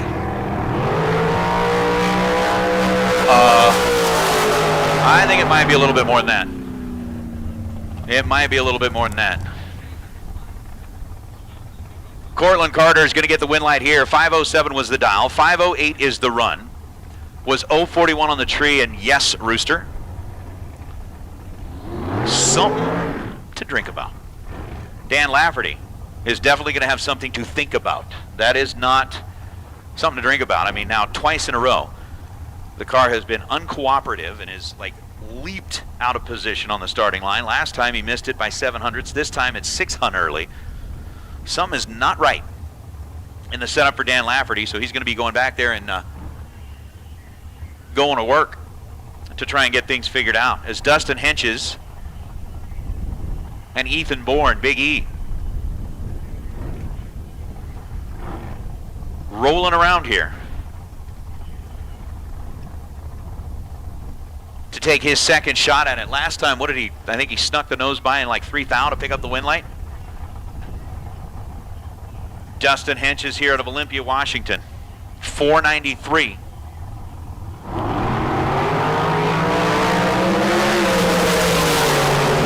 Thou the difference at this end of the racetrack, and Ethan Bourne, whoa. I'm going to talk about keeping them tight. I think last, like His first entry this round was like a 3 thou stripe. This time it's 7 ten-thousandths of a second. He was 007 on the tree, goes 488 on the 487, and by 7 ten-thousandths of a second gets to the stripe first. I mean, it was one of those deals where Dustin Henches was right there with him, was 20 on the tree, and breaks out 1 thou. I mean, it didn't really matter, because Ethan had it covered, 007, and with, 7 10 thou to spare at the finish line, he's like, man, I got plenty of room. I got tons of room. Or not. But you just keep believing that. Race Kid and Brian Howe. Howe left side, 473. Race Kid right side, 478. 5 on the difference in the dials. 72 thou the difference in reaction time. Race, that's not really nice. Not at all. Brian was 072 on the tree, goes 475 on a 473. Race Kid just basically hung a wheel on him and kept it there. 484 on the 478, and Race put up a trip zip perfect reaction time to roll his way through. It's going to bring up Andy Dawson out of Peoria, Arizona, and Dylan Howe. Dylan, 467 is the dial for the dragster on the right side. Andy, 675, the dial for the Nova on the left side.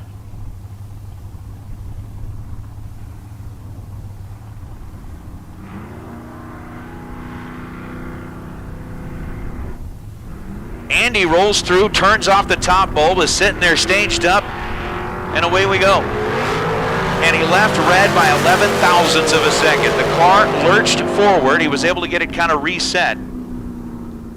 Run 677 on the 675, but Dylan will get the win light by way of a 008 reaction time, and then 468 on the 467.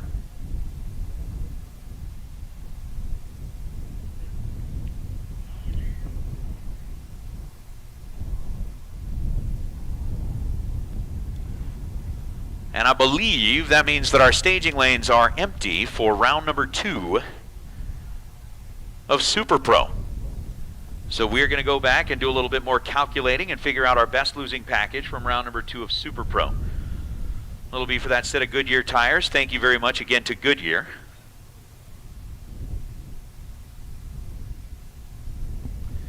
So, ladies and gentlemen, boys and girls, this is, I mean, literally, this is hot off the press. Apparently there was like an announcement made this morning where some things have changed. A lot has changed. Originally, this weekend, there were going to be no spectators. But this was just posted by way of Tucson Dragway. Pima County has just allowed us to have a limited amount of spectators for this Saturday and Sunday at the West Coast Bracketway, the Southwest Showdown.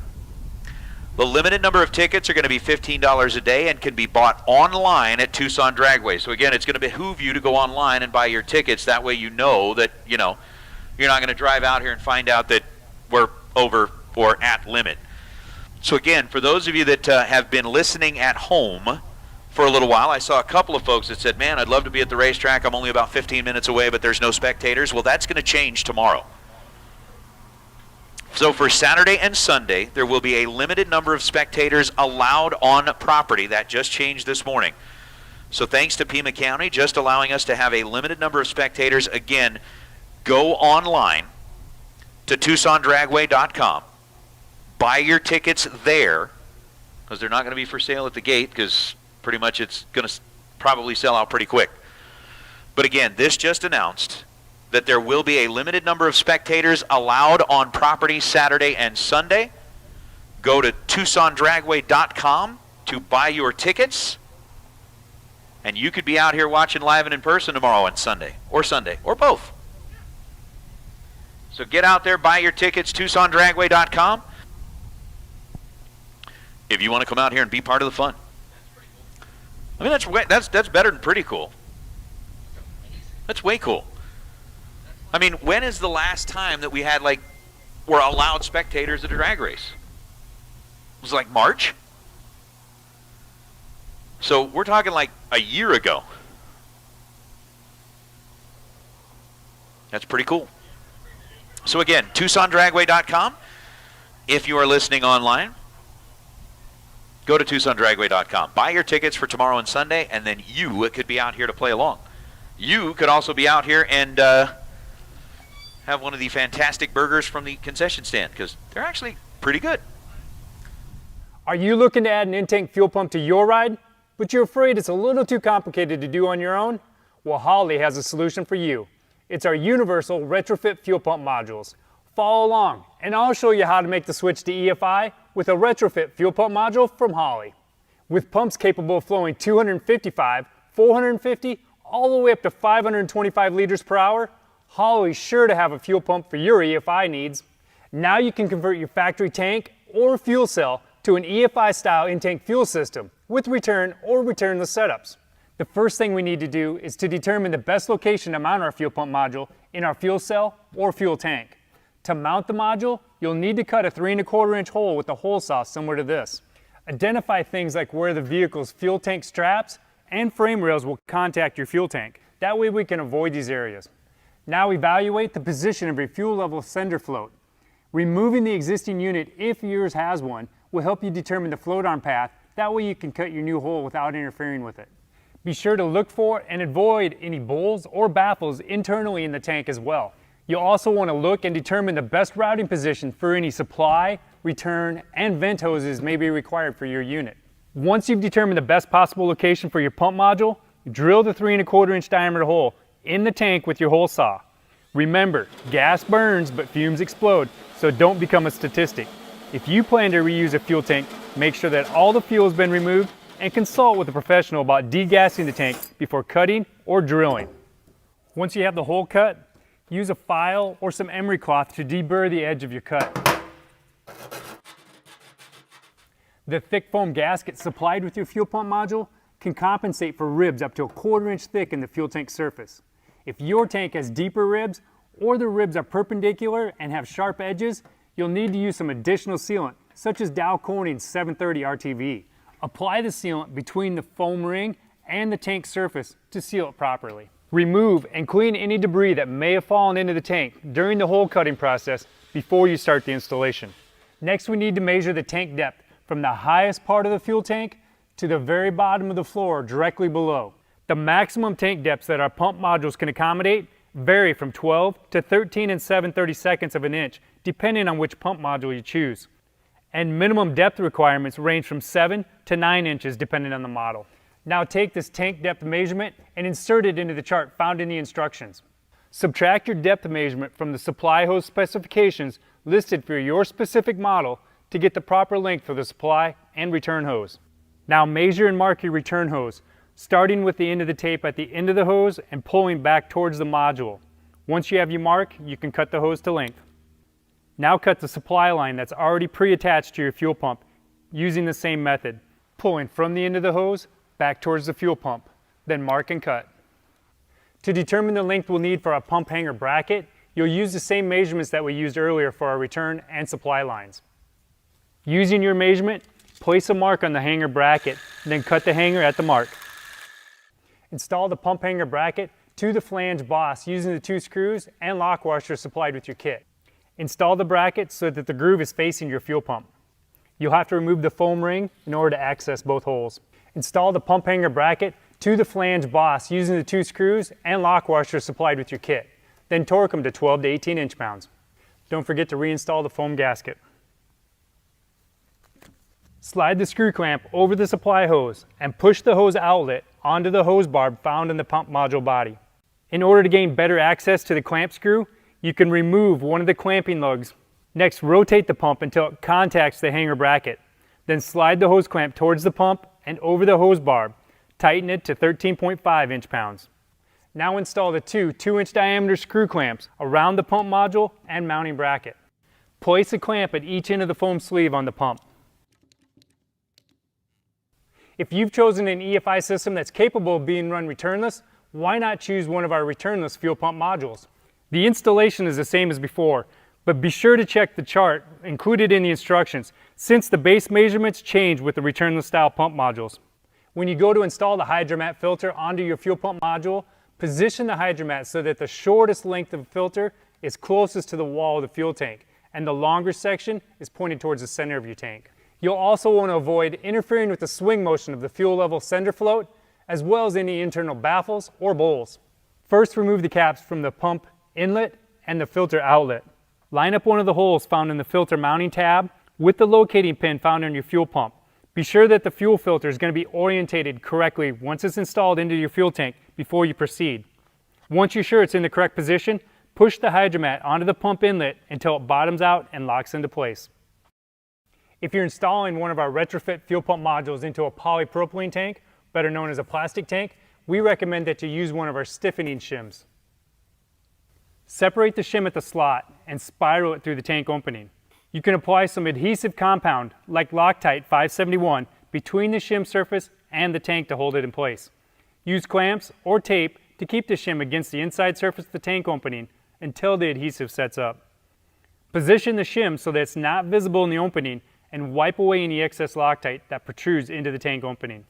Before installing the pump module into your fuel tank, install any adapters or ports needed for your supply, return, and vent lines. Now is also a good time to go ahead and install the preferred electrical connector.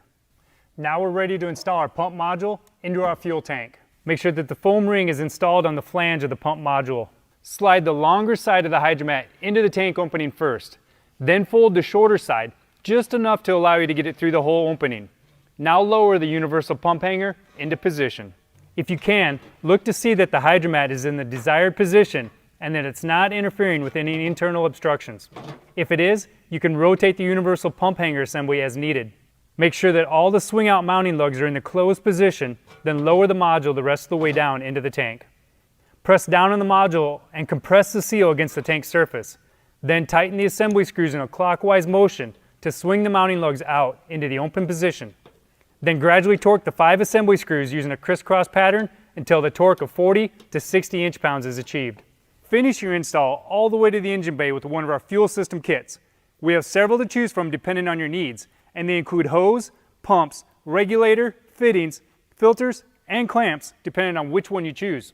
To complete your installation, make all the necessary connections for your fuel, vent, as well as the electrical connections and the fuel sending unit. Once you have your tank up in place but not fully secured, it's a good idea to go ahead and power up the pump. That way you can check for any leaks. If you're leak free, go ahead and raise it in its final position and secure the tank. Make sure that you don't pinch any wires or crush any fuel lines though. And remember, all vent lines must terminate at least 6 inches above the top of your fuel tank. That wasn't so bad. Now you can convert your factory tank or fuel cell into an in-tank EFI system quickly and easily, all on your own. For more great fuel system solutions and how-to videos, visit us at holley.com.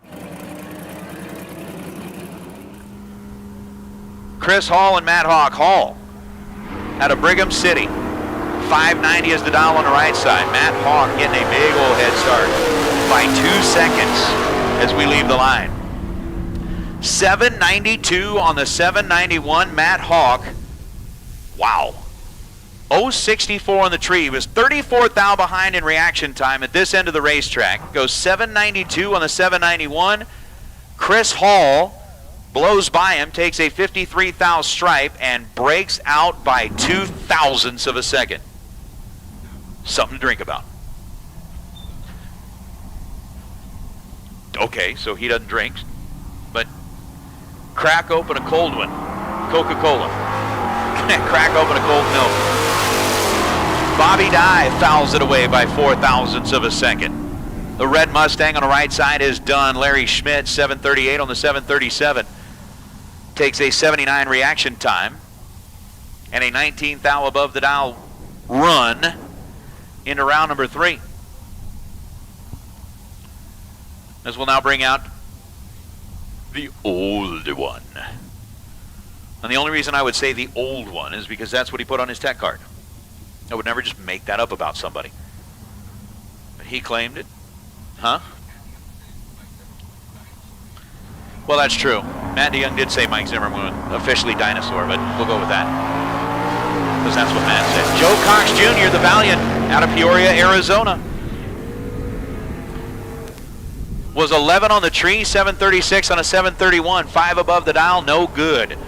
Brian Johnston, 56 on the tree and 621, dead on 0. Baby. Concession stands open till 7. I have to look at that. It's like 4:30 here now, right? Not what it is, 4:30.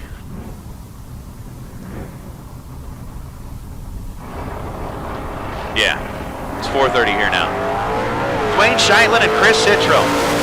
Citro, the Mustang on the left side. Scheitlen, the Challenger on the right side, and it's going to be Citro 660 on a 656. Chris Citro lights up the scoreboard. Had the 018 reaction time. Dwayne Scheitlen was late with the 087. And then runs 656 on the 654 is David Beckwith and Steve Johns. Johns in the Falcon.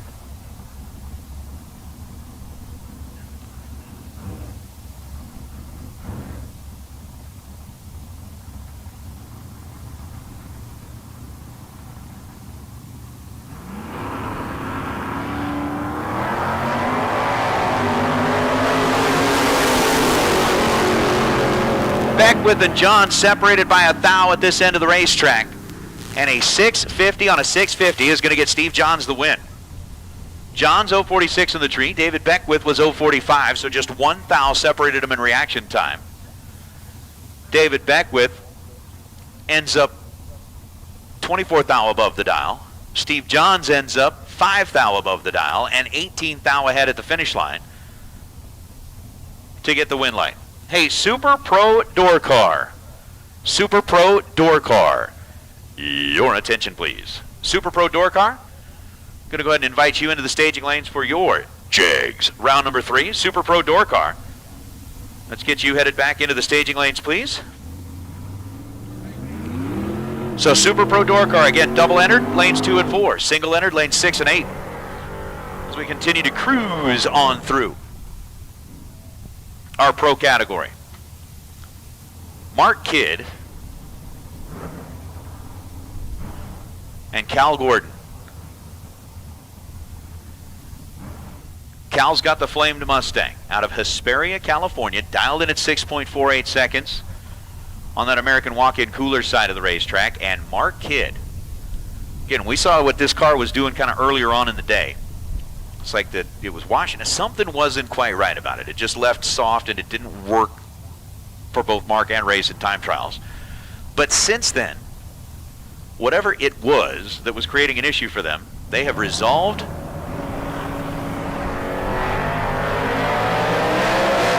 And resolved well.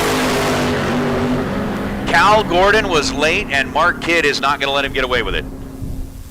Mark Kidd 053 on the tree. Goes 584 on the 583. Cal Gordon had a 115 reaction time. Goes 647 on the 648, but Mark was all over that. All over that.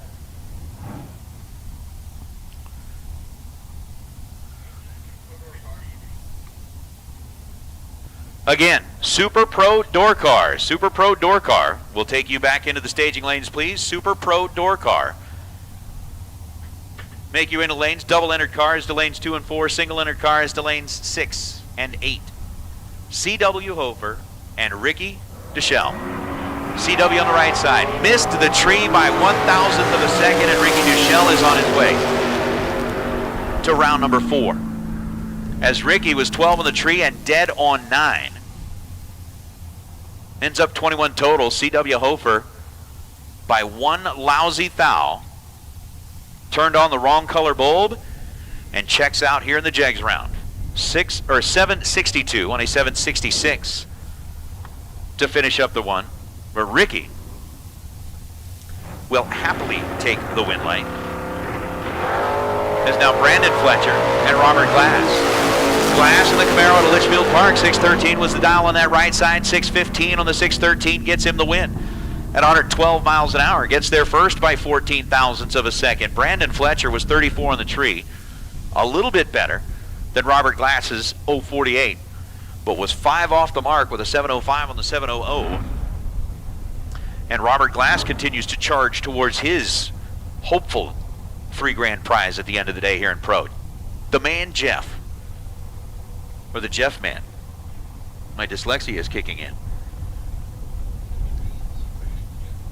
Safranic man, the Jeff? Whatever it is. He's dialed in at 718. Tim O'Moore's dialed in at 606.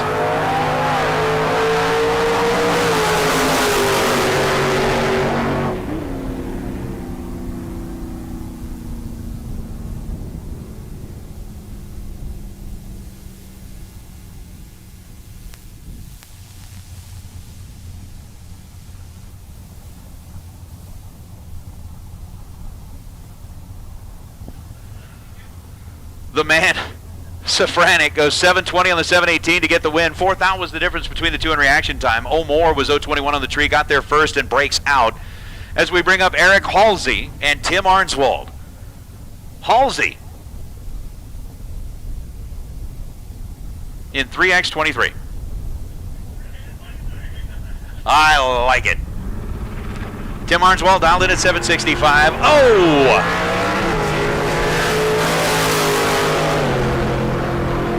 And unfortunately, the disappointment sets in. He's read by 28 thousandths of a second, goes 709 on the 708 dial.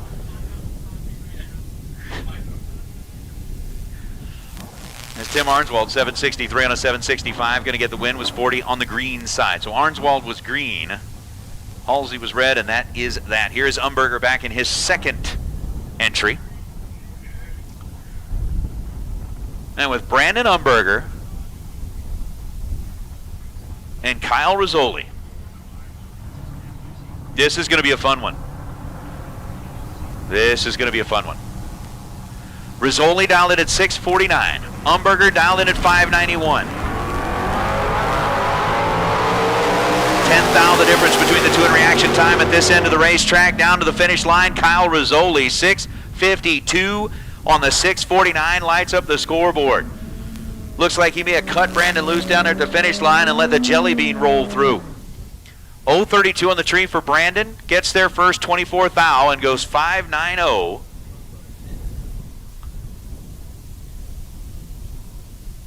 On the 591. Got a 24th thou stripe and broke out 2th thou. Leroy Duran going to be the final car in our pro category for the Jags. Round number 3. Jags. I don't know. Leroy leaves 15th thou too quick, but on the solo shot, no biggie. No harm, no foul. Okay, well, foul, no harm. 608 on the 600 for Leroy Duran. That brings the pro category, round number 3, to a close for Jags.com. Again, we're going to go back and look at our best losing package for round number 3. Going to get a $200 Jags gift certificate. And speaking of best losing packages, our best losing package in round number 2 for the Super Pro category, getting themselves a brand new set of Goodyears, Dave Mazier. So Dave, for you, and I don't think Chandler's been up here to collect his yet. So Mazier, you've got the set of Goodyear Racing drive tires. That gift certificate is up here in the tower. Coming up and get it. Sasha Hofer, we've got your best losing package, the California Car Cover Company. $200 gift certificate. Greg Hicks, we still got your gift certificate up here, as well as Daniel Fiello. So if everybody who's got the gift certificates up here waiting for them will come on up and get those taken care of, we'll get it done. We'll get it done.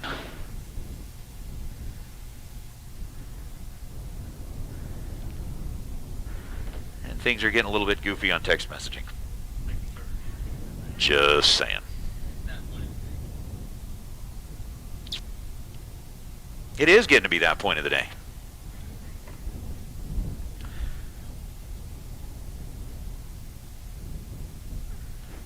I don't know that we've, I don't know, I'd say like as we're like kind of halfway through round number 3, we've kind of hit the, do we call it the midway point? because we've gone through time trials.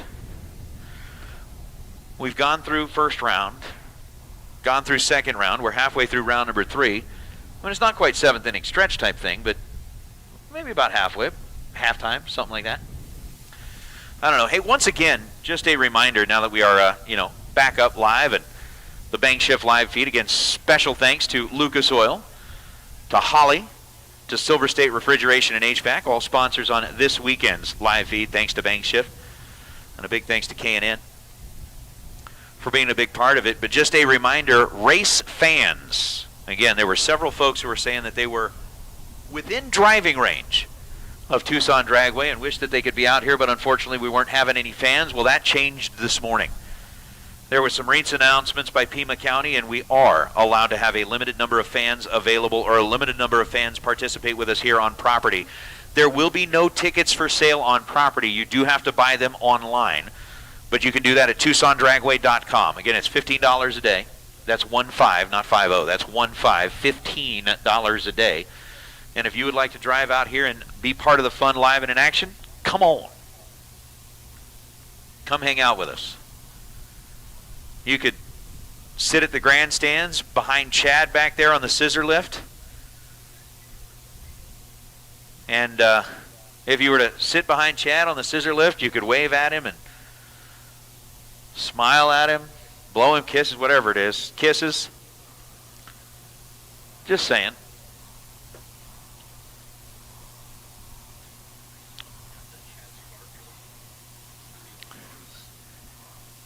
I did notice that.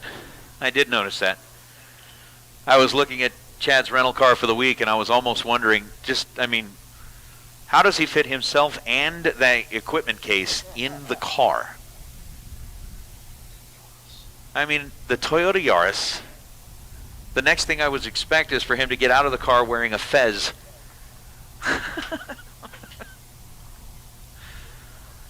Just saying, wearing a little hat, collecting money for Shriners. Maybe. Hey, don't make fun of fedoras. No. Fedoras are awesome. But no.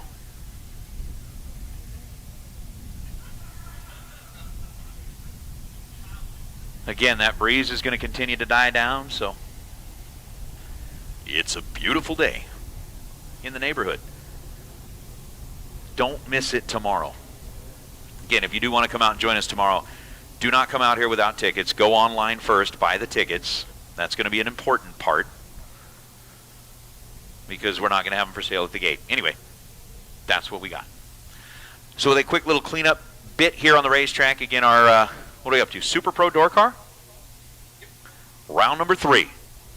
Again, in Super Pro, a $200 jegs.com gift certificate for our best losing package.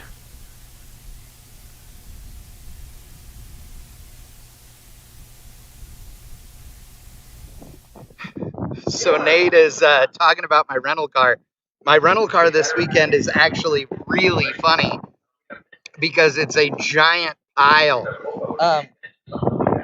So it is, rental cars here are ridiculously expensive right now. For 4.5 days, it was $450 to rent a car. And so I was looking for other options. So I rented a car through Turo, which is Turo. It's an app where you're renting cars from people, like people's personal cars. Well, it turns out that a bunch of these people now just own 5 or 6 or 8 cars and they rent them out, and as their business. It's like owning Airbnbs or whatever. Well, this thing is a pile. It is an 08 Yaris. It has 176,000 miles on it. It has almost no clear coat left on it. The rear brakes want to lock up every time you touch the brake pedal. It only shifts into high gear once it's warmed up. And that means that it does not shift into high gear unless you lift off the throttle and then get back in the throttle again on the trip here because it's so close to the hotel. And oh, it just, the sun visors don't stay up, they just flop around. I mean, it's just it's crap, horrible crap. And I sent the dude a message and was like, man, I only needed cheap transportation and it's getting me here and all that, but dude, seriously. And it saved me $125, something like that, to go with it. And I mean, it's still worth it, but oh my God, it's just horrible. So, and Guy Brown, you are welcome.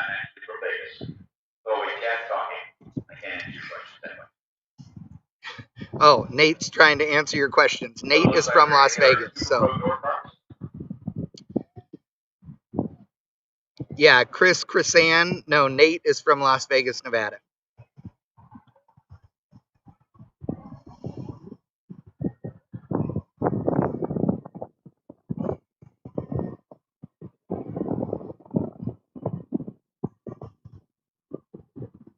Sorry, I'm reading the.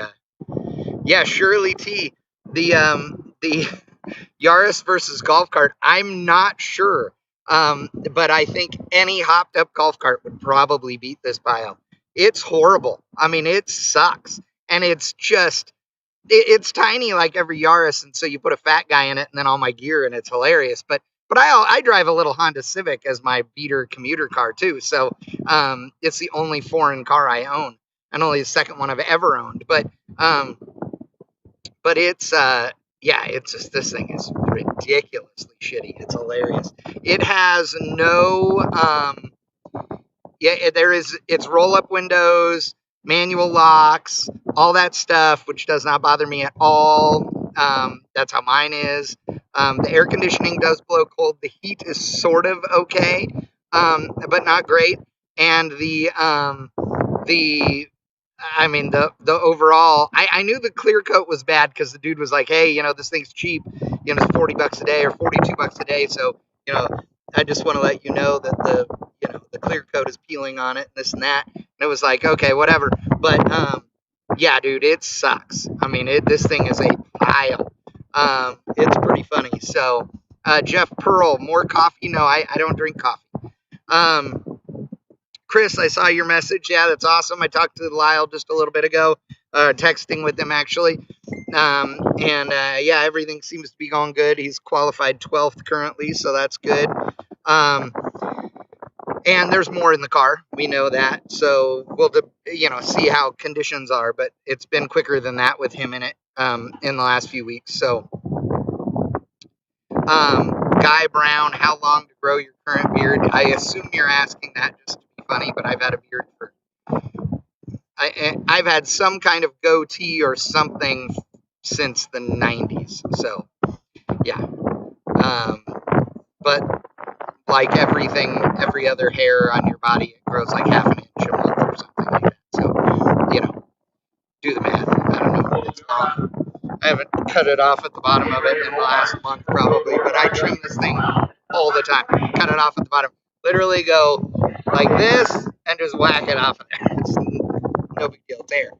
The way you grow a beard is stop shaving it off of your face. Okay, Super Pro door cars coming up. I want to give a big thanks to these guys. Silver State Refrigeration and HVAC. They are the ones that wrote a check so that Chris and the gang here could have me come out, paid for us to stream it and the expenses and all that stuff. So seriously, major kudos to Silver State Refrigeration and HVAC. We appreciate it. And of course, these guys over here, Lucas Oil, they are our day sponsor. So they are the Friday sponsor of the whole event. And, above all, as you guys well know, the dudes that support us throughout the year, all year long, regardless of what event we're at and what we're doing, the guys over at Holley and Holley EFI, they are they're the best, and they do such good stuff for us, and we really do appreciate it. And I cannot say enough about them. So major kudos to those guys as well. And of course, thanks to all of you guys for tuning in. If it wasn't for all of you guys being here, there wouldn't be any reason to do this. Because quite frankly, it's more fun. It's more fun being at the races not doing this than it is being at the races doing this. So again, big thanks to all of you guys. We do have Super Pro round number 3 happening right now. It is Jegs Super Pro round number 3, or I should say it's Super Pro Jegs round 3, as Jegs is our round 3 sponsor. Big thanks to you guys. Big thanks to Tucson Dragway. Big thanks to all of the people that came out here to race. Great cars, great competition, and it's going to be a fun weekend. And the family roadster, slightly different than the family truckster. I mean, you think you hate it now, just wait till you drive it. Daniel McClelland. Who? I mean, Dan Bain was 10 total. Daniel McClelland is 19 total to move on. 12 green, dead 7 for Daniel. And I'm sure Shirley's quite happy about that. Joe Kidd Jr., 37 green, and we bit shy as Daniel McClellan. 9th thou in front at the finish line is Martin Corella and Eric Jaquith. Jaquith out of Queen Creek, Arizona on the Hayabusa. Martin Corella, that Davis Corvette Roadster 531 the dial, going to be doing the chasing. Eric Jaquith here in round number 3 in Super Pro door car. And I know the Hayabusa is not a Super Pro door car. I get it. But Eric does have electronics on that machine. Leaves off the top bulb.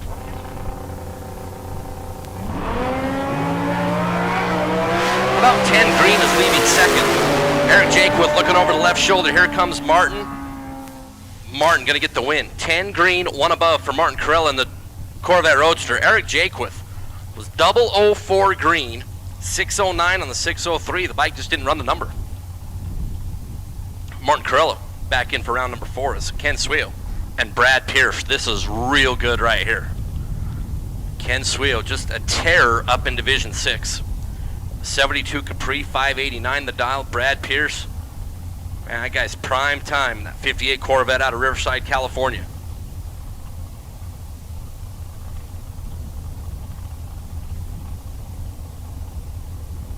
.627 the dial for Brad Pierce. Coming off on the stop. Suio back out in front. Brad Pierce off the stop, looking over to his left. Ken Suio bounces Brad Pierce. 16 green for Ken. Brad Pierce is Jackie Robinson, 42 on the green light start. Suio, 592.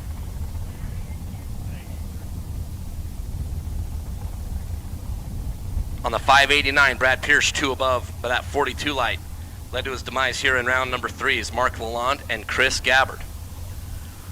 Mark out of Cottonwood, Arizona, the all-red Camaro, Chris Gabbard. The Mesa, Arizona-based Corvette, 505 is the dial-in for Chris. So Lalonde is going to be leaving first.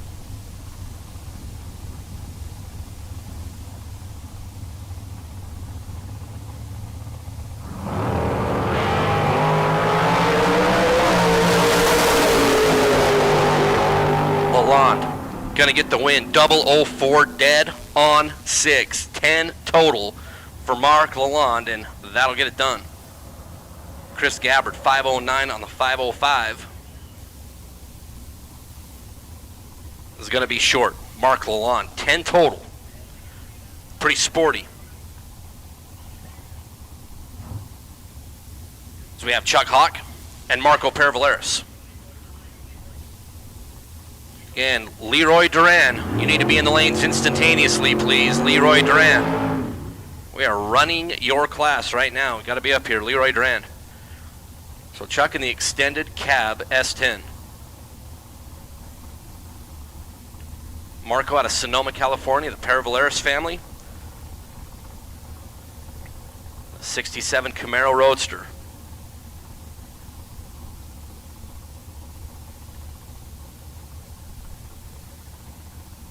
And Chuck Hawk not going to make the call. Marco will get a solo to move it around number 4.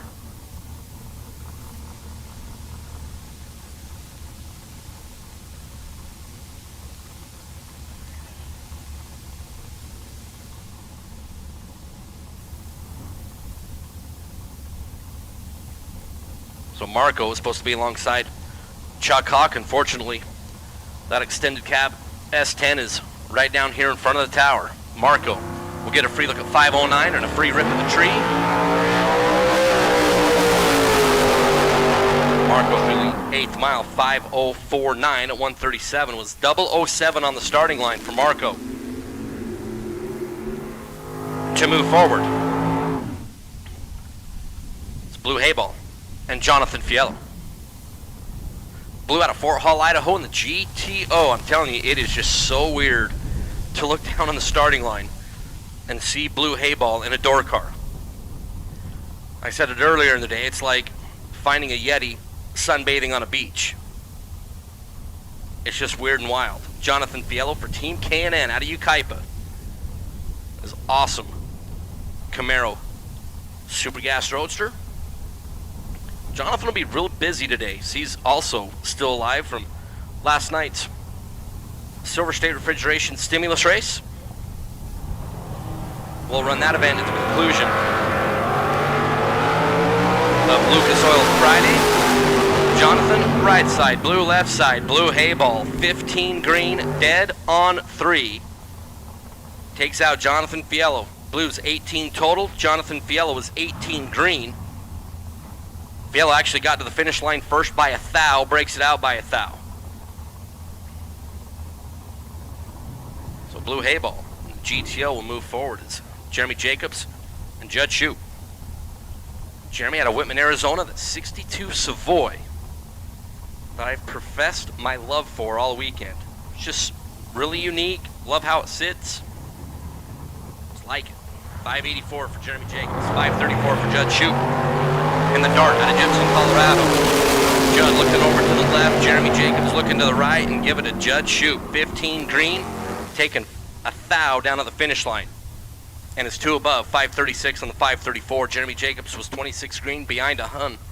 Right off the bat, 587.2, and it's behind by a thou at the finish line. It's Jason O'Terry and Daniel Fiello.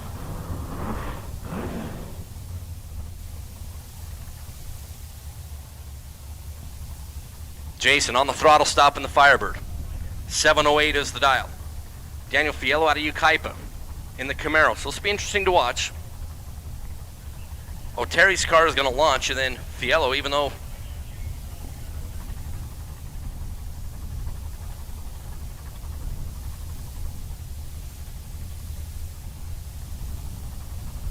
so Fiello will be leaving second, but then will be out in front here in short order.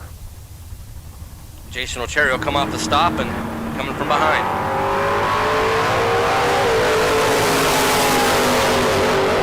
Jason O'Terry is double. Oh, that's 3 total for Jason O'Terry. That is best package of the weekend so far. Jason O'Terry, 3 total.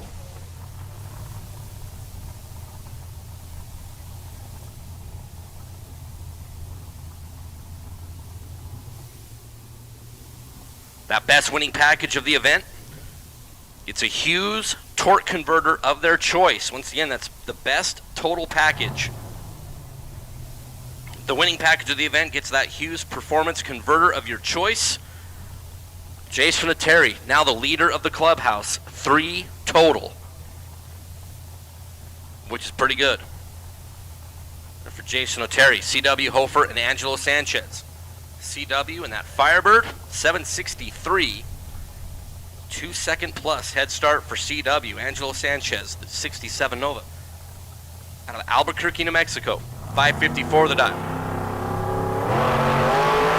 Red light start for Sanchez. CW's 008 and a free look at 763. 759.5 for CW to move on. 89.82 on the mile an hour. After Angelo was read by Derek Jeter to thou. 553.1 on the 554. So CW Hofer.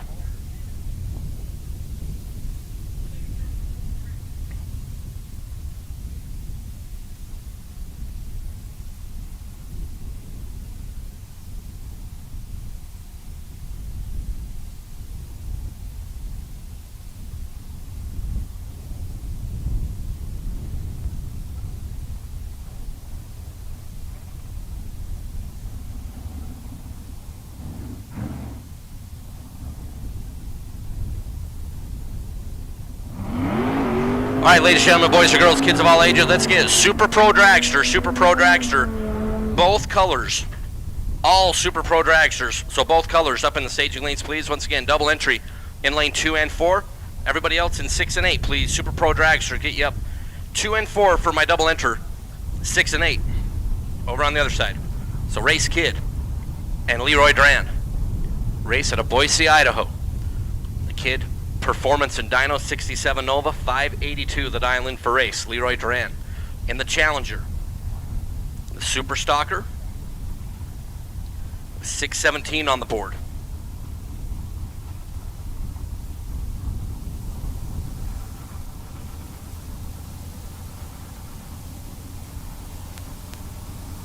So Idaho left side, Arizona right side.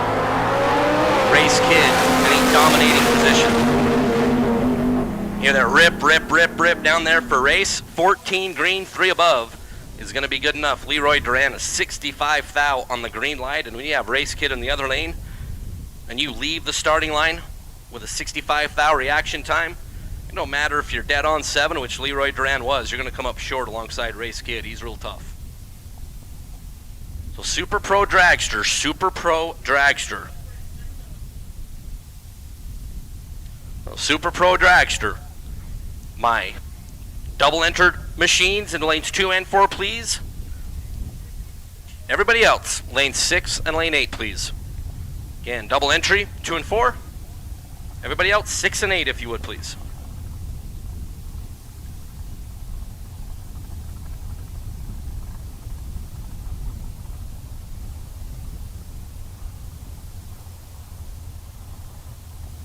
So just a little bit of time as we roll Super Pro Dragsters up into the burnout box. We're going to start off with Dustin Wirtz and Mark Darsow.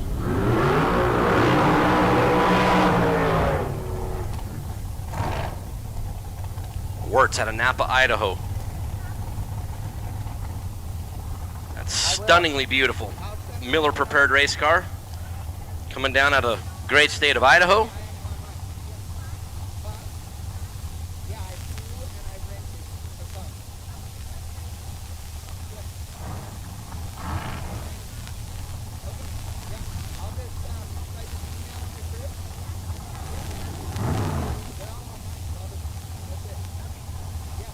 Mark out of Tempe, Arizona. Small block Chevrolet Dragster.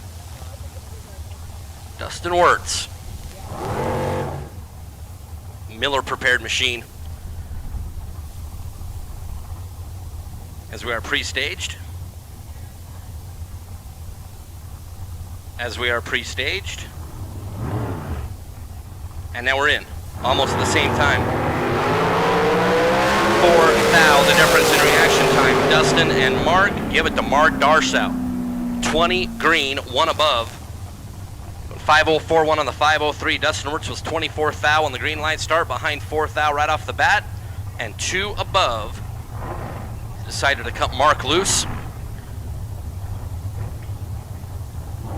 And Dustin Wirtz will bow out here in round number 3.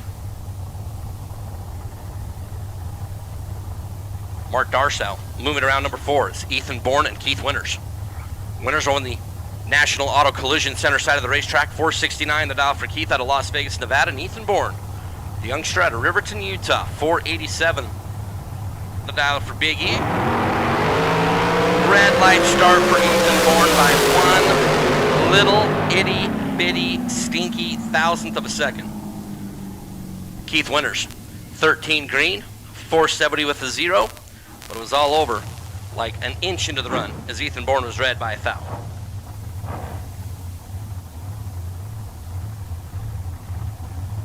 Jeff Taylor and Cortland Carter.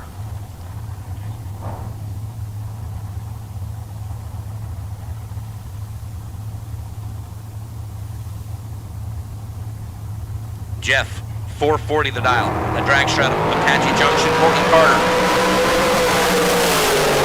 Looking over the left, 508 is the dial, and a win on a double breakout going to go Cortland Carter's way. 507.8 under by 2 thou. Jeff Taylor under by 6 thou, and a very tight one. There at the top, Cortland Carter ended up on the right side of the equation. It's J.R. Learcamp and Larry Richardson. Learcamp changed motors between yesterday and today. J.R. out of Olympia, Washington, 477. The dial in for Mr. Learcamp, and Larry Richardson out of Colorado, 488 the dial. For Larry,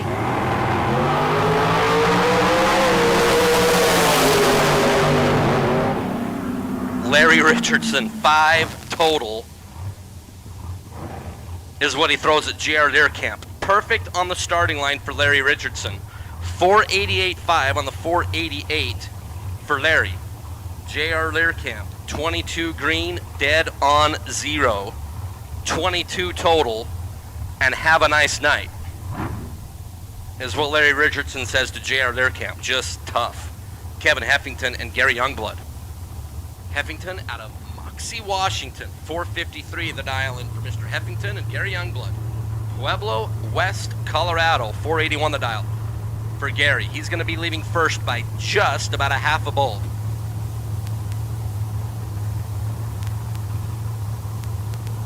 Last call for dragsters, Super Pro dragsters. Last call. Red light start for Kevin Heffington. Gary Youngblood, $158 on the green light start, and Gary Youngblood is apparently living the good life. 158 green rarely wins, but Heffington is 3 red. And Kevin is going to be needing a hug here in a little bit. Lloyd Coker, Jeremy Wilson.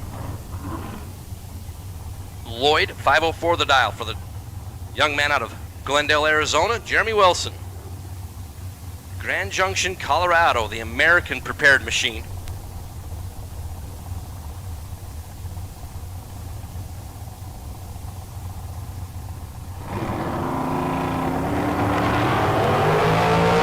One foul, the coin toss on the starting line.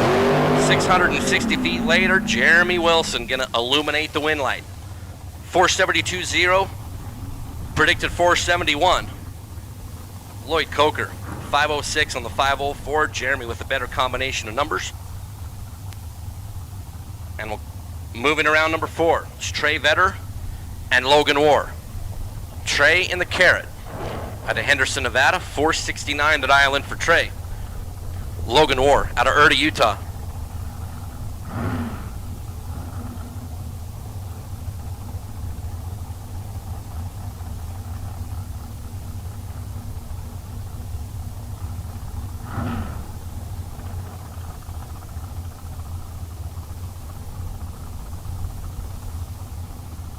So Trey, Logan. Trey for Matco Tools.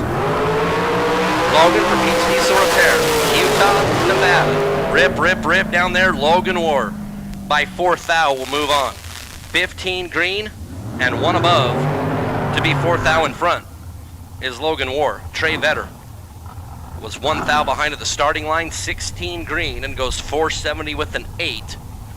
And when you dot the I's and cross the T's, Logan War, 4th thou, going to be your margin of victories. Taylor Strange and Lane Desper. Taylor out of Alamos, Colorado. 502 the dial in for Taylor. Undercover prepared dragster. And Lane Desper. Racecraft pipe for the youngster out of Lake Havasu City, Arizona. 517 the dial in.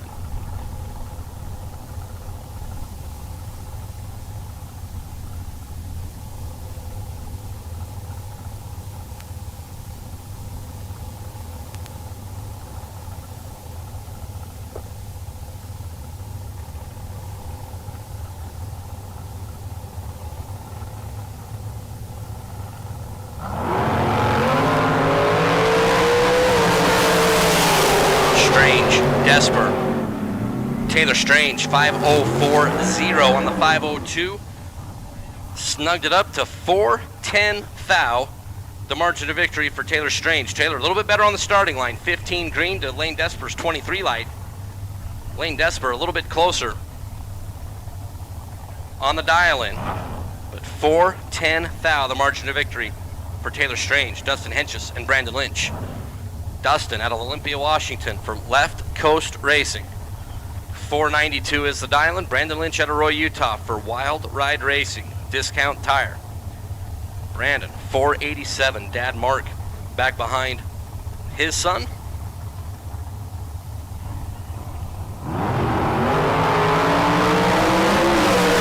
Lynch with a starting line advantage. Lynch with the win, 17 green, 488 on the 487. Dustin Hench has picked the wrong time to be 65 on the starting line. Tried to get there, was under by 200 and still got to the finish line second. Brandon Lynch moving around number 4.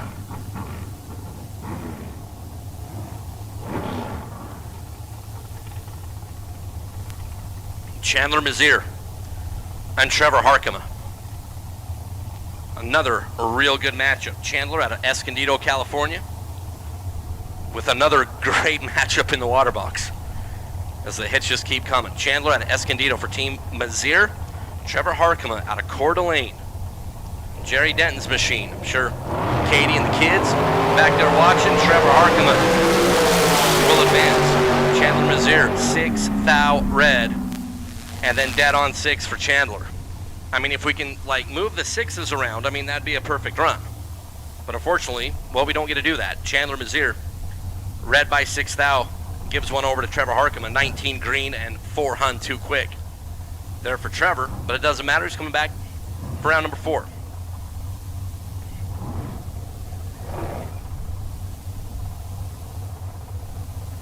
Yeah, my double entered Super Pro cars.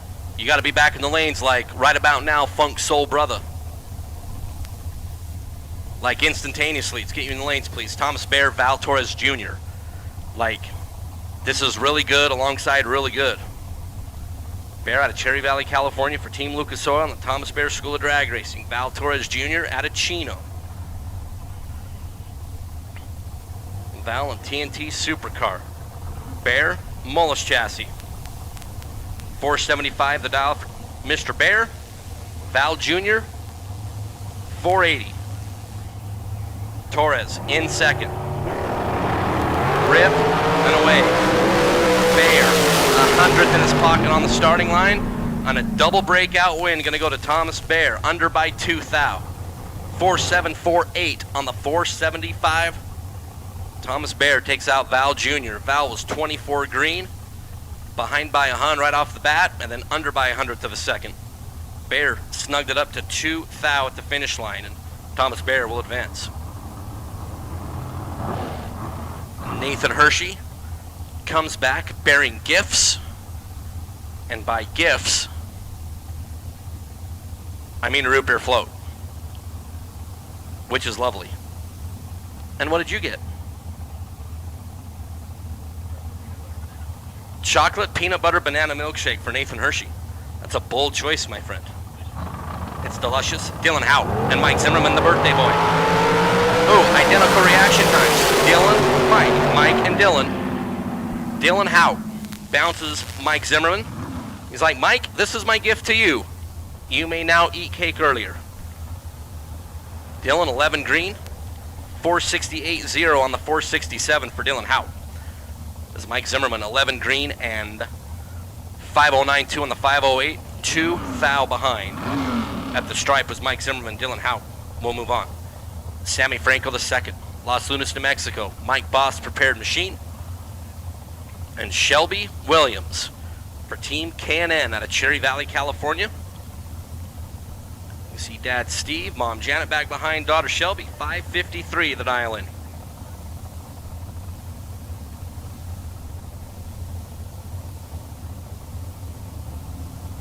Once again, my double entered Super Pro dragsters. You got to be up in the lanes, please.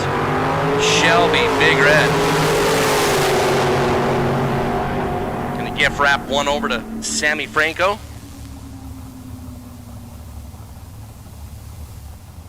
Sammy, 21 green, dead 6. Shelby was 56 thou in front of green. And goes 551 on the 553 performance with Sammy Franco II. Advancing to round number 4. It's Morgan Rose and Brian Briscoe. Or Bruce Briscoe, excuse me, Bruce. Morgan out of Henderson, Nevada, the Race Tech dragster for Team Silver State. Bruce Briscoe out of Pueblo West, Colorado for Fine Line Signs Graphics. 529 is the dial-in for Bruce. Smaller big block Chevrolet for Bruce.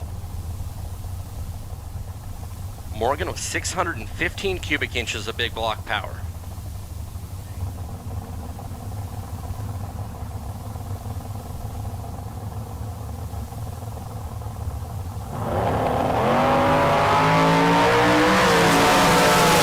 Briscoe, Morgan. Give it to Morgan Rose. 18 green, dead on one to be 19 total. Bruce Briscoe was 10 green. Got down there, dialed 529, went 528.6. Breaks out by 4 thou. Was 13 thou in front at the finish line. Need to take 8 or less. So Greg Hicks and Val Torres Sr. Hollywood out of North Las Vegas, Nevada for Silver State Refrigeration and Fig Speed. There for Mr. Hicks, 479 the dial, Val Torres, the young man who finished number 5 in the world. In Super Comp,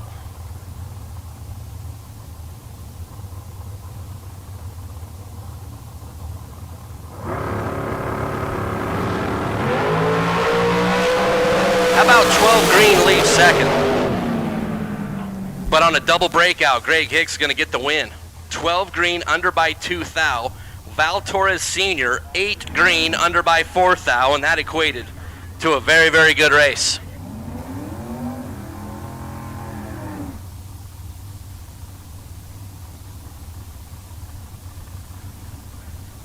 So Val Sr., Greg Hicks, that was pretty good.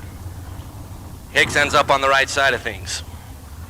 So we just saw Val Torres. Here we got Gabriel Hicks, G-Money, out of Valinda. 469 the dial there for Gabe.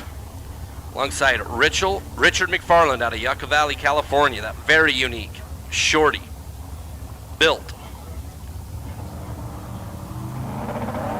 Dragster, the great scoop, as Richard McFarland is read by 6 thou, and Gabe gets a lucky round.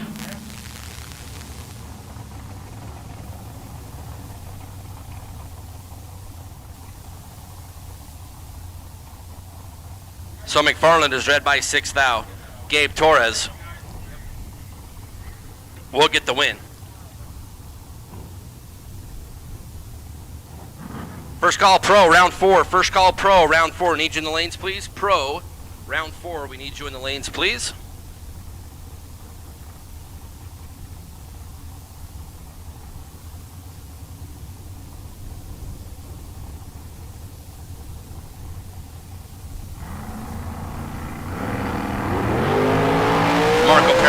Shane Thompson. Marco, Shane, you already hear rips down there. Marco gonna move forward. 11 green, dead 9 is 20 total. Shane Thompson is 29 green and just flat in the way. All right, attention in the pit area. Right over here by the restrooms, we have a few vehicles that are parked, literally parked in somebody's pit area, and they can't get in their pit area. There's a Harley Davidson with a Washington license plate, a Hyundai Elantra with a Washington license plate, and a smart car with a Wisconsin plate. Right over here by the restrooms, you're literally parked in somebody's pit area, which that's not sportsmanlike at a drag race. So we're gonna have you move all your vehicles like instantaneously. Pretty pleased. Marco takes out Shane Thompson there in that last pair. Dustin Wirtz and Race Kid. This is just a regular Saturday night up at Firebird Raceway. Dustin and Race, these guys have done this like a gajillion times. And then a lot of big money situations. Dustin out of Napa, Idaho, 456. Race, 482 the dial-in for the Kid Performance and Dyno Dragster. I'm going to say 008 or better on both sides. You got to call your shot now. Nathan Hershey says 12.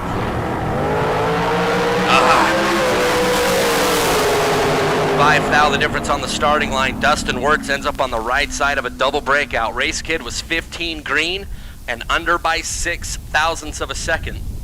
Dustin Wirtz was 20 green, under by 4 thou, and on that double breakout, 2 thou is your margin of victory for Dustin Wirtz taking out Race Kid.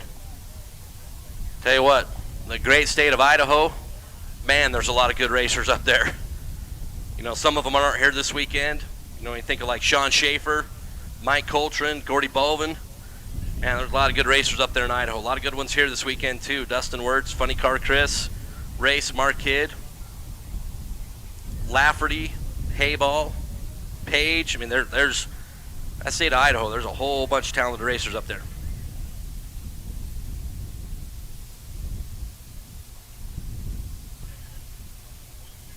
We are missing one Super Pro car. You got 3 minutes to get in the lanes. We are missing one Super Pro car. Once again, Pro Eliminator, you should be in the lanes as well, please. Pro Eliminator for round number 4, you should be in the lanes.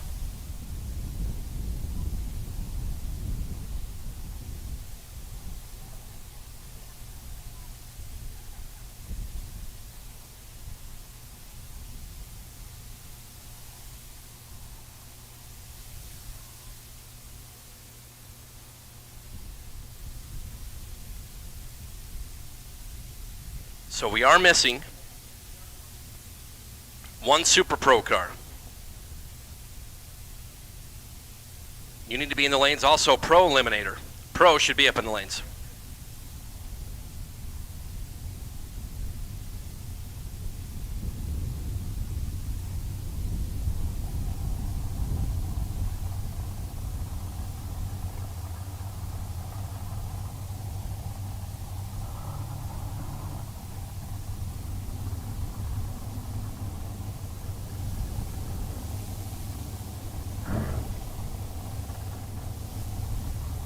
All right, Ethan Bourne. Ethan Bourne, we need you ASAP, please. Ethan Bourne. You should be in the lanes, please. Need you big time.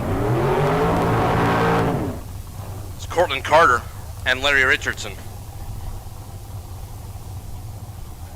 And watching the Chad bleachers on the great bank shift coverage. A couple of shout outs to Chad Reynolds and the great job that he does. And had the pleasure of knowing Chad Reynolds a long time, and that Chad Reynolds guy, he's a bit of okay. Kind of like him. I mean, like, if he needed help, I would definitely come help him. Cortland, Larry, dragster, green light. Cortland Carter, 19th thou on the reaction time. 5:07.1 on the 5:06, but Larry Richardson is still in his other entry.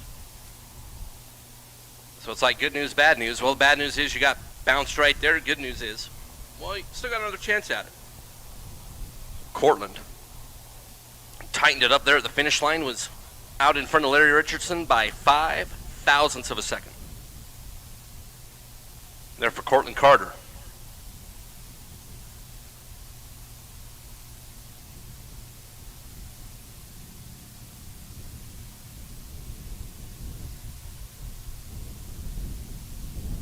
So Pro Eliminator, you should be up in the lanes, please. Pro Eliminator round 4. I think we still have a straggler in Super Pro. Trying to get everything rocking and rolling as we continue to work our way through Lucas Oil Friday here at the K&N Southwest Showdown at Tucson Dragway. When we finish today's festivities, we have 16 other cars to eliminate to wrap up our $8,000 Silver State Refrigeration 2021 stimulus race. Now, the thing that's important about the stimulus race is the winner of that event also gets a spot in tomorrow night's $50,000 Kid Performance and Dyno Shootout. So in addition to the win, the trophy, the parade, etc., for the winner of that stimulus race,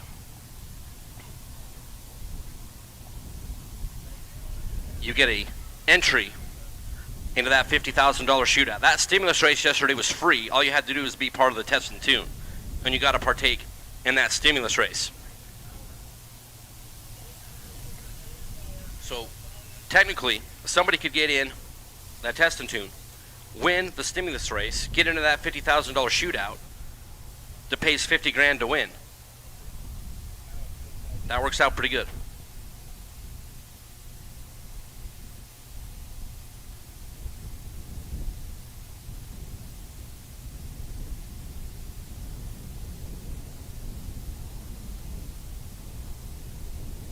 So we're getting everything straightened out in the staging lanes back here behind us. Still working our way through a few of our best losing package prizes. Daniel Fiello had stuff up here from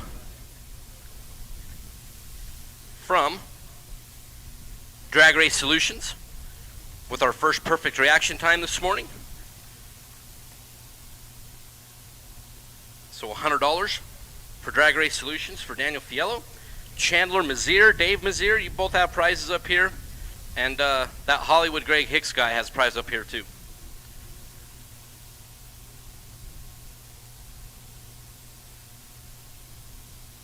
We're getting everything sorted out back in the back. Nathan Hershey is enjoying his chocolate peanut butter nanner shake. I am enjoying a root beer float that Nathan Hershey was so kind to bring us up. Chad Reynolds, you want ice cream? No? You know, we can't let you pit because we're eating ice cream.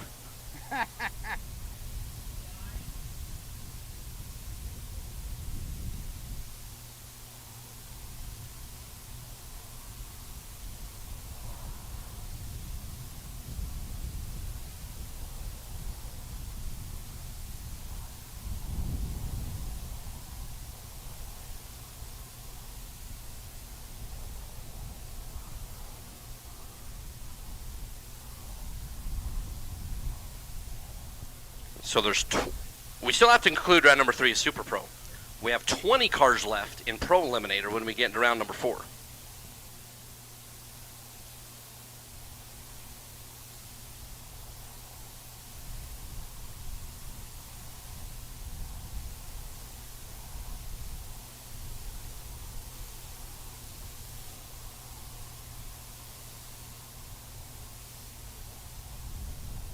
All right, so a couple of stragglers back there in Super Pro Dragster.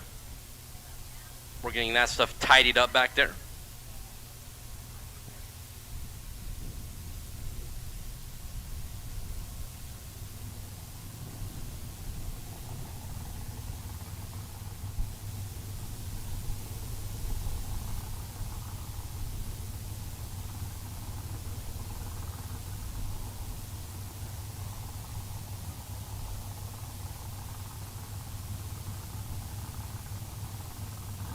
So I hear rumbling.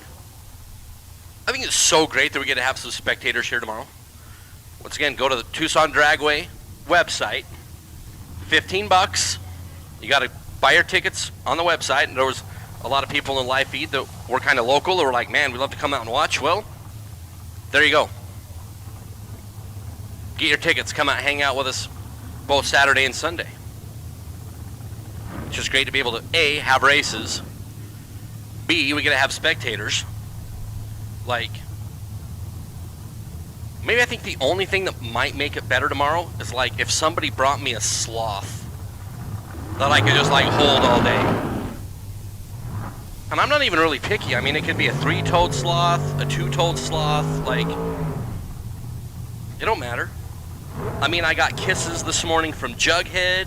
Like, it's been a pretty good day. So Ethan Bourne and Nick Jonoff. I believe this wraps up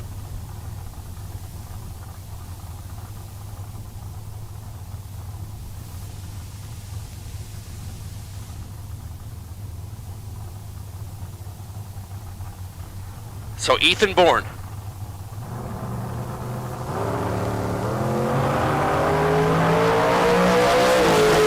Ethan, Nick. Slight starting line advantage for Ethan Bourne, and Ethan's going to advance. 488 on the 486. 44 green for Ethan. Missed the tree a little bit. Nick Jonoff also missed the trees. 54 thou on the green light start. And goes 652.7. Breaks out by 13 thou. Takes 29 thou. As Sally Martini stops and picks up Paul Bourne to run him back to the back where they're pitted. That does wrap up round number 3 in JEGS Super Pro. So we're going to move into Pro Eliminator round number 4.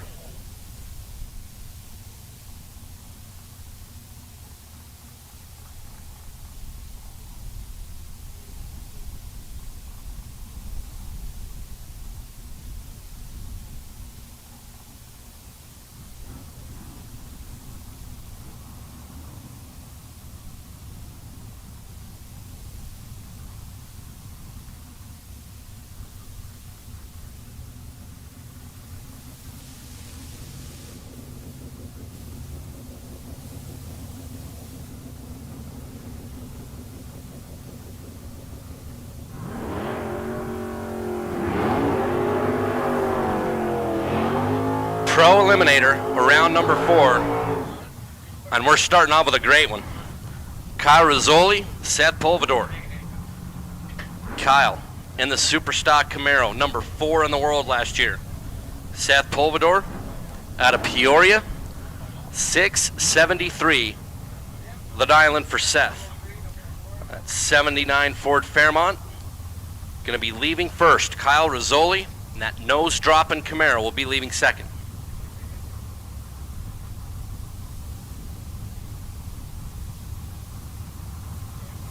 Rizzoli is in. Polvador is in. Tree away. Wheels up for Rizzoli. 1,000 difference. Watch the nose of that Camaro going to dip right there. Double breakout win going to go Kyle Rizzoli's way. 6.066 under by 4 thou. Seth Polvador under by 7 thou. And by 3 thousandths of a second, Kyle Rizzoli will come back for Pro Eliminator round number 5 on a double breakout. Great race there with Seth Polvador. 1 thou separated him on the starting line, and Kyle Rizzoli ended up on the right side. Tim Arnswald and Steve Johns. Tim out of Coachella. Steve out of Phoenix, Arizona. And Tim Arnswald, 70 green, 764 on the 763 in his Camaro. Steve Johns breaks out by 13 thou. Did get to the finish line first, but gave up 19 on the starting line. And when you take a look at all the numbers, you move stuff around, Steve Johns had no shot. Brandon Umberger and Baron Barler.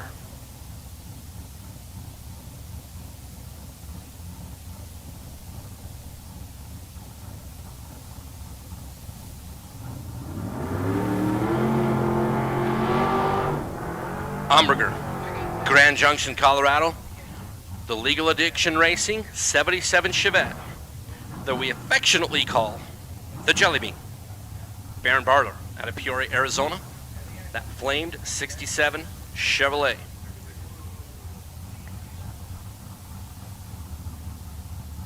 $668 the dial-in for Baron.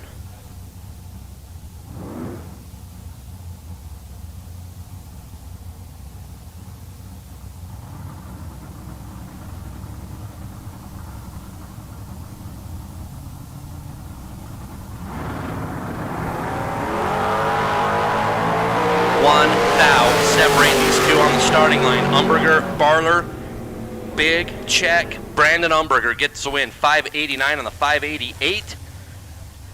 Got down there and cut Baron Barler loose. Baron ends up breaking out by 300ths of a second. Umberger will be back in pro round number 5 is Jeff Safranek. Colt of Arms, the Mustang. 717 is the dial-in. Larry Schmid out of Pine Top, Arizona. 737 the dial-in for Larry. The 72 Camaro over in that American walk-in cooler side of the racetrack. So Ford v Chevrolet.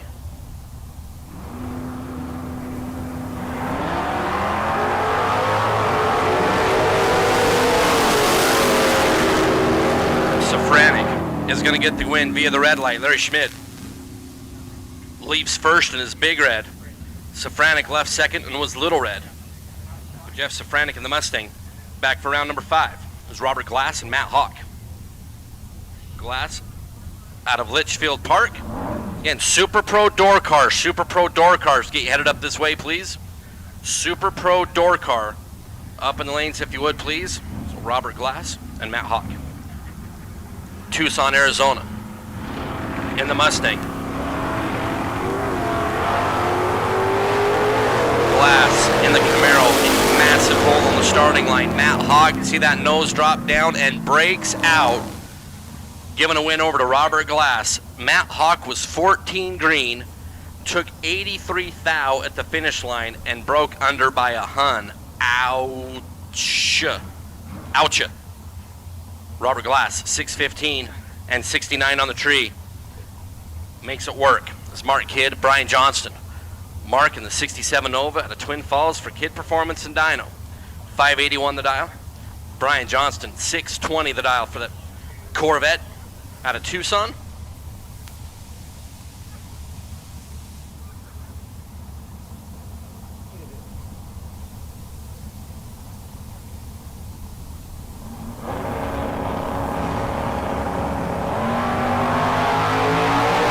and turns on that big, ugly, nasty, sneaky, fully ominous red light by 7th out. Mark Kidd. The free look at 581 goes 579.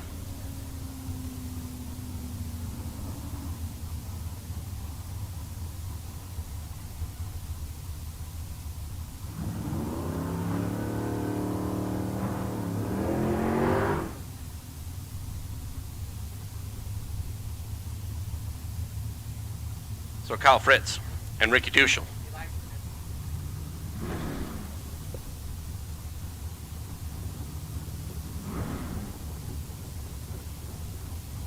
Kyle Fritz out of Mesa. That Torco 89 Firebird, 683 the dial for Kyle. And Ricky Duschel, the white on black 69 Camaro out of Palmdale.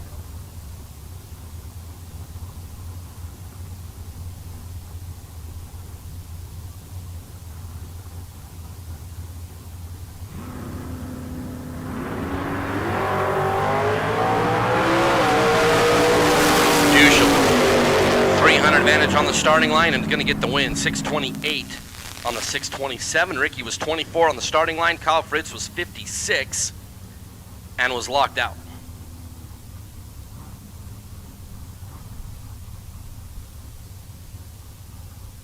Ed Niquette and Chris Citro. Ed out of Lake Havasu City. 544 the dial for the Cavalier. Chris Citro, Tucson, Arizona, 656 the dial for the 87 Mustang.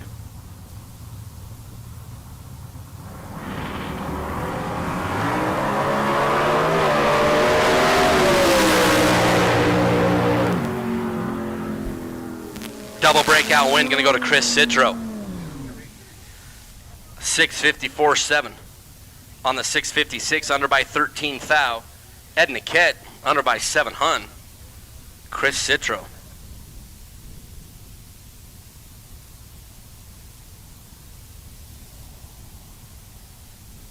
So Chris Citro will move forward. Leroy Duran and Chuck Hawk Jr. Chuck in the Mustang out of Tucson, 681 the dial for CHJ. Leroy Duran and the Challenger. 616 the dial for Leroy.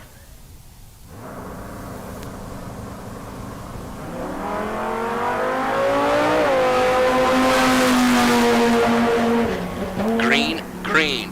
Leroy Duran going to get the win. 619 on the 616.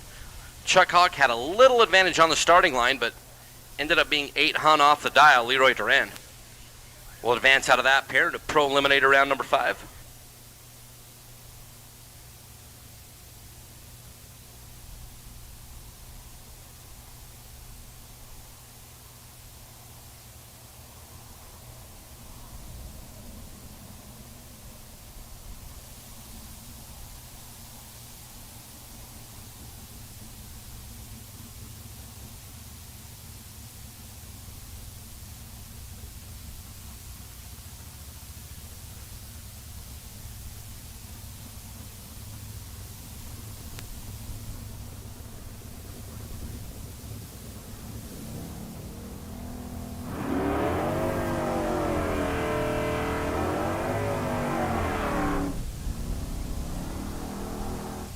So Tim Arnswald, Kyle Rizzoli.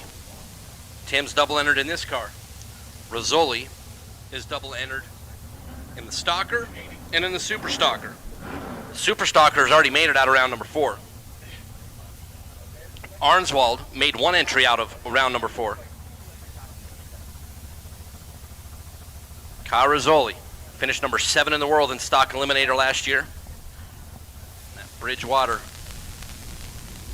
Equipment Camaro. 650 the dial for Kyle. Tim Arnswald, 763 the number for the Camaro out of Coachella.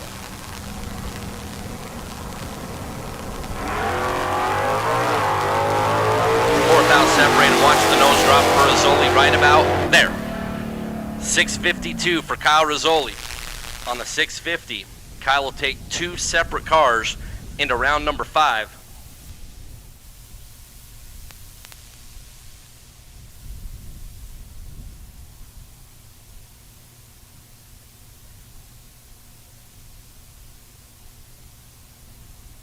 So Kyle Rizzoli going to take 2 cars in a pro eliminator round number 5. As Rooster might have just made the comment of the day in the chat room, talking about that koalas are so cute until they pull an arm off.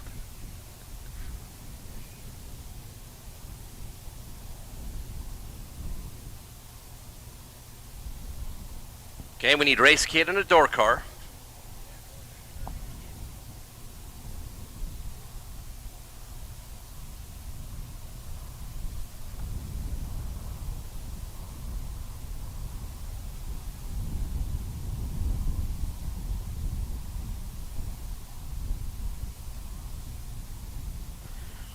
All right, so attention to the pit area. Chris Forsyth. All right, everybody listen. Super Pro Dragsters, everybody in lanes 2 and 4, please. Lanes 2 and 4, please. Super Pro Dragster in lanes 2 and 4. We know that's slightly different, and drag racers are creatures of habit. Super Pro Dragsters, lanes 2 and 4, please. Super Pro Dragsters in lane 2 and 4, please.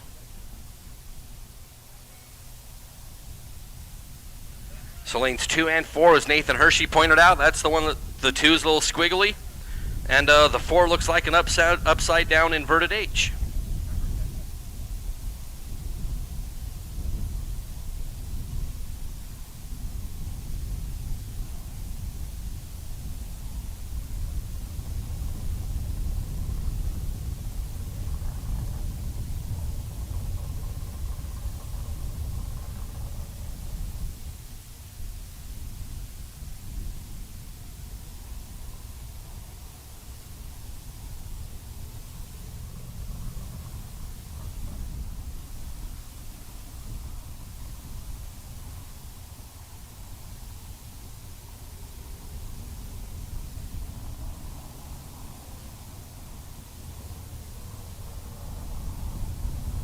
All right, we got Super Pro door car coming around the corner.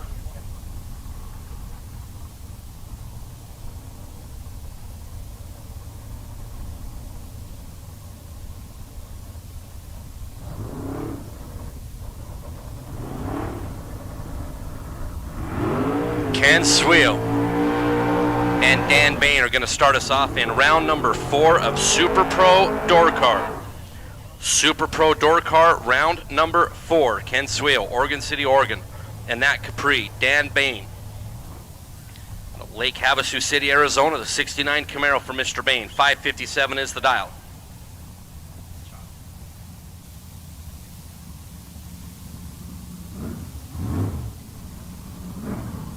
Sweel, 589, going to be leaving first. He's going to be looking over the right side of that Capri. Dan Bain on that Camaro.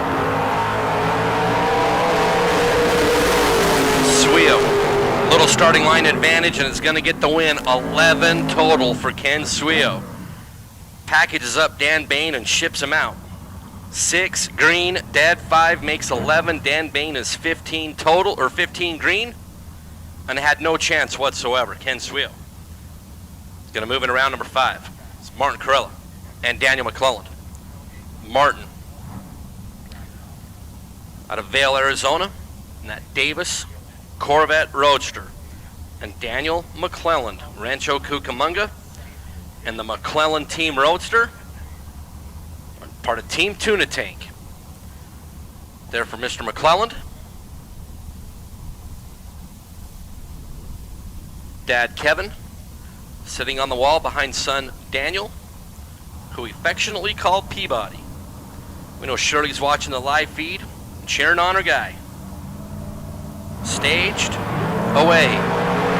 1 thou, separate him on the starting line. Daniel right side, Martin left side, give it to Daniel McClelland. 23 green, dead on donut for Daniel McClelland. Martin Corella, 22 green, dead on 9 to be 8 thou behind is Daniel McClelland. Moving around number 5 is Blue Hayball and Marco Paravaleris. Marco out of Sonoma. Nick, Layla and the team. The American walk-in cooler side. 503 the dial in. Blue Hayball. 627 is the dial in. And the Page 65 GTO out of Fort Hall, Idaho.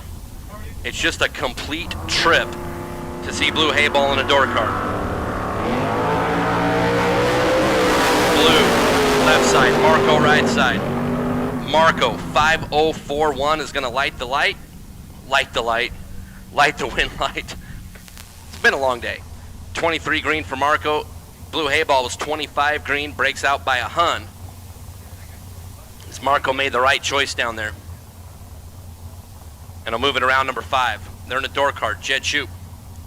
Mark Lalonde out of Cottonwood. 556 at Island for Mark. Judd Shoop, 534. Judd out of Gypsum, Colorado in the dart. 534 the dial.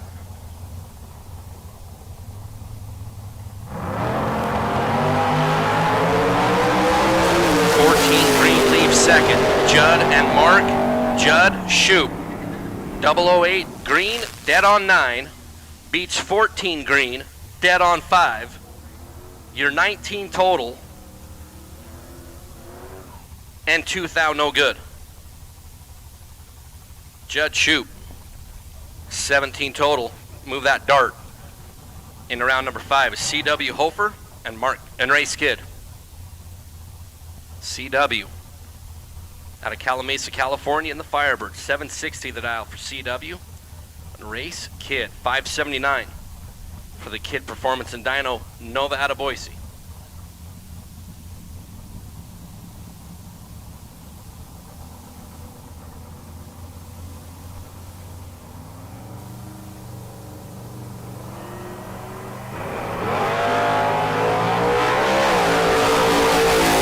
CW's 001, Race Kid is 15. Whoa, CW Hofer.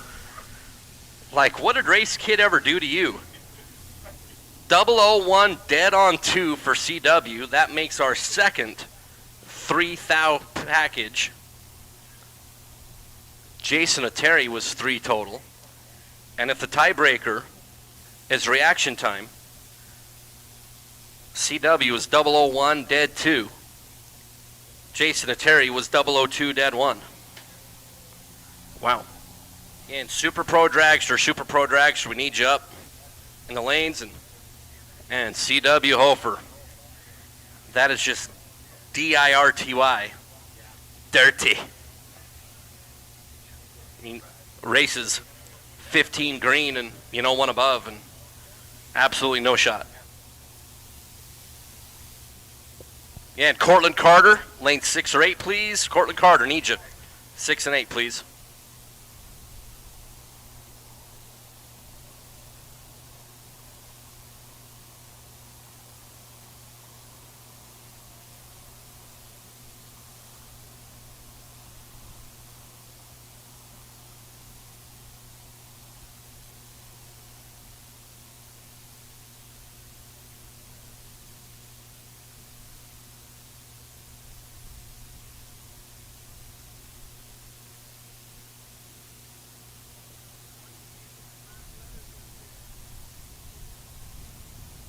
So we have our Super Pro Dragsters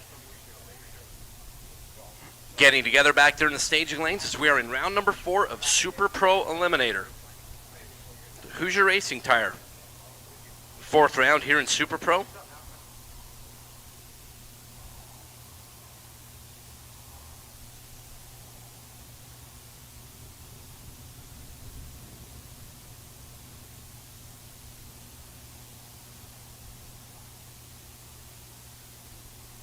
So we have our dragsters pulling up in the lanes, getting everything ready. Once again, we're in the middle of Hoosier Racing Tire, round number 4 in Super Pro. Nathan just walked up and tagged me. Do we want to talk about that?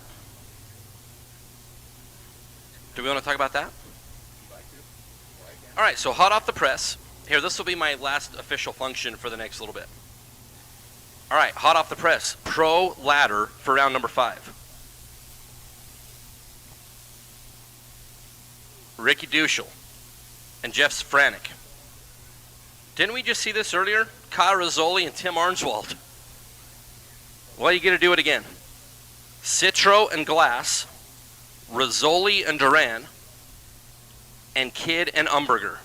That is your ladder as we are down to 10 cars. Again, the Pro Ladder for round number 5. Ricky Duschel, Jeff Safranek. So Camaro and Mustang. Rizzoli and Arnswald. That's Rizzoli in the Stalker, the number 7. Citro and Glass. Then Rizzoli in the Super Stalker and Leroy Duran. And Mark Kidd and Brandon Umberger is the ladder at 10 cars. And this also just in hot off the press. Our best losing package in round 3 in Super Pro is the guy that had to change a motor yesterday, JR Learcamp. I think he might be able to spend $200 at Jegs. So JR Learcamp, you were the best losing package in round number 3 Super Pro. I have $200 for Jegs up here in the tower for you, good sir. All right, is Super Pro Dragsters. Round number 4 rolling around the corner. I'm going to get out of the way. Nathan Hershey. Fresh off his chocolate, peanut butter, banana milkshake. And a little bit of beef jerky. Now, beef jerky not in the shake, right? That was a separate transaction? Okay, all right, just want to be clear. Right? Steve LaBarber called it the right way. That is an announcer balanced diet. Peanut butter, chocolate, banana milkshake. That way you get your fruit and your dairy, and then beef jerky to get your protein. That's what you got to do. But thank you very much, My Games. As we are getting back into it in Super Pro. Again, we talked about the Pro Ladder. And speaking of that Pro Ladder, we need Pro to the lanes for your pairings, please. Pro Bracket, we need you to the lanes for your pairings, please. Again, it's going to be Ricky Duschel versus the Jeff Man. It's going to be Kyle Rizzoli versus Tim Arnswald. It's going to be Chris Citro versus Robert Glass. It's going to be Kyle Rizzoli in the other car versus Leroy Duran, and it's going to be Mark Kidd versus Brandon Umberger. So Pro Bracket, need you into the lanes for your pairings, please. Super Pro. What are you in, round 4? Round 3. Jigs. Nope. What are we in? Round 4, the Hoosier round of Super Pro. We got Jason O'Terry with a 708 dial in the Firebird over on the left side of the racetrack, and Cortland Carter with the 506 number. Cortland gives up the head start that he needed to give. 41 thou, the difference between the two in reaction time, and Jason O'Terry cannot get it done on a 001 reaction time. Cortland Carter was 42 on the tree, goes dead on 5, gets there second, and gets the win as Jason O'Terry saw the nose of that dragster bearing down on him hard. He stayed in the throttle, took a 61 thou stripe, and breaks out 15 thousandths of a second. Cortland Carter chased him away and holds on for the win light. O'Terry, he's got something to drink about. 001 green and breaks out 15 thou. Ouch. As Dustin Wirtz and Brandon Lynch going to be up next. Dustin here on the left side. That beautiful Miller chassis. Rolling out of Nampa, Idaho, dialed in at 455. And Brandon Lynch, dialed in at 487. Brandon with a 12 light. Dustin with a 009 light. And Dustin goes 21 thou above to get to the stripe first by 15 thousandths of a second. 457 on the 455. Dustin Wirtz charges into round number 5. And Brandon Lynch was 12 on the tree and goes 3 above, 490 on the 487 to come up 15 thou short. At the far end of the racetrack is now Keith Winters and Mark Darso. Darso, the 503 dial. For the dragster on the right side, the multicolored green, orange, yellow, like the car. And Keith Winters, 13 thou, the difference between the two at this end of the racetrack. Advantage went to Keith Winters. Win light goes to Mark Darsow. How about 5030? Puts up dead on 0, taking a 2 thou stripe for Mark Darsow. 20 on the tree at this end of the racetrack. Keith Winters was 007. And then goes 1 above to come up just 2 thou short. Once again, Pro Bracket. Need you to make your way into the staging lanes, please, for your pairings. We know Rizzoli is still kind of alive in a couple of cars.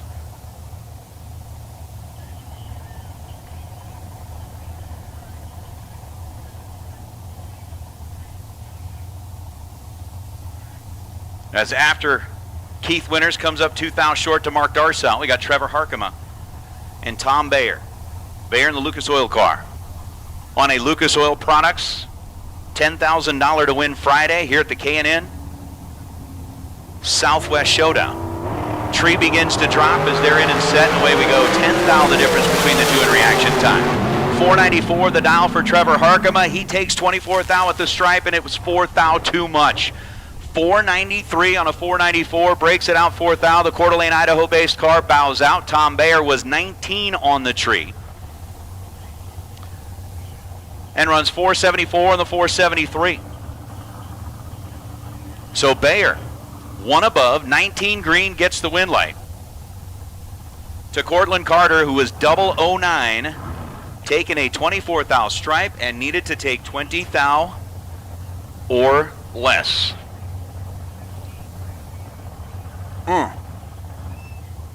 Hey, J.R. Learcamp, just a little reminder, we've got a $200 Jegs gift certificate up here for you as the best losing package in round number 3 is Jeremy Wilson and Morgan Rose. Wilson, 598 cubic inches worth of big block, dialed in at 470, and he is red by 1 thou. 001 red, Jeremy Wilson checks out. Morgan, 20 on the tree. Moving into round number 4, or excuse me, round number 5, as she goes 464 on the 465. So Morgan, with Team Silver State, punches her ticket to the next round as Dylan Howe and Logan War. Logan in a Casey Lane build car, with a 200 difference between the two as far as the dials are concerned. 465 for Logan, leaving second. 467 the dial for Dylan. On the Junction City, Oregon, Madcap powered and Race Tech chassis is in, staged, and set on the left side of the racetrack.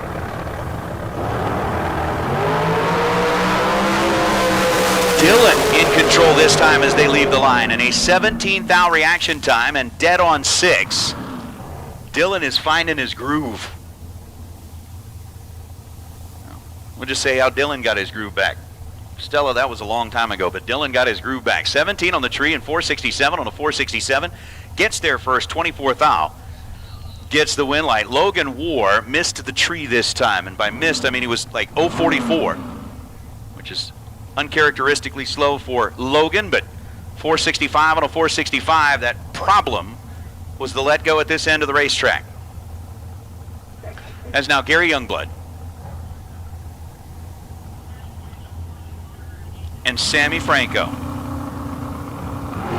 Franco with a 541, Gary Youngblood with a 481. Gary gets the advantage on the tree, and Gary gets the win light. 004 at this end of the racetrack. That was 20 thou better than Sammy Franco's 020 light, as Franco takes an 8 thou stripe and breaks out 7 thou. Tighten that stripe up to a thou, could have been a little bit different, but Gary Youngblood, 004, 2 above, and with a 24 pack. Youngblood moves into round number 5, again the Hoosier round is underway here. Best losing package gets a set of those Hook'em Hoosiers, as Greg Hicks and Taylor Strange will roll up now. Hicks over to right side. 478 the dial for Hicks. He'll be leaving second as Taylor is dialed in at 5.01 seconds. We got a couple of cars that are still double entered out there in Super Pro, so Cortland Carter and Ethan Bourne are going to be making their way back as quickly as possible. Greg Hicks turns it red by 11 thousandths of a second. Taylor Strange with a 22 light goes 500 on the 501 to finish off the lap. Greg Hicks 476 on a 478, but the 11 thou red light is what ended the charge.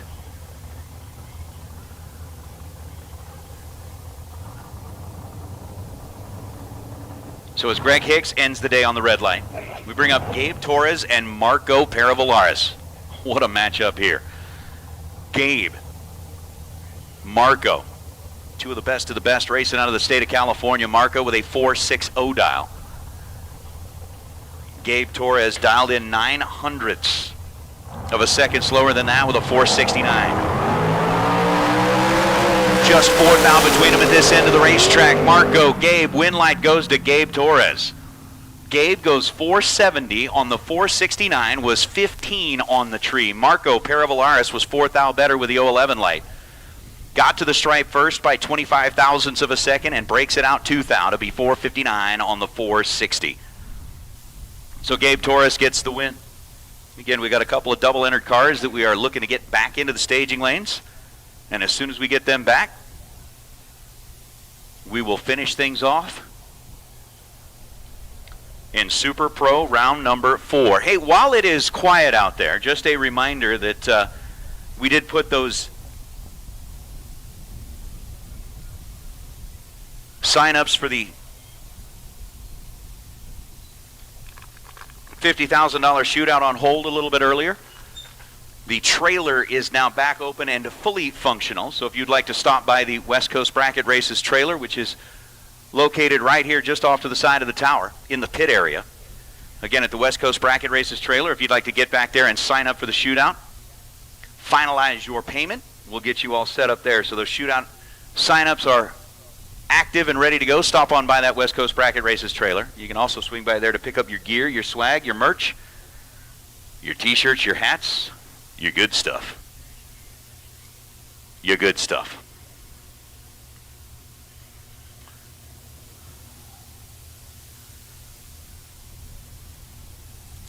So as we do wait on our final couple of cars to make their way back here for Super Pro, again, we are talking about the overall Super Pro points champion at the end of the weekend. Going to get that custom painted Race Quip helmet, painted by the folks at Imagine That Customs. So we'll be looking for that. And of course, at the end of the night, we'll have an idea as far as who our leader is in the clubhouse, because pretty much whoever's standing in the winner's circle is going to be kind of leading the way for that. Of course, we are still looking at that best overall winning package of the entire event to get that torque converter of their choice, courtesy of Hughes Performance. And as of right now, we've got a couple of cars with 3 packs out there, with the tiebreaker being reaction time. C.W. Hofer's 001 kind of leading the way in that regard. Of course, whoever does win tonight, there is going to be a bounty on their back tomorrow. Thanks to the folks at Specialty Fasteners. You can beat Friday's winner or Saturday's winner in the following day's race. And you could get one of those really nice product bundles from the folks over at Specialty Fasteners. Of course, Taylor Motorsports Products, we've got $200 gift certificates there. Our overall Pro Points champion, thanks to Leakin Welder, is going to get a brand new welder. And there's just more and more and more. So, of course, all of the sponsors that are on that flyer that we've been looking at, that everybody's been viewing, I do want to remind you guys that I've said it before, we'll say it again, over and over and over. And over and over and over. When it comes down to your shopping choices, the very first places that you should look are right here on this flyer. All of the sponsors that are on the flyers are the ones that you need to look to first when you're buying parts and pieces for your racing program, because they are the ones that are turning around and reinvesting in your racing program. So that would be the way to go. That would be what to do. Just take it as a tip from the tower. Again, we're getting down into it where there are fewer and fewer cars left. Still got several cars that are double entered, trying to keep themselves alive in multiple entries. And who knows? Who knows? Maybe it could get down to one of those things that we saw in Fontana a couple years back, where Mr. Wirtz ended up taking both of his entries into the final round and pretty much was guaranteed the winner and runner-up money. Cortland Carter, need you to the staging lanes, please. Cortland Carter Need you to the staging lanes, please. We are looking for you and your other entry. Need to get this round number 4 wrapped up for Super Pro. And then we are going to get into round number 5, the autometer round for Pro. We'll roll right into round number 5 for Super Pro. Again, racers, remember that as we do get a little bit later in the day, those turnaround times will get quicker.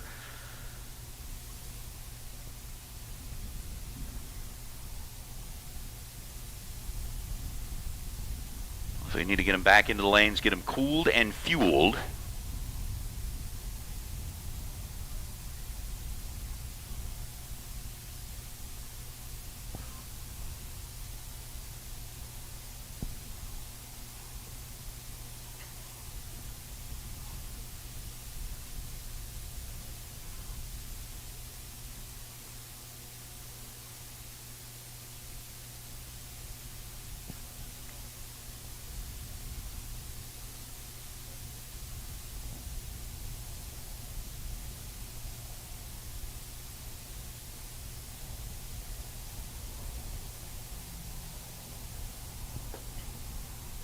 Also want to remind everybody that Sunday morning, 7:30 a.m., we will have the non-denominational chapel service. Richard Trimmer has been on property this weekend and will continue to be on property this weekend as our representative from Team Racers for Christ. And so on Sunday morning, 7:30 a.m., which should be a beautiful morning. I mean, it'll be crisp.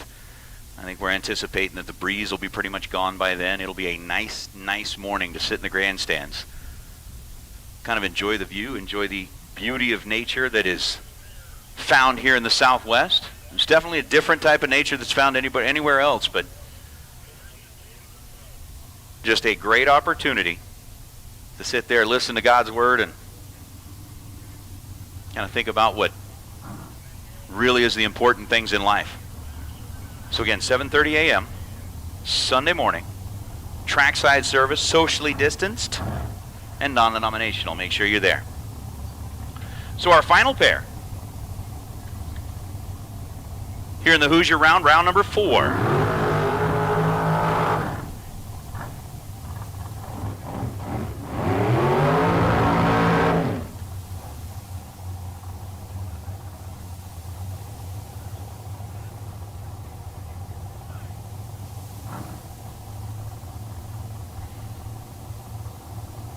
So with Larry Richardson lining up on the right side, 487 is the dial for the Colorado-based car, and Cortland Carter.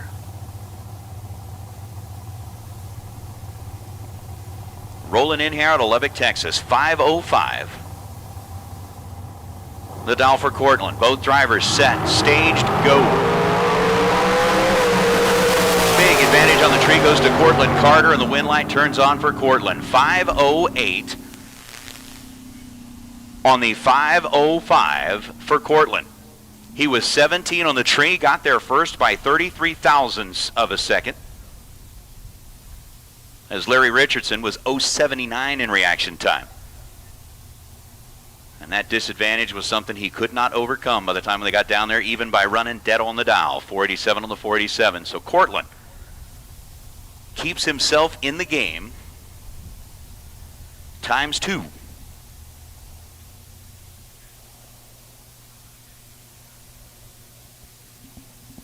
For the $10,000 on a Lucas Oil Products Friday. With that, that wraps up Super Pro round number 4, the Hoosier round. We're getting ready to roll into our autometer round.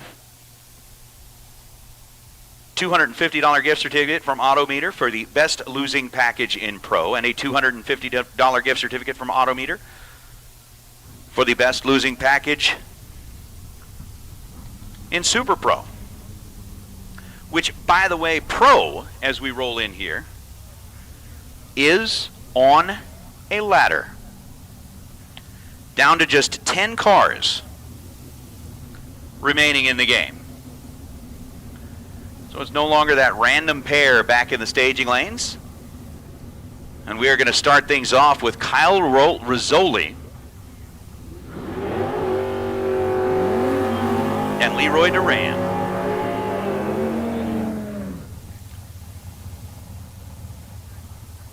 1/10 of a second. The difference between the two in the dials. Leroy, the challenger, out of Sun City, Arizona, on the right side. Dialed in at 616. Kyle Rizzoli, the Camaro. Stocker with a 396 under the hood. That is a car that has continued to light up scoreboards, whether it's up in Sonoma, whether it's at Pomona, whether it was at Fontana, Phoenix, here in Tucson. That thing is just mean. Advantage on the tree, and this pair goes to Leroy Duran. Leroy will not make his way out of the round. Leroy was 12 on the tree and goes 622 on a 616. Couldn't run the number.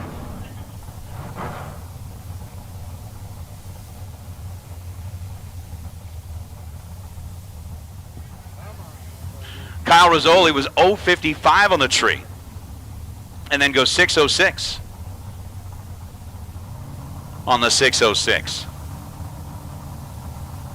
So Rizzoli taking care of business in his first entry against Leroy Duran, as now Mark Kidd and Brandon Umberger, and Umberger turns the bulb red by 5,000ths of a second. The jelly bean bows out. Mark Kidd, 23 on the tree, and goes 581 on the 581, runs dead on the number. Umberger early by 5 thou at this end of the racetrack. So Rizzoli stays alive in one of his two entries. Kidd stays alive in his entry. And that's going to bring up Ricky Duchel and the Jeff Man. Safranek out of Phoenix, Arizona, 713, the dial for the gold Mustang on the right side. Going to get the head start over Ricky's 69 Camaro. Ricky turns it red by 13,000ths of a second. The Jeff Man, 60 on the tree and moving on as he goes 714 on a 713.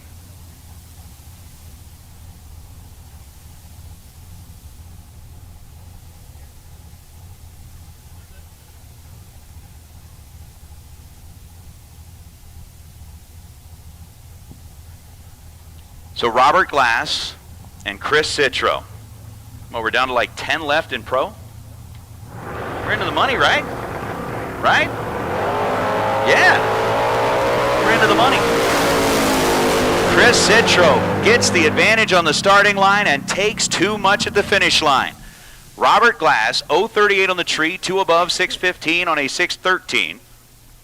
Gets him the win light as Chris Citro had a 35 thou advantage as he was 003 at this end of the racetrack, and then runs 652 on a 654, took 75 thou at the stripe, and breaks out 16 thou.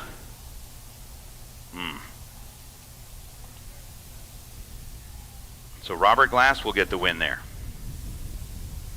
I know Tim Arnswald is back there waiting on Kyle Rizzoli, who will be making his way back. Again, Rizzoli trying to keep 2 entries alive. Going into round number 6.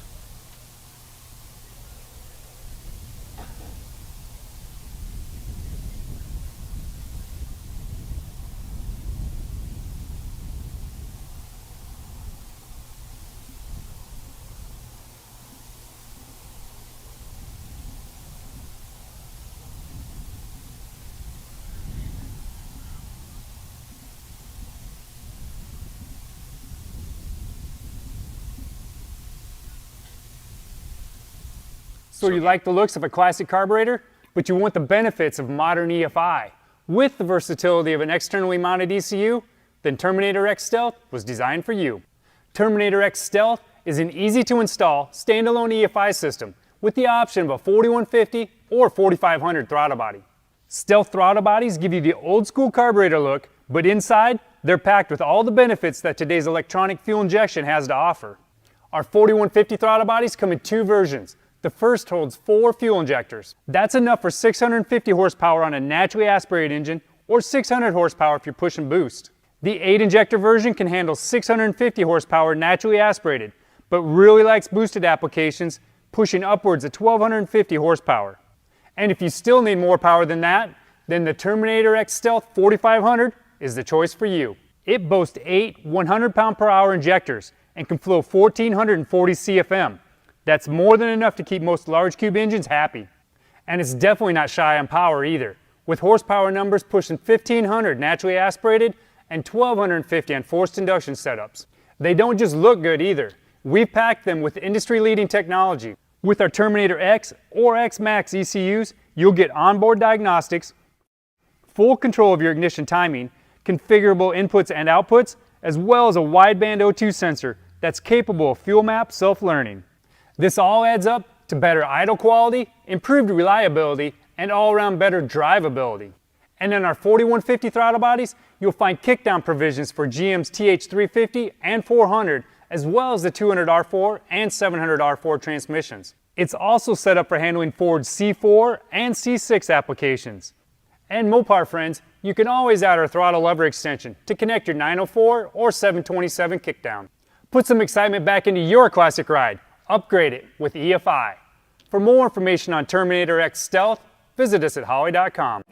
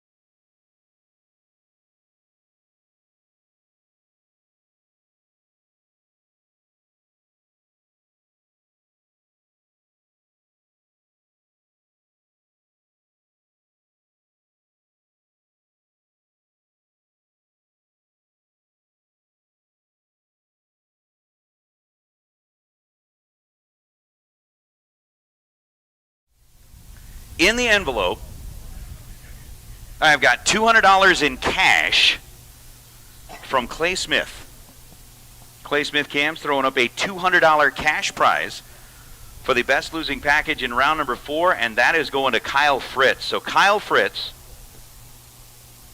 you can come up here to the tower and collect your $200 in cash as our best losing package in round number 4 of Pro. I have still got yet to be claimed. J.R. Learcamp, we got your $200 gift certificate up here.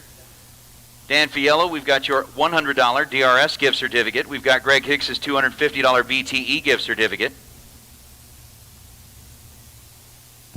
And we're going to go ahead and take Super Pro to lane number 8 for your pairings, please. Super Pro, lane number 8 for your pairings. And here is what the ladder looks like in Super Pro. We've got 15 that are coming back.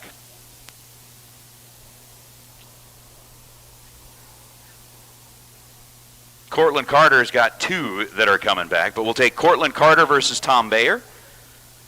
Judge Shoup versus Dan McClellan. Dustin Wirtz will get Taylor Strange. Gary Youngblood will get the other Cortland Carter entry. Dylan Howe gets Mark Darso. Ken Suio gets Marco Paravalaris, and Gabe Torres will get Morgan Rose. That means C.W. Hofer will be coming back on the bye this round for the 15 that remain.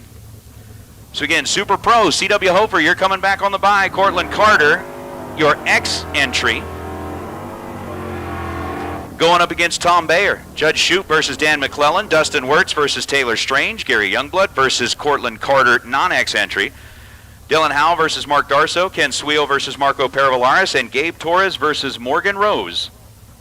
Those are the 15 that are coming back in Super Pro. Final pair in Pro round number 5. So Kyle Rizzoli in his other car has stayed alive. He swapped the blue Camaro, or the white Camaro for the blue Camaro, and is dialed in at 650 going up against Tim Arnswald. Arnswald dialed in at 764. Patience, young grasshopper. Head start to Arnswald.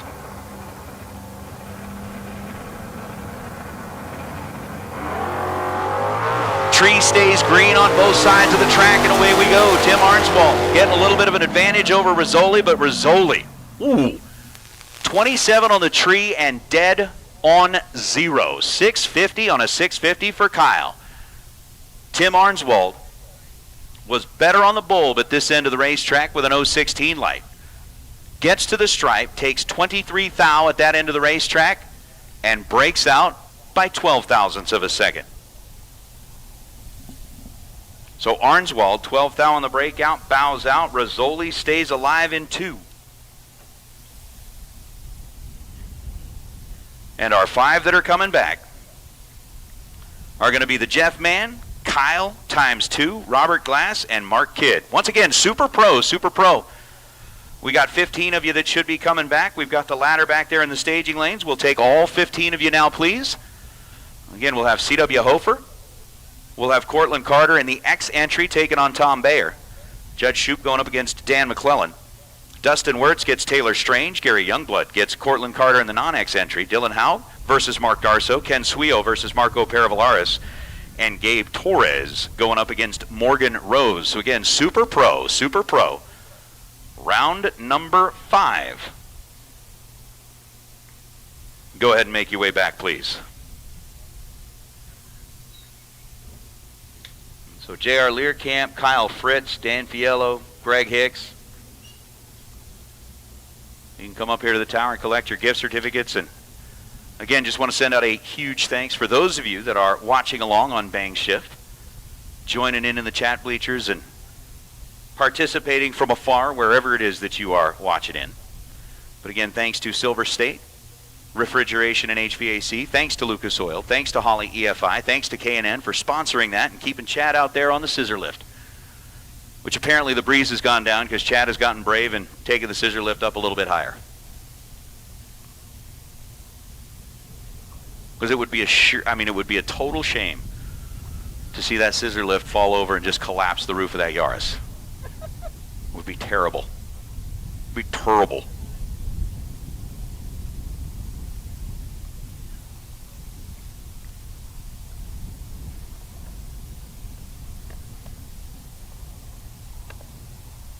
The sun is setting rapidly here, and we got Super Pro headed back into the staging lanes.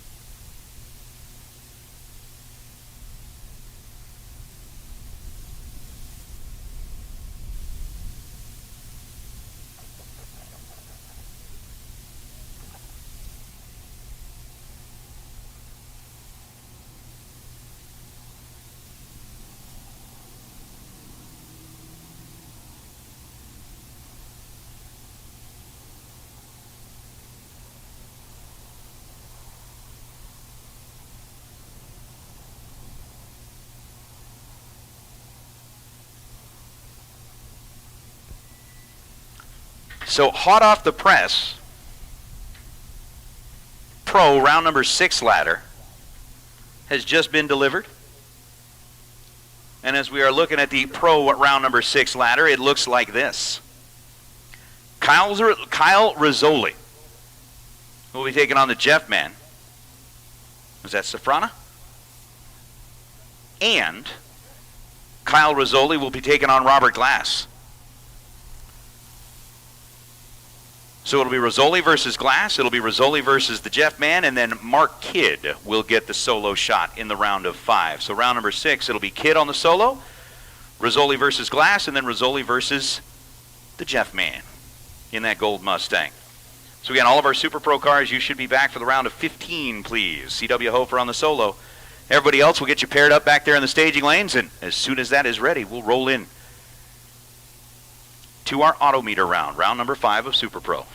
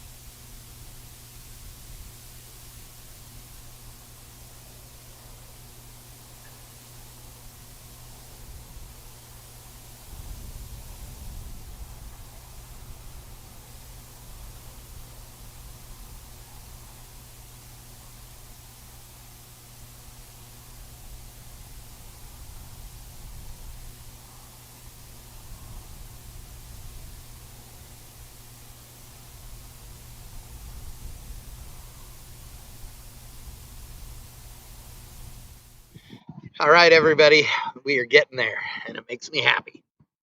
So, the numbers I was given in elimination round 1 either were not correct, or I've done my maths wrong. So I have to look at my maths.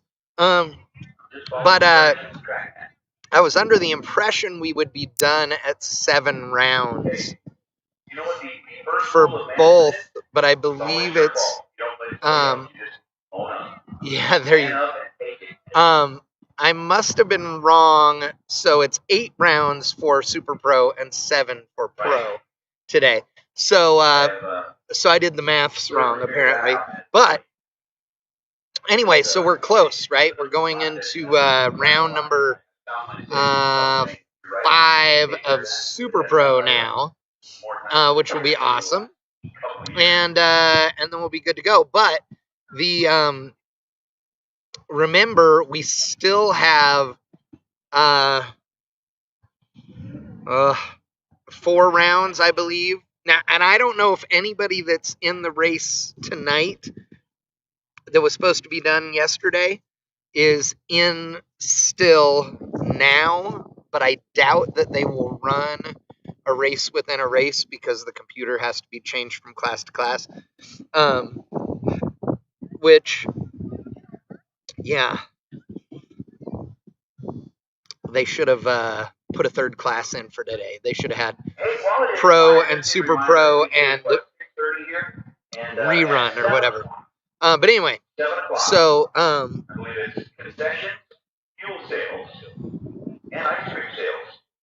everything is done at 7. They're telling me. So it's 6:30 now. But anyway, so we have a few more rounds of racing to go, and as long as these guys hurry up, then that'll go quickly. Although bracket racers sometimes, and I'm one, but I'm not like some of them. They take so long between rounds. Some of these guys have no clue. So, which is honestly, I need to start selling my cooldown kits to people because it would just be good for the events.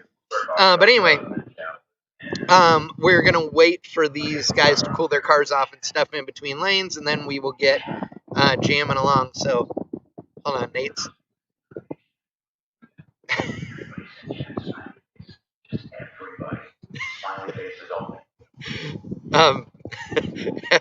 Okay, Nate is saying for everybody to send smiley faces to me on the chat window. Just nothing but smiley faces. Oh, it's awesome. Anyway, so we'll go a few more rounds here. It should be 2 more rounds of Pro and 3 more rounds 4 more rounds of Super Pro because we have not done round 5 of Super Pro yet. So we are getting close, and then we're gonna do the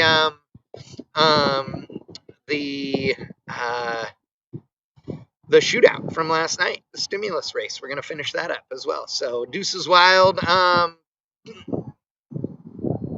not my new deal with Midwest Pro Mods, but congratulations to them. They're gonna do a TV show. There will be no live streaming video from their events. It's gonna be a TV show thing. So, or they're gonna stream and do a TV. I don't know, but yeah, it won't be on Bang Shift anymore.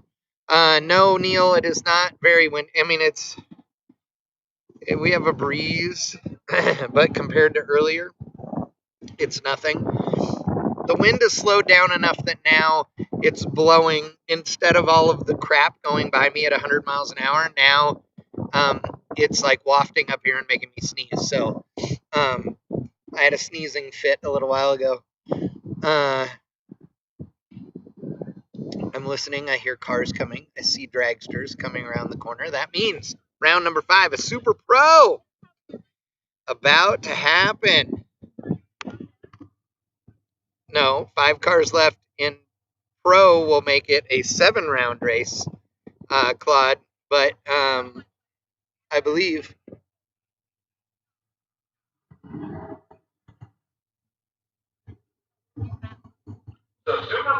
yeah, no, we don't.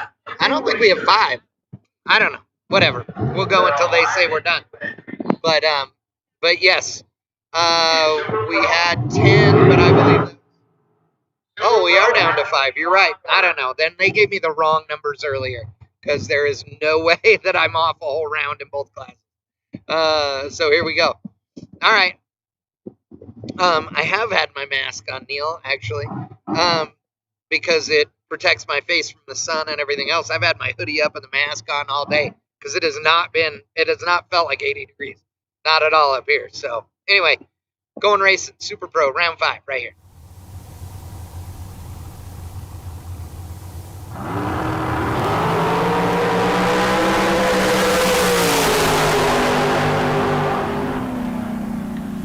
So down the track we go, and Gary Youngblood going to pick up the win light. Cortland Carter staged it up on a 5.04 second dial and went red by 0.02 of a second.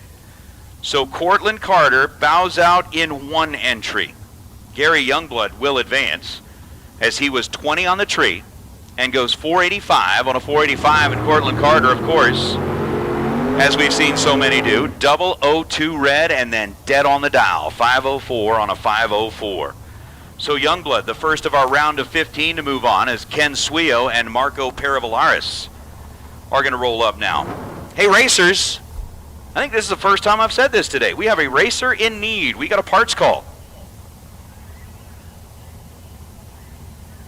So our parts call, we need to find a ring and pinion or a gear set for a 56 Oldsmobile rear end. Brandon Umberger needs it. The jelly bean is busted. So if you happen to have a ring and pinion or gear set for a 56 Oldsmobile rear end, Brandon Umberger would love to see you. And speaking of like love to see you, Pro, we'd love to see you in the staging lanes, please. Pro bracket, come on down. Ken Suio left side down 589. Marco down 503. And Ken Suio on a 007 reaction time takes a 10,000 stripe to go 591 on the 589. 2 above the dial. Marco Paravalaris was 031 on the tree. Put it dead on the number, but came up 10,000 short at the far end of the racetrack at El Toro. Yes, that is a beautiful little Capri. So Suio gets the win light over Marco Paravalaris. And as D-Mac comes up against Judge Shoup, Mark Lalonde, you are our best losing package in round number 4 of Super Pro. So I have got a very nice certificate up here for you for a rear set of Hoosier tires. You get them Hook'em Hoosiers, you can put them on the car, and hey, we got the gift certificate up for you. So Mark Lalonde, congratulations, coming up here to the tower and collect that when you are ready.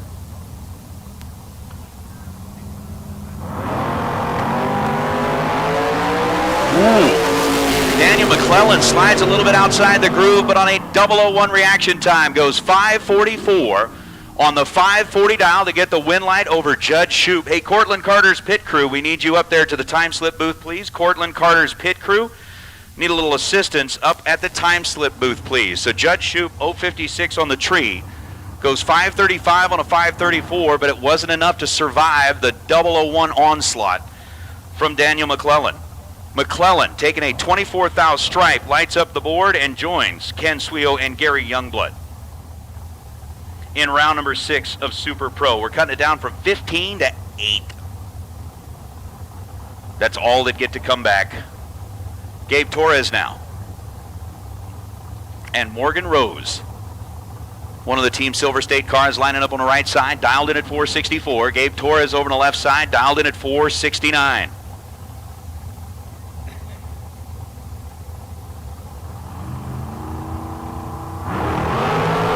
Flash of the ambers and away we go. How about Morgan? 005 on the tree, taking a 6 thou stripe, gets the win light. Goes 3 above, 467 on the 464 for Morgan. Gabe Torres, 22 on the tree, and 471 on the 469 for Gabe. So Morgan into the round of 8.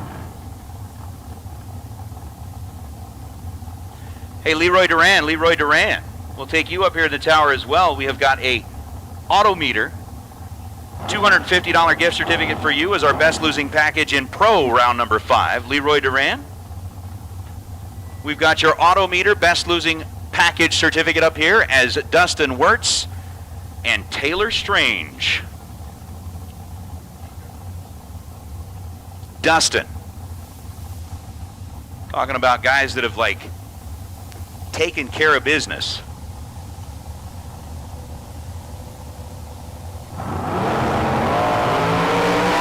Trying to get it done against Taylor Strange. Strange on a 498 down. Dustin on a 456. The win light goes to Dustin Wirtz.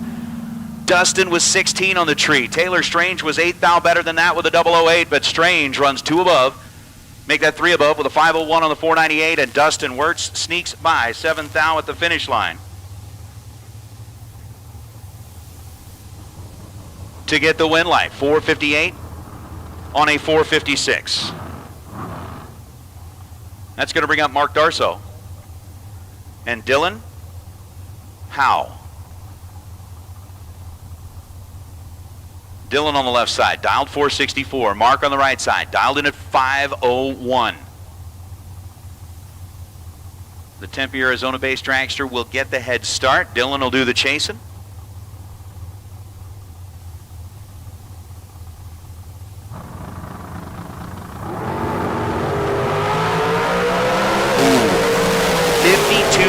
The difference between the two in reaction time, and Mark Darso is not messing around. Trip, zip, perfect reaction time for Mark as he goes 507 on the 501. Dylan was 466 on the 464, but had an 052 reaction time. And with that 52 thou difference at this end of the racetrack, Mark Darso tightens it up to a 10 thou stripe and gets the win. So far, in Super Pro,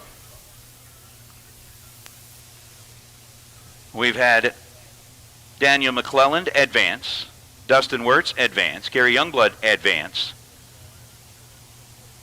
Mark Darso advance, Ken Sweo and Morgan Rose. We know that C.W. Hofer's sitting back there on the bye run.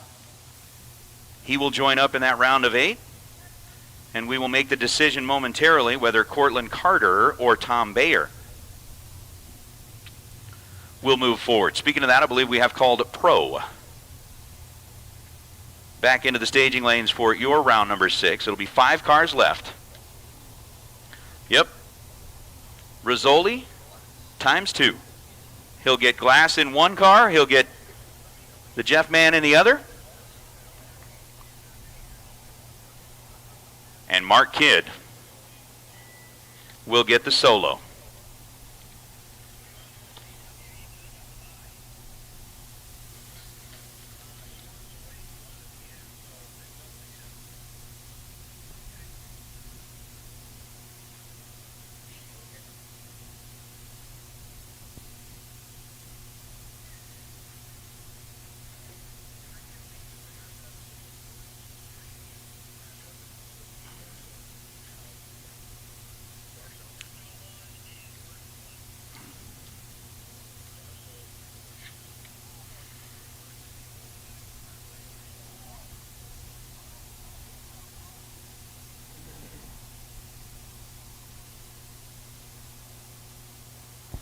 So as we start getting our cars back into the staging lanes again, we have got our auto meter.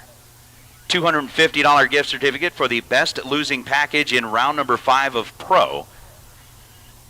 That is Leroy Duran. We'll get you up here to the tower and hand you your gift certificate, take some photos, get that all taken care of.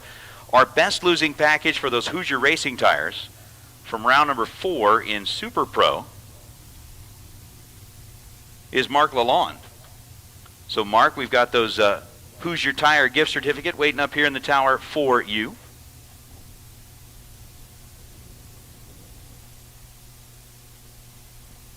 We've also got the $200 gift certificate for J.R. Learcamp up here, and of course Dan Fiello and Greg Hicks. We've got your gift certificates from earlier in the day up here as well.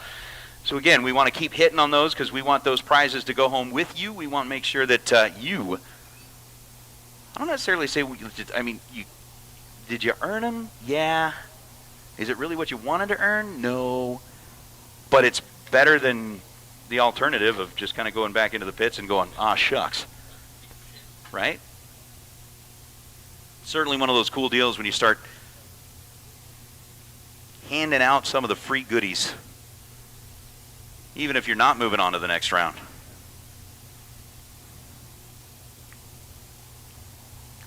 I've been kind of following along and checking in with the chat bleachers, but I'm telling you, that sunset out there right now looks like somebody painted it.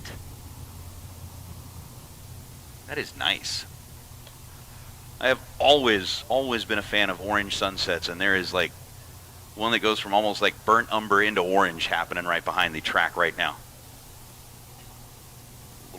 Beautiful sunset over the Arizona desert. Hey, we got another racer in need. What do we need, an 8-inch converter? 350 glider, 400, no motor plate. So Steve LaBarber saying that he needs an 8-inch converter. I thought you said you were leaving. Maybe you're just going to take it with you. Like, yeah, I need that. Put it in the trailer and drive away. So, yeah. What do you say? Yeah. I mean, if we can find him an 8-inch converter, 350 glider, 400, no motor plate. If we got something like that out there to help out Steve LaBarber, let's get him helped out. We'd like it if you stayed. Almost everybody else on property would like it if you stayed. There might be 1 or 2 people who are like, nah, get out. No, I don't think so. We'd want you to stay, man. So yeah, if we can get him that 8-inch converter, let's help out. Matt wants you to stay. He's got buckets and rollers ready to go.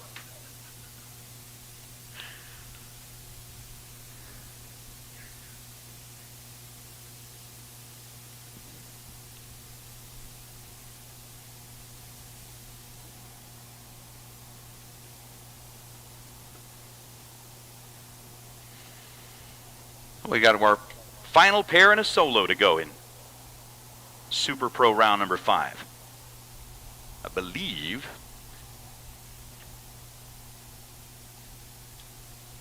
we should have all of our pro cars already back there ready as well.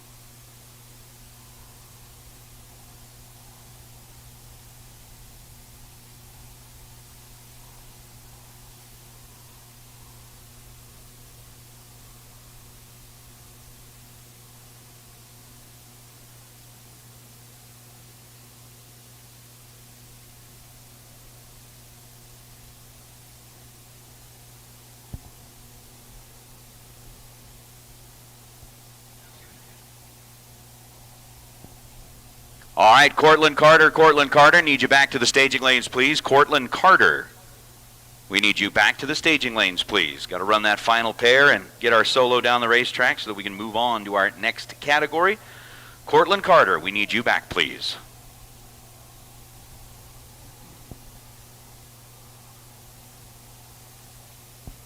I mean, really, when you're in Cortland's shoes, it's a good problem to have. When you got your card double entered, you're this deep into the game, you got money on the line, you've made it into the pay rounds. And when your problem is getting the car turned around fast enough to get back for your second entry in the same round, that's a good problem to have.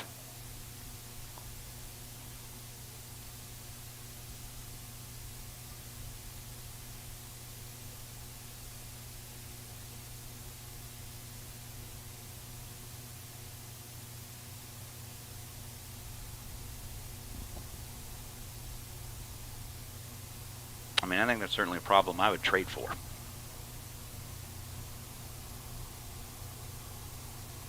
If I could.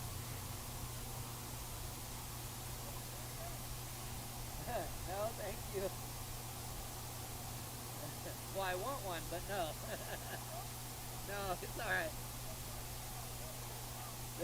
I am my boss, so I'm not. You're definitely right there, Chad. Any converter is going to be different than what he's got, so we can certainly look at that. But again, we've got a couple of racers in need. Just a little reminder. Steve LaBarber looking for that 8-inch converter, and Brandon Umberger looking for a ring and piston or a gear set for a 56 Oldsmobile rear end. I don't know if that one's going to end up in like a go fish moment, but we'll have to see. So if somebody can hook Umberger up with the ring and pinion or the gear set for the 56 Olds rear end, that would be great.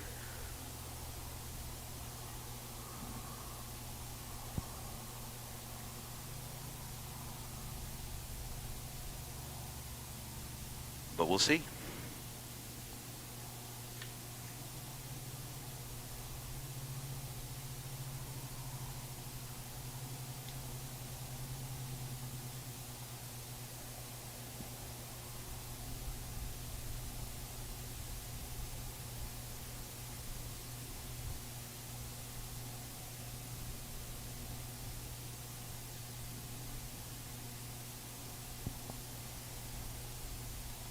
So Mike Eames, you've been on break here for a little while. You've been out wandering around. What did you find?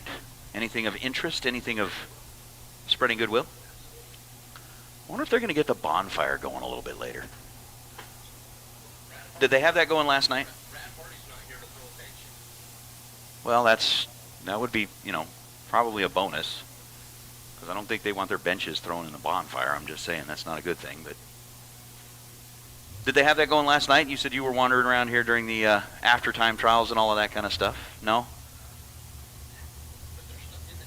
Yeah. I mean, there's as walking by that earlier.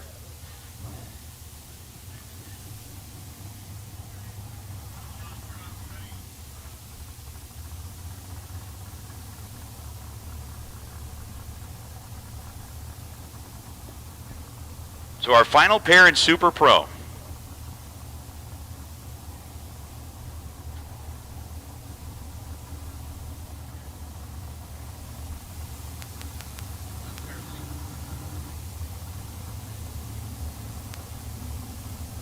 Deuce says, I appreciate the offer. He said he's got a 8-inch or two 8-inch converters and a ring gear and pinion in Chesterfield, Virginia, if that would help.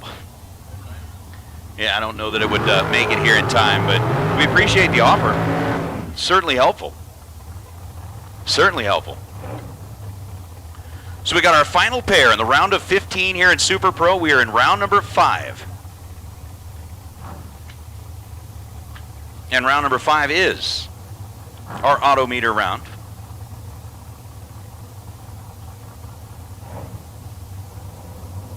Steve LaBarber says, thank you, Virginia. Maybe one of those things, meet Virginia. I can't wait to meet Virginia. Thomas Bayer dialed in at 472. The Lucas Oil car over in the far lane from the tower. That is the American walk-in cooler side of the racetrack.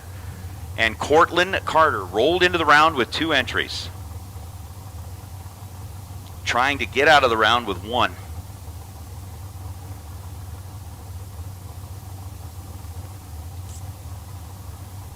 $503. the dial for Cortland. Last time was 002 red. Tom dialed in at 472. Away goes Cortland. Here comes Tom. 11th thou, the difference between the two in reaction time. And Cortland Carter lights up the scoreboard. 33 on the tree. You heard him whomping it at the finish line. Tom Bayer was 22 on the tree and whomped it back. 477 on a 472.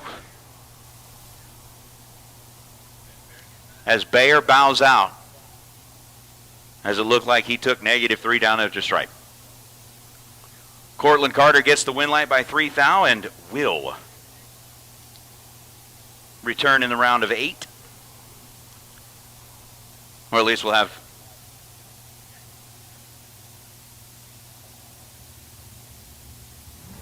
C.W. Hofer joining the crew. CW 760 is the dial and goes 764 at 89 miles an hour down at the far end of the racetrack. So it'll be C.W. Hofer, Cortland Carter, Dan McClellan, Dustin Wirtz, Gary Youngblood, Mark Darso, Ken Sweo, and Morgan Rose. Rolling back for Super Pro. Ready? We're getting into Pro round number 6, featuring 5 cars. Rizzoli ×2, Glass, the Jeff Man, and Mark Kidd. And with that, Mike Eames going to take over the mic. Thank you, Nathan Hershey. Now you go spread goodwill. But you might want a jacket. I'm just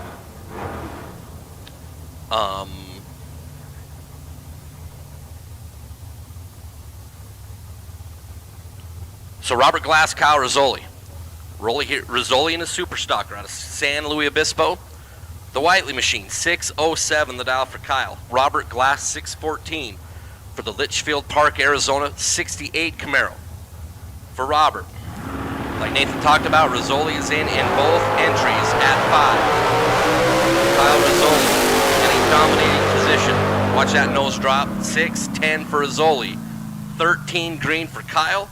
Robert Glass was 40 thou on the green light start, and when you look over to the right and you see that big number 4 on the side of Rizzoli's machine, and you put 40 on the reaction time, you're in a pretty tough position. 617 for Robert Glass. Going to bow out in 5 cars here in Pro. So Rizzoli will move forward, taking 1 entry down to 3 cars in Pro. It's Mark Kidd with the single here at 5 cars. And I believe Mark, the Kidd Performance and Dyno, is just going to go up and take the green. And that is all he needs to do to be a winner chicken dinner. So Mark Kidd, by taking the green under his own power, as that Kidd Performance and Dyno 67 Nova has been double entered today with Race driving it on the Super Pro side, Mark on the Pro side, and he's like, I've made like a bazillion runs on this thing. So I'm just going to go take the green, go back, put a charge on it, put a little bit more fuel, and come back when it's time to run the semifinals in Pro Eliminator.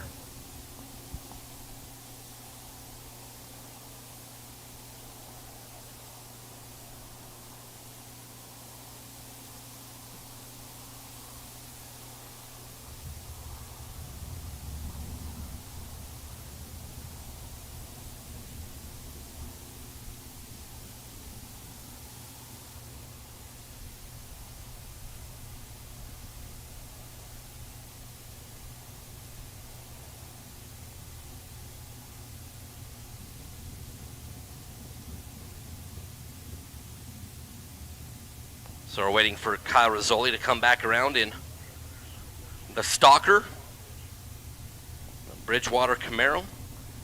We also have Super Pro. Round number 6 to go. We started this round with 5 left in Pro Eliminator. We have 8 left in Super Pro. And after we conclude Lucas Oil Products Friday here on both sides. Again, there's $3 to win in Pro, $10 to win over in Super Pro. We need to conclude our Silver State refrigeration stimulus race from yesterday. There's 16 cars left in competition over there on that side as we were running late into the night. As Matt Fishley brings the Super Pro ladder in.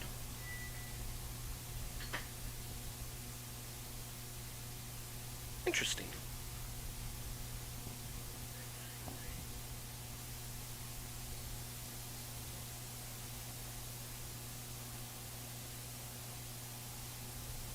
All right, payouts for today.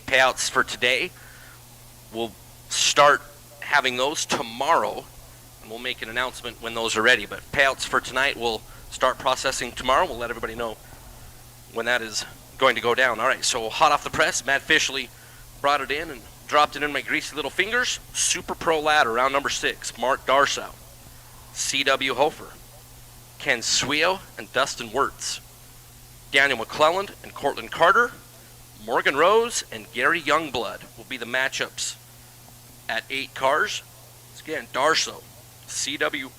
Hofer, Ken Sweo, and Dustin Wirtz. Daniel McClelland and Cortland Carter, Morgan Rose, and Gary Youngblood will be the matchups when we come back around for round number 6 in Super Pro Eliminator here on Lucas Oil Products Friday at the K&N Southwest Showdown at Tucson Dragway. As we are in the RB components, round number 6. We're the best losing package on both the Pro side and the Super Pro side. We'll get a $200 gift certificate from our friends at RB Components. Greatly appreciate their support of the K&N Southwest Showdown. So we're waiting for Kyle Rizzoli to come back around to complete round number 6 in Pro Eliminator.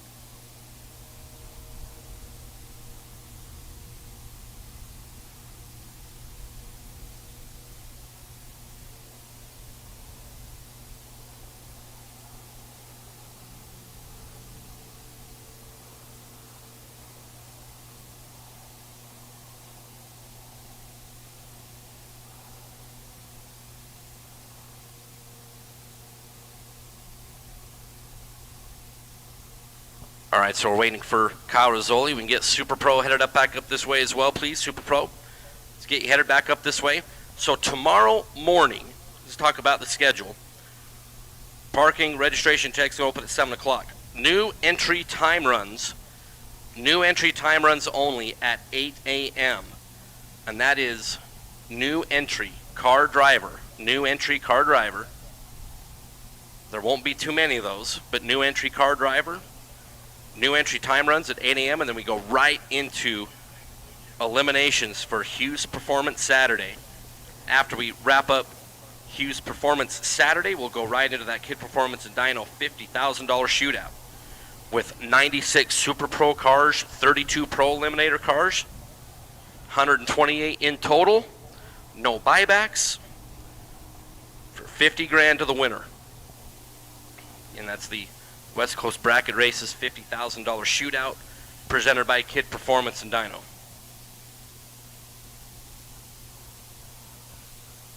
new entry time run.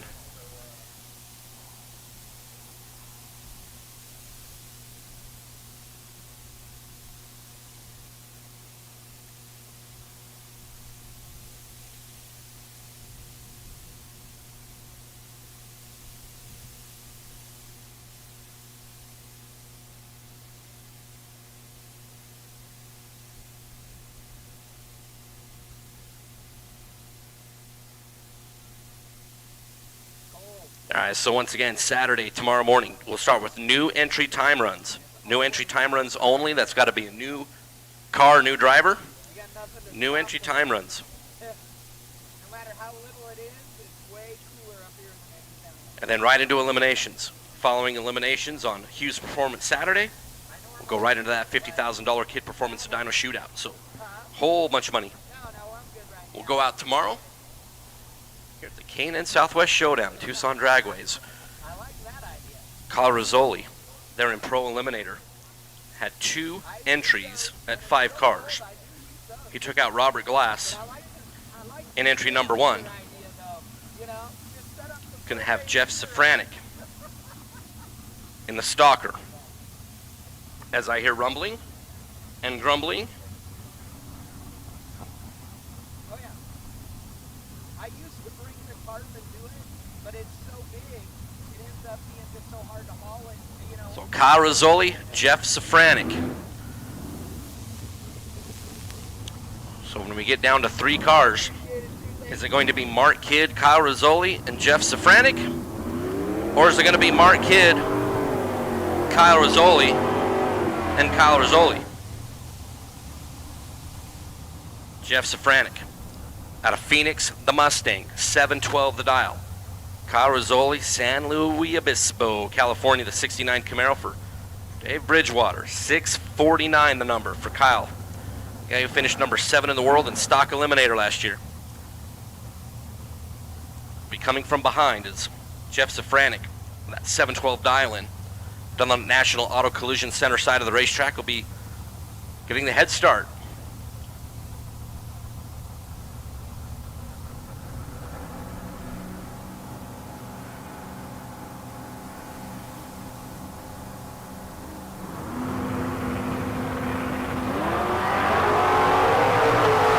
Safranek in the Mustang. Rizzoli in the Camaro. Watch that nose drop for Kyle Rizzoli. Rizzoli by a thou is going to take 2 cars into the semifinals. Rizzoli, 27 green, 650 with the 1 on the 649. Stuck that nose in front by a thou. Jeff Safranek was better on the starting line. Was 19 green to Kyle's 27. Got down there on the 712, put 714 on the scoreboard to be 1 thou behind. And Kyle Rizzoli taking 2 cars into the semifinals alongside Mark Kidd here on Lucas Oil Products Friday at the Southwest Showdown, brought to you by K&N. That's some pretty special stuff.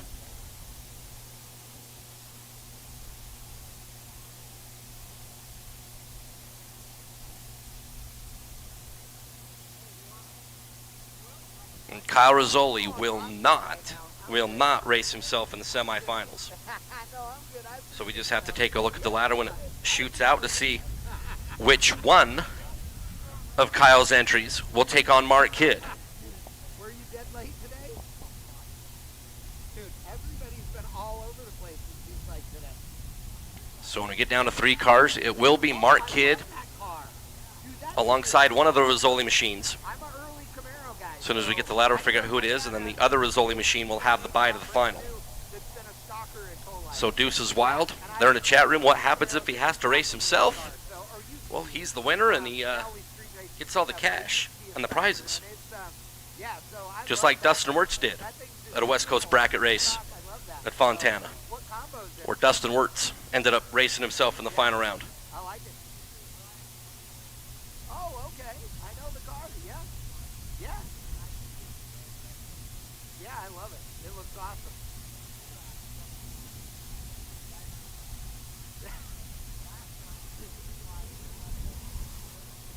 Yeah, it's way more expensive to quit and do it again. So as we're working on that in the tower. So Super Pro, when you come in the lanes, pull all the way up in the front, if you would, please. Super Pro all the way up in the front. That is too funny. I got water and stuff up here. I'm good right now. I appreciate it. All right.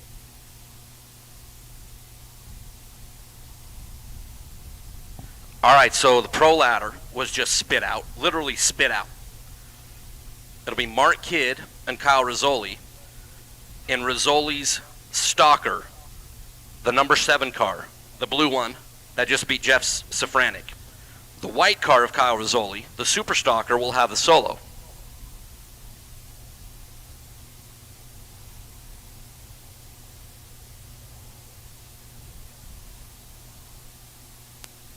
All right, so to go over that again, Kyle Rizzoli in the Super Stalker will have the Solo. Rizzoli in the blue Stalker will have Mark Kidd in the semifinal. And in Super Pro, our best losing package for round number 5, the Autometer round, getting $250, courtesy of our friends at Autometer, Marco Peravaleris. Marco, you had the best losing package in round number 5 of Super Pro.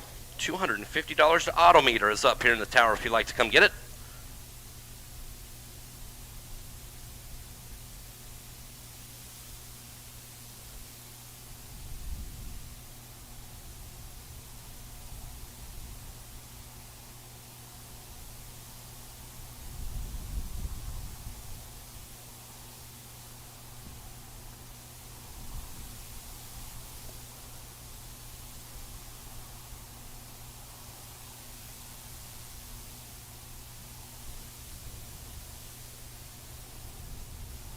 So once again, Super Pro Eliminator. When you come in the lanes, if you'd pull all the way forward, if you would, please. Again, there's 8 left in Super Pro. We're down to 3 left in Pro. Once again, 8 left in Super Pro with 10 grand to the winner here on Lucas Oil Products Friday. 3 grand on the Pro side.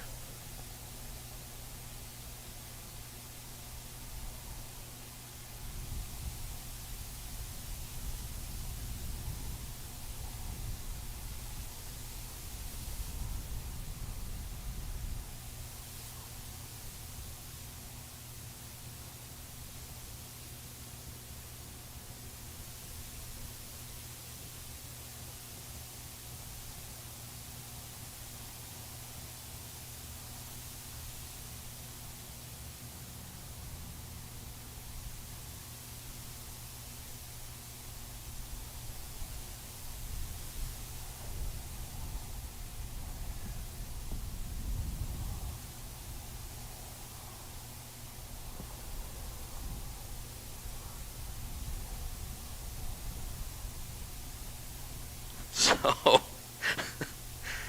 communications with Chad Reynolds is just spectacular at times. The things that you don't see behind the camera and over the air.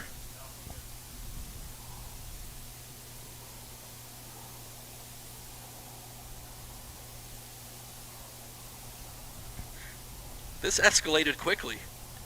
All right, Super Pro.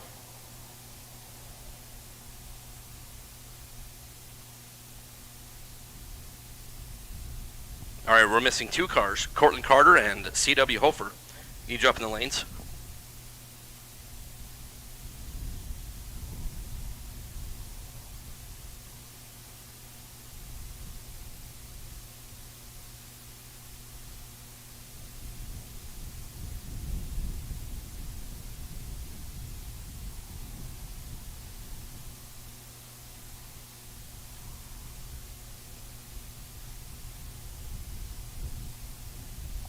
So we have 8 cars left in Super Pro, 3 left in Pro. Then at the end of Lucas Oil Products Friday, we need to conclude our Thursday event, the Silver State Refrigeration Stimulus Race. Now there's 16 competitors left on that side. There's only 1 competitor still in competition right now that is in the 16 cars that are left. So, if something happens and that competitor is bounced, we can obviously start that remaining event before Friday ends. And CW Hofer, Cortland Carter, need you in the lanes instantaneously, please. Cortland and CW need you up in the lanes. You're the only two we're waiting for.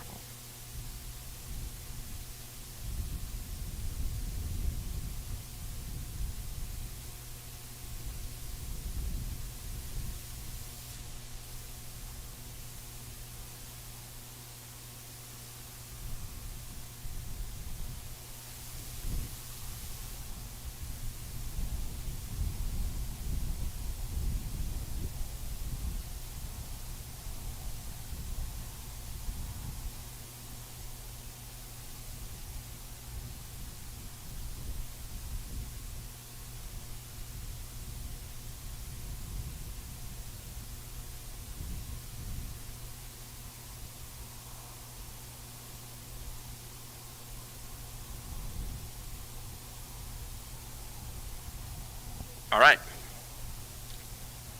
So as we wait for Super Pro to come back around, our RB Components best losing package in round number 6 of Pro was Jeff Safranek. Jeff, if you want to come to the tower, I know that you're still a little disappointed about getting knocked out by Kyle Rizzoli right there, but hey, I got your best losing package prize in round number 6 of Pro Eliminator, $200 gift certificate to RB Components. So Jeff Safranek, if you'd like to come up in the tower, we can take care of that as well. Also Leroy Duran, I have your best losing package round number 5 in Pro, $250 for Autometer. Mark Lalonde, best losing package Super Pro round 4, the Hoosier Racing Tire best losing package. I have this up there for you. So Mike Eames is laughing at me because I'm sending him text messages of the things he needs to say to the people that are left in the race, which are things I can't repeat to you guys. But just imagine how colorful I might be when I'm telling them to hurry the heck up and get these people up here, or else. It's those kinds of messages. You know, the fun kind. So it's awesome.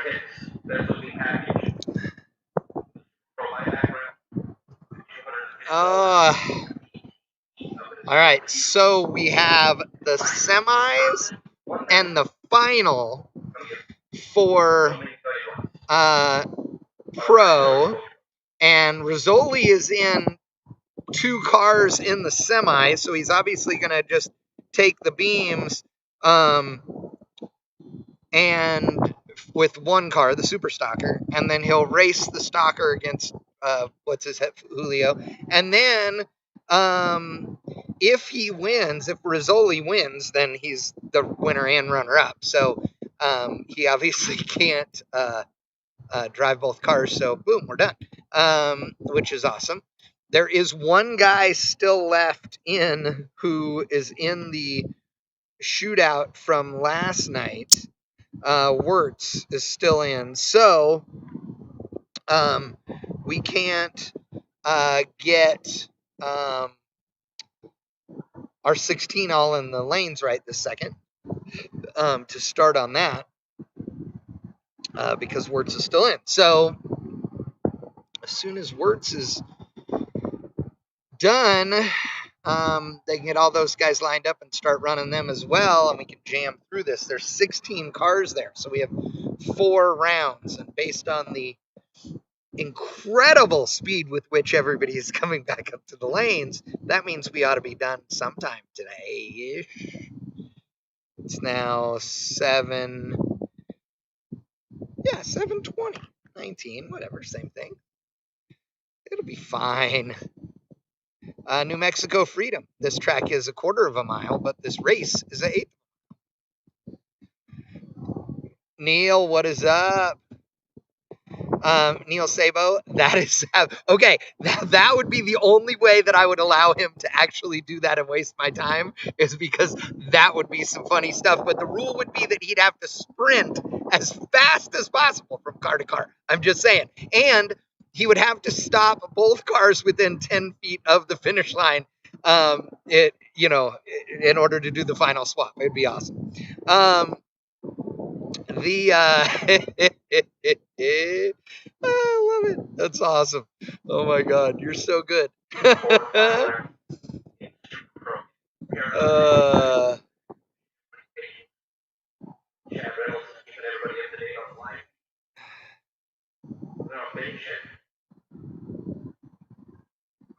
DJ is not happy about this whole delay thing. Hey, this is drag racing.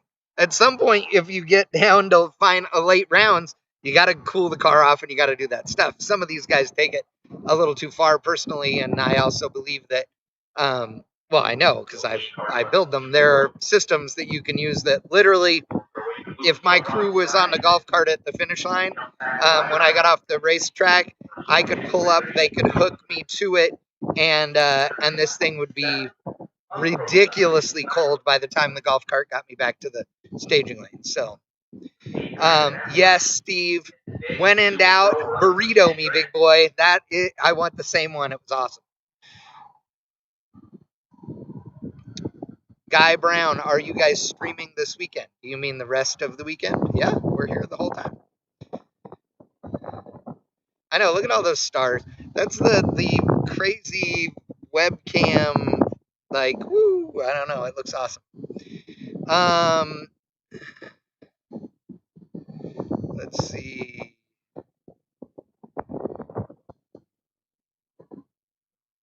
All right, I hear rumbling. I hear thundering.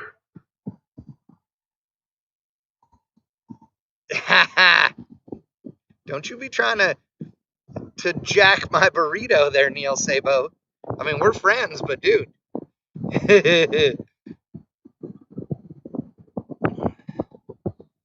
Hello, Stephanie Mott. Matchups again. Yeah, cars, vroom vroom and stuff. Okay, so we are Super Pro. And it is round number 6, RB Components round number 6. And I hear the cars running. Uh-oh. Some party foul in the tower, apparently.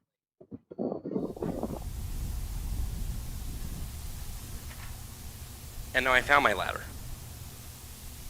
See, that's what happens like when you're like a full-on squirrel up here on the microphone, is like there's papers, there's prizes that have been given away, all this stuff, and like just becomes a bit of a dumpster fire every now and then. That's why I need constant supervision. And before I start to get a whole bunch of messages, yes, I know I need constant supervision. I probably need more supervision than Chad Reynolds does. That, Yes. I don't know, that could be 50-50. Nope. Eames needs more supervision than me. All right, so at 8 cars, Mark Darsow, C.W. Hofer, Ken Sweo, Dustin Wirtz, Daniel McClellan, Courtney Carter, Morgan Rose, and Gary Youngblood are going to be our matchups. As we're going to go from the quarters to the semis. 8 cars to 4 cars with 10 grand to the winner. Here in Super Pro and Lucas Oil Products Friday. The pairings have been made. I hear a little rumbling back there. We're going to get cars moving forward.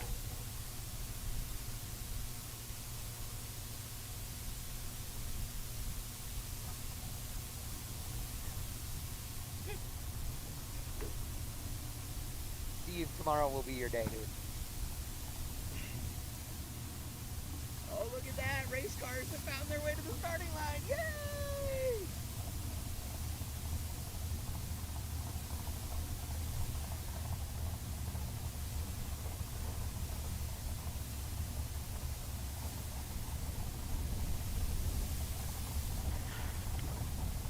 All right, here we go. As we're going to start off all the way down here in Tucson with an all Division 6 affair. Ken Sweo and Dustin Wirtz.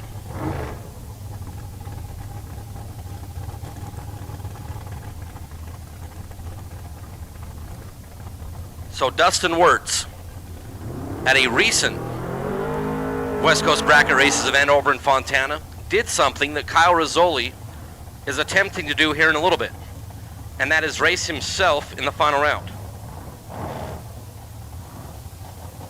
Ken Sweo's over in the other lane like, I ain't scared. Ken Sweo in that Capri is really good. Dustin Wirtz in the Dragster is really good.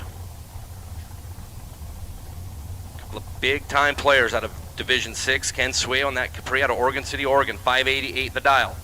Dustin out of Napa, that Miller Dragster, 456 the number for Dusty Buckets. Almost a full tree will be the advantage for Ken Sweo. Just shy of a full tree. 2.5 bulbs away. Dustin Wirtz red by 11 thou, and Ken Sweo picked a great time to be 43 on the tree. Sweo has been just solid on the reaction times all day. Goes 43 there, and Dustin Wirtz is red by 11. So Ken Sweo will move down to the semifinals. Dustin Wirtz is done, and that means that all 16 of our competitors from yesterday's Silver State Refrigeration Stimulus Race have been eliminated today. C.W. Hofer and Mark Darso. C.W. in the Firebird, 763 the dial. Mark Darso, the small block Chevrolet rear engine dragster from right up the road in Tempe, 502 the number for Mark. C.W. is away. Darso's away. Both drivers are over 50 on the tree. C.W. going to drop the nose and breaks out. Mark Darso, 5048 on the 502, was 53 green. C.W. was 51 green. As neither driver was very good on the starting line, but that small block Chevrolet powered dragster, Mark Darso, moves into the semifinals. It's Cortland Carter and Daniel McClelland. Cortland out of Texas, who took 2 entries deep, lost in 1 in the previous round. Here's alongside Daniel McClelland for Team Tuna Tank out of Rancho Cucamonga in the Family Roadster, 541 the dial for Peabody. He'll be leaving first. Daniel's away. Cortland is away. Cortland Carter with a big starting line advantage and the win light for Cortland Carter. Cortland's 008 and 504 to be good. Daniel McClelland was 56 green and 3 hun above and had no shot. Cortland Carter takes out Daniel McClelland and advances down to the semifinals. Gary Youngblood and Morgan Rose will be our last 2 here in the quarterfinals. And Pro Eliminator, Mark Kidd, Kyle Rizzoli, get you up in the lanes, please. So Gary Youngblood and Morgan Rose. Gary out of Pueblo West, Colorado, the American Chassis Dragster, 484 the dial. Morgan Rose for Team Silver State. Morgan out of Henderson, Nevada, that Race Tag Dragster, 465 the dial in for Morgan.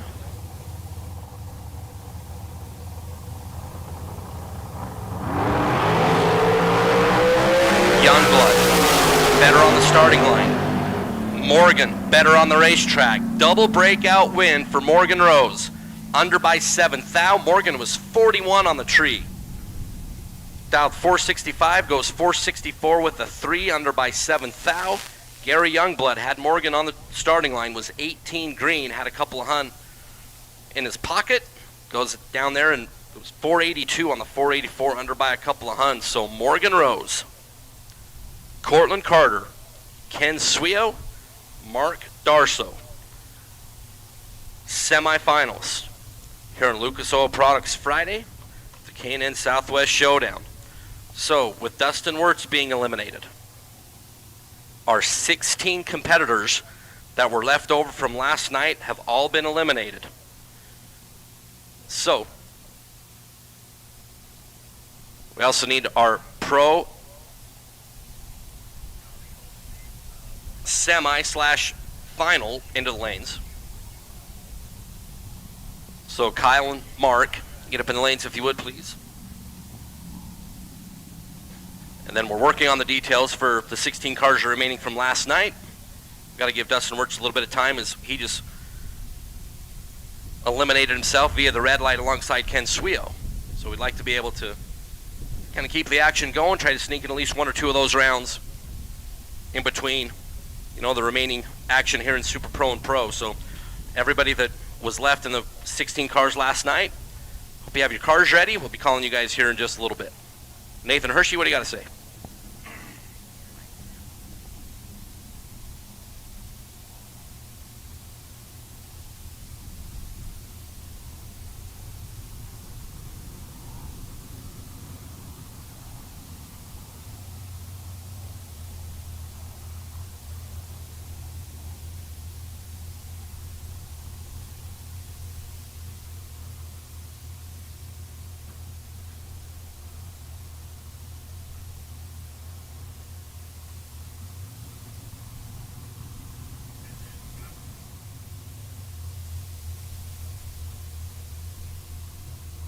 All right, so Mark Kidd and Kyle Rizzoli, when you guys come up in the lanes, when you come up in the lanes,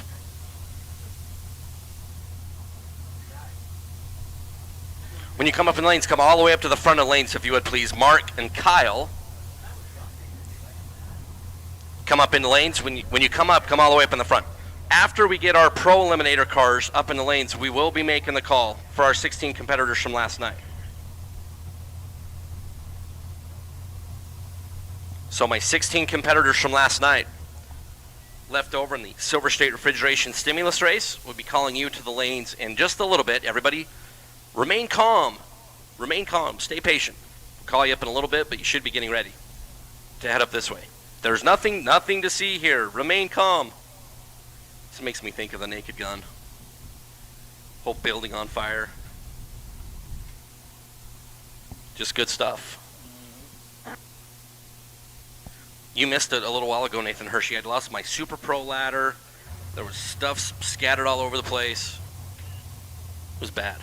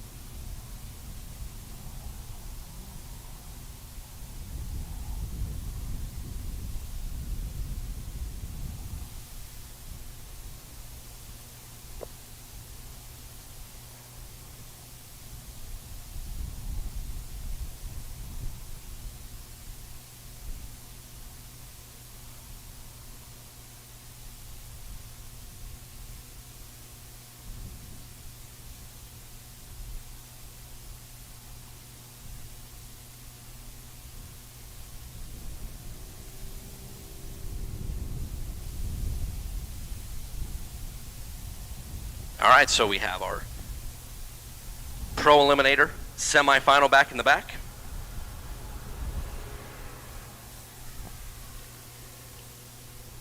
Super Pro semifinals, hot off the press.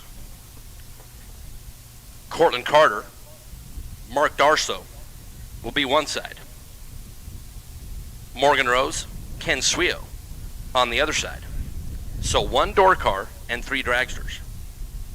One door car, 3 dragsters. Now granted, it's a really good door car.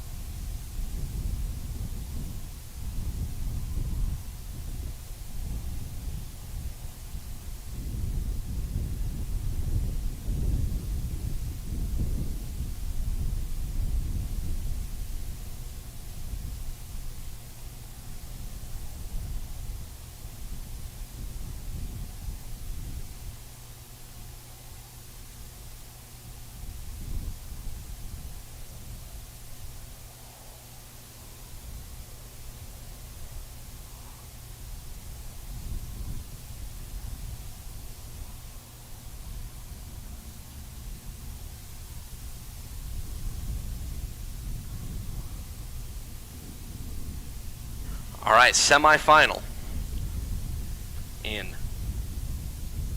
Pro.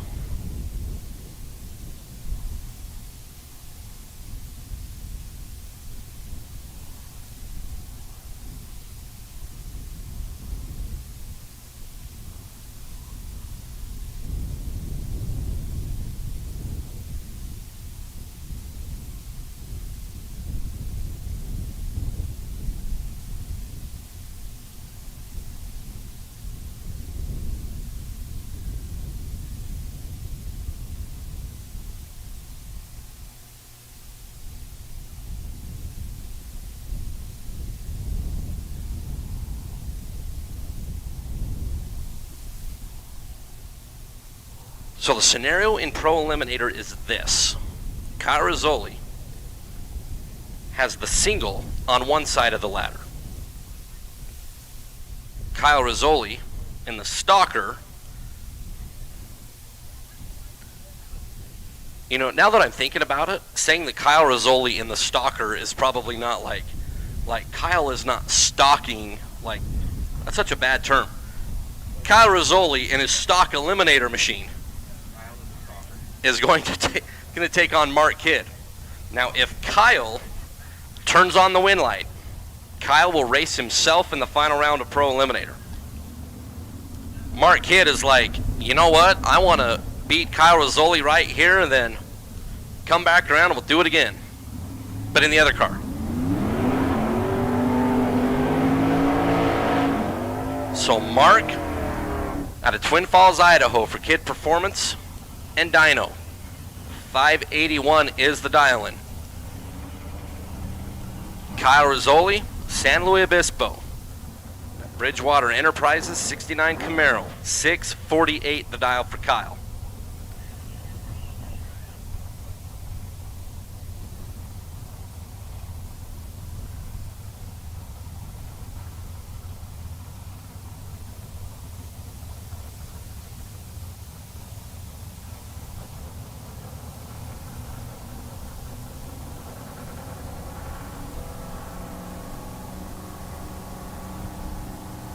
Mark Kidd pre-staged bumping in. You see the brake lights doing their work. Rizzoli is in.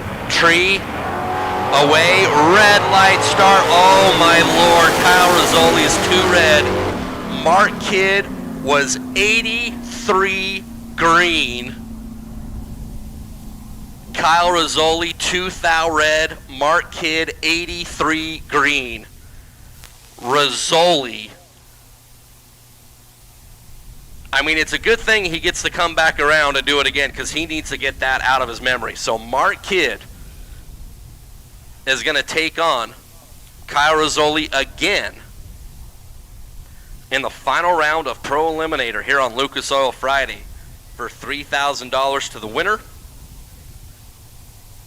Rizzoli 2 red and Mark Kidd's 83 green. Well, you know what? If you're going to be 83 green in a semi, it's a good time for having your opponent be 2 red. That's like bluffing your way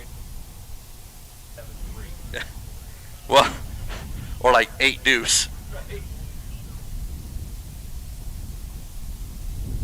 Like Nathan Hershey was talking about. That's like bluffing your way to the final table in Hold'em, and you're like, Dude, Rizzoli is, I mean, dude, Kidd owns it. Right now, I mean, dude, oh my God, Rizzoli is going to hide the sharp objects, dude. I mean, come on. 2 red. Oh, at least it was really close, but God. Kidd was 83 green. Oh my God, that's like days late compared.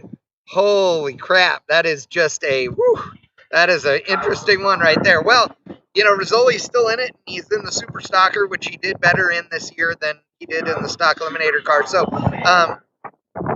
you know, hey, we'll see how he steps up. I mean, he is a very good guy, competitor. So, he, you know, he may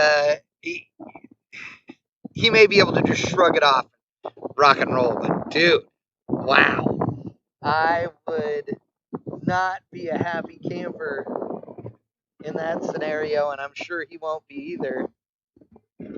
There he goes. He just pulled around the corner, shut it off, and swung it into his pits. He's just down the aisle right here. So he's going to have to fire that thing up and come back again. Man, dude, that sucks. That sucks. Okay, I'm totally laughing at DJ. And dude, who owns what car company? Oh my God, it's awesome. And not even remotely close. Not on a bunch of it anyway. Some of it, yes, but you know, whatever. 8T8, yes. Wow. You know what though? Steve would love to have been 002 Red today to go out. Because my boy Steve-O is not able to hit the tree for some reason. He's just like, what in the hell is going on today? Just not been good today for him. So tomorrow will be the day. Tomorrow will be the day. Deuce is Wild, smart cars made by Mercedes. Has been since it became a car. Yeah. AMG isn't a car manufacturer. AMG is just a tuner. It's like Roush or something.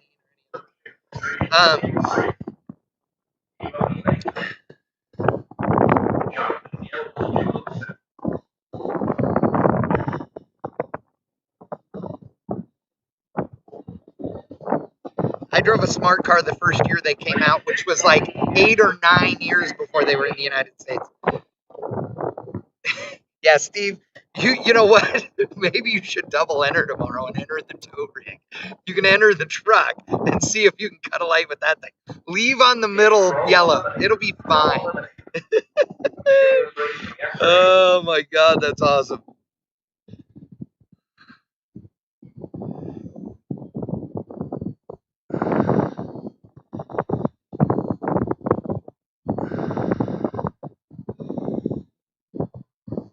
Henry J's were cool cars. Well, they were just commuter cars when they were made, but they're cool now to make into stuff. Somebody you left, QN4 Super Pro, you guys are on deck. My 9 remaining in Super Pro from the stimulus race yesterday. You guys are ready as well. Calling you here in just a couple minutes. In Super Pro stimulus race yesterday, 90 left. Calling you here in a couple minutes. Get ready. Pro, N4 like 2 and 4. My pro competitors left yesterday. Oh, I know what you meant, Steve. Yeah, I got it, dude. You'd be like the guy with the Dodge truck that ran it over at Pomona that year. I was standing there on the starting line with my back turned when that went down. It was hilarious. I mean, not hilarious. I like it sucked for that dude. It hurt his truck and everything else, but still.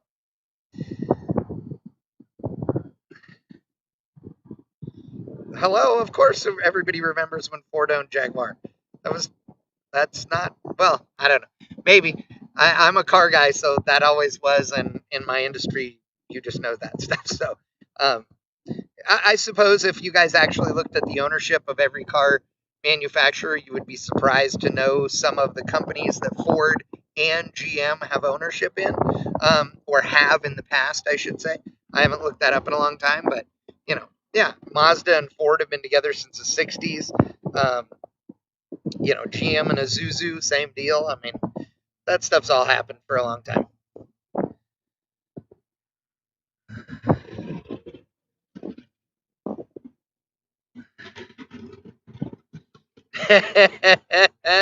Oh, Neil, you're so funny. Steve-O, what round did you get to? Oh, you were second round runner-up? Dude, that's awesome. Oh, God.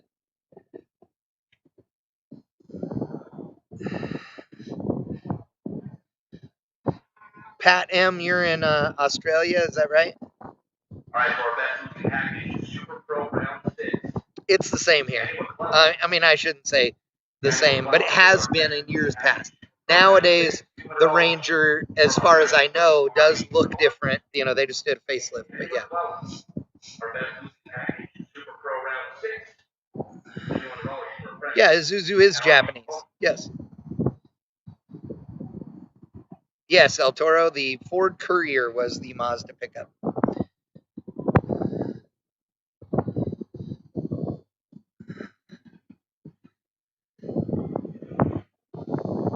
Dude, Steve, I have an idea.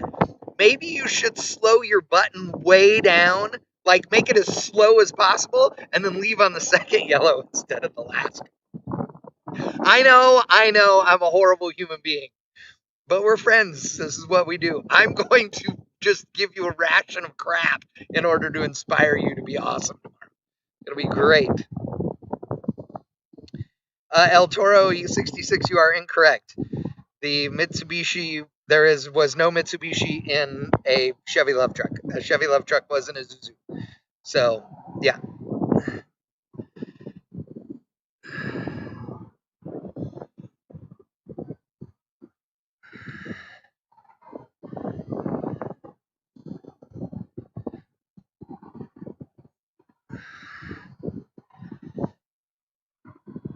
TDM McLeish, yeah, dude, Chevy Love's cool. Ooh, Opel Cadet rallies are awesome. And an Opel Cadet rally is, I mean, still a neat car. I love. Alright, what's your bar? 7 remaining competitors. Pro eliminator last night. Silver Shade victory. Stimulus race. Oh, dude, you're 100% right, Neil. Like, Steve is way cooler losing than I am standing up here freezing my ass off and doing this. Like, yeah, I would much rather be him. Hey, you know what? You can put a fat guy in your car and you can run this thing. I'll show you how. It could possibly go wrong. It'll be fine. I'm guessing we're going to need to shave like a 10th off the dial. Or, I mean, no, put a 10th on the dial. Yes, 88 Pro Street. A Love truck wasn't a Isuzu. Yes.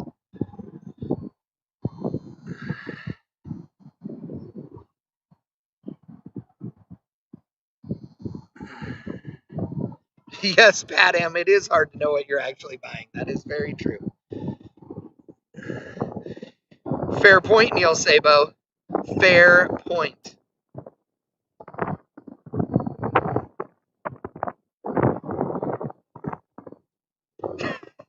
DJ, I think we're fine, dude.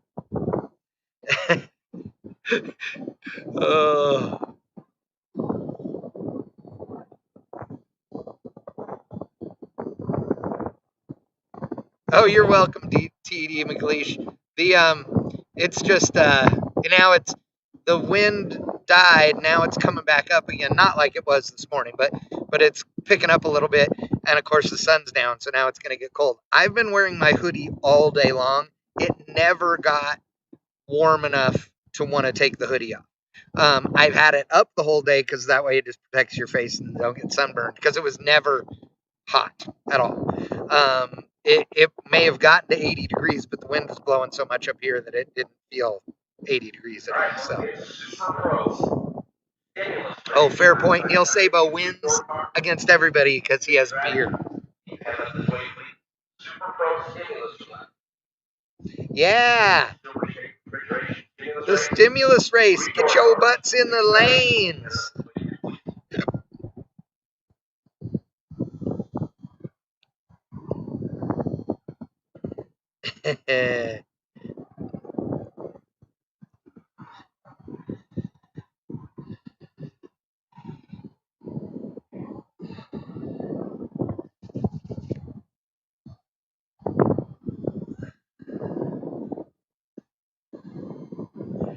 Dude, TDM today, it's been since this morning. I mean, it picked up like between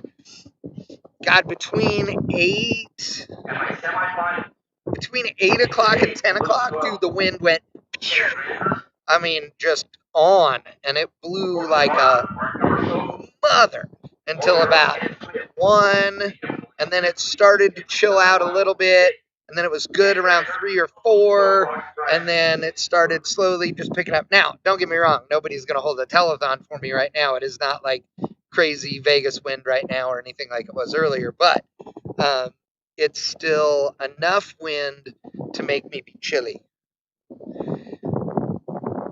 Because the wind was not forecasted when I was looking at the stuff 3 days ago, so I brought 80-degree clothes and a hoodie like normal, you know. El Toro, yes, the Diablo was a Chrysler Lambo. If I remember right, it was like the last one. Or maybe it was the first one. I don't know. They ruined it because that's the one that made it look all soft and not all angular and stuff anymore.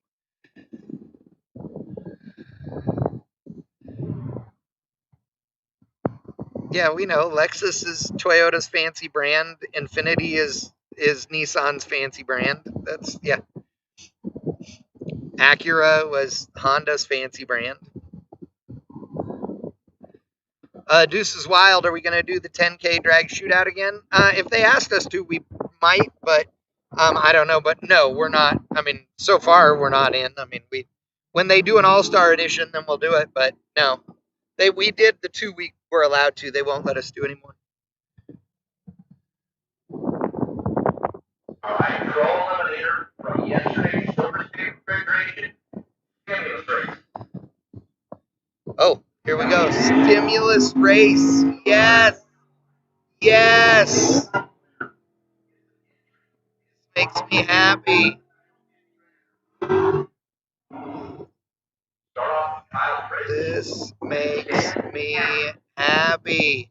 Kyle against Arizona Firebirds. Stand out of New Mexico in the Nova.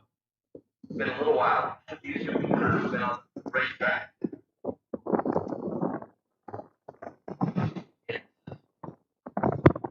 Quarterfinals of yesterday's halted Silver State Refrigeration stimulus race.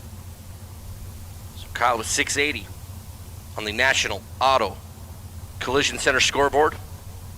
643 the dial-in for Stan Hammond. As I could use my Super Pro competitors to the left in our Silver State Refrigeration stimulus race. Up in the lanes, please.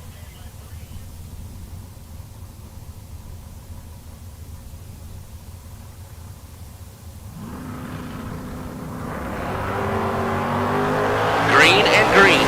Kyle and Stan. I feel like this is an episode of South Park with Kyle and Stan. And gonna give it to Kyle Fritz, 41 green. 683 on the 680. Stan Hammond was 36 green and 4 above and was 6 thou behind at the finish line. Now, with Kyle and Stan right there, if Cartman is in the next pair, I'm going to lose my mind. Luckily, it's Ricky Duschel and Jonathan Fiello. Now, Jonathan here in Pro Eliminator also is still in competition in his Super Gas Roadster. Jonathan for Team K&N out of Yucaipa. 67 Chevelle for Jonathan. 645 is the dial. Ricky Duschel, the 69 Camaro out of Palmdale. 623 the dial in for the white on black 69 minute vintage. Dustin Lee Racing Power there for Ricky Duschel. Fiello off the bottom.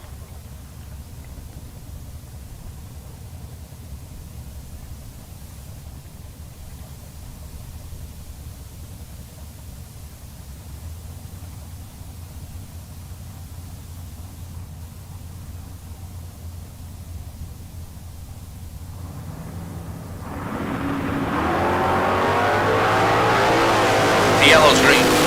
Ricky Duschel's green. Ricky trying to chase down Jonathan Fiello, not going to get there. 22 thou on the green light start for Jonathan, 649. 4 above is good. Ricky Duschel missed the tree with 60 green. Gave up 4 hun right there on the short end and 3 hun above the dial. And that combination of numbers does not result in a win light for Ricky Duschel. It does for Jonathan Fiello,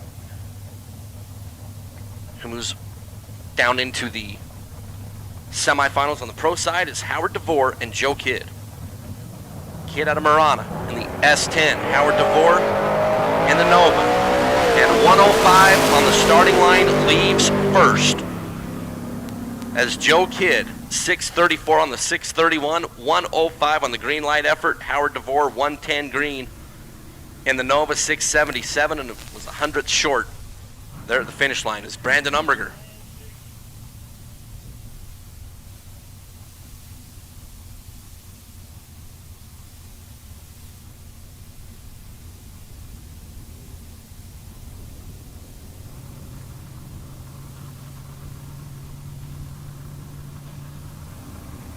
So Brandon Umberger with the solo at 7 cars. Jeremy Wilson's Vega. 6047 for Brandon. 113 on the speed. It was 23 green.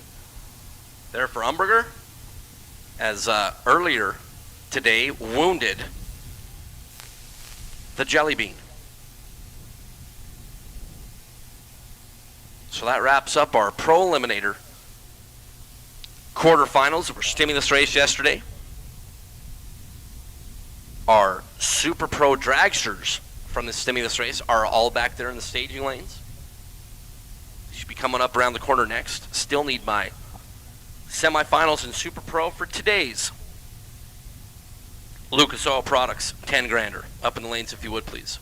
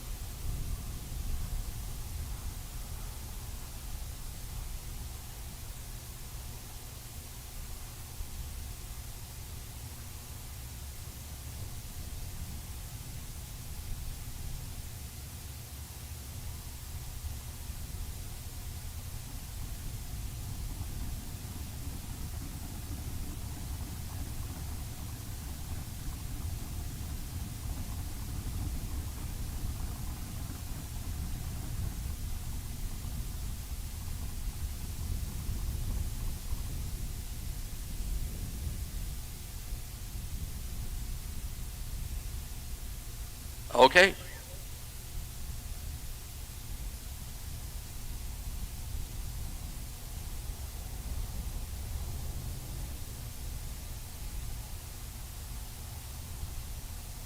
All right, we have 2 of our 4 semifinalists for tonight's event in Super Pro. So if you can make up in the lanes, we'd greatly appreciate it, as we are down to 6 dragsters, 3 door cars from our stimulus race.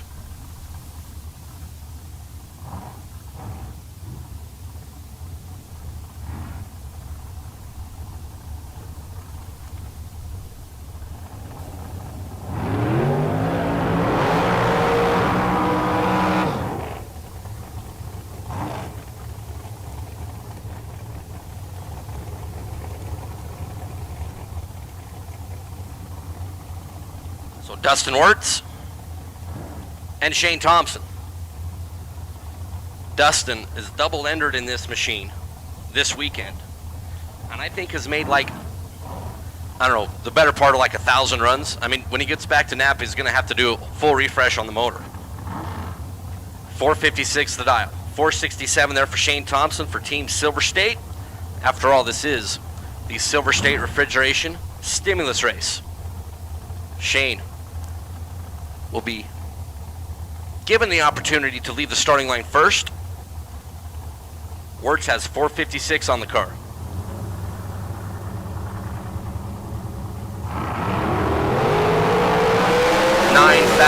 Separate him on the starting line. Wirtz, Thompson, Dustin Wirtz. 20 green, 459 on the 456. Shane Thompson, 467 on the car. 471 on the racetrack, cutting Dustin loose, and Dustin made the right decision down there.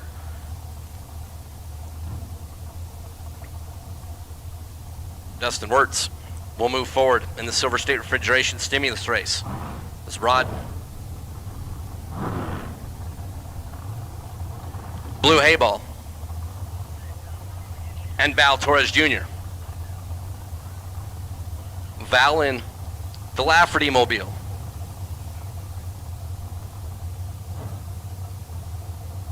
And Val Torres Jr. Blue has 460 on the scoreboard. Val Torres Jr. out of Chino. The TNT Supercar 477, the dial for Val Jr.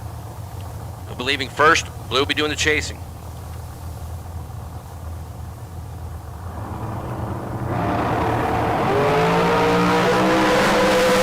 Val, the starting line advantage.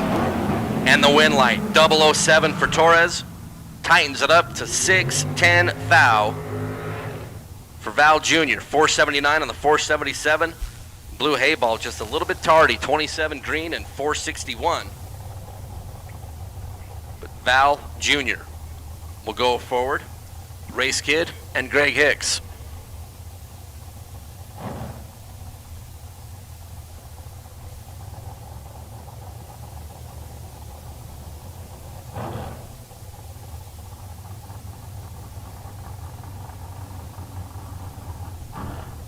So Race Kid and Greg Hicks. Race out of Boise, Idaho. The Kid Performance at Dyno Dragster 478 the dial. There for Race and Greg Hicks. North Las Vegas, Nevada. The Mullis chassis. So Hollywood over on the right side. And Race Kid over here on the left side. 6 thou, the difference on the starting line. Hear all those ribs down there, and Hollywood by 9 thou is going to move forward. Race had a little bit on the starting line with 16 green to Greg Hicks 22. And both guys down there tried to get behind. Hicks ended up being 9 thou in front, 480 on the 479. Race Kid 481 at just 138 miles an hour.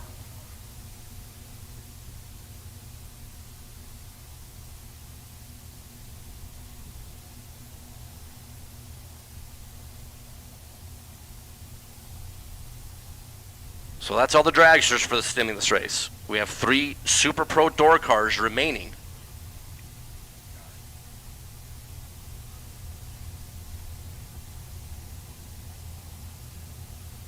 So Wirtz, Hicks, and Val Jr. have moved forward in the dragsters. We have 3 door cars. No, Jonathan Fiello has the bye.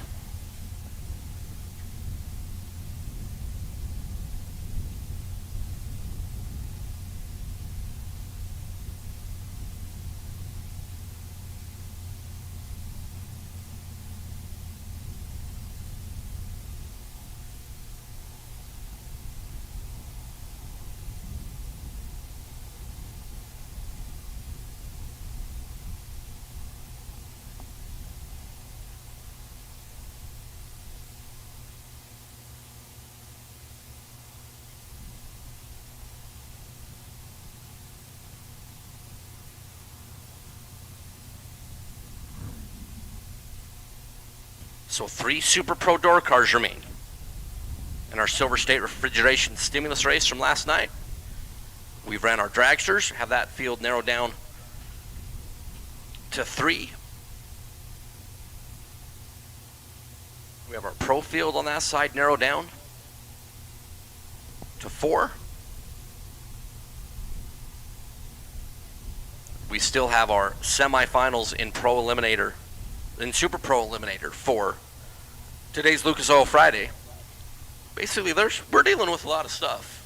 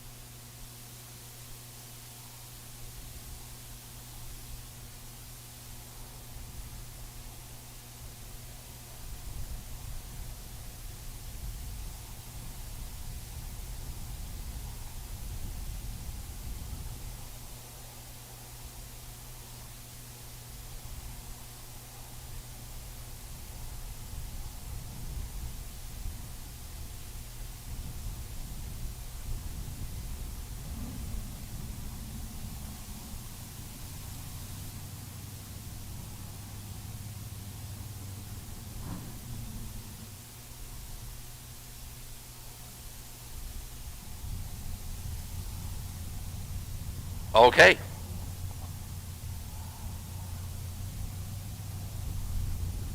Door car, Super Pro, Silver State Refrigeration, Stimulus Race.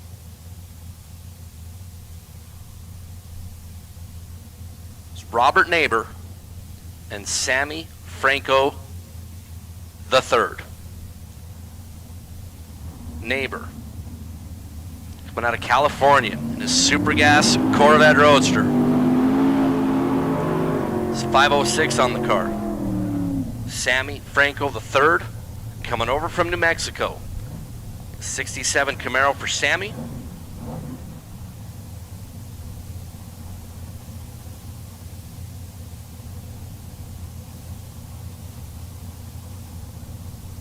Jonathan Fiello with the Solo. Going to be over in the right-hand lane following this pair. So Robert Neighbor with crew chief extraordinaire, Chad Neighbor, making the calls. Sammy Franco III, full-bodied Camaro. 67 model year, the American walk-in cooler side. 604 is the dial, so just shy of 2 full bulbs will be the head start for Sammy Franco. We're in. The tree. Red light start for both competitors. Robert Neighbor is going to be your winner. 001 red for Neighbor. Sammy Franco was all amped up. 35 red for Sammy. Robert Neighbor, 5045 at 139 miles an hour. Sammy Franco, after being 35 red, at 610 is Jonathan Fiello with the single in the door car.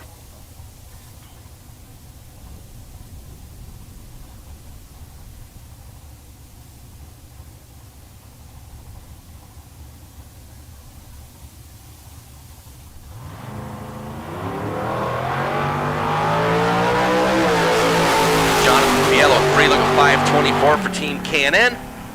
525 for Jonathan with 16 green. And that'll wrap up. I don't even know what round it is. Round of 16. Yeah, the round of 16. There you go. I love Nathan Hershey. That works. Then this takes us to the quarters. There you go. This isn't that complicated. But that's right. Round of 16, there's 8 coming back, there's not. There's not. That's right. That's right. It's the new math. Yes. It's the new Common Core math. Yes, you are correct. And now I'm really dizzy. Okay. All right, so we have our semifinal in Super Pro for today and our final in Pro for today. And you tagged me like 10 minutes ago. So no tag, you're it. Nathan Hershey, back in the hot seat. I'm going to eat some LaBarber chili. Oh, let me just tell you. LaBarber, thank you for bringing that up and being the delivery boy. Jackie, thank you for the talent in making that chili. That is second to none. That stuff is delicious. Mine's the one with the spoon already in it. That would be mine. And as Mike Eames just said, we are in the semifinals of our $10,000 to win main event for the Lucas Oil Products Friday in Super Pro, down to just 4 cars, 3 dragsters, 1 door car. And the door car that's representing the group is a bad man. I mean, they're all pretty,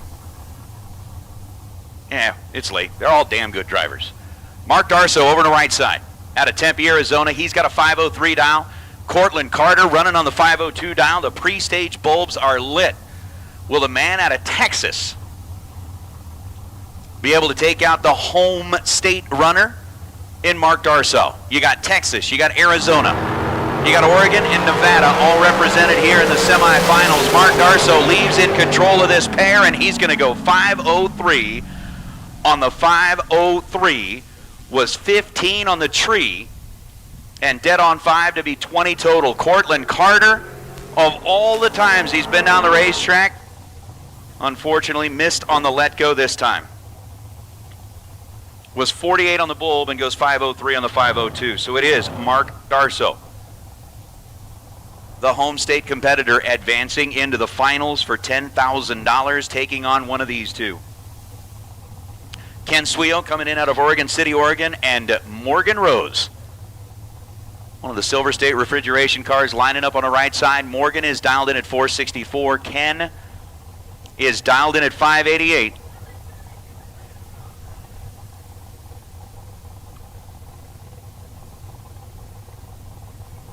And following this, we'll know that it'll be Mark Darso versus, yet to be determined, for $10,000, coming up a little bit later on in the night. Morgan is in and set.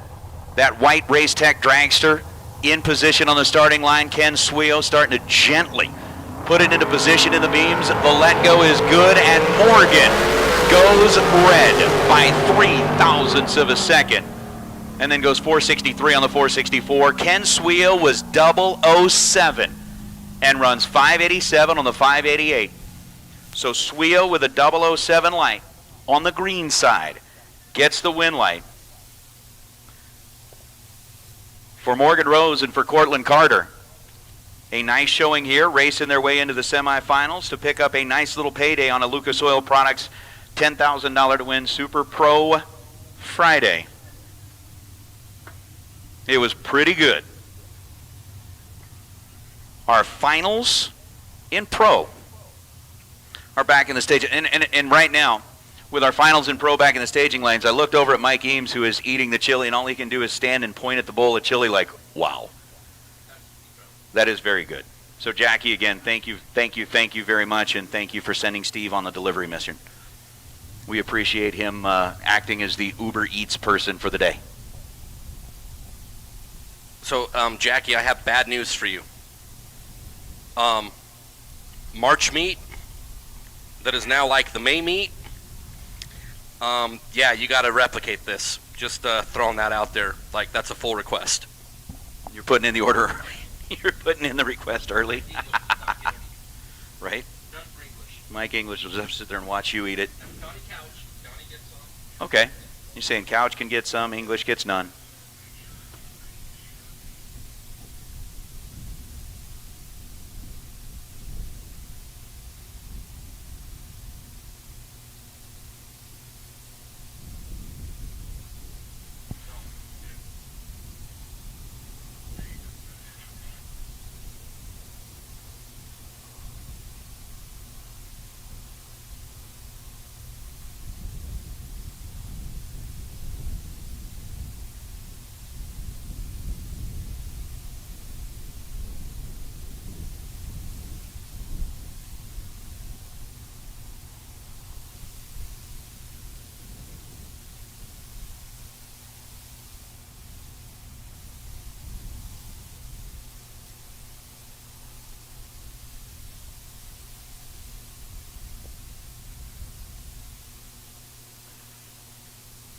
Check, check, 1, 2.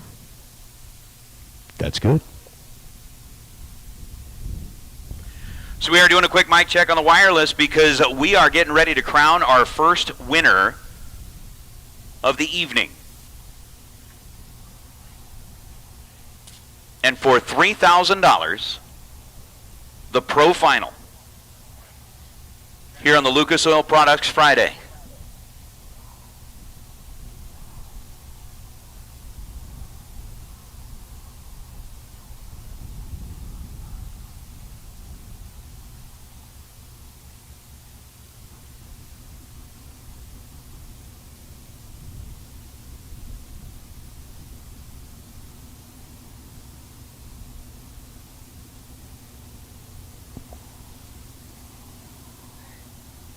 So for everybody who's been hanging out on the live feed,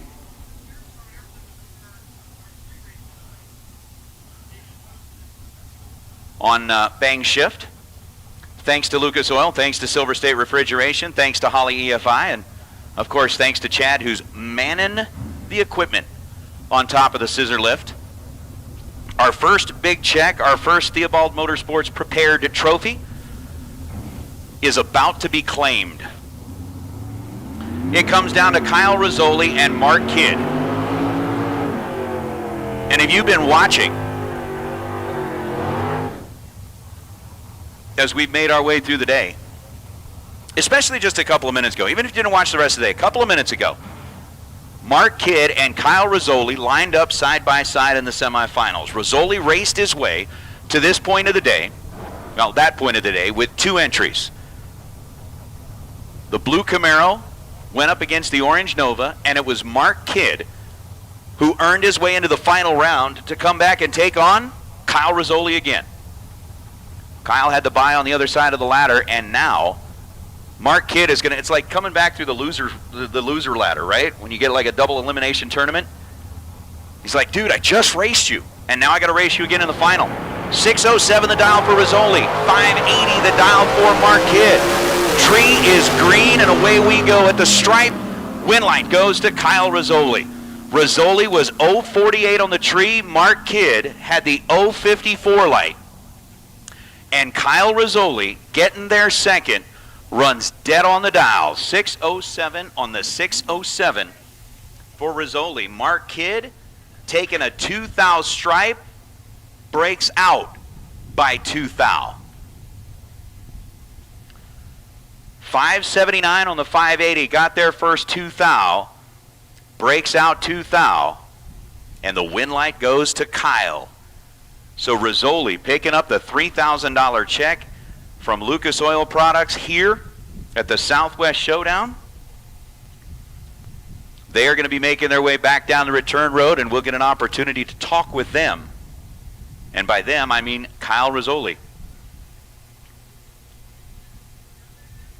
We'll get him the trophy, the check, the hat, and all the goodies. So again, another fantastic side-by-side drag race here in the pro category, and that is our first winner of the weekend. Again, racers, we've got still a whole bunch of money to hand out. We've got $10,000 to hand out in Super Pro, as we've got Ken Suio and Mark Darso coming back to race for that. And we've still got, 9 cars alive in the stimulus race? Should be 4 coming back in Pro and 5 coming back in Super Pro, right?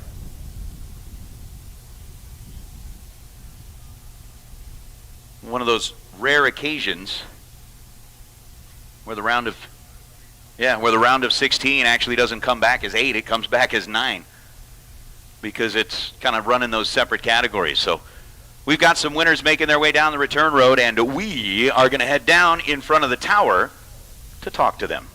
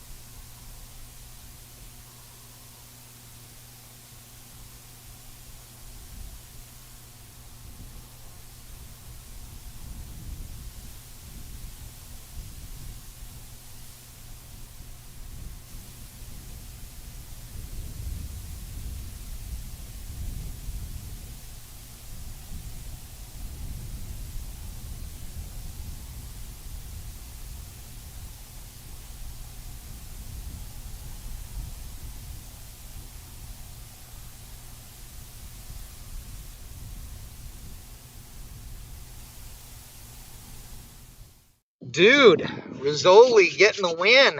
Very nice. In the Super Stocker, which makes me happy.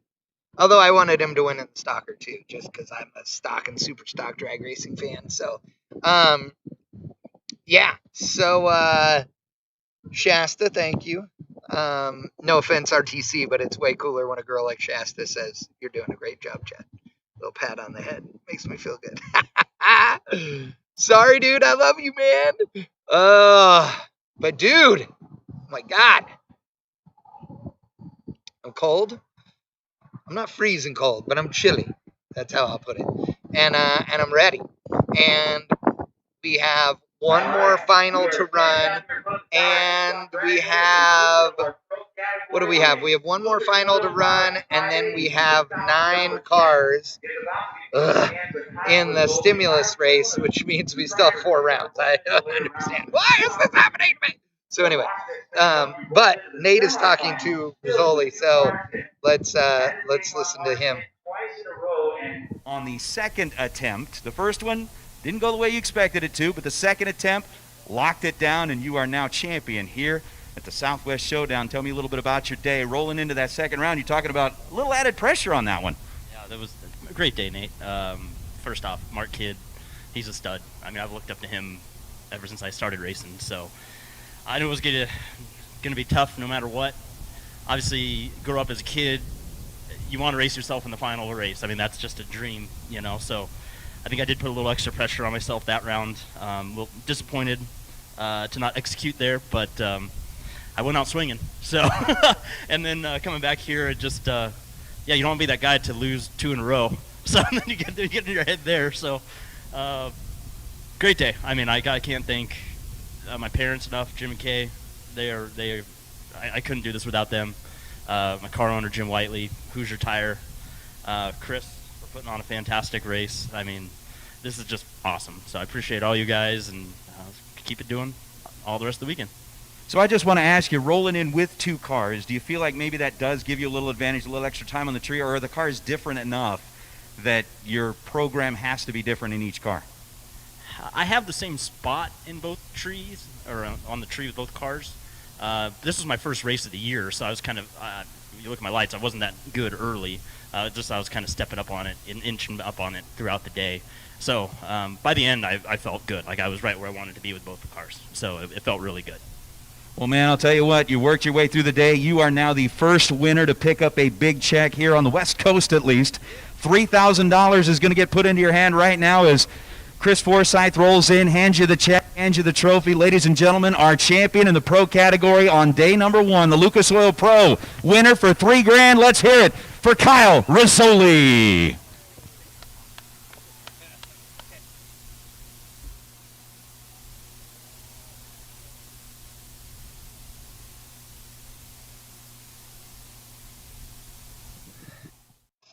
Congrats again to Rizzoli, bitch and win right there. And where's Isles? Just saying. See if any of you actually get that that reference.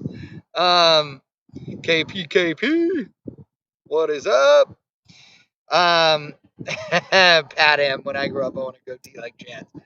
Yeah, I tell you, this thing's a pain sometimes. No, it's not. It's just almost never a pain. Cause I don't do any of the chunk to it like other people do. There's no special products. There's no special whatever. And I mean, don't get me wrong. If I wanted this thing to be this perfectly, goatee all the time, then I'm sure I'd have to use all that stuff. But it is just dandy the way it is. So, Chuck, you crack me up, dude. No, TD McLeish, you are not going to hear some karaoke because Mike Eames is a lying bastard. Dude, does this voice sound like a voice of anybody that can sing? No. Yeah. Brandon Umberger to the lanes, please. Brandon Umberger to the lanes, please.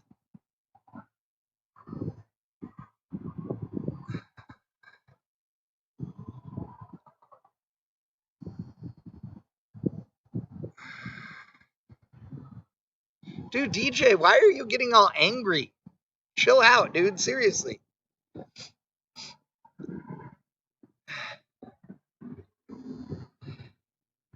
Mopar Man, what is up? Oh.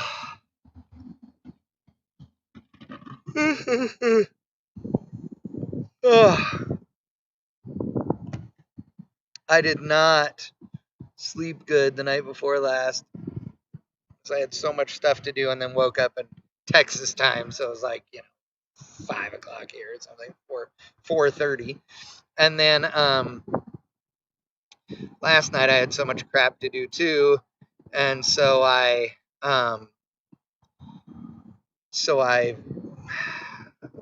was late getting to bed and then had to get up early.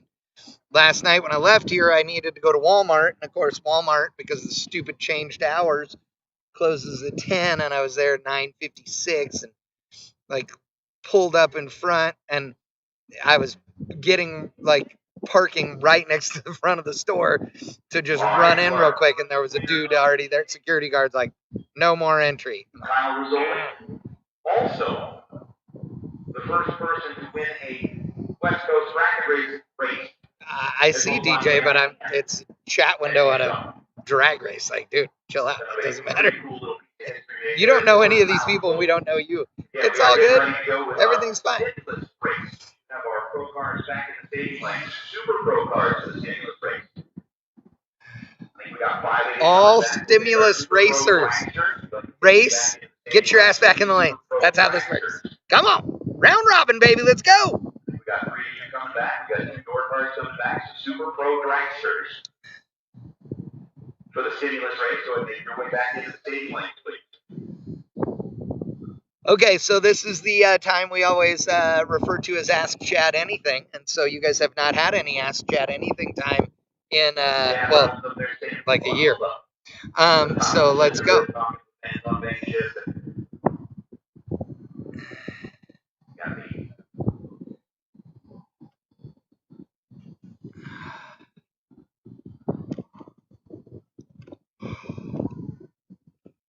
I'm tired of standing here. This scissor lift is the smallest scissor lift, so it's only about as wide as I am. Oh, it's a little wider than I am, but anyway, it's tiny, so there isn't any like space to walk around, and it's exceptionally jiggly. I don't know if you guys can tell that. Here, hold on. I'll put you on the regular camera and you can see how much the movement is. We're going to get things underway with our new entry time runs. Again, that'll be new entries and new entries only. We should have only a handful of those that we're going to get through at 8 a.m. And then following that, we'll dive right in. Yeah, so that's just me barely wiggling this thing. McTaggart would be losing his mind. He gets so mad at me whenever I shake a scissor lift. He gets so mad. Oh, Charles is asking, when am I racing next? Actually driving, or when are we as a team racing next? Maybe in April, on both counts actually, but April, hopefully for a no prep deal, and then Rocky Mountain Race Week, trying to do that, and then also going to get as soon as I can get some space to do it, I got to get the car back together, and I'm waiting on a fuel pump and some other stuff, and get the car back together and get it ready for some no prep races and stuff too. So we'll see. Yeah, I could get a job at an airport there, Pat. You are right. Texas is good. I like Texas. 2020 has sucked, as it has for many of you. For me, same reasons as you guys, and then some others as well. We've had some major delays to our building and some serious damage from storms and a bunch of stuff. So that's kind of stuff, sucks. So it is what it is, but we'll see.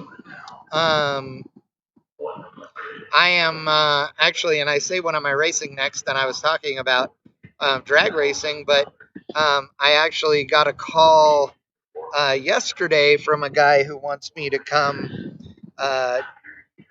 be a part of his road race team out of Houston, and he wants me to be one of his drivers for an endurance team. So we'll see. And so RTC is asking, can you verify that the Blueprint 383 with a Pro Charger and Holley EFI made those numbers? So the 383 was not a Blueprint motor. The 400 is a Blueprint motor. And the 400 with just nitrous and Holley EFI made 7. We didn't engine dyno that one. We only ran it on the chassis dyno with that configuration. But it made 700-ish. 650 or 700. It's made 1200 plus on the Pro Charger with that 400 with a new set of cylinder heads and more camshaft and stuff. But the same Blueprint 400 small block, short block that we've been running for a long time. So yeah, yes. So to answer your question, the Blueprint motor is a badass, and we've been happy with it. But now it's time to race. He's already like $200 richer today. He got that Clay Smith Cams $200 cast bonus for the best losing package in round number 4. So turned on several win lights before he bowed out. Joe Kidd over in the pickup truck over on the right side. 633. The dial in.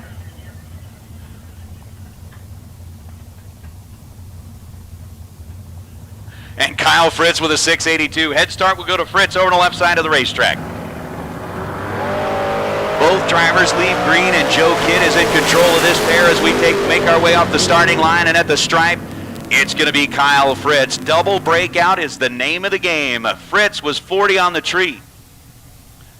Joe Kidd was 23 thou better than that with an 017 light. Kidd gets to the stripe first by 25 thousandths of a second, breaks out 8 thou. Kyle Fritz gets there second, breaks out 6 thou, and Kyle Fritz is headed into the finals of the pro category in the stimulus race as Brandon Umberger and Jonathan Fiello going to roll up next. Umberger taking over the driving duty, sitting behind the wheel of that Jeremy Wilson-owned Vega. Jonathan Fiello, the 67 Chevelle, 645 the dial for Fiello, 605 the dial for the Vega and Umberger. Finish line, Brandon will make his way back to take on Kyle Fritz. 14 on the tree and 610 on a 605. Jeremy Wilson's down there going, so that's what it looks like with a win light in the Vega wagon. I'm kidding. I'm kidding. I'm totally joking. Completely joking. Jonathan Fiello was 86 on the tree and then goes 645 on a 645. Dead on the dial, but gave up 72 thousandths of a second at this end of the racetrack. And Umberger will be back to take on Kyle Fritz. So again, we should have our Super Pro dragsters and Super Pro door cars for the stimulus race. All right, so back at it. So yeah, so again, the Blueprint 400, the short block now has, if you guys missed it, we did the fastest car TV show with that thing after making a bunch more power with it. We put a F1A 94 Pro Charger on it with a set of trick flow cylinder heads. They're Super 23s. And Edelbrock single plane intake with multi-port fuel injection, and a big Holley throttle body on it, and our Holley Dominator EFI that we've been running on the car because we have the 4L80E transmission in it, and on the biggest pulley we could put on it, it still made 14 or 15 pounds boost, something like that, and we went one smaller, and it ultimately made over 1,200 on the motor on the dyno, and it makes some serious steam. It's fun. It's really loud and obnoxious. We actually have a new blower for it that I need to put on it, along with a complete accessory drive and everything, so it's much nicer than the setup we had on it just for the race. But it's an F1X, which is capable of supporting well over 1,500 horsepower.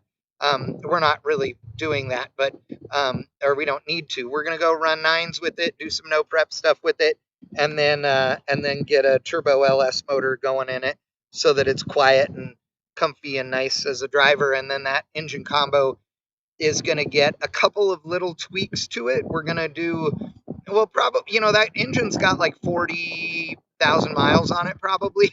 And we just have beat the holy snot out of it. So really, it's probably time for a set of connecting rods and new pistons so that it makes more compression. It has Molle pistons in it, but we want to do higher compression with those cylinder heads so that we can run the thing on E85, which is what we're doing now, but on E85 or methanol in my 56 wagon Rusty, which will become my no prep car. So that's, you know, kind of the deal. Mopar Man, I'm not allowed to talk about that. And that is literally all I'm going to say. Let's see. G. Michael, any pictures of that new Texas spread you've been working on? No, not yet. But very soon you'll be able to see some of it in a YouTube channel that I'm starting. So we're going to follow the entire build of the shop and the houses. So everything's way behind schedule. So as of right now, we're waiting on roof panels, which when I say roof panels, I'll have to explain that later in videos, but it's not just, it's roofing and insulation and all that. There's SIP panels. We're waiting on those for the roof. The garage doors are on order, and we're waiting on those so that we can dry this thing in. The houses were put on hold because of a bunch of other things going on, and so they are just 2 slabs sitting there waiting. But here within the next few weeks, we should be ordering all the panels to put those buildings up as well. So things should start moving forward at a better pace over the next month or 2. Let's see.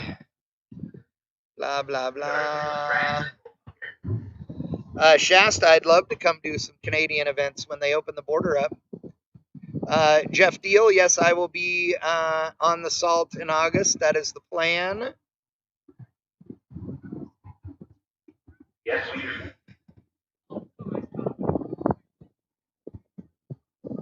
Let's see. Whoa, I'm way behind. So we got Dustin Works. Ooh, we have race cars coming. And Greg Hollywood Hicks. Okay, sorry guys, I lost track in the chat, but now it is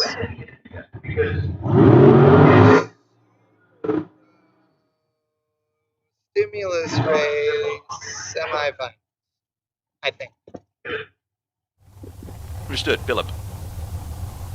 Hello, Philip. So Greg Hicks brings the dragster up on the right side of the racetrack out of Las Vegas, Nevada, and Dustin Wirtz, who, thanks to what happened in Pro a few moments ago, remains the only guy in West Coast bracket races to race himself in a final. Rizzoli was hungry. Rizzoli was looking for it. Came up 1 round short of doing it. But Dustin Wirtz bowed out a few moments ago in the main event. Still looking to try and pick up a stimulus check thanks to Silver State Refrigeration and HVAC. Dustin is dialed at 457. The dragster out of Idaho left side. Greg Hicks dialed in at 479. The dragster out of Las Vegas. In and set.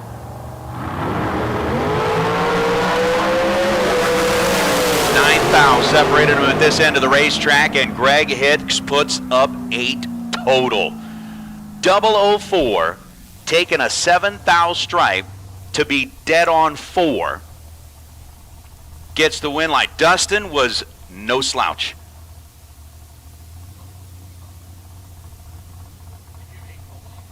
You can be Hollywood if you're 8 total. Dustin was 13 on the tree and dead 2 to be 15 total. Ooh. So Greg Hicks moving into the final of the dragsters.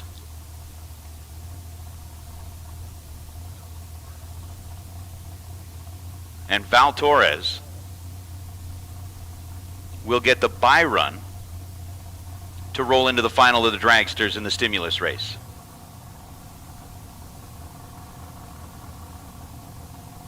So Val gets it staged up.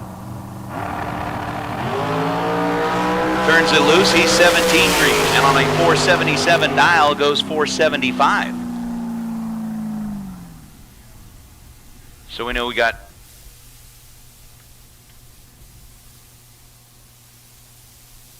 Brian Fritz and Brandon Umberger in the final on the pro side, right? Am I remembering that wrong? No, I'm remembering that wrong. Mike's looking at me like my head's on sideways. We got Val Torres, Jr. and Hollywood Hicks that have made their way into the final for the dragsters. And there's going to be like more than 3 minutes time that goes by, so I'm looking for my pen so I can write it down and remember, because I certainly have short timers. I will remember things for a short time.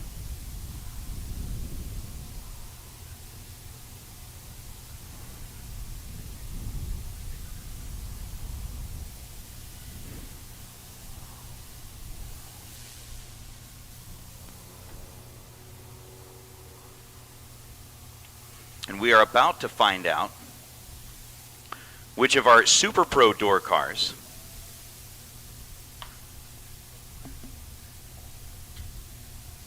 we're going into the Super Pro. So we got $10,000 going on. We're going to kind of hold off on the Super Pro door cars for the stimulus race, and we have got $10,000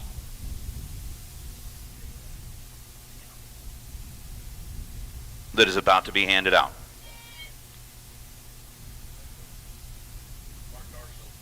$10 G's.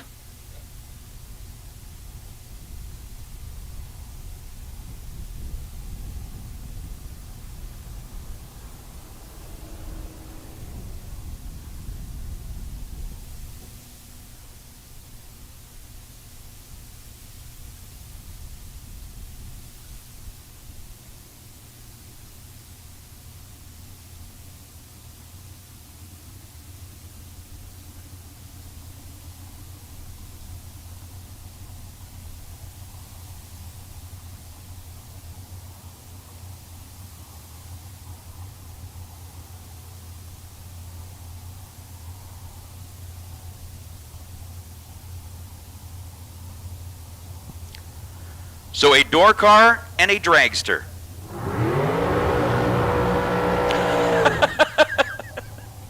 I just got Jeremy Wilson's response. Jeremy, we are. Love you, bud. So a door car represented by Ken Sweo and the team out of Oregon. That little 1972 bodied Capri. Dialed in at 587. And Mark Darso, the dragster from just up the road, Phoenix area, out of Tempe, Arizona. 503 is the dial for Darso. We're looking at about an 8400ths of a second split as far as the dials are concerned. Head start will belong to Ken here on the left side, and $10,000.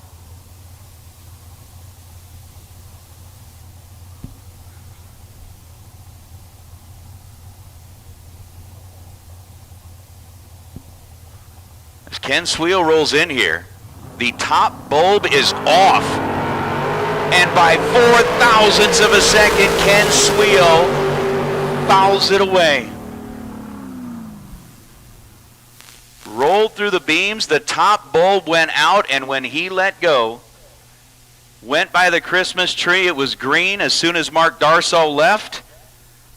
The bulb showed its true color, and it was 4 thou on the red side. Mark Darso, 37 green, and goes 502 on the 503 to collect the $10,000 payday. Here at the K&N Southwest Showdown.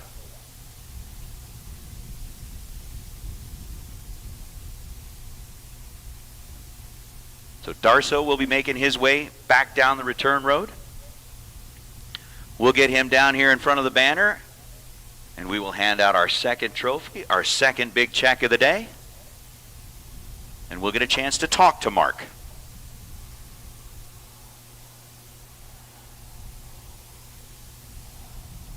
I mean, it's one of those things, it's like, you just won 10 grand, how's your day?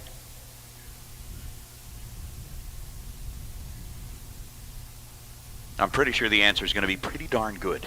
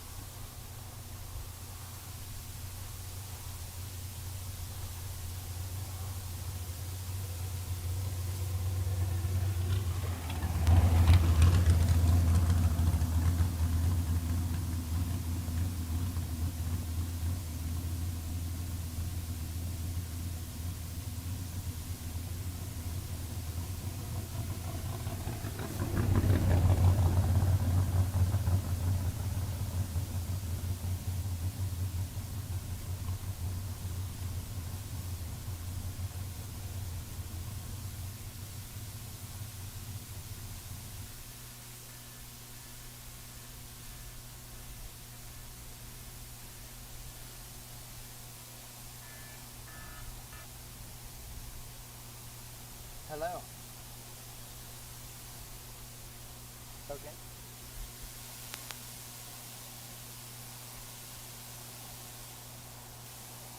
Okay.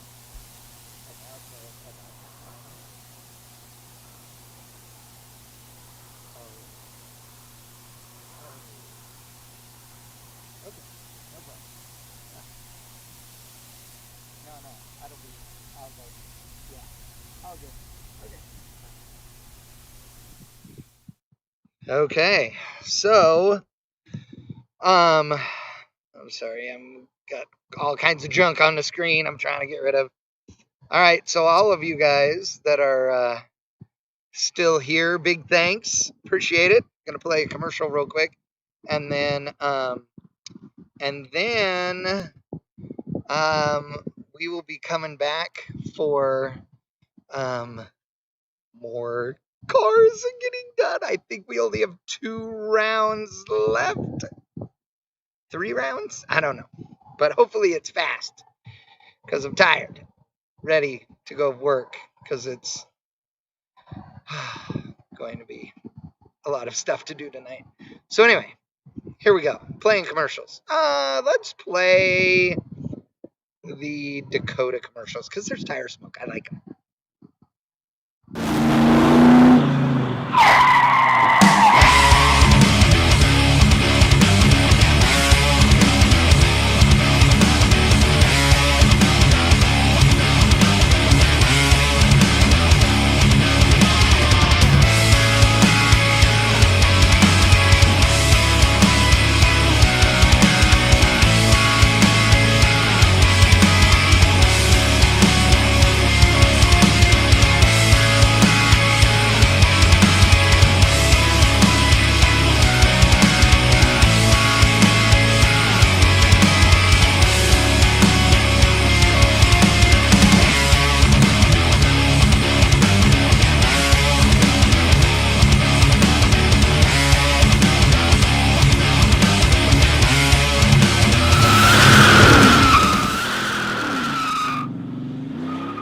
Today we're going to take a closer look at Holley's development truck, a 1999 Dodge Dakota. Let's find out what makes it special. Yep, you can't even tell, but underneath the hood sits a Scat Pack 392 cubic inch Hemi, which packs a solid 485 horsepower. The engine fitment looks factory installed. What a sleeper. A Terminator X Max manages the engine, including the VVT and SRV controls, while a Built Hughes 46RE transmission also takes cues from the Terminator X Max. A huge Holley Pro Dash keeps the driver informed. Aside from the custom badging, you'd never assume what lurks under the hood. Holley has taken the guesswork out of installing a Hemi in your Dakota. First, start off by choosing engine and transmission mounts. Our engine mounts are designed to eliminate firewall and brake booster clearance issues while maintaining proper weight distribution.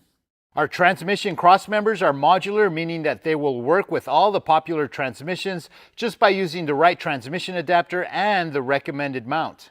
Step 2 is choosing an exhaust system. Our Tri-Y headers are designed to work with Hooker Blackheart engine and transmission mounts, giving you maximum clearance and allow left and right hand starter installations. Our 304 stainless steel headers not only add additional power, but will last a lifetime. Step 3 is choosing an accessory drive. To clear the frame on our Dakota, we've relocated the alternator with our factory style bracket and pulley, which positions the alternator as low and inboard as possible. It fits our one-wire style alternators. If you're using the stock OEM alternator, use this relocation bracket, which works on VVT and non-VVT accessory drives. Step 4 is choosing a flex plate. You'll only need one if you're using an older transmission. Our dish design flex plate allows these older transmissions to mate with Gen 3 Hemi engines. Step 5 is choosing your fuel system.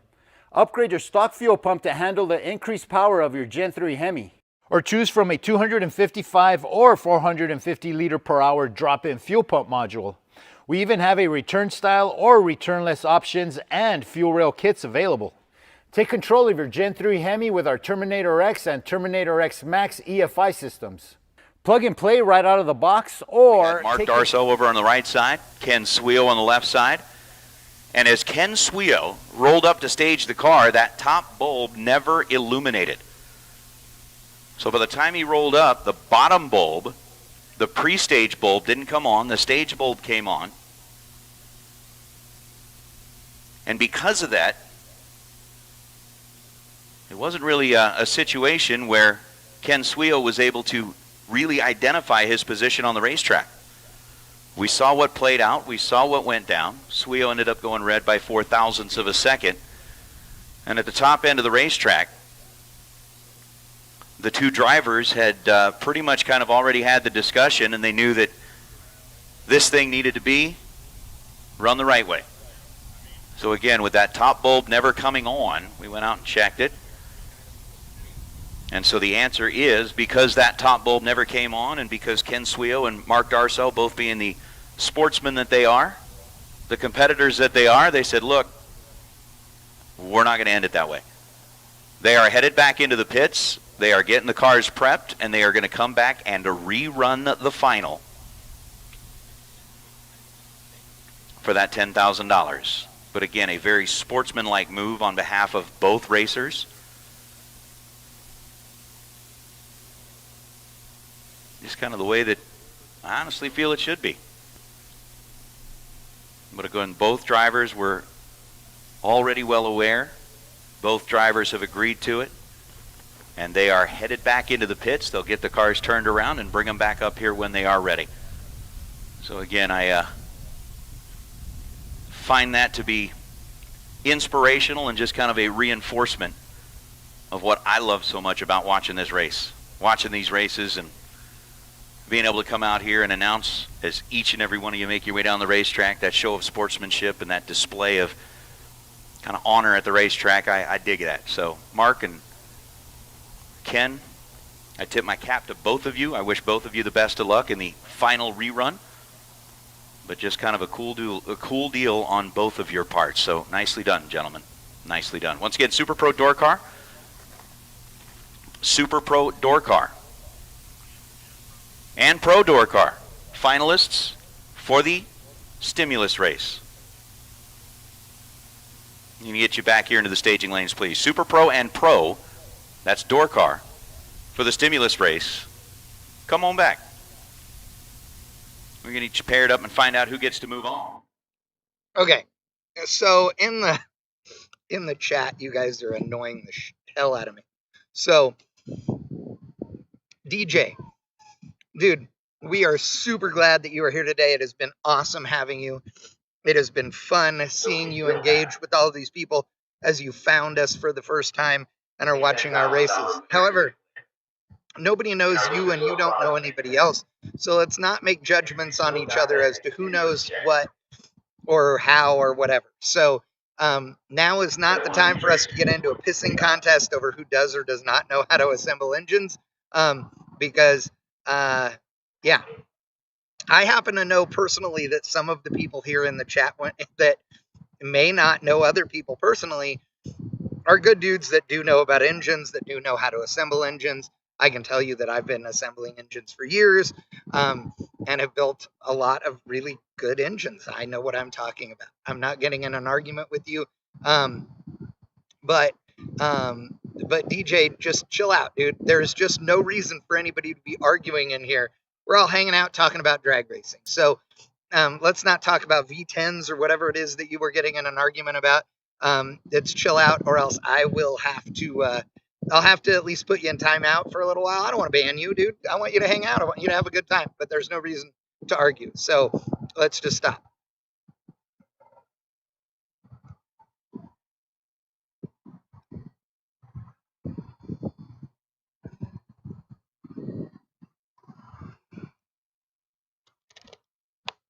Okay, so the real topic at hand, the rerun. The reason that I played the commercial instead of showing the winner circle is because of the controversy there, and they needed to have a discussion and figure out what they were going to do. So we are good and ready to go. So that was the total pro move on their parts. These guys are not, rookies. They've won a lot of races and raced a lot of races, and they know that there are times when you rerun stuff and times when you don't, and this was not a scenario where one guy was just whining because he lost. There was clearly an issue up there, and so I'm glad. It's good.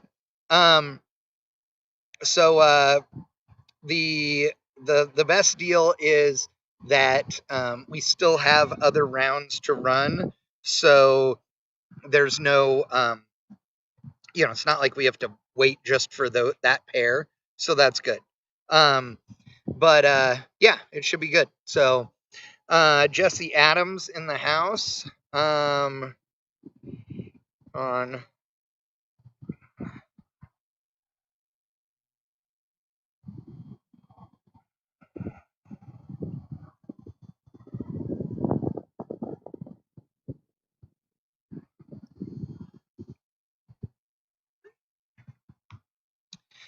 so anyway, we're good. Let's see what else is going on. Steve Valdez says the Chuck Box in Tempe is a great burger place. That's awesome. Let's see. Ooh, do I want to drive the Vegatron sometime? Well, duh. Of course I do, Steve. Yeah, we'll have to work on that. Maybe later this year at an event or something, dude. We'll double enter it or something. Let's see. Dun dun dun dun dun. Dude, you got TD McLeish, who brought up the burger discussion. It's like, okay, you win. Chuck Box is the jam. That's awesome. Phoenix Steve's asking, did the top bulb not come on at all? And the answer is no, it did not. So when he pulled in, the pre-stage bulb never lit. So he kept rolling up, and then all of a sudden the stage bulb was on. So he did not deep stage intentionally. He had no idea where he was because the top bulb never came on. So they immediately, which you would have seen in the video shot actually, they immediately went to working on the tree to check and see if the bulb was out. They went and checked on the sensors and all of that. And I don't know what they found, but they were working on it. And it started working again, and they've run multiple tests on it, and it all appears to be good. So, it's all equipment. This is the kind of thing that happens on occasion, and quite frankly, it's happened at more NHRA national events than you'd like to know.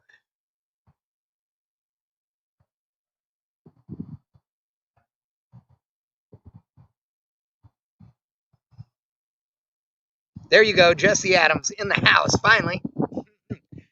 Jesse was saying he couldn't get in the chat, so I had told him YouTube's having an issue, and it's screwed up our normal chat embed and everything, so you got to do it on the YouTube channel now. Pro and Super Pro door car finalists for the stimulus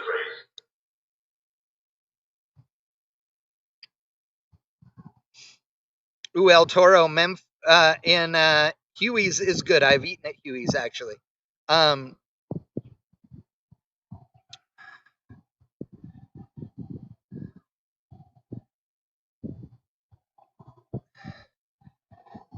TD, actually, anybody that's here in Arizona, if you're watching and you're here in Arizona, I know Arizona's a, pretty decent sized state, so I know everybody isn't really close to Tucson. I get it. But if you are within a couple hours of here, tomorrow and Sunday, they are allowing spectators. It was just announced this morning, and it's a limited number, so you have to buy them online. They are not having ticket sales here. You have to buy your ticket online.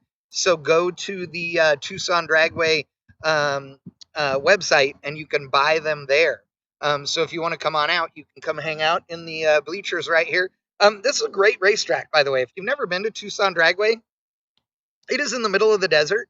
It's at the Pima County Fairgrounds. There's nothing fancy about this place, if you will, in that it's not it has a little bitty tower compared to a lot of racetracks. It's got no giant grandstands or whatever, but this place is really nice.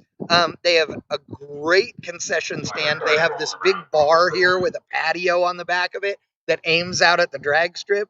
They've got a ice cream place that's super awesome. They have great bathrooms here. Like I said, great concessions, great bathrooms, big staging lanes, staff that's really friendly. The parking here is good. The pits here are really nice and paved.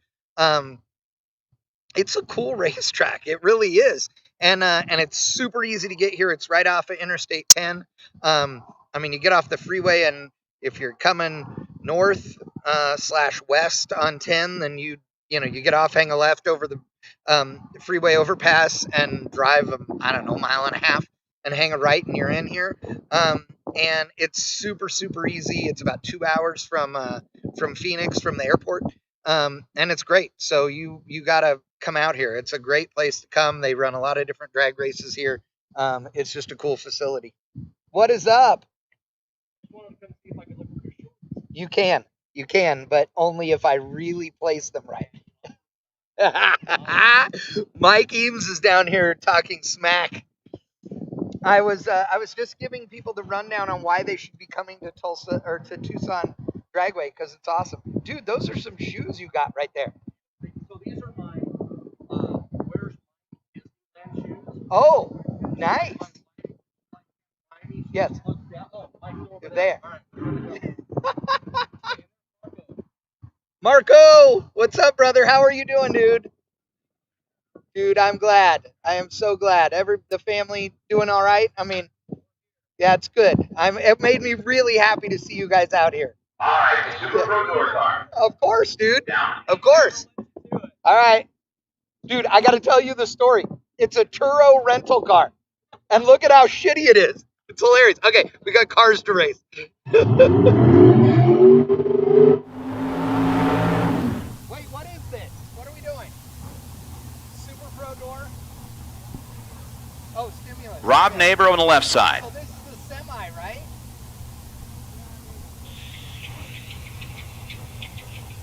And Jonathan Fiello on the right side. Fiello's dialed in at 525.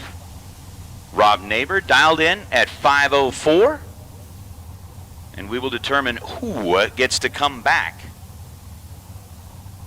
and race with Brian Fritz, Brandon Umberger, Val Torres, and Greg Hicks.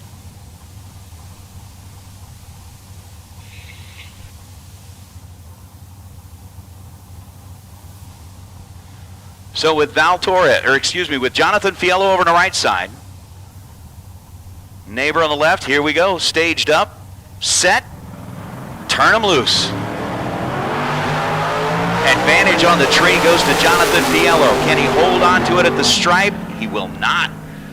It's gonna be Neighbor. 506 on the 504, 26 thou above the dial, was 25 on the tree. Jonathan Fiello was 007 at this end of the racetrack, got to the stripe first by 45 thousandths of a second and needed to take 44th thou or less as he breaks it out 1,000th of a second. So Neighbor will advance and will be back to join Brian Fritz, Brandon Umberger, Val Torres Jr., and Greg Hicks are the 5 remaining in the stimulus race.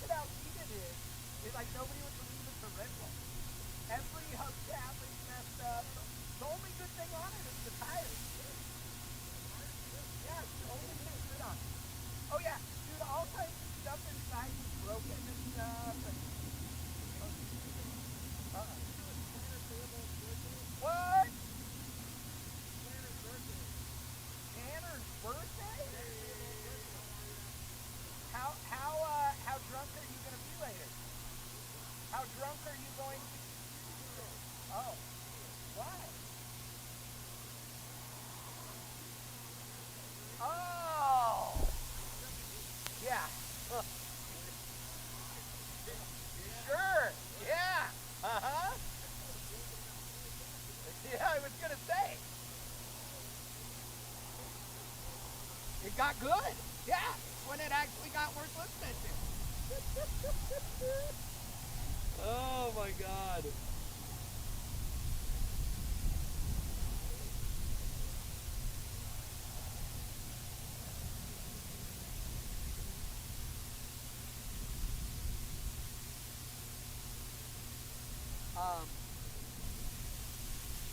Dude, the best stuff to see out. I'm going to do a race next year, I am going to have you and Nate come, and like everybody that needs life is coming, right? All the announcers gonna be like, right? I'm gonna get a sponsor for each of you, right? So whatever it is you need to have, like this is how much. So you are. All right, finals for the rerun. Finals for the rerun, or the rerun for the finals, I should say. Ken Swio and Mark Darso will take you back to the staging lanes, please. Ken Swio and Mark Darso, if we could get you headed back to the staging lanes, please. Again, the $10,000 to win main event. Finals, we need the rerun. Back to the staging lanes, please. That's on, right? Like in the wiener. Yeah, you know what I mean? We're gonna do it. It'll be awesome, right? So because, and the driver's meeting will be like, dude, we're not free calling.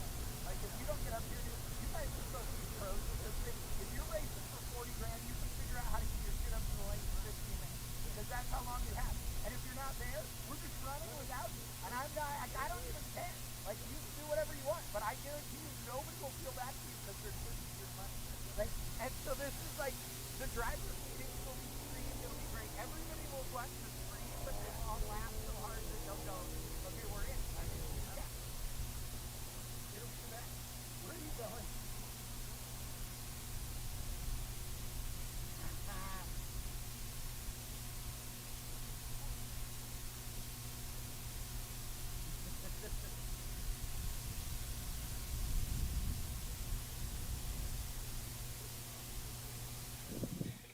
Dude, it's totally not fair right now because Mike Eames is down playing with the dogs.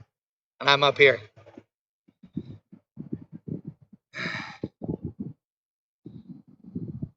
Oh, gee, Michael, no, dude, trust me, some of the stuff we're laughing about, well, we would talk, I mean, it's not like bad or whatever, but you know, yeah, so let's see.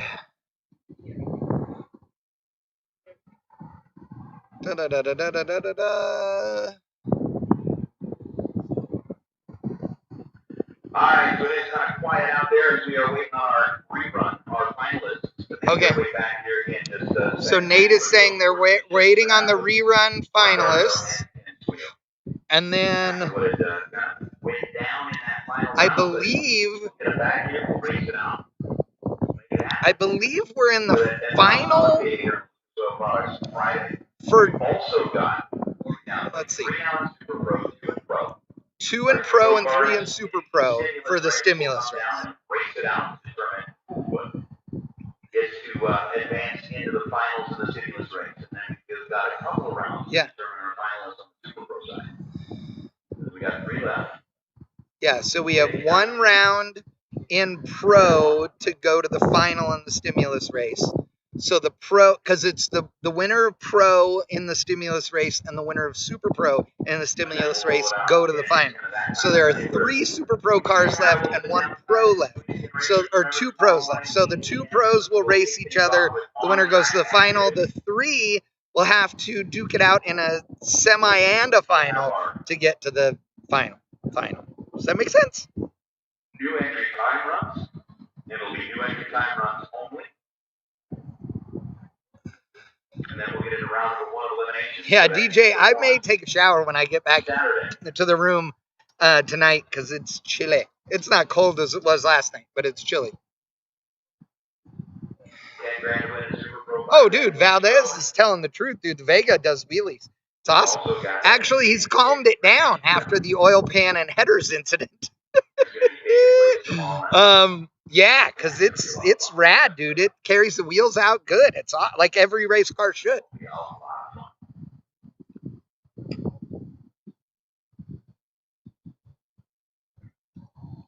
Yeah, DJ, you are screwed because it's almost 6 o'clock in the morning. Hey,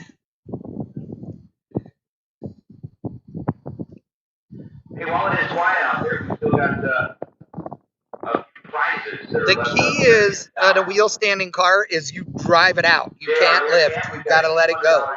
Because if you lift in the wheel stand, it mashes all the stuff. It's bad. Get that in your hands tonight. We've also got a auto meter.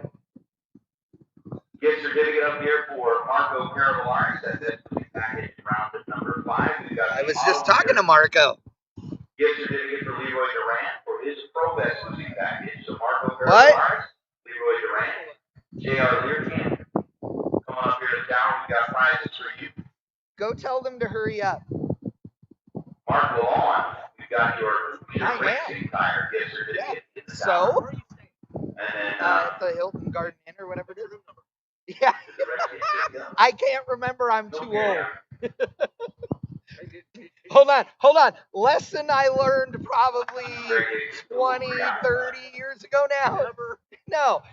Dude, okay, so one year, the people will laugh at this. They're like, so Rob Canan from Hot Rod Magazine, we were at Bonneville, and we were all staying in the same hotel, and he was gone. He was out with a girl, and so Freiberger and I wanted to get in his room and mess with it, and Freiberger's like, we'll never get in, and I said, yeah, just wait over here, and so I was in the lobby, and I'd already been drinking for a while, but I pretended I was really loaded, and I like stumbled up to the desk, and I've lost my key, and I can't remember what room I'm in, and all this, and I was just the drunk, belligerent guy, and so the girl gave me a key and the room number. And we went and totally, like, we did all we short sheeted everything, we took all of his clothes, we took all the toilet paper out, like, it was great, and we were like 3 doors down, me and Turk and Freiberger, and finally Canan calls and he goes, man, what the hell did you guys do? And we're like, nothing. He goes, somebody's been in my room, man, and he was all, it was awesome. It was greatness. So yes, so no, I'm in 413 or something. Oh, oh yeah, because there's only 3 floors. 302. Yeah, that's it. Yeah, Ford number. So you're right next. Yeah, well, sure. Yeah. Now that's the best one is when you tell somebody a number acting as if you forgot you shouldn't, but it's not your number. And so your friends go mess with somebody, and then I hear the old lady opens the door at 2 a.m. pissed because some drunk jackasses are in the hallway.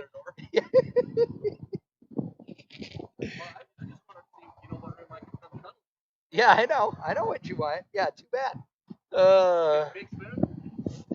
No, I'm always the big player. Yes, I'm always the big player. Oh, Jesus.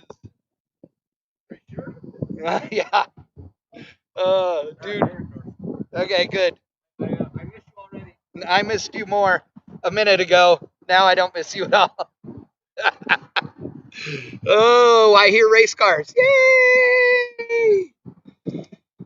Oh, let's make this happen.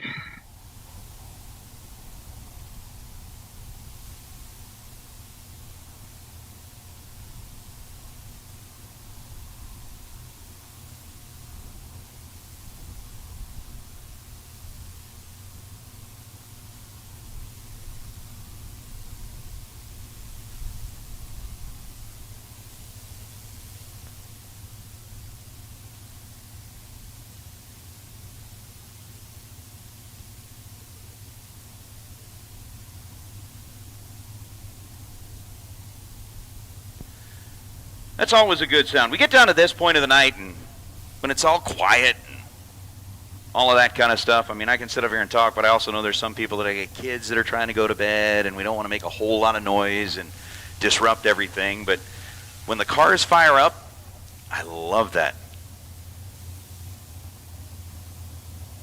I love that.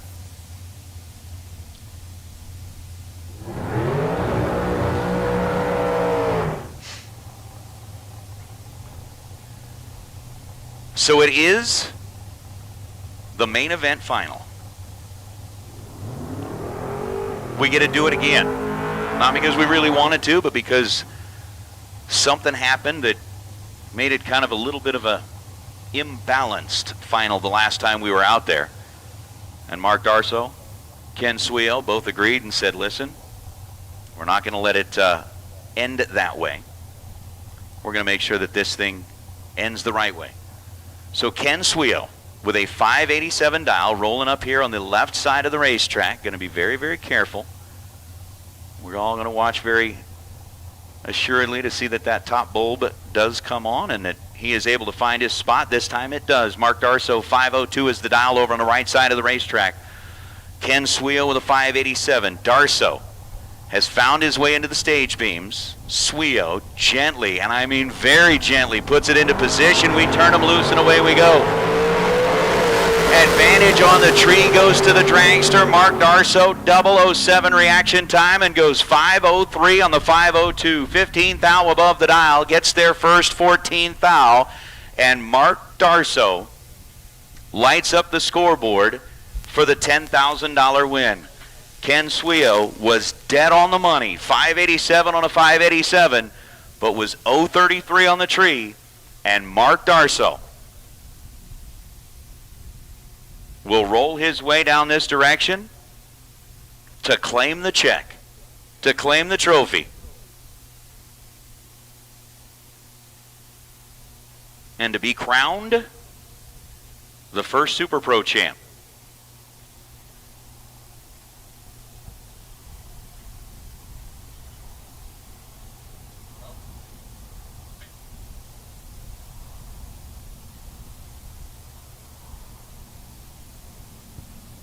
So as Mark Darso will make his way back down the return road,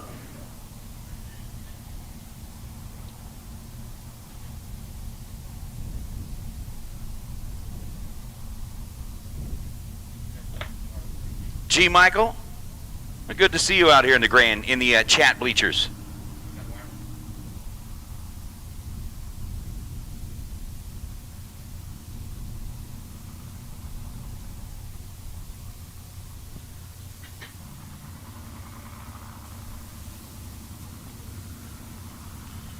We have still got $8,000 worth of stimulus money, thanks to Silver State Refrigeration, to hand out.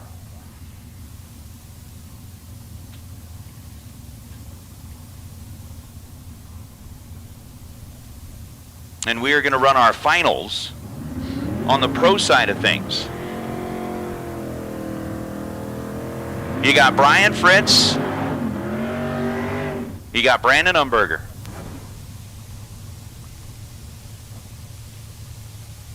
Excuse me, Kyle Fritz. I don't keep saying Brian. It's Kyle Fritz. My fault. Kyle's got a 681 dial for the 89 Firebird out of Mesa, Arizona, and Brandon Umberger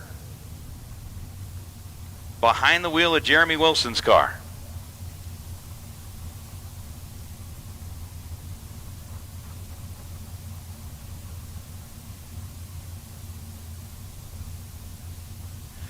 So with Umberger giving up the head start to Kyle, the pre-stage, now stage bulbs lit for the Vega wagon. Kyle Fritz locks the car into position on the starting line, and away we go.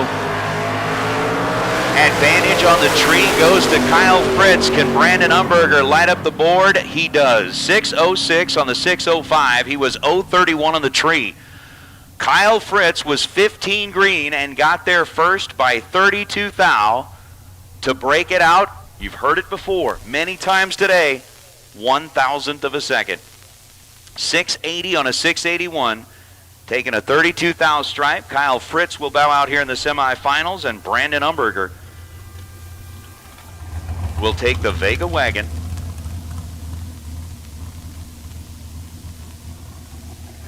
Another round in the stimulus race.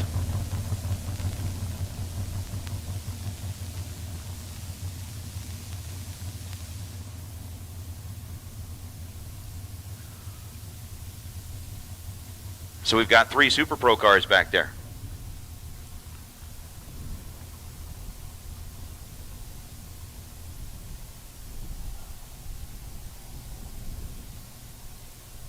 And we've got a $10,000 winner that has made his way in front of the K&N at Southwest Showdown banner. Mark Darso picking up the big check here tonight at the K&N Southwest Showdown.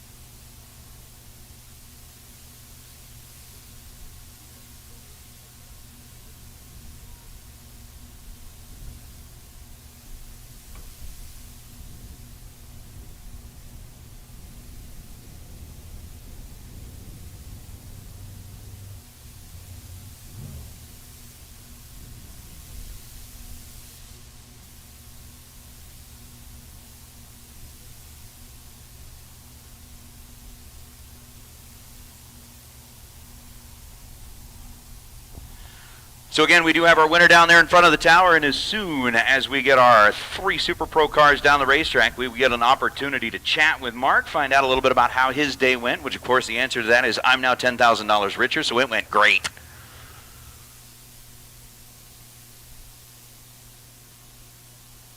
But we'll see what he has to say.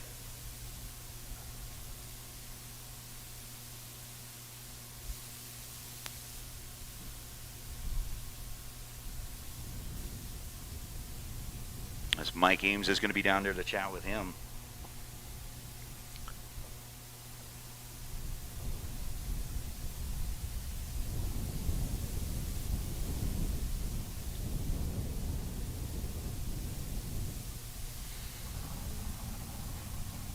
We got Rob Neighbor rolling up in a door car-ish. We got Val Torres. And we got Greg Hicks going on the solo. So Torres versus Neighbor.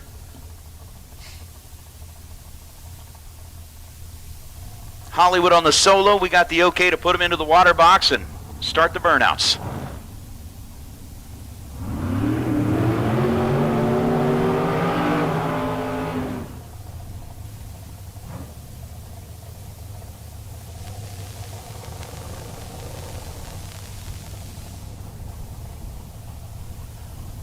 So Val Torres and the dragster on the right side, who has been at this for quite some time and has been taking that car, racing at big buck races kind of around the country. We've seen him make his way out east, seen him run national events and big buck races out here on the West Coast. And of course, Rob Neighbor, it seemed like for a little while.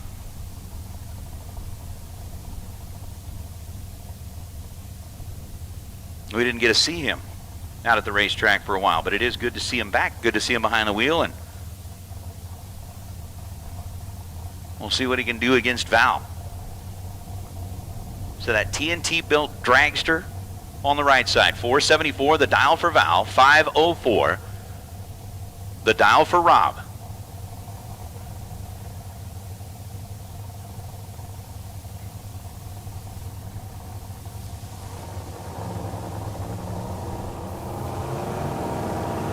Set. Both drivers are green, and Val Torres is in control of this one as we make our way down the racetrack. Val Torres, 476 on the 474, was 19 on the tree.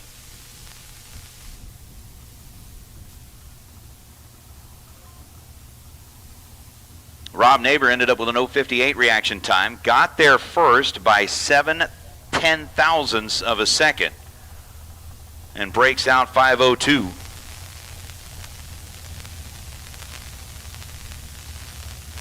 So Val Torres will advance, make his way back with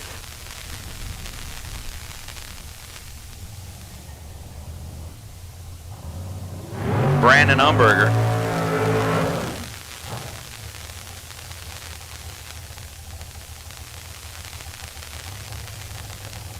And Greg Hicks. Hey, on behalf of Steve LaBarber, want to send out a huge thanks to PJ Giacalone, David Beckwith, and Chuck Hawk. Apparently the guys all got together and were able to help out Steve, our racer in need. Sounds like they may have got the car put back together. Working on it. All right. So they are working on it right now. That's pretty damn impressive. Late night trying to get things done. Hollywood Hicks, 479 is the dial, running on the solo. 17th thou on the green side, clicks it off early and goes 500 at 110 miles an hour.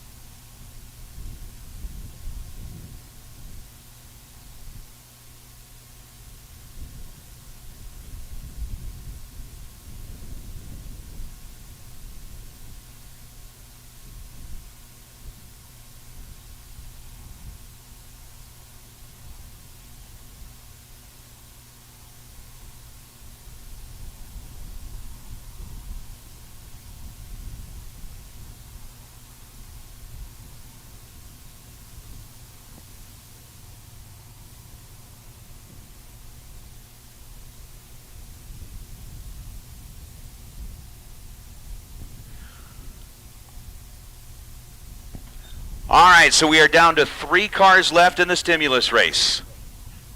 And in the stimulus race, all 3 cars that are left have had a buy run. So that basically takes us back to an even field. Hicks has had a buy run, Taurus has had a buy run, and Umberger has had a buy run. So it comes down to the best reaction time out of those 3, and in that last go-round, the best reaction time was Greg Hicks with a 17 light. Torres had the 19 bulb, Umberger was 31, and well, that means that Greg Hicks will be rolling into the semifinals with another buy. Now that we've got that decided, Mark Darso has been patiently waiting down in front of this big old banner to let the world know how he feels about picking up a $10,000 check here, and Mike Eames is down to talk to him. All right, so down here in the winner's circle with our $10,000 Friday winner on Lucas Oil Products Friday, Mr. Mark Darsow. And tell you what, Mark, you know, you've been racing a long, long time, and just a real unusual set of circumstances there in the pre-final with Ken Sweo. Ken's such a tough racer coming down from Oregon, and just take me through your emotions, you know, in the original final round and then the subsequent conversation down there at the big end of the racetrack. Well, we went up to the starting line, and I saw that his top light didn't come on going into the stage, and I didn't know if it was intentional or not, if he was going to just go deep, and I gave him the chance to back up. Didn't, so I staged, took the light, and then once we got down to the other end, we talked about it, and it wasn't fair, so we figured we'll rerun each other down there and come back here and talk to Chris. So. Well, I know that there was a lot of people who were watching on the live feed, and I tell you what, I know that you gained a lot of fans by the true act of sportsmanship there, and I know that when you come back up, you were like, yeah, that's absolutely no way that I wanted to win, but then now reset yourself when you have to come back up and run the final again, knowing that you got that tough guy in the other lane. I just treat it as a time trial, just to make it simple, just do the best you can, and yeah, have fun. You know, you've won a lot of races through your career, and you know, really, in running Super Comp, you're really kind of a lone wolf. You know, small block Chevrolet, a lot of guys in Super Comp, you know, run the big, high horsepower, big cubic inch motors, but your combination has always worked well for you. Yeah, I'm the oddball, I guess. I even shift the car. I don't even have a manual or automatic shifter, so I do well with it. I worked with it for a long time to get it where it is, and it works well. Yeah, absolutely. When's the last time you won 10 grand at a race? Never. Never. All right, ladies and gentlemen, big round of applause for our Super Pro winner tonight, Mr. Mark Darsow, getting the hardware from Chris Forsyth and the big check, and just a great job throughout the day to seal the deal in 10 grand.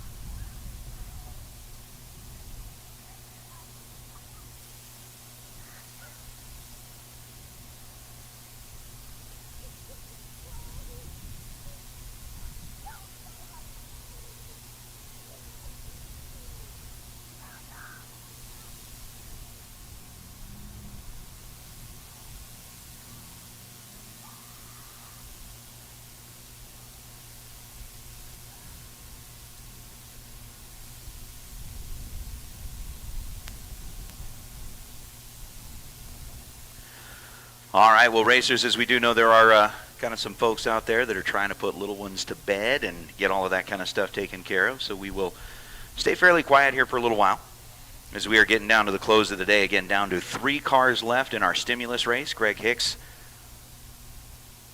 will be coming back on the solo, and it will be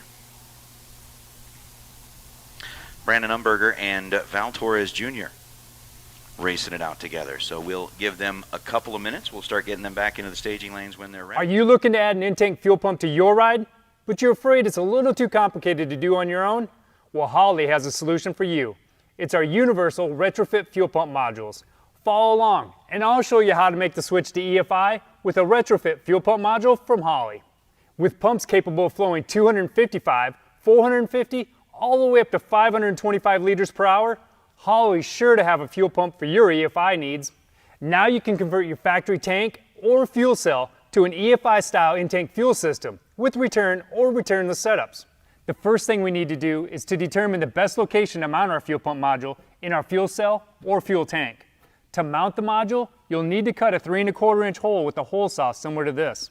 Identify things like where the vehicle's fuel tank straps and frame rails will contact your fuel tank. That way we can avoid these areas. Now evaluate the position of your fuel level sender float. Removing the existing unit, if yours has one, will help you determine the float arm path. That way you can cut your new hole without interfering with it. Be sure to look for and avoid any bowls or baffles internally in the tank as well. You'll also want to look and determine the best routing position for any supply, return, and vent hoses may be required for your unit. Once you've determined the best possible location for your pump module, drill the 3¼ inch diameter hole in the tank with your hole saw. Remember, gas burns but fumes explode, so don't become a statistic. If you plan to reuse a fuel tank, make sure that all the fuel has been removed and consult with a professional about degassing the tank before cutting or drilling. Once you have the hole cut, use a file or some emery cloth to deburr the edge of your cut. The thick foam gasket supplied with your fuel pump module can compensate for ribs up to 1/4 inch thick in the fuel tank surface. If your tank has deeper ribs or the ribs are perpendicular and have sharp edges, you'll need to use some additional sealant, such as Dow Corning's 730 RTV. Apply the sealant between the foam ring and the tank surface to seal it properly. Remove and clean any debris that may have fallen into the tank during the hole cutting process before you start the installation. Next, we need to measure the tank depth from the highest part of the fuel tank to the very bottom of the floor directly below. The maximum tank depths that our pump modules can accommodate vary from 12 to 13 7/32 of an inch, depending on which pump module you choose. And minimum depth requirements range from 7 to 9 inches depending on the model. Now take this tank depth measurement and insert it into the chart found in the instructions. Subtract your depth measurement from the supply hose specifications listed for your specific model to get the proper length for the supply and return hose. Now measure and mark your return hose, starting with the end of the tape at the end of the hose and pulling back towards the module. Once you have your mark, you can cut the hose to length. Now cut the supply line that's already pre-attached to your fuel pump using the same method, pulling from the end of the hose back towards the fuel pump, then mark and cut. To determine the length we'll need for our pump hanger bracket, you'll use the same measurements that we used earlier for our return and supply lines. Using your measurement, place a mark on the hanger bracket, and then cut the hanger at the mark. Install the pump hanger bracket to the flange boss using the 2 screws and lock washers supplied with your kit. Install the bracket so that the groove is facing your fuel pump. You'll have to remove the foam ring in order to access both holes. Install the pump hanger bracket to the flange boss using the 2 screws and lock washers supplied with your kit. Then torque them to 12 to 18 inch-pounds. Don't forget to reinstall the foam gasket. Slide the screw clamp over the supply hose and push the hose outlet onto the hose barb found in the pump module body. In order to gain better access to the clamp screw, you can remove one of the clamping lugs. Next, rotate the pump until it contacts the hanger bracket. Then slide the hose clamp towards the pump and over the hose barb. Tighten it to 13.5 inch-pounds. Now install the 2 2-inch diameter screw clamps around the pump module and mounting bracket. Place a clamp at each end of the foam sleeve on the pump. If you've chosen an EFI system that's capable of being run returnless, why not choose one of our returnless fuel pump modules? The installation is the same as before, but be sure to check the chart included in the instructions since the base measurements change with the returnless style pump modules. When you go to install the hydromat filter onto your fuel pump module, position the hydromat so that the shortest length of filter is closest to the wall of the fuel tank and the longer section is pointed towards the center of your tank. You'll also want to avoid interfering with the swing motion of the fuel level sender float, as well as any internal baffles or bowls. First, remove the caps from the pump inlet and the filter outlet. Line up one of the holes found in the filter mounting tab with the locating pin found on your fuel pump. Be sure that the fuel filter is going to be orientated correctly once it's installed into your fuel tank before you proceed. Once you're sure it's in the correct position, push the hydromat onto the pump inlet until it bottoms out and locks into place. If you're installing one of our retrofit fuel pump modules into a polypropylene tank, better known as a plastic tank, we recommend that you use one of our stiffening shims. Separate the shim at the slot and spiral it through the tank opening. You can apply some adhesive compound like Loctite 571 between the shim surface and the tank to hold it in place.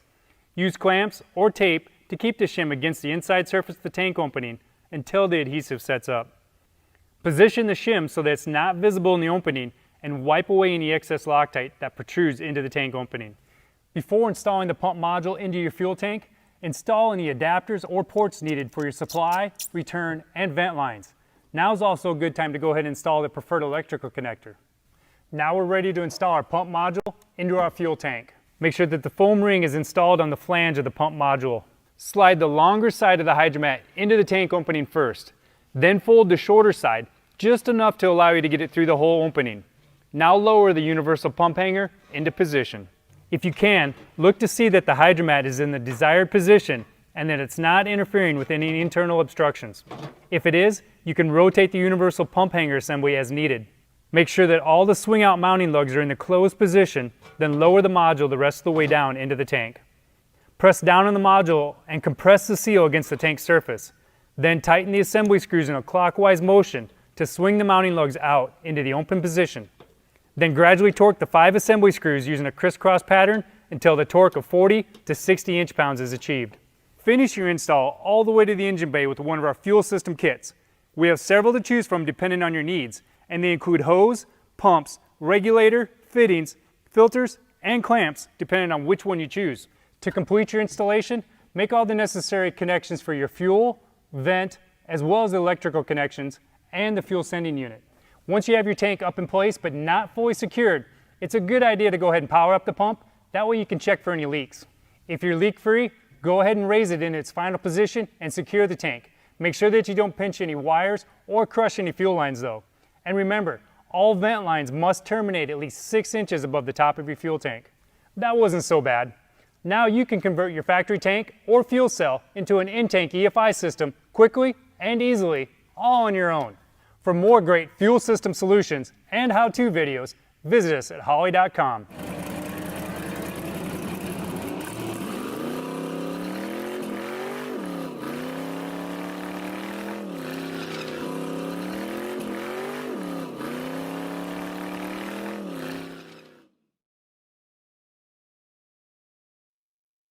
Oh, all right, guys.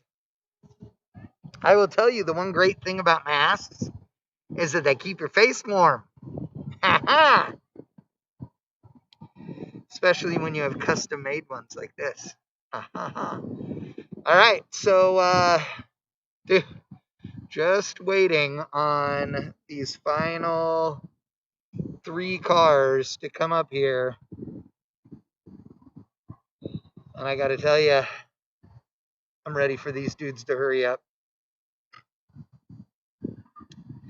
So we'll see. Want to thank Holley and Holley EFI, as well as Silver State Refrigeration. These guys are awesome. Lucas Oil, thank you so much, as well, for being our sponsors here this weekend for the K&N Southwest Showdown here at Tucson Dragway. Thank you so much, everybody, for tuning in. But, ooh, I hear cars. I see cars. I see Umberger in the Vega wagon. That makes me happy. So, yeah, we have cars coming, and you guys are in for one semifinal pair and one buy run, and then hopefully we can get these guys up here within 10 or 15 minutes and go from there. TD McLeish, dude, Lucas has great diesel additives, and that is a personal pride sort of deal for Forrest Lucas, because he's a, truck driver. I mean, that's what he did. He's a diesel guy, and I have been lucky enough to be in their plant in Indiana where they mix everything, and I've been lucky enough to be in their facility in California where they design everything, and it's great. They're great people. Love the Lucas Oil brand and the people there. They're awesome. All right. Looks like we are ready to rock with our semifinal in the stimulus race. So here we go, guys and gals. Thanks for tuning in. We still got a little bit more racing to go, and then we're calling it a night. We have handed out $3,000 to our pro winner, Kyle Rizzoli. We've handed out $10,000 to our to our super pro winner, Mark Darso. And we are down to 3 now in the stimulus race. Those 3 are Val Torres Jr., Brandon Umberger, and Greg Hicks. Hicks coming off of that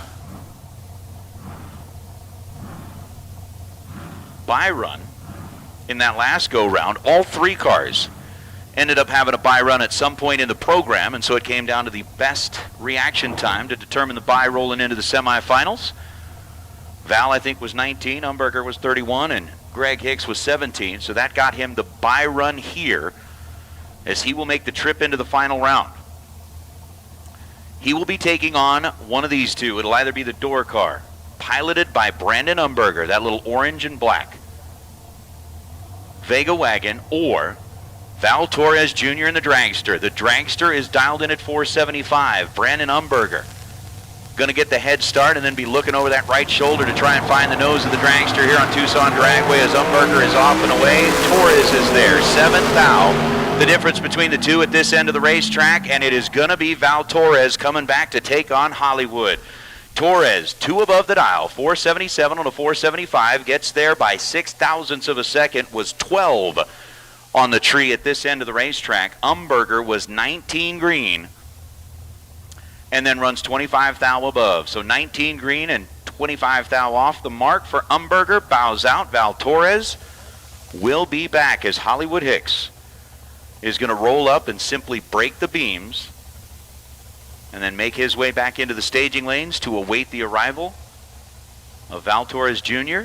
to shoot it out for that Silver State refrigeration stimulus check. He's done his job, puts it in reverse, and will back out of the way. So the stimulus race comes down to a couple of dragsters. One out of Chino, California, and one racing out of North Las Vegas, Nevada. And those will be the final 2 that we'll be waiting on tonight. Once they are done, we'll get our winner back down here in front of the banner.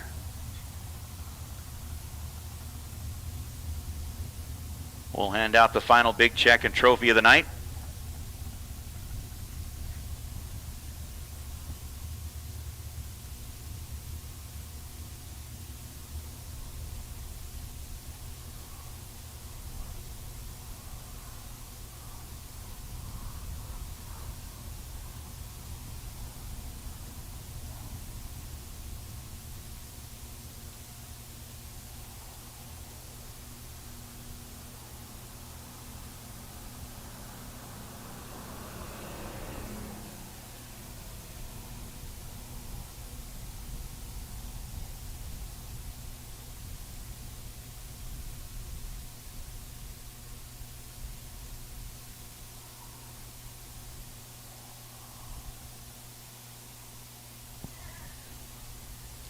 Also, racers and race fans, we've got about 15 minutes or so before we get our finalists back into the staging lanes to get that all squared away. All right, guys. Well, very nice night. It was a spectacular day of racing. I'm sad that my boy Umberger didn't make it into the final. Somebody asked if he broke the jelly bean, and yes, he broke the ring and pinion earlier. But because they were supposed to run this race yesterday, when he wasn't broken, they allowed him to use a different car today. So. Yes, that $15,000 West Coast Rack and Race Shootout presented by Kid Performance and Dyno. Yeah, thank you to all of you guys. Thank you to the track staff here at Tucson Dragway. And we're going to go warm up the rental car, get stuff ready to start tearing down, and basically just leave you guys with a shot of the starting line while we wait for this to happen.